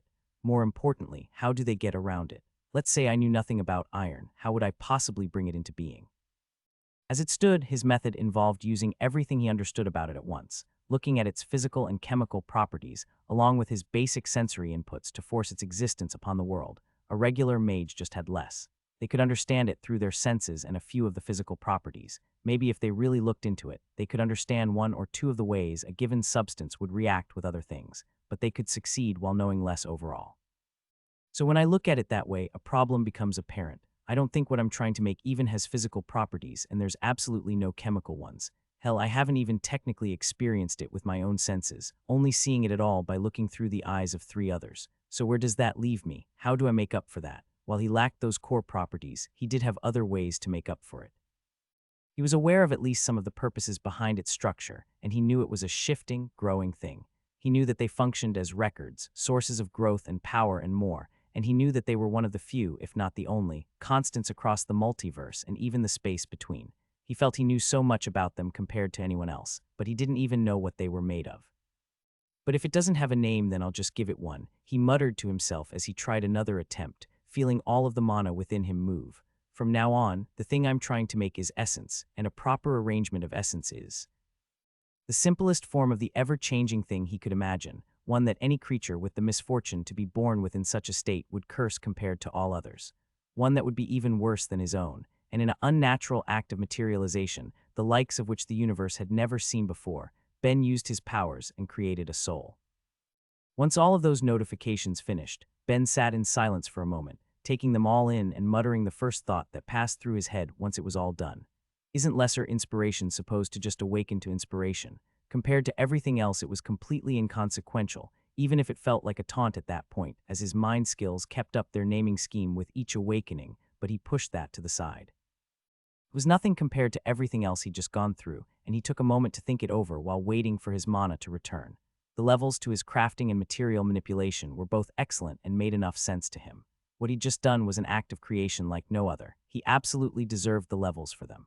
What had been less expected had been the acquisition of a whole new skill, one he'd never dreamed could have existed, but had felt well-deserved after getting it. In a way, what he'd done had used his material manipulation, but at the same time, it had gone far beyond it. Despite having his small hopes during the attempt, even he had to admit that he'd stretched the definition of a material by a fair bit when trying to make it work. To have birthed a new ability within himself was more than he could have dreamed of, with one hell of an added benefit. Ben already knew that some skills would change how a person saw and experienced the world, with Thera's earth sense being an example that let her understand the earth around her, in a way that would be unusual to anyone else, and his own king of sacrilege let him see and feel the faith or divinity in others. But soul production had come with a comparable change. Looking at the crystal in his hand, Ben could faintly see the soul it held, and it will only get better as it levels. It was something he was going to look forward to, and could already picture the uses he'd get out of it, but he moved on from there to look at the rest. In a similar vein to those surprises, completing his job was also a bigger benefit than he'd expected. At the time he'd taken it, he'd really focused on how the destructive aspect named in the title could be a good way to gain experience in the war, but it was still a crafting job. He gained experience for the things he made. What could give more experience than making a soul? Ben could only imagine how much he'd gained, and he once more wished that he could store overflowing experience for future jobs, or at the very least he wished he could do something with it instead of letting it fade into the void. That left the last notification, the one that was somehow managing to leave him on the verge of a headache in his far too powerful minds as he thought about it. Transgressor. If it was a system-generated title, then that was fine. He'd be happy to take whatever effect it would give, especially since if the system gave it, that meant it would likely give him benefits to his newest skill. But there was another option as well. Ben may not have been able to grasp the full extent of the demon god's power, but he knew it was overwhelming. He didn't doubt that Owen could have been watching him if he'd wanted to either, and combined with what he knew of the gods and their races, it made sense that he'd call him that. While not a certainty, he was fairly sure that most races with an innate magic all had a god that was related to it. Nature gods like Jagal were more likely to have races with plant magic, and Analia, a goddess of love and seduction, had a people that possessed a specialized form of dark magic, a natural charm. That pointed to one inevitable conclusion about the god of the demons given what they each possessed. He was a natural soul god. Ben wasn't particularly sure about what implications such a god carried, but he did know one thing. If he was right, it would be completely within the realm of possibility that a being like that would view what Ben had done as transgressing in his domain. Not that it matters at this point. If the god was watching him, then there was literally nothing he could do about it. This was the only avenue of power that felt like it might go somewhere, so if Owen already knew, then all he could do was keep going and see if he'd step in to put a stop to him. Well, I also need to see if the next step of this will work first. He had the soul bound in a rainbow mana crystal. What mattered was if it was still able to absorb mana, and from there, if he could access it that way. Ben knew that holding a soul ruined the crystal's ability to absorb mana, but was the reverse also going to be true? Was a soul just as blocked from taking in that power? There was only one way to be sure, and he reached out with Connect to see, feeling it touch the thing bound in his grasp as the link was made, and pulling out a trickle of mana with it. Except I'm already worried I'm being watched, and if I am and I recreate the enchantment on my crystal, then I'd basically be giving the production method to them. Shit, that wasn't some minor problem. No matter how much weaker it was going to be as a first or second tier skill, soul magic was used to help one improve, and the demons were no doubt using it on themselves at nearly all times. If they combined that and the benefits they were already getting from the base system with access to the job system too, and then things were going to get apocalyptically bad. Not that it isn't already. Let's be real here. Really, depressingly real. Even if they don't gain access to the job system, is there any chance of anyone ever beating them? Doesn't sound like there's anyone in this galaxy with a shot unless the Void, Jovian, and Solar races stop ignoring what all of the terrestrial planets are going through to work together against them. And let's be real, if they haven't by this point, then they're not going to. Which is admittedly fair. It might take some modification from their god, but I'd be willing to bet the demons could be modified into a Void or Jovian race at least, even if a star race might be impossible with whatever sort of biology they operate on. Still, I can see why they wouldn't want to draw their attention, even if it's a bad idea in the long run. Okay, so things are officially bad enough that even if I accidentally get them access to the job system, then that's going to basically make no difference, but that doesn't mean I shouldn't try to keep it from them, even if I might fail. That's fine, I can spare a few minutes on it. What he planned was to release the soul from his crystal, and from there make and break enchantments across it in one constant smooth motion, in the hope that he'd be able to sneak on the one that would turn it into a job crystal in the middle, and select a job without it being obvious through the sheer speed of his thoughts. But a surprise stopped that at step 1. When he broke down the enchantment he'd placed on the crystal to seal the soul he'd created within, the soul didn't disappear. He'd fully thought that once free of its bindings, the soul would vanish to wherever such things ended up, but to be wrong was a welcome surprise, speaking of things he'd need to test and experiment to carry out, at least later in the future. For the time being he broke the crystal with his power, finding that managed to do the job of freeing what it held before he remade it and began his enchanting, all to see what options awaited him. Flashing through his enchantments as fast as he could, trying to give the impression he was practicing and nothing more, he discreetly passed through them all in the hopes he wouldn't draw any wandering eyes, until he finally changed to the one he'd wanted, fully intending on taking multiversal material mage, even if it wasn't going to be the easiest option for him to finish because of what seemed to be its intended way of gaining experience. It would at least give him bonuses to his mana, the priority for the time regardless of how annoying that might make things for him in the future. In principle, it might not have even been a bad choice. If the job really was one that would gain experience from creating things across the multiverse, then creating one of the few things he knew existed just as broadly had to have had potential, but all of his plans had stopped mattering when he'd actually activated the crystal and seen the option sitting there, waiting at the very bottom. Soul Mage, a job that until that point had been the sole domain of those who'd reached the pinnacle of life or death magic. Even among the few Demidmans who possessed minor soul magic, none of them had received it as an option. Much in the same way that Thera had her charm-specialized job that was a branch of the Dark One, they'd been given the options to take jobs that were specialized forms of either life or death magic, depending on what particular branch the power seemed to feed off of, with 2 among them getting both options. What he was seeing was different, though. Nothing on it to hint it was just a branch of some other job, and as far as he knew, the system didn't typically give something the same name twice. That pointed to one particular conclusion, a massively powerful job with all of the benefits such a thing would imply. It had shocked him so much when he'd seen it that he had no choice but to break down the job enchantment again if he was trying not to look suspicious, but by the time he felt comfortable making it again his choice was made, undeniable in its appeal. Give me Soul Mage. Massive bonuses and all those levels. Holy crap, this really is a 3rd-tier job. That's. Name Ben Hef. Race human. Titles: Apostle of Myriad, the Forgotten One, Miracle Maker, Skill Learner, Enemy of Enith, Trial Defier, Trial Breaker, Godslayer, Monster, Madman, God Killer, Threat, the Mad Apostle, Destined Holder of Connect, God of Destruction, Creator of Life, Awakener, Maniac, Brutal Blacksmith, Defier of Gods, Title Holder, Enemy of Olencia, Great Teacher, Student of Helori, Myriad's Monster, Outsider Slayer, Demigod Slayer, Transgressor. Jobs: Soul Mage, LV0.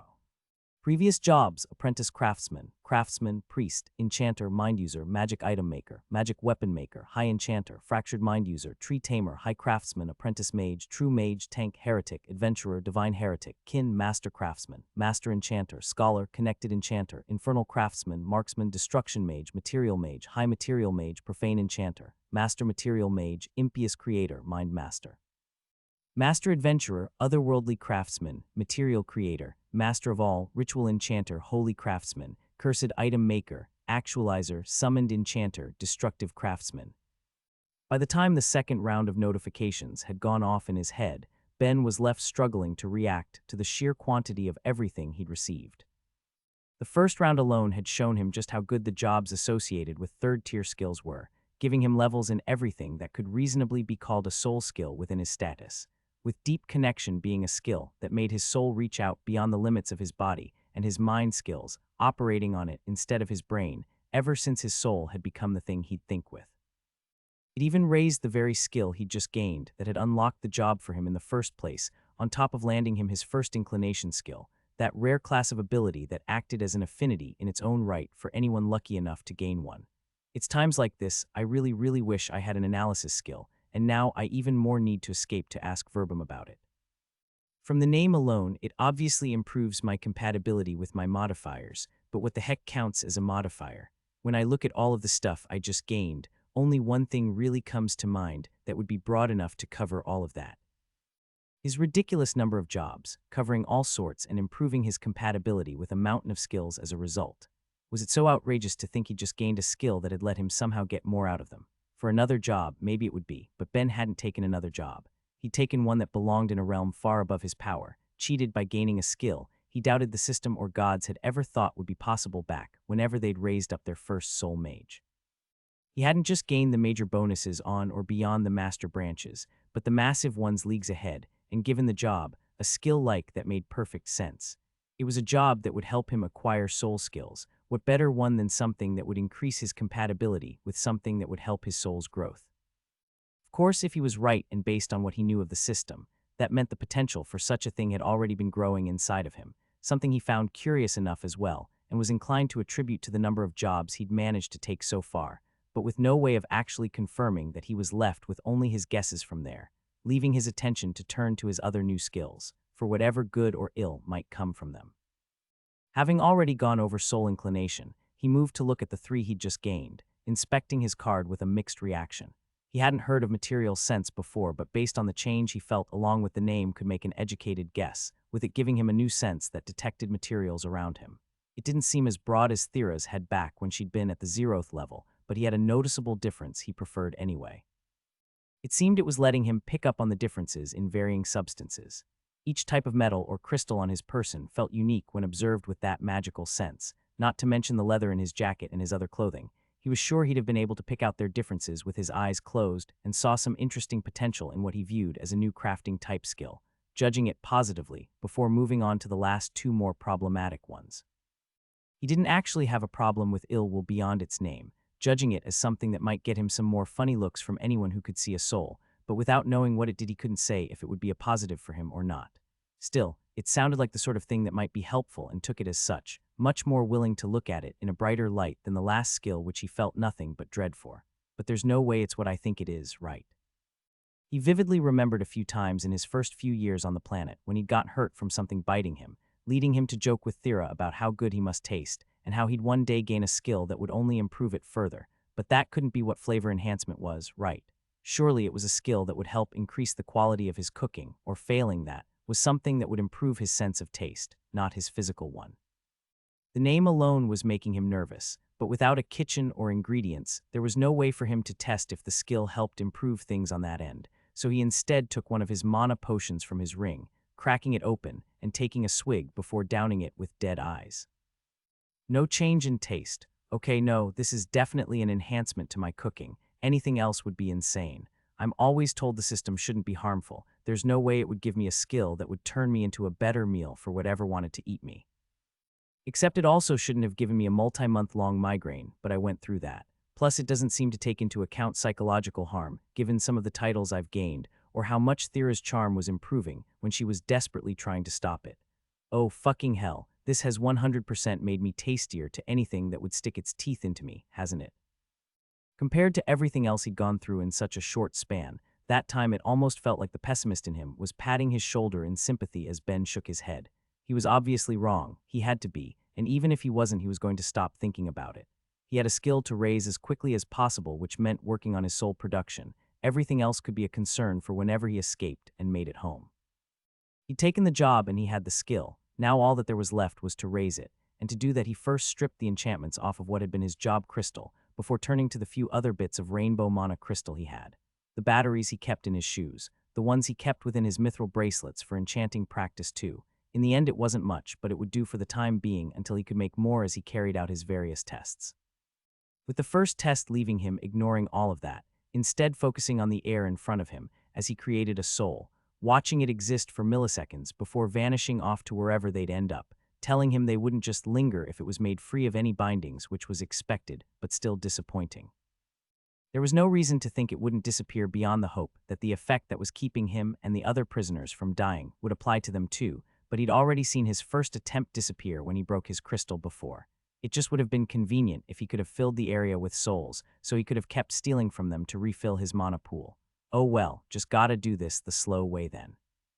Let's see, it looks like I've got enough mana at one time to materialize 2 souls now that I've gotten the hang of it a bit, so onto the second one. That one he tried to see if he could make within a crystal again, only without placing the enchantment for binding a soul upon it. Given that the first had remained after he removed the enchantment the last time, he had his hope it might be possible, and unlike the first test, he had his success. The soul stayed in place, bound and ready to be taken advantage of as he carried out his next experiments. He stole what mana he could from that one, finding it to be the same trickle of power he'd gained from his first attempt, but tried not to let that worry him. What he'd done was recreate the worst possible soul. What was going to come next was attempting to improve upon it to expand upon the mana it would hold. It was an experiment that took a span of hours, not from the difficulty, but because of his own limits in the matter. He knew what regions of the soul he needed to alter based on his past talks with the gods on the subject, and the things he'd observed through the soul mage's eyes, but he kept needing to let his mana regenerate after making only a couple in a project that needed constant work. Sometimes he'd spend the mana without managing to create anything at all either due to some unknown failure in his overall process, but by the time he created something that had reached its limits, it was enough to get his own bit of growth. This means I probably have a new upper limit, doesn't it? I'll test this one and then start again. He took what mana he could from it, using its power to help replenish his own reserves, and looked at his card to see exactly how much it refilled before spending more hours on tests, slowly watching to figure out its regeneration rate. It was once that was done he did it all over again, trying to create a new soul at his new higher level of skill, and then determined its limits all over again, leaving him with more results to look at by the time he was done.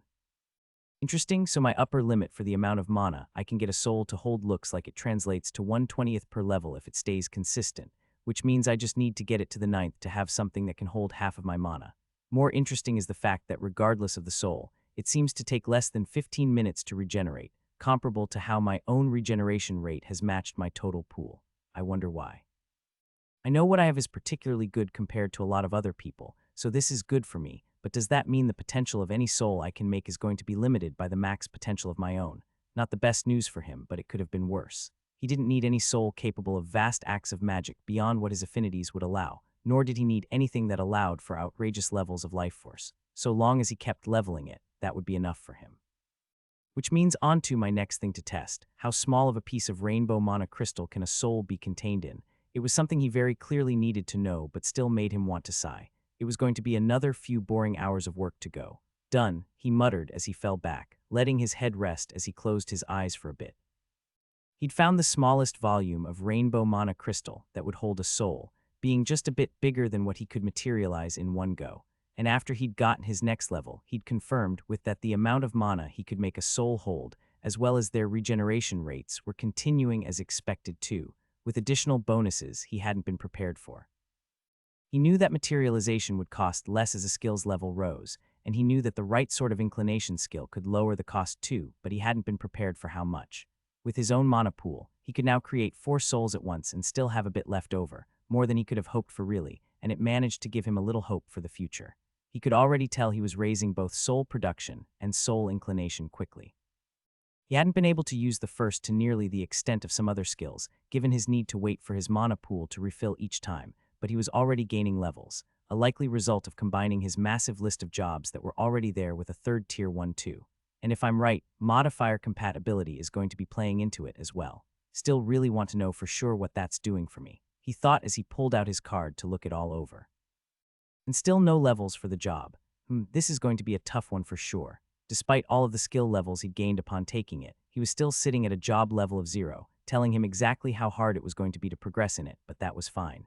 He would chip away at it with his axe, and he would hope that a constant amount of what really was the most unimaginable work would help him speed through it, especially with how he'd soon be ramping up the speed he could work at.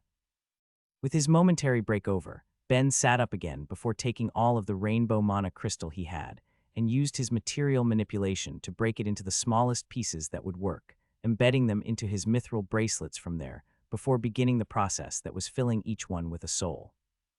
Getting that done was going to instantly increase the speed of his work as he connected to each one, refilling and overfilling his soul as he stole from them, while he worked on materializing more, making them at a constant pace. It was going to affect his growth rates for both his mana total and his recovery rate, but he had no choice but to accept that fact and hope that the various jobs he took would keep it from lowering too much, and from there he passed the time, training and growing as he did.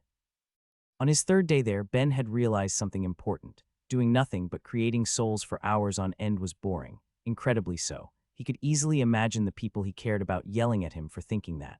It seemed like the sort of mad, impossible task that one should have worn as a badge of pride, an accomplishment that nobody else could hope to achieve, but it was still the truth. As he got better at it, it took significantly less mental power, needing only half of his minds, while the rest thought on a variety of other things to pass the time. From the summoning spell and the other ancient one taking up his thoughts as tasks he still needed to complete, to his many skills, it wasn't like he didn't have plenty he could look over. Just considering his various 9th-leveled skills alone, he had nothing but time to consider what he might do to awaken them if he got the chance. But after having gained another level to unnatural mind when he'd taken the job, he still had too much of his head left to spare, and in his small cell, he needed something else to do. What the hell, I might as well work on what I can that isn't going to require magic. Part of him had wanted to materialize everything he'd need to for some work then and there, making a forge and the materials to use it. But even if the demons below seemed to be largely ignoring them all, that was the sort of thing that would attract eyes. No, what he did instead was begin working and flexing his jaw for any experience that might give his bite enhancement before pressing himself back against one of the walls, and tried to lift himself up into a handstand. It was an attempt that lasted all of a few moments before he'd fallen to the ground, but he didn't care. He had the strength for it, he just needed to balance, and it would be a way of training one of his attributes while trapped. He'd heard back on Earth that exercise was common in prisons, because it was more something to do to stave off boredom than any health reasons, and where was he if not a prison? Being confined was making him want to move his body, so he tried again, this time feeling himself keep his balance as he tried to hold it until it stopped being a struggle, instead just a state he could keep himself in. From there he brought himself down and back up a few times, until he was confident he could manage it without worries, giving him access to something he could pass the time with as he began doing push-ups in that position. "You look ridiculous," his neighbor eventually said after hours of silence. "Are you sure you haven't gone mad yet? I'm strong enough that even having my entire body weight on me like this isn't doing much, and exercise works best when there's effort. I'm sure you did a bit too in your centuries here." True, they returned to silence after that, the Galwaxian quietly watching from the side, while Ben kept up more than the alien's eyes could perceive, with notifications coming soon after. "That seals it. I need to get my hands on some more third-tier jobs. I'm 90% sure the only reason I haven't gotten soul production to the 9th level yet is entirely because of my mana limits." It was a limit he was once more going to reduce with his new level to help him as one by one he broke and remade each of the crystals on his band, filling each with a newer, more powerful soul as the last moved on, giving him more mana he could steal from them all as he began filling the space around him again. That's kind of cool to get too," he muttered, once more gaining his neighbor's attention. "Has anyone ever told you talk to yourself too much?" The question was met with a moment of silence until the Galwaxian gave in. "Better to enjoy your sanity while you still have it, I suppose. Loving the spirit, Galwaxian. In that case, what's on your mind?" At the very least, talking to his fellow prisoner was something to do to pass the time, even with everything else he was trying to do as well, and since he seemed open to talking despite how things went last time, Ben was happy to take it as the other opened his mouth. "So what are you then, me?" "Human, which I guess doesn't really tell you much, but I'm not really in the mood to go over the full history of my race for whatever bit of context that would give. No, not that. You can materialize your mana, yet you don't even consider yourself a master mage. So what are you really then? A craftsman. What? Like a mason or woodworker? A generalist? You name a craft and I can probably do it." That got him a funny look, or at least what he interpreted as a funny look from a face full of tentacles. "Yet you can materialize your mana. What can I say? We all have our passions. So are you that much better at making things than you are at earth magic?" "Yes, and I'm not an earth mage. I use a non-affinity branch." Again, the statement got him a funny look. "You seem like the sort that must have been called ridiculous a lot. You're right about that, but I'll deny it to my last breath. I just work a little hard. If you're really as skilled as you're implying, you must have been the most important person on your world before you ended up here. That's not working just a little hard. Ha, not even close. I did occasionally rub elbows with some of the ones that really are. Well, more than that, I was friends with a bunch. All right, then you have my attention. Tell me, what's your land like?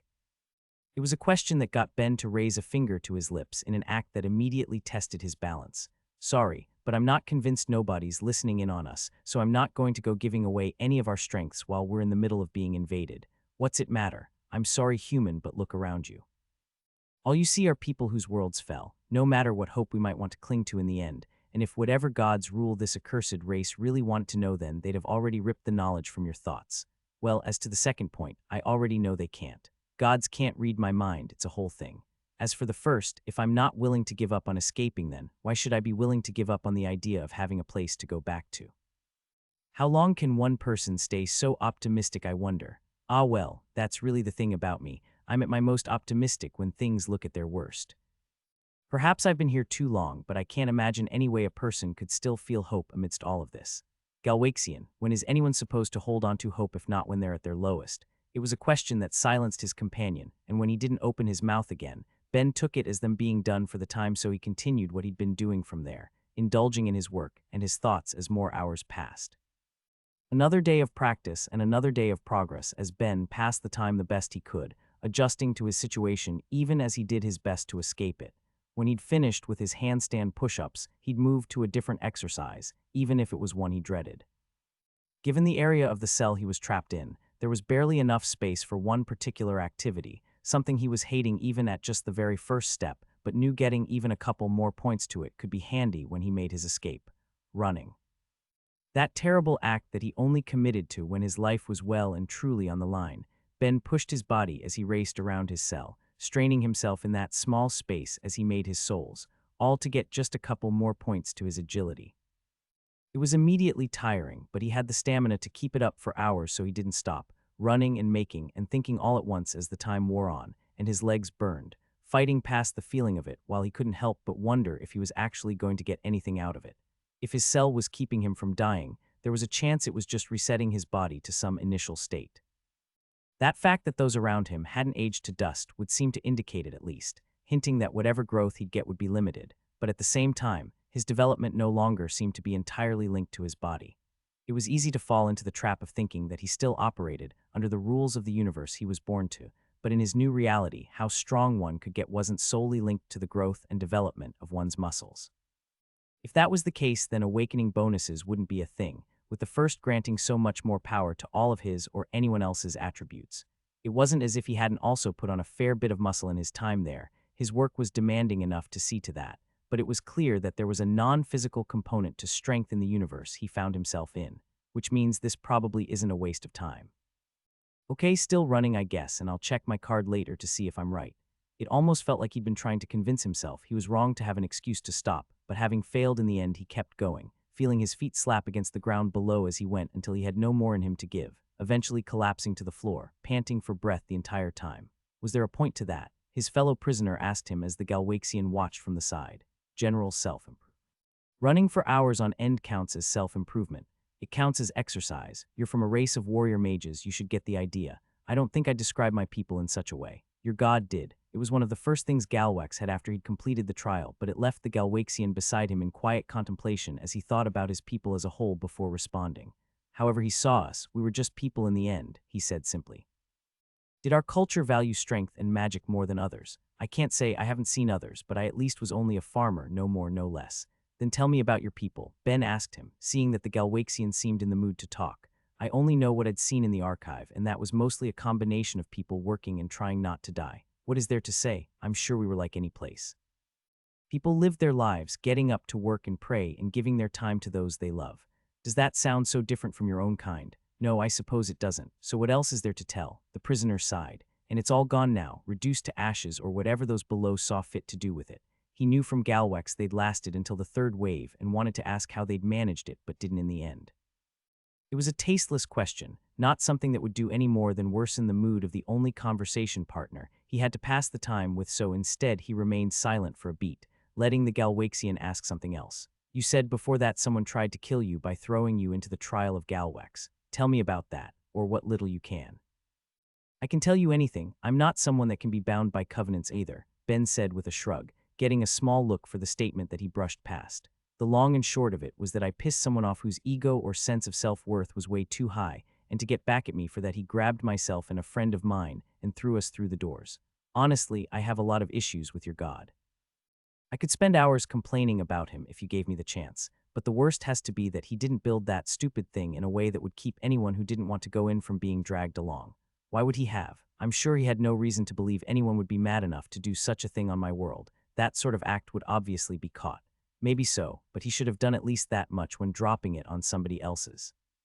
The Galwaxian shrugged, not having strong feelings on the topic either way. So how many others were thrown in with you then? Did you have some warlord disposing of his enemies through it?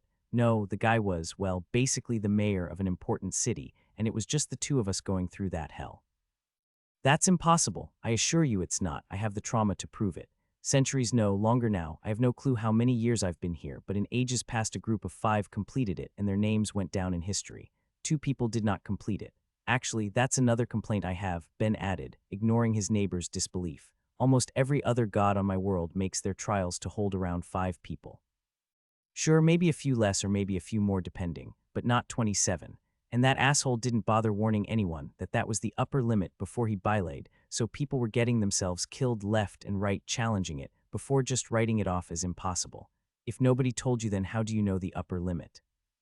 I'm an enchanter too. While I was fighting for my life, I was trying to figure out the magic that made it up and happened to stumble across that little tidbit on top of everything else. Then how did you live? Or are you also a master of all magics beyond the non-affinitied ones too? You make your range of skills sound overwhelming. God, I wish, Ben sighed as he laid back, sharing just a bit about himself. I can't use any affinitied magics. My soul doesn't allow me to even have the basic potential for that sort of thing, but I had a couple helpful advantages in the end. The guy I was with was a blessing mage.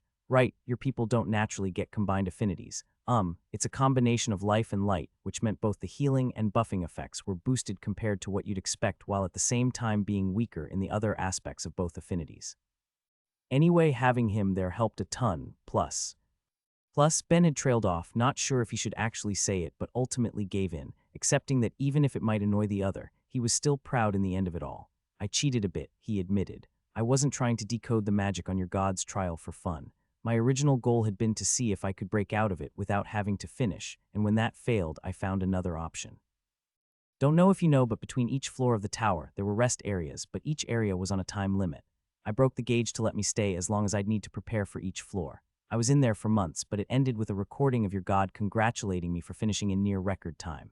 He wasn't sure what reaction he'd expected from that confession, but what he got was uproarious laughter, leaving him to wait for the other to settle down. Ah, Magus, he said, still chuckling.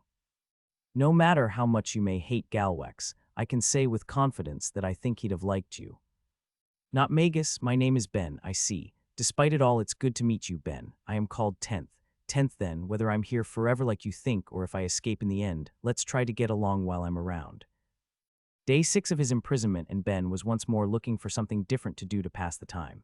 He'd been exercising consistently and seen that his attributes were in fact growing, even if a little slow, and he continued on with producing souls to get the last level of his skill, but all of that still left him looking through his status, trying to see if there was anything on it that would be easy and worthwhile to train a bit. In his time there, he'd come up with an idea to try awakening actualization, but with the way he was trapped, it wasn't something he'd be able to test anytime soon, but he had a couple other ideas too. Taking the faithstone knife he'd made in his first attempt and dragging it across his arm, he watched the effects of the prison heal his wound, giving him an idea for raising a few skills. If he was willing to put his body through hell, there were a few things he could do to raise his blood regeneration, maybe even awaken his defense enhancement, even if the thought brought to mind both Thera and Myriad screaming at him to not blow himself up for a bit of growth. Given that it was sure to make 10th assume, he'd snapped as well, he decided to put that option on hold, even if he couldn't help but wonder at the limits of it. If he made antimatter in a vast enough quantity to destroy his body, would the healing effects of his cell remake the matter he destroyed in the process? And what about foreign matter? Even if it killed him in the process, would the prison he found himself in be able to stand up against it despite the alien nature and reaction it would produce? Both curiosities he could test if he found himself trapped there for a span of years, not days. He was determined to live no matter how the odds looked, so he pulled his attention instead to a different section of his card, looking at his newer skills. That made the choice easy as all at once. Ben materialized a bag of small marbles, no two made of the same thing, with each one having a small label carved into it, so he'd be able to tell what was what. Pure elements and compounds, a couple of the easier magic materials to create, and things that were more like wood or leather or bone, lacking any sort of DNA to make them truly so. It was the perfect thing for testing and training his new material sense as he pulled them out one by one, trying to get a feel for each one and mentally attaching the name to each feeling, leaving him semi-confident he'd be able to differentiate them by the time he was done. And now more than just semi-confident. Okay, let's put this to the test. Materializing a small tray to use, he poured a few of the beads on it behind his back, depending solely on his new sense to tell him what was what, as he did his best to guess what was there from feeling alone before checking and finding he had been mostly right, only getting 1 in 9 wrong before he poured them back into the bag and did it again, passing the time that way on top of his more important practice of soul production to get his 9th level of it. Watching the world beyond his cell as he did, the ground was thick with demons moving about, with more than a few taking to the skies as well, all of them coming and going through the gates, though not peacefully. It wasn't rare to see fights breaking out among them down below for reasons he couldn't guess. Perhaps it was as simple as stepping on each other's feet or giving each other foul looks. Perhaps he was seeing members of rival subgroups running into one another and competing for dominance, or perhaps there was no reason at all, just a mad species with nothing better to do than kill and try to claw their way to the top of every food chain, even if they had nobody to do it against than their own kind. It didn't really matter. It was just more of Ben seeing what they were, and what that meant for every non-demon that occupied reality as a whole. But through it all, another sight. Amongst the horde of monsters, as Ben stared out, one stared back, watching him with what looked like pride and glee, the demon that captured him having stopped to enjoy the sight of its imprisoned prey. He gave it the finger before he remembered how pointless that would be, with the monster not having the context for what that meant, and left him wishing that the system was able to convey the meaning of any obscene gesture the same way it allowed for a universal language. It left Ben in equal parts wanting to kill his captor when he got out, while at the same time wanting to do his best to make sure he never ran into it again. That demon's combination of skills being a tricky one to handle by virtue of its level of magic canceling alone. For anything to have an awakened magic nullification, let alone just short of the 3rd tier, was going to be nothing but trouble for anyone unfortunate enough to encounter it. Even ignoring that one, it's not like I'm not going to have to think about how to kill my way past everything if I do manage to break the wall, and I don't know how many other awakened skill holders I might pass along the way.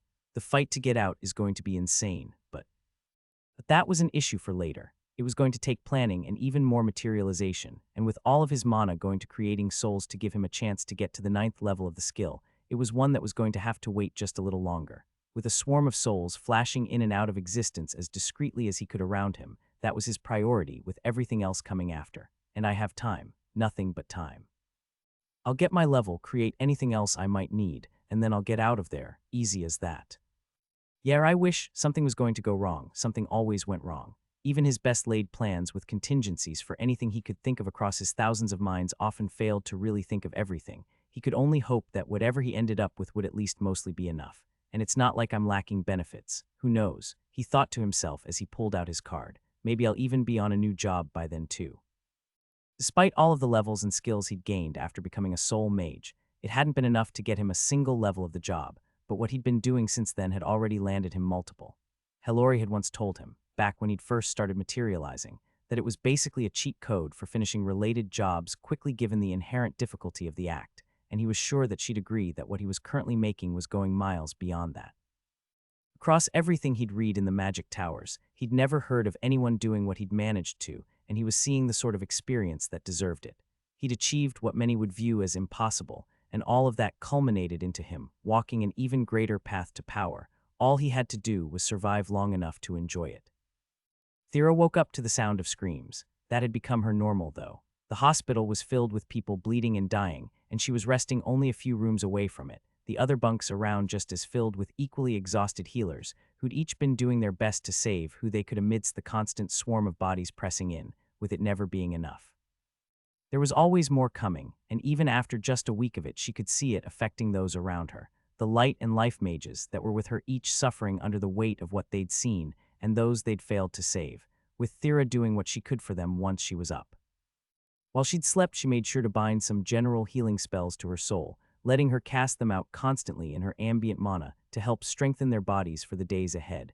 But once she was up, she cast with intent, using the dark magic that came so naturally to her to grant them what peace she could. It was only once those quick spells were cast that she went out, into the wider hospital to see what damage had been done since she'd helped the night before, and found it once more crowded beyond limits. In her eyes, she could see light and life spirits flying around, doing what they could as the mages did their best too, but she didn't greet any. The first thing she did was move to the center of it all before pulling out and drinking a mana recovery potion for the day that was going to wait ahead, and cast her next spell, Earth Healing. When she'd used a few times before, it was a wasteful spell that filled the ground below her with her mana to produce a mild healing effect. But at her levels and her power, it acted far beyond its expected limits, being enough to treat any minor injuries so long as someone was in its field of effect long enough, and letting everyone treat the more major wounds significantly easier. It was something she'd been doing every morning and evening, and the effect of the spell lasted hours, but it still wasn't enough to make up for the tide of bodies being sent in to be healed so they could be sent out to fight and die again, a constant rotation of misery all around.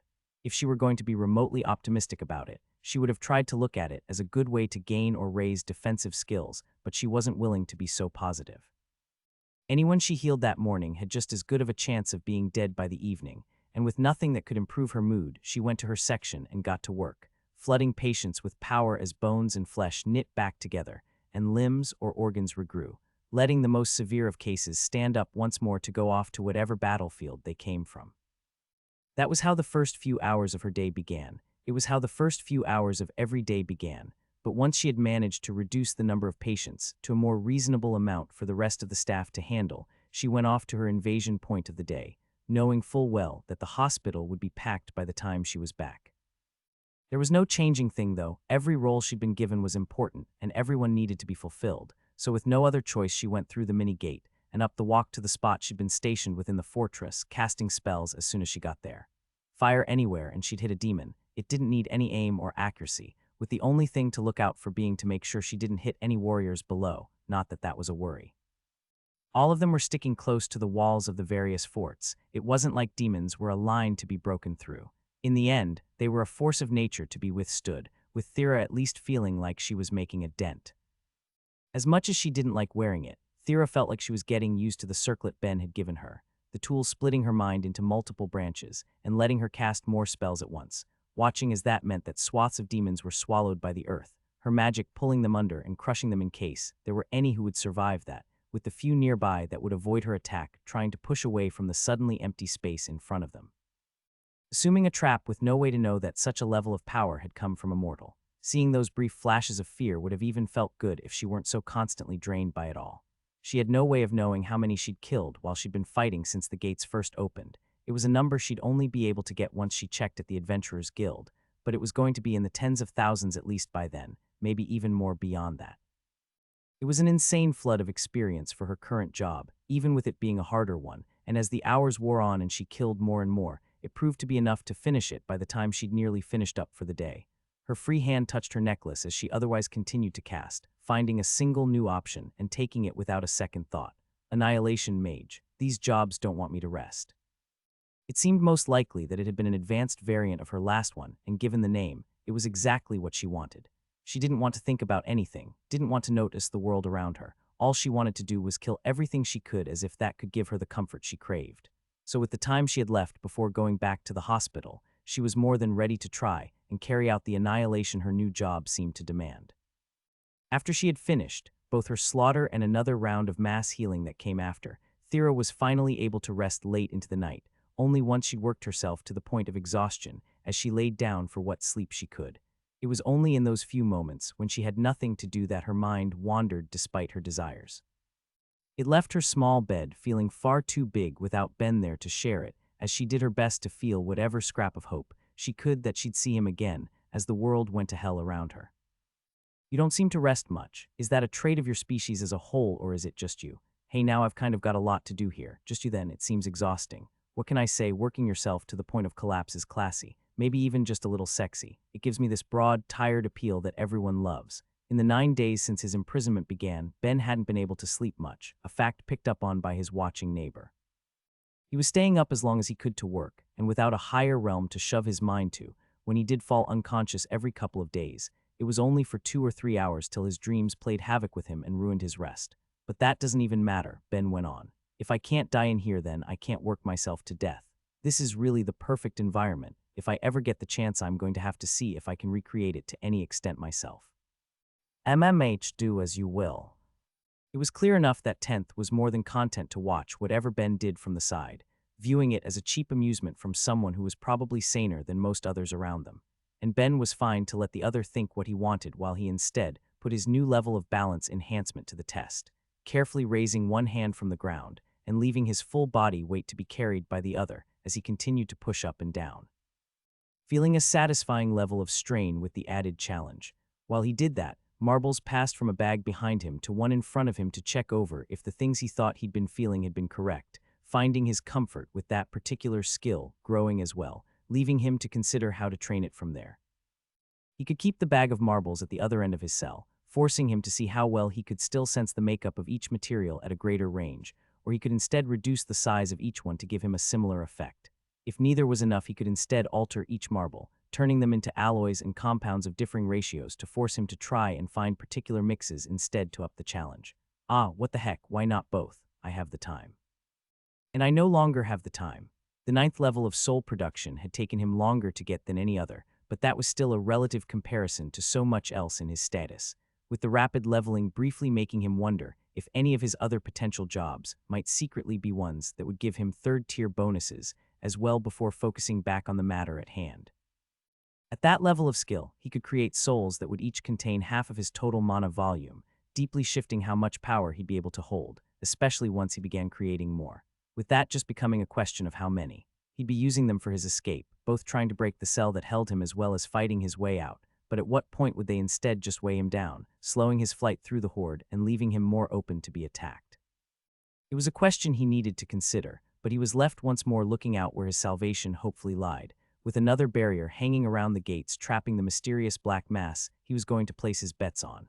I can't just make something strong enough that would let me break down the wall in front of me. I need to make enough that I'll be able to kill my way to the front and break that next one too. Okay, screw it, I can't risk being thrifty. I'll make as much as I can and then work on figuring out how I'll manage the weight after, which means first I'll need to figure out the best way of carrying it all. Screw it, that will work. Myriad will probably be fine with this, right? Before anything else, Ben tested to see if he could reduce the size of the mana crystal that would be holding each soul, finding that it had gone down slightly compared to where he first started at before going forth with his idea as he took off his jacket, the first church of Myriad, and began materializing on it. What he made was a bead around the inner lining, locked in place by the threads it was created around that he immediately filled with a soul. At his newest level, combined with where he currently stood with his soul inclination, he was able to create 15 souls at one time, even without stealing mana from any of the ones warped around his wrist, leaving the bits of matter as his biggest investment, requiring a small few seconds after the first one was finished before he moved on to the next. But that wasn't going to last long. With each new bead he made, he'd be able to steal mana from the ones he'd already created, leaving him with more and more power at his fingertips as the lining was slowly filled up with crystals and souls as the day wore on into the night until that one bit was finally complete. 60,000. In this jacket alone, I've shoved 60,000 souls. God, I really didn't think about it at the time, but if I get back, I'm definitely going to be hearing some comments about this, aren't I? Feel like there's a chance Yuzu's going to react poorly. She can shake me a little too hard sometimes, but let's leave that as a future problem. For now, I should also check. Oh man, I am so fucking good, he muttered to himself, drawing the eye of 10th but not noticing it from how his gaze was fixed on what he'd just made. There wasn't a huge amount of difference for any normal person to see, with the more knowledgeable on that matter perhaps getting the shock of how much rainbow mana crystal had gone into it, but in the eyes of a master craftsman, it was different, upper legendary. With the modification he'd spent the last few hours carefully applying to his jacket, he'd broken into the highest realm that any mortal craftsman could manage. It may not have come with a level like he would have hoped for such a thing, and the ranking on that particular item may have been for something that would have many of the divine from his world looking at him like he was some sort of mad apostle for an evil god, but he just managed an achievement like no other for what really had been nothing more than a bit of patient work in his eyes. Patient work, but well-deserved. He'd had to do what many would have viewed as impossible to break that final boundary, only achieving so much by transgressing past the limits of what any mortal should have been capable of when he'd first created a soul, letting his cross that barrier in the end. But as incredible as that was, it hadn't been the point of making it, with his mind doing some quick calculations after his initial joy had passed. The math works in my favor pretty damn well. He thought, leaving a smile to touch his lips that was threatening to break into a wide grin. 60,000 souls, each with half my max mana capacity, translates to just shy of 60 million mana, all in one place. It was a volume that could only have been described as overwhelming. Each great spirit only had 1,000,000 mana in comparison, making it as though Ben was wrapped in a small army of them. It was the sort of power that could reshape a world, leaving the only question being how much of it he'd be able to access at once. A question he sought to answer as he began pulling an ocean of power into him, feeling it stretch out his soul beyond its limits with the pain that always came with such a thing, screaming at him from a place beyond his flesh as he held onto all he could, until he reached a limit of agony that wouldn't let him do more, each of his minds struggling to keep their reason as a number filled his head. 1.5 million. It was an insane volume for any mortal to wield at once, but he didn't think it would be possible for him to push beyond it unless he finally got the pain resistance he so desperately craved. And with that number he moved to ease that burden, converting all of that mana into souls at once, and watched as they flashed in and out of existence, letting him feel significantly better in the process as he slumped down. Okay, that sucked, and what I've done to my jacket is officially overkill if that's as much as I can make myself hold at once, which at least means there's no need to make an undershirt of the stuff too, which leads me to what I'm going to do next. He wanted to test it immediately, to put his power against the barrier that held him and see which would come out on top, but he held off for the time being. This was it. If dumping over 1,000,000 mana into trying to break the barrier wasn't going to work, then he didn't think anything would, which meant he needed to be as prepared as he could be. That meant he not only needed to create everything else he'd require for his prison break, he'd have to figure out everything else he'd need as well. That meant one thing for him as he stared out at the demons beyond, spending time on patience and observation. He'd watched them as he'd been there, but he was going to do it longer, intending to take in all he could in the hope he'd find some pattern in their movement or strategies that would improve his odds, and only once he was confident that he either had everything he could or that there was nothing he could do would he put himself to the test to see if he could claim his freedom. Sitting in front of the barrier, making hundreds of souls a second to keep getting the job experience he could, Ben watched as everything moved past him, feeling freedom at the edge of his fingertips. The sounds of pain and death surrounded Thera as she did her best to focus on her work, moving from one patient to the next, doing her all she could to get each one healed and out to free up space for the next body that was going to want to fill it, as she tried to do her part in emptying the area and easing the burden on the other healers around her. Flesh, scale, carapace, she bent her power to assemble each example she saw and more, trying to bring each victim back to fighting shape as fast as she could while reaching out with her magic to ease the burdens for the other mages carrying out the same work, and feeling like she was lost watching a sea of pain and death. While she was there, they were able to keep up to some extent, but when she left to fight, it was only going to get worse again, as the hospital fluctuated between barely manageable and widely overcapacitated, all depending on where she needed to be, as the second wave made her truly understand the weight that came with having a second-tier skill. With the world at its tipping point, power and responsibility went hand in hand. It was something she hadn't been able to see in the first wave, but now, more than halfway through the second, it felt like a weight threatening to crush her from trying to manage her time alone. Even then, it was getting near her return to the battlefield, but with so many more injured, that meant leaving them. Other healers would do their best, but plenty who were already waiting would die in the hours she was gone, another body to be stored away amongst a mountain of corpses, with fire mages coming around to burn them en masse. The resources needed to find out who each was and what funeral rites they followed simply non-existent compared to how better spent they'd be going towards the living. It was a world going to hell, and that meant there was no time to think of the dead. Don't think of anything, just work. She told herself as she applied her magic to a screaming man, burns covering most of his body in a way that left her surprised. He'd survived whatever he'd been up against, as dead skin fell away under her touch, revealing soft flesh in its place. She was going to move on the second she was done, but even once finished he still wailed in agony, leaving her to look him over one more time. There's nothing, she concluded after pushing her mana examination. His body is in perfect shape, so psychological then. She didn't feel equipped to help handle the mental harm that was beating down a world of people. There wasn't going to be a single person on the planet who wasn't at least a little traumatized by all of the death and destruction, and trying to help him would have just meant getting him to a good enough shape to make him fight all over again. But that's exactly what I'm supposed to be doing. There wasn't the leeway to let people have their breakdowns. They needed bodies, so instead of leaving him be from there to let his mind find what comic could she gently touch the side of his head, casting a subtle dark spell to help stabilize his thoughts. A spell that did nothing. Still he screamed, still pain assaulted him from all sides, with neither his body nor his mind being the culprit, his soul. It wasn't something she would have thought of if she hadn't seen Ben go through the same thing, but that was the last avenue that could have been causing such agony for him, leaving her with nothing she could do to help. From the way he yelled, it seemed bad, but she could only assume it would heal with time, nothing she could repair without being a soul mage herself. There was nothing more she could do, and worse, her time was up. She needed to go fight, and as her final act, she at least alerted another healer to the situation, before leaving through the gate to whatever disaster waited beyond. It was the same scene she'd witnessed every time she went through a gate. Sure, the locations were different, maybe the times of day too, depending on the ones she went through, but most of it was blocked out by the horde of demons swarming through.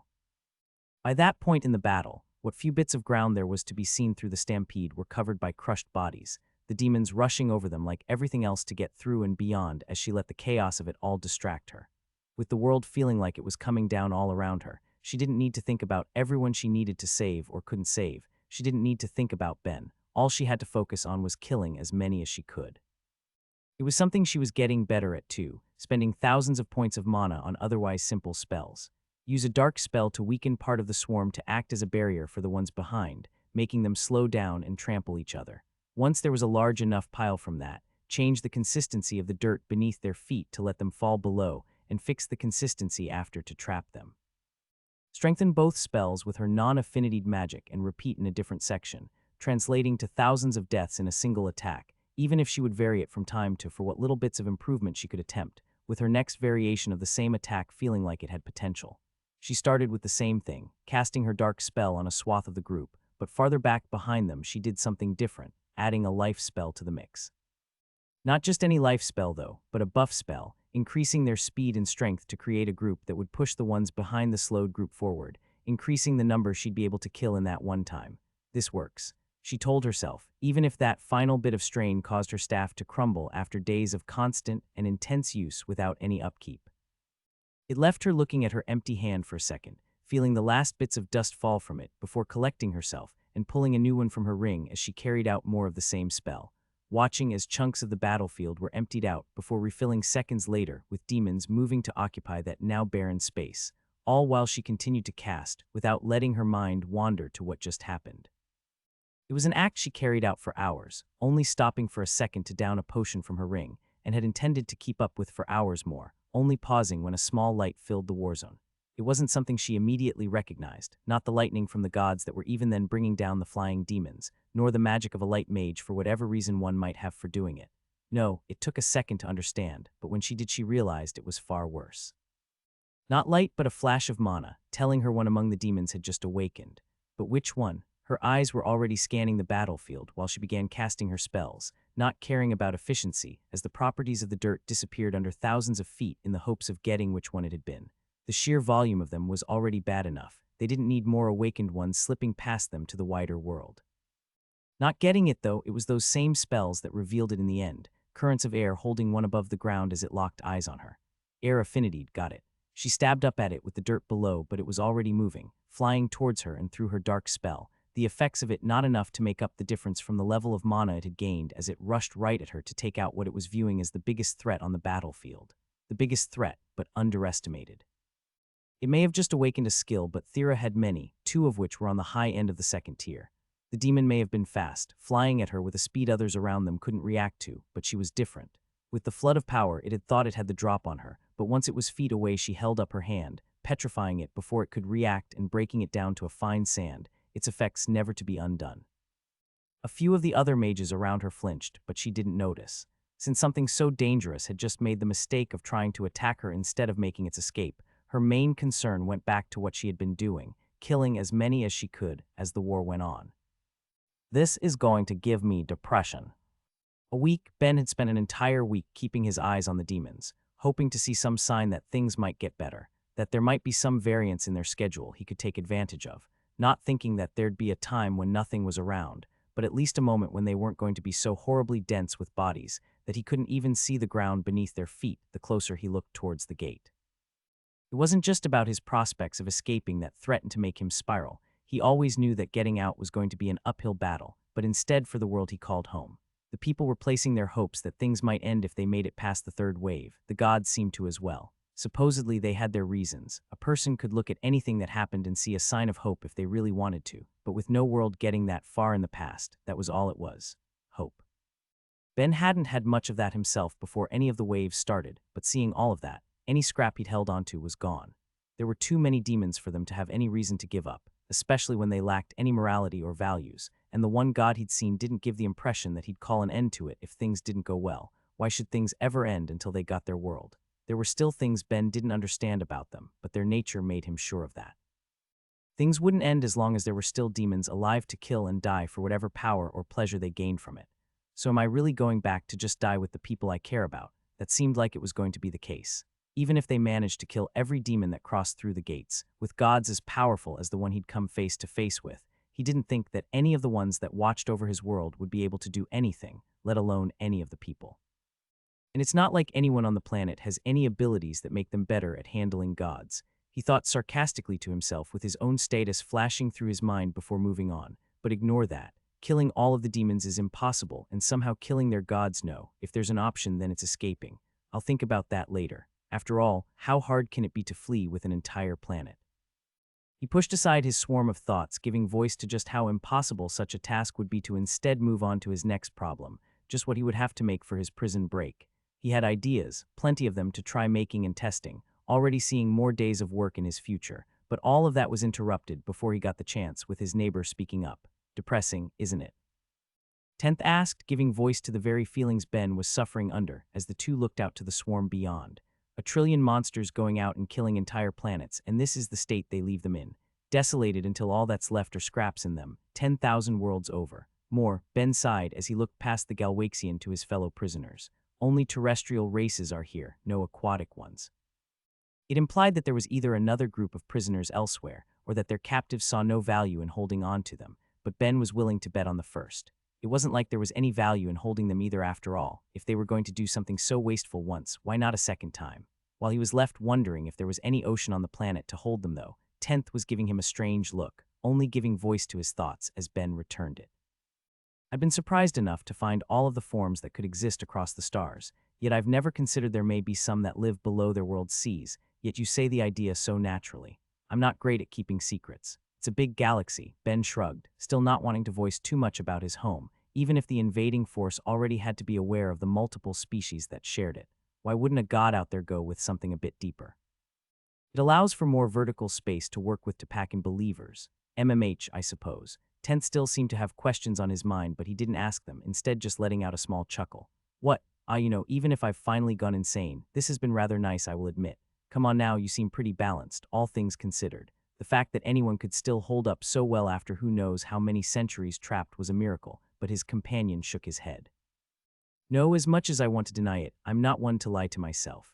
After holding out for so long, I've finally snapped. It was bound to happen eventually. I suppose I should just be glad I'm still at a point where I can recognize the insanity within myself, instead of having fallen completely off the deep end.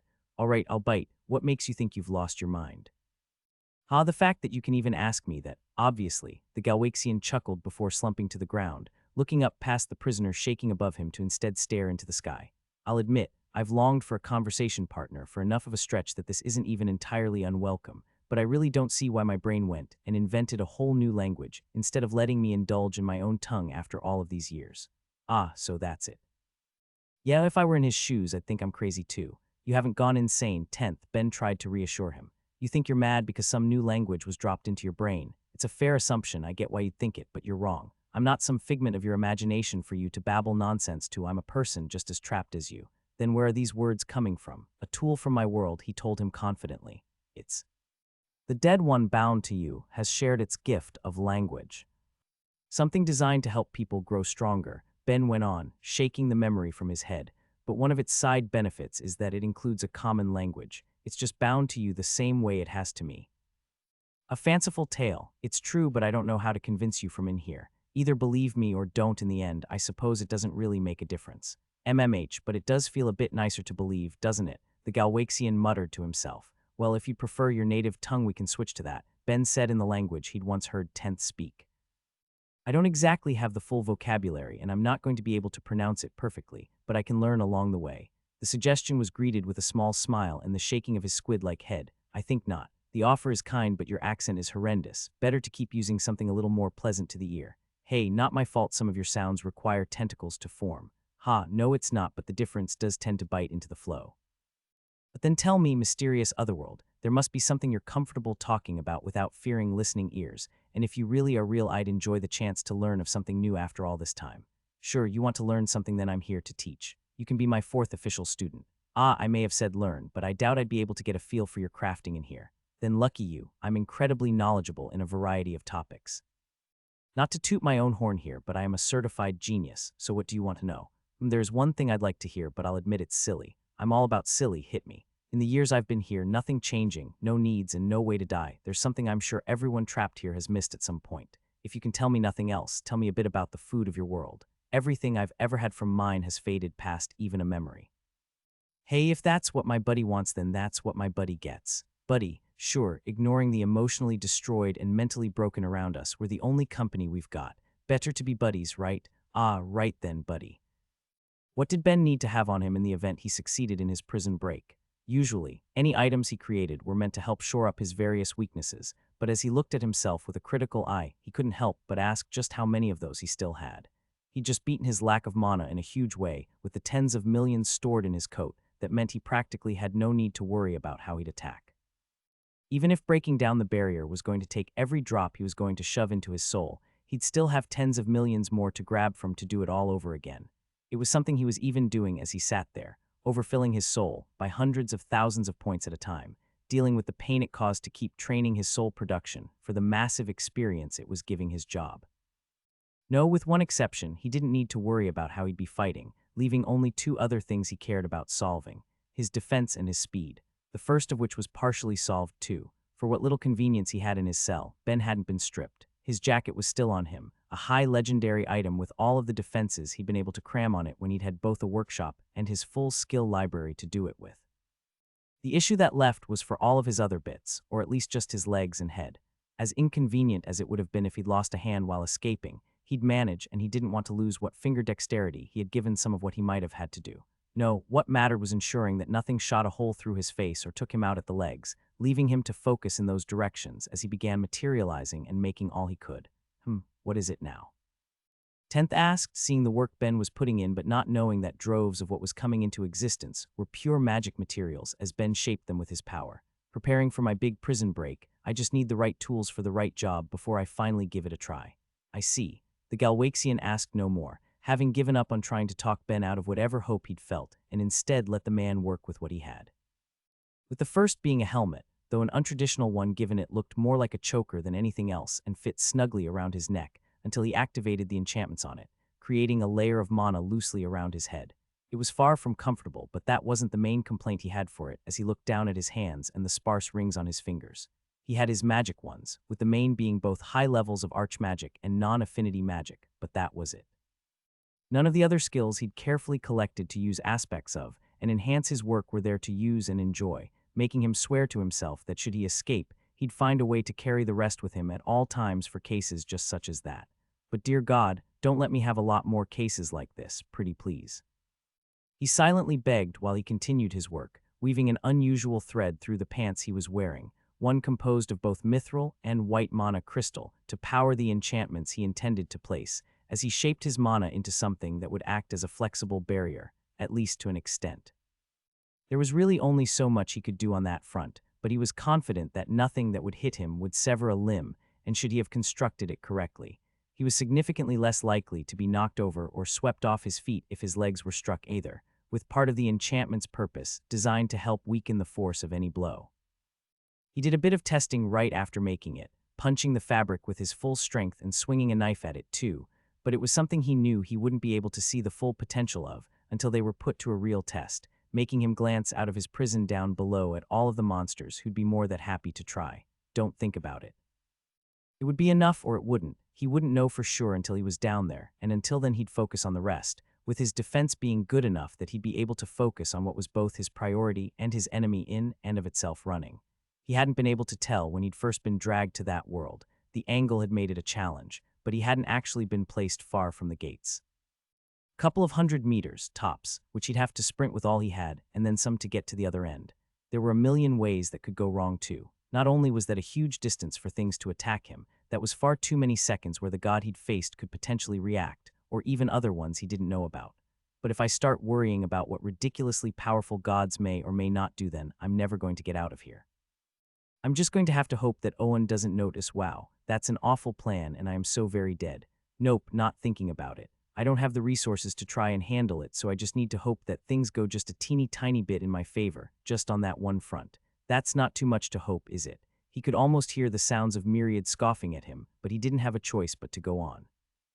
If he escaped and the demon gods did anything to him, then he was done, plain and simple. Better to just ignore it when he didn't have options and hope for the best.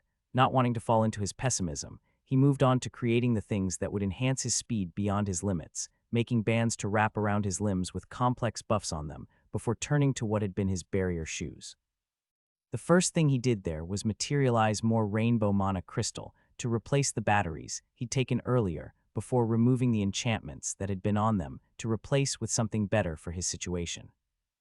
He had his defense covered, but with the shoes themselves designed to have certain strengths when it came to what could be put on them, he split the difference, creating a barrier that would act to help with his speed as he put them on and tested them out, taking a step and activating it before being thrown forward to the wall on the other end of his cell, hitting it with a thud. Okay, that worked, but it looks like I'm going to need to get some practice with them. I'll worry about that later. For now, the real last thing. He had his speed, he had his defense, and he had his attack, at least for the most part, with the one exception being a single vulnerability he wanted to fix. He didn't know how many demons would have magic nullification, but the one he'd already run into had been bad enough, and he'd seen it staring into his cell a couple more times during his observation.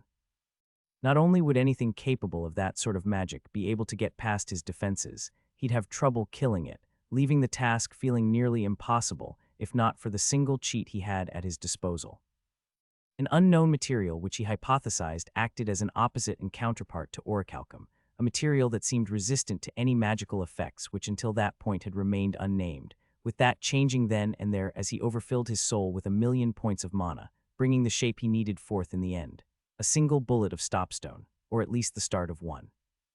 Even as he pushed his soul to its limits to materialize it, he still barely got any, forcing him to repeat the process, materializing 2 more layers on top of what he'd first created until he had a usable size.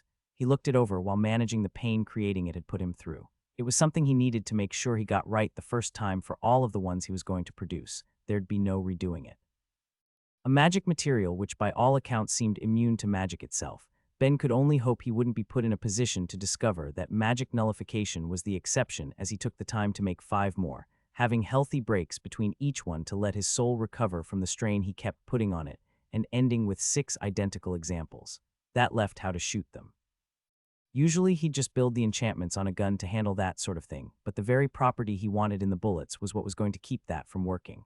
Luckily though, there was a simple workaround. Spending his mana, he created a 6-shooter revolver, adding all of the enchantments he typically would to such a thing, not to act on the bullets he'd just labored to create, but instead what he was placing behind each one. Thin pellets of steel, no bigger than the bullets they'd be resting against, would be acting as the target of the enchantments he'd created. Even if he couldn't move the stopstone with magic, he could move something else and have that propel it out in the end. It wasn't a perfect solution, especially since he couldn't attach the pellets to each bullet without losing the very property he'd wanted to create, but it was good enough. And that's all I can ever strive for, right?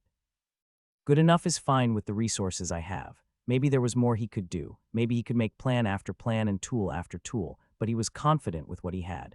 Once he practiced and got used to his shoes, he'd finally make his attempt after materializing everything he could and creating souls themselves. He'd see if he could escape, and if this was worth all of the effort. That's it, that's the end, Ben muttered, catching Tent's ear. What, finally done falling on your face? Hey, that only happened a few times. It happened a lot of times. Okay, whatever, I'm not falling anymore. It's just the invasion point on my world. We have a good idea on how long they stay open for, and the second one should have just finished if my timing's right. This took me longer than I wanted. I was hoping to be back by now. He was pretty sure his couple levels of balance enhancement had helped a bit with it, but mastering his new shoes had been an uphill battle. Every time he took a step and they shot him forward, he'd wanted to fall, but he needed to practice beyond that. He couldn't even risk being unsteady on his feet when he used them, so everything he'd done after making them had gone into practicing. Days of it as he raced around his small cell, running and jumping and rolling with everything he had until he felt good enough. But you could take a couple more days. His hesitation whispered in his head. You've gotten pretty good at using them, you could get better. Why not wait a little longer? You've already officially missed the end of the second wave. What's another week of practice? An eternity. Fine then, what about just 1 or 2 more days? It tried instead. Look at you. Did you ever think you'd get through a third-tier job so quickly? Give it a little more time to materialize the rest of the souls you need to finish it, and then take a new one, then you can see how you're feeling from there. That was more tempting, significantly so. Back when he'd first taken the job, getting levels on level just by accepting it without ticking his job level up by a single point, he thought it might be one he'd actually need years to finish, but creating souls had proven to be a bountiful harvest, especially in the numbers he'd managed. After making roughly 10,000 a minute ever since he'd got his 9th level and upgraded his jacket, he really was only a couple days from finishing walking the path of a soul mage, with all of the benefits that would hold. He'd be able to take something new, and the bonuses he was currently under would become permanent, and for all he knew, maybe he'd get an advanced path beyond it. It didn't sound like that was common for third-tier jobs, but then, many holders of skills at that level didn't finish them before they died. He, on the other hand, could easily have an advanced soul mage option, giving him even more bonuses that he could then rush through by making more and more souls. No, I'm not going to stall. If this doesn't work, then so be it. I'll figure out something else, and if that doesn't work, I'll figure out something else again. That's who I am. I'm the craftsman. I see a problem and I work it out. It's that simple, no giving up. If that means I'm in here for years trying to figure out how to break out, then that's what I'll do. I'll believe the world is still fighting the good fight as I speed through every job available to me until there's nothing left. This is nothing but a wall to break. Eventually, I'll come out on top. Are you all right, Ben? 10th asked after seeing a range of emotions flash across his companion's face. You looked well, many things. Your features are a tad more subtle than my own kinds. He wiggled the tentacles on his face for effect and left Ben cracking a smile. I am, he told him confidently, forcing himself to believe it before saying what needed to be said. For what it's worth, 10th, I'm sorry. I'm about to try my escape, the thing I've spent the entire last month working towards. If I get out of here, if I succeed at this, I'm not going to be able to save you too. Every second I have is going to count. I'm not going to be able to give it up trying to break down your wall, and I am genuinely so sorry. He'd be abandoning 10th to be alone again, everyone else around him long gone mad, as the Galwaxian had been the sole person in their area to hold on to who they were through the centuries. It was impossible for Ben to imagine the depth of character something like that took, but it wouldn't last forever. No matter how strong he may have been, one day, 10th would reach his breaking point, just like everyone else, and he'd have to suffer through that alone. Bah, then I'll console you when you fail, 10th told him, not meeting his eyes. I'm sure you'll be brokenhearted, but your buddy will be here to try and lift you up. He wanted to tell the other that he'd at least remember him, that for what little it was worth, he'd tell his world about the last child of Galwax who'd faced centuries of confinement, and every day came out on top, and what an inspiration he knew that fact would be, but he held it in. It wasn't something the other wanted to hear, so instead he kept it to himself, as he pulled the cooking of the divine chef from his ring and scarfed it down, feeling it buff him in all areas, as he began the process of filling his soul for the attempt, his mana pool exploding to 1 million points with all he'd forced into it. He could do more. The total volume he could handle had only grown over the days, and it felt like the buffs he was under had raised his upper limit even further, but he was hoping to avoid overburdening himself if he could help it. Too much pain and he'd still be feeling it while he needed to run. Even what he would be doing was still going to hurt, but it was at what he wanted to believe was a doable level, both for managing and for escaping, and with it all inside of him, he stood in front the barrier that blocked his path to freedom and waited. Okay, that should be long enough for all of the jacket souls to have gone back to their max capacity. In that case, it's time to do this. He was wearing everything he needed to and felt positively brimming with power, so he reached out, touching both the barrier and the sacrilege within him as he made various forces clash. His own destructive powers against the wall that held him, his sacrilege against the divinity it contained, and he failed. It wasn't enough, what he gathered compared to what he was up against, leaving him to fall to the ground as 10th spoke up. It's okay, the other said in sympathy.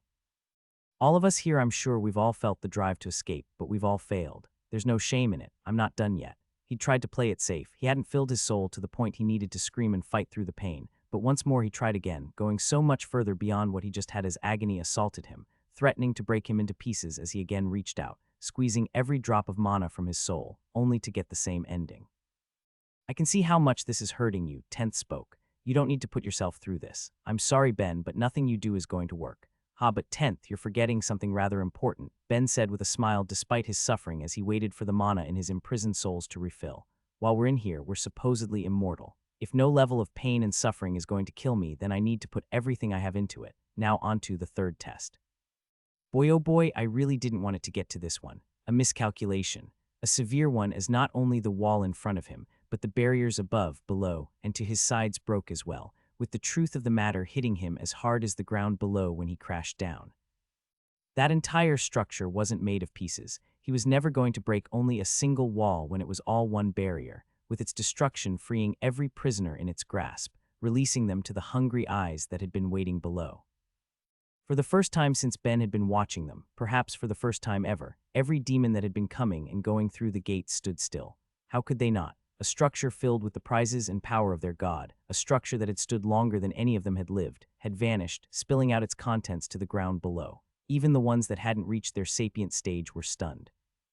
It was only for a moment, but in their second of shock that trumped their violent souls, Ben experienced eons, an eternity under the weight of what he'd done in the face of what had happened. He'd freed the prisoners, he'd doomed the prisoners. Both were true, with it only being a matter of milliseconds until the monster surrounding them would act, leaving him to reach out to every single captive within his range, and shouting with both his voice and thoughts as connections were made.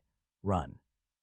It was a deep, primal scream that touched them to their core, at least the ones close enough to him, as he started to move himself while he was threaded through others. 10th and another dozen prisoners each meshed into his mind as that primal instruction reached them, deeper than anything else when he'd ever stretched into the depths of a person and forced something to click. Instantly, he wasn't just in a single place anymore. He wasn't just one person anymore.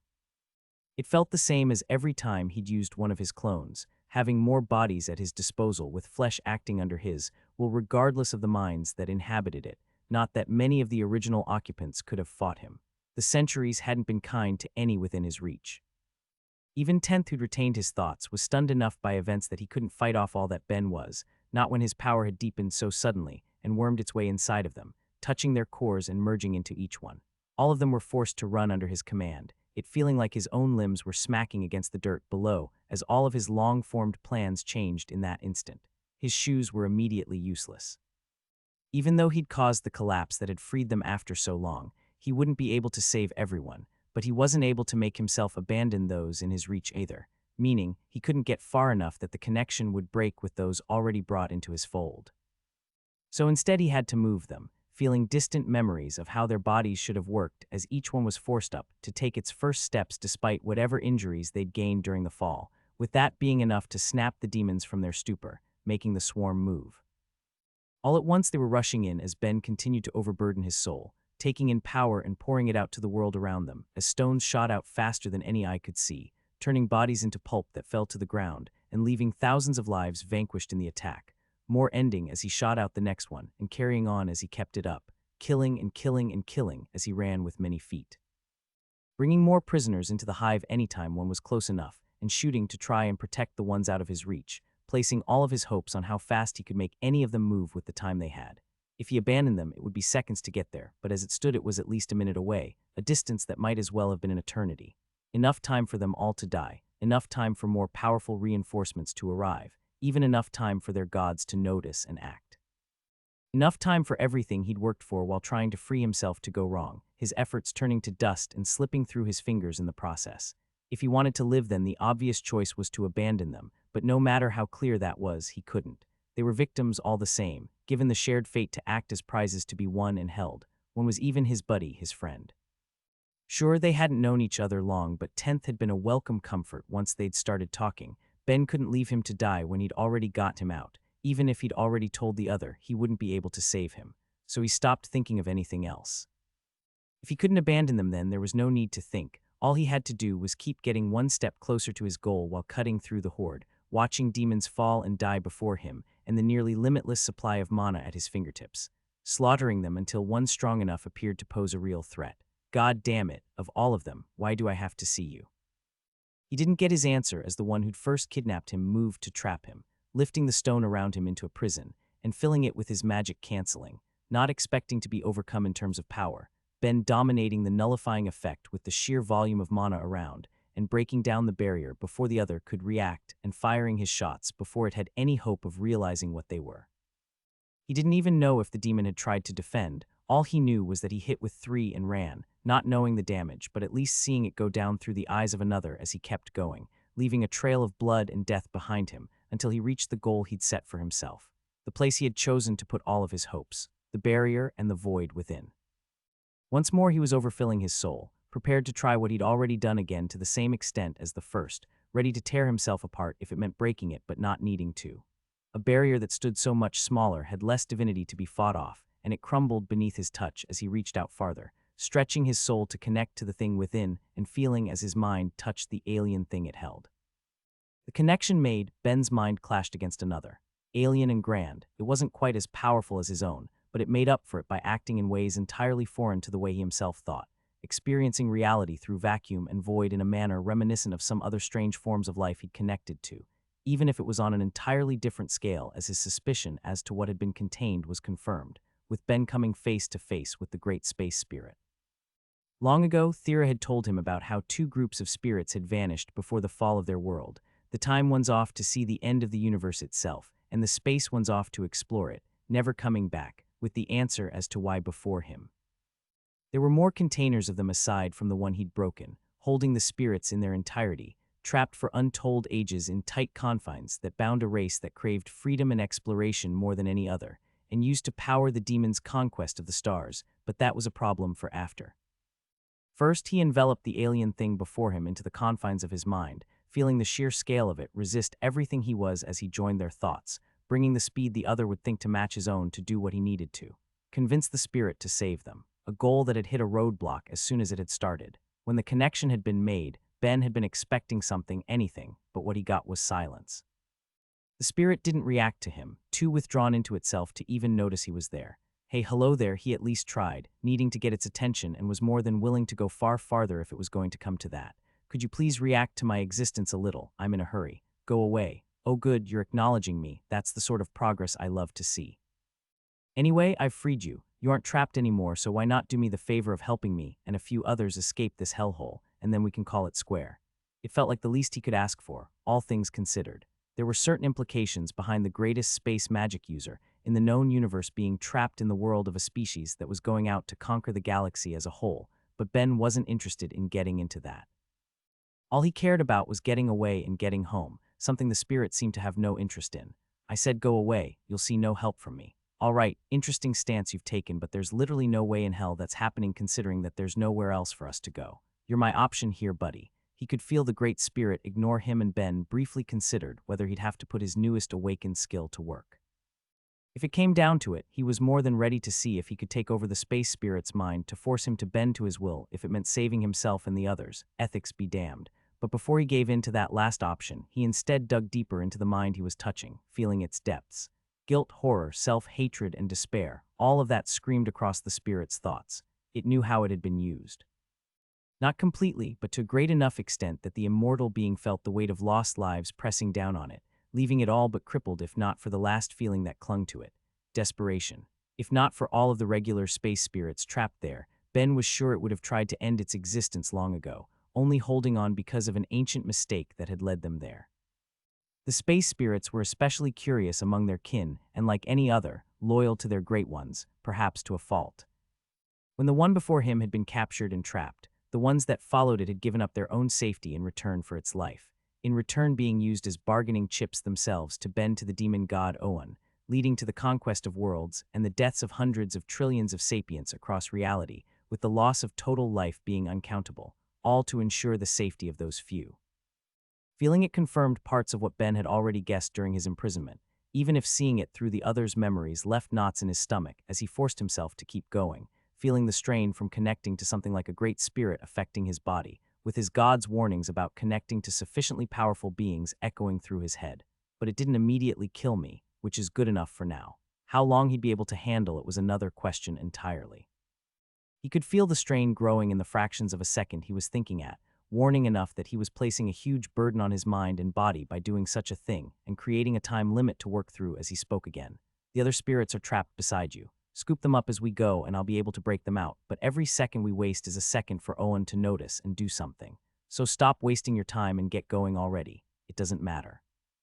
If he wants us back, then he'll be able to take us. He's become too strong for a simple matter of distance to change things, and I don't want to know what would happen if we left.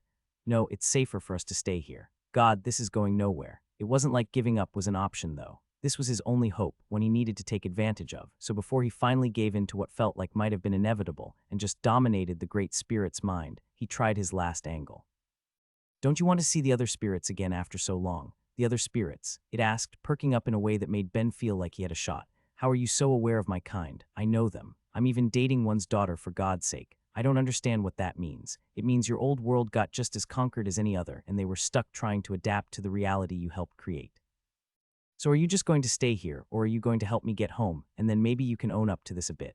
It felt harsh to say, and only made the spirit's guilt and anguish explode. It knew some of the part it had been playing across the cosmos, but it hadn't been able to tell the finer details through the chains that bound it. It hadn't known the harm it had caused its own race on top of everything else. I caused that. Yeah, and now all of us are left fighting for our lives to try and survive the reality you helped create. So are you going to try and help us get back to them or not? That was it. The last chance Ben was willing to reach out to try and convince the other before taking the option from him. He didn't think it would be as easy to dominate the mind of the Great Spirit as it had been for the other prisoners around them. He still didn't know the limits of his skill without having had time to experiment with it, but he was willing to put everything he had to the task until the Great Spirit spoke up, sounding dejected. It wouldn't matter.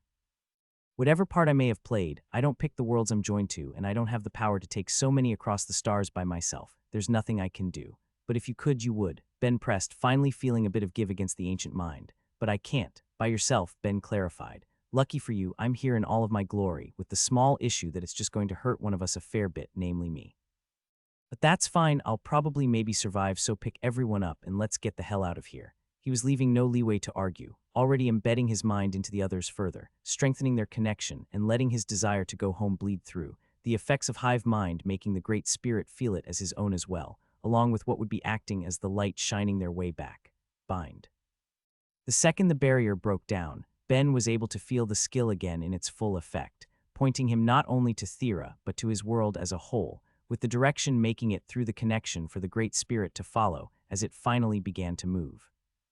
Ben and the ones he'd brought with him were engulfed in an instant, space itself warping to hold them before expending its mana, aided by the speed Ben could think to push its power to a whole other level as it warped around the grounds, taking in the trapped space spirits and going back from the rest of the prisoners, saving them from the jaws of the demons that had made it through his flurry of attacks before it prepared to leave the world. That one too. Ben thought at it, feeling a questioning reaction coming from the spirit that still did as he asked, swooping to take just one more before it left the world as Ben pumped power into it, pulling it to himself first and passing it through his soul to fill the spirit as reality itself warped, the raw mana flooding a being with such a degree of space magic, already making the act unparalleled as millions of points flooded into it. Allowing for a previously unseen degree of power, and as they traveled through the fabric of reality, Ben experienced it all through the Great Spirit's senses. It felt like becoming one with the universe, as the concept of distance was changed to become something so much weaker, light years passing by in seconds to draw them ever closer to their target, breaking down how far away they were, even while Ben's body broke down in response.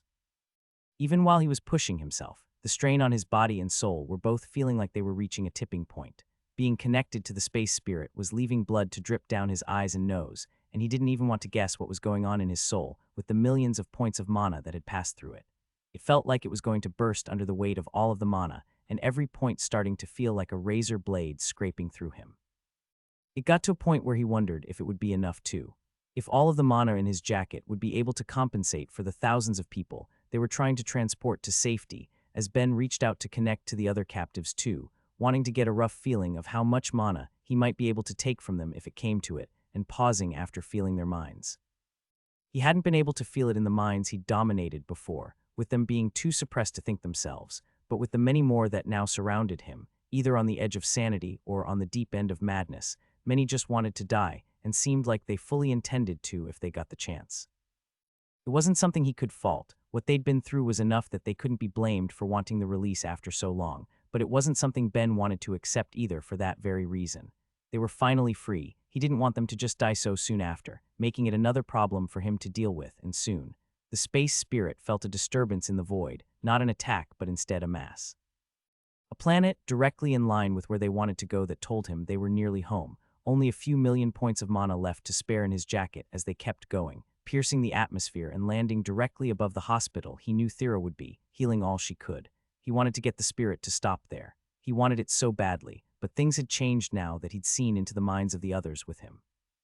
He had to create an area where they wouldn't be harmed or be able to harm themselves. So from there he directed the spirit, guiding him to the gate network and then out beyond to a different place, a different land and through various streets, leaving them at the large open yard on a palace grounds in one of the few spots in the world that he knew wouldn't be swarmed by demons, Pelinia's home in Analia, as he alone was released to act.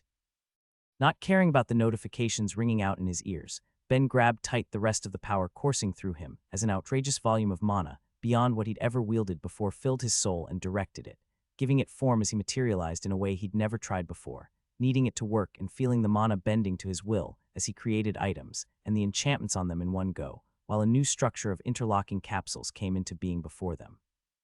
Towering nearly as high as the palace itself and covered in predominantly time enchantments, as he screamed out to the spirit with him, put every one of them into a different pod now. Again the spirit listened, hearing the desperation in his voice, and doing as he was asked with each of the prisoners trapped in a new cage, each of them ready to run wild or succumb to their injuries, only stopping as Ben slammed his hands down onto a plate in front of him, activating the massive swarm of enchantments all at once to bring the flow of time for those within to as close to a standstill as he could manage, collapsing to the ground the second it was done. Everything hurt. His body, his mind, his soul. He couldn't move, nor could he breathe as he laid there as one question danced around his head. Did I finally push myself too far? He felt confident in giving the answer a yes as he briefly wished in his desperation that he'd had the thought to ask the space spirit to put him in a pod as well. He'd done what he'd wanted. He'd saved the rest of them, only at the cost of his main goal of saving himself.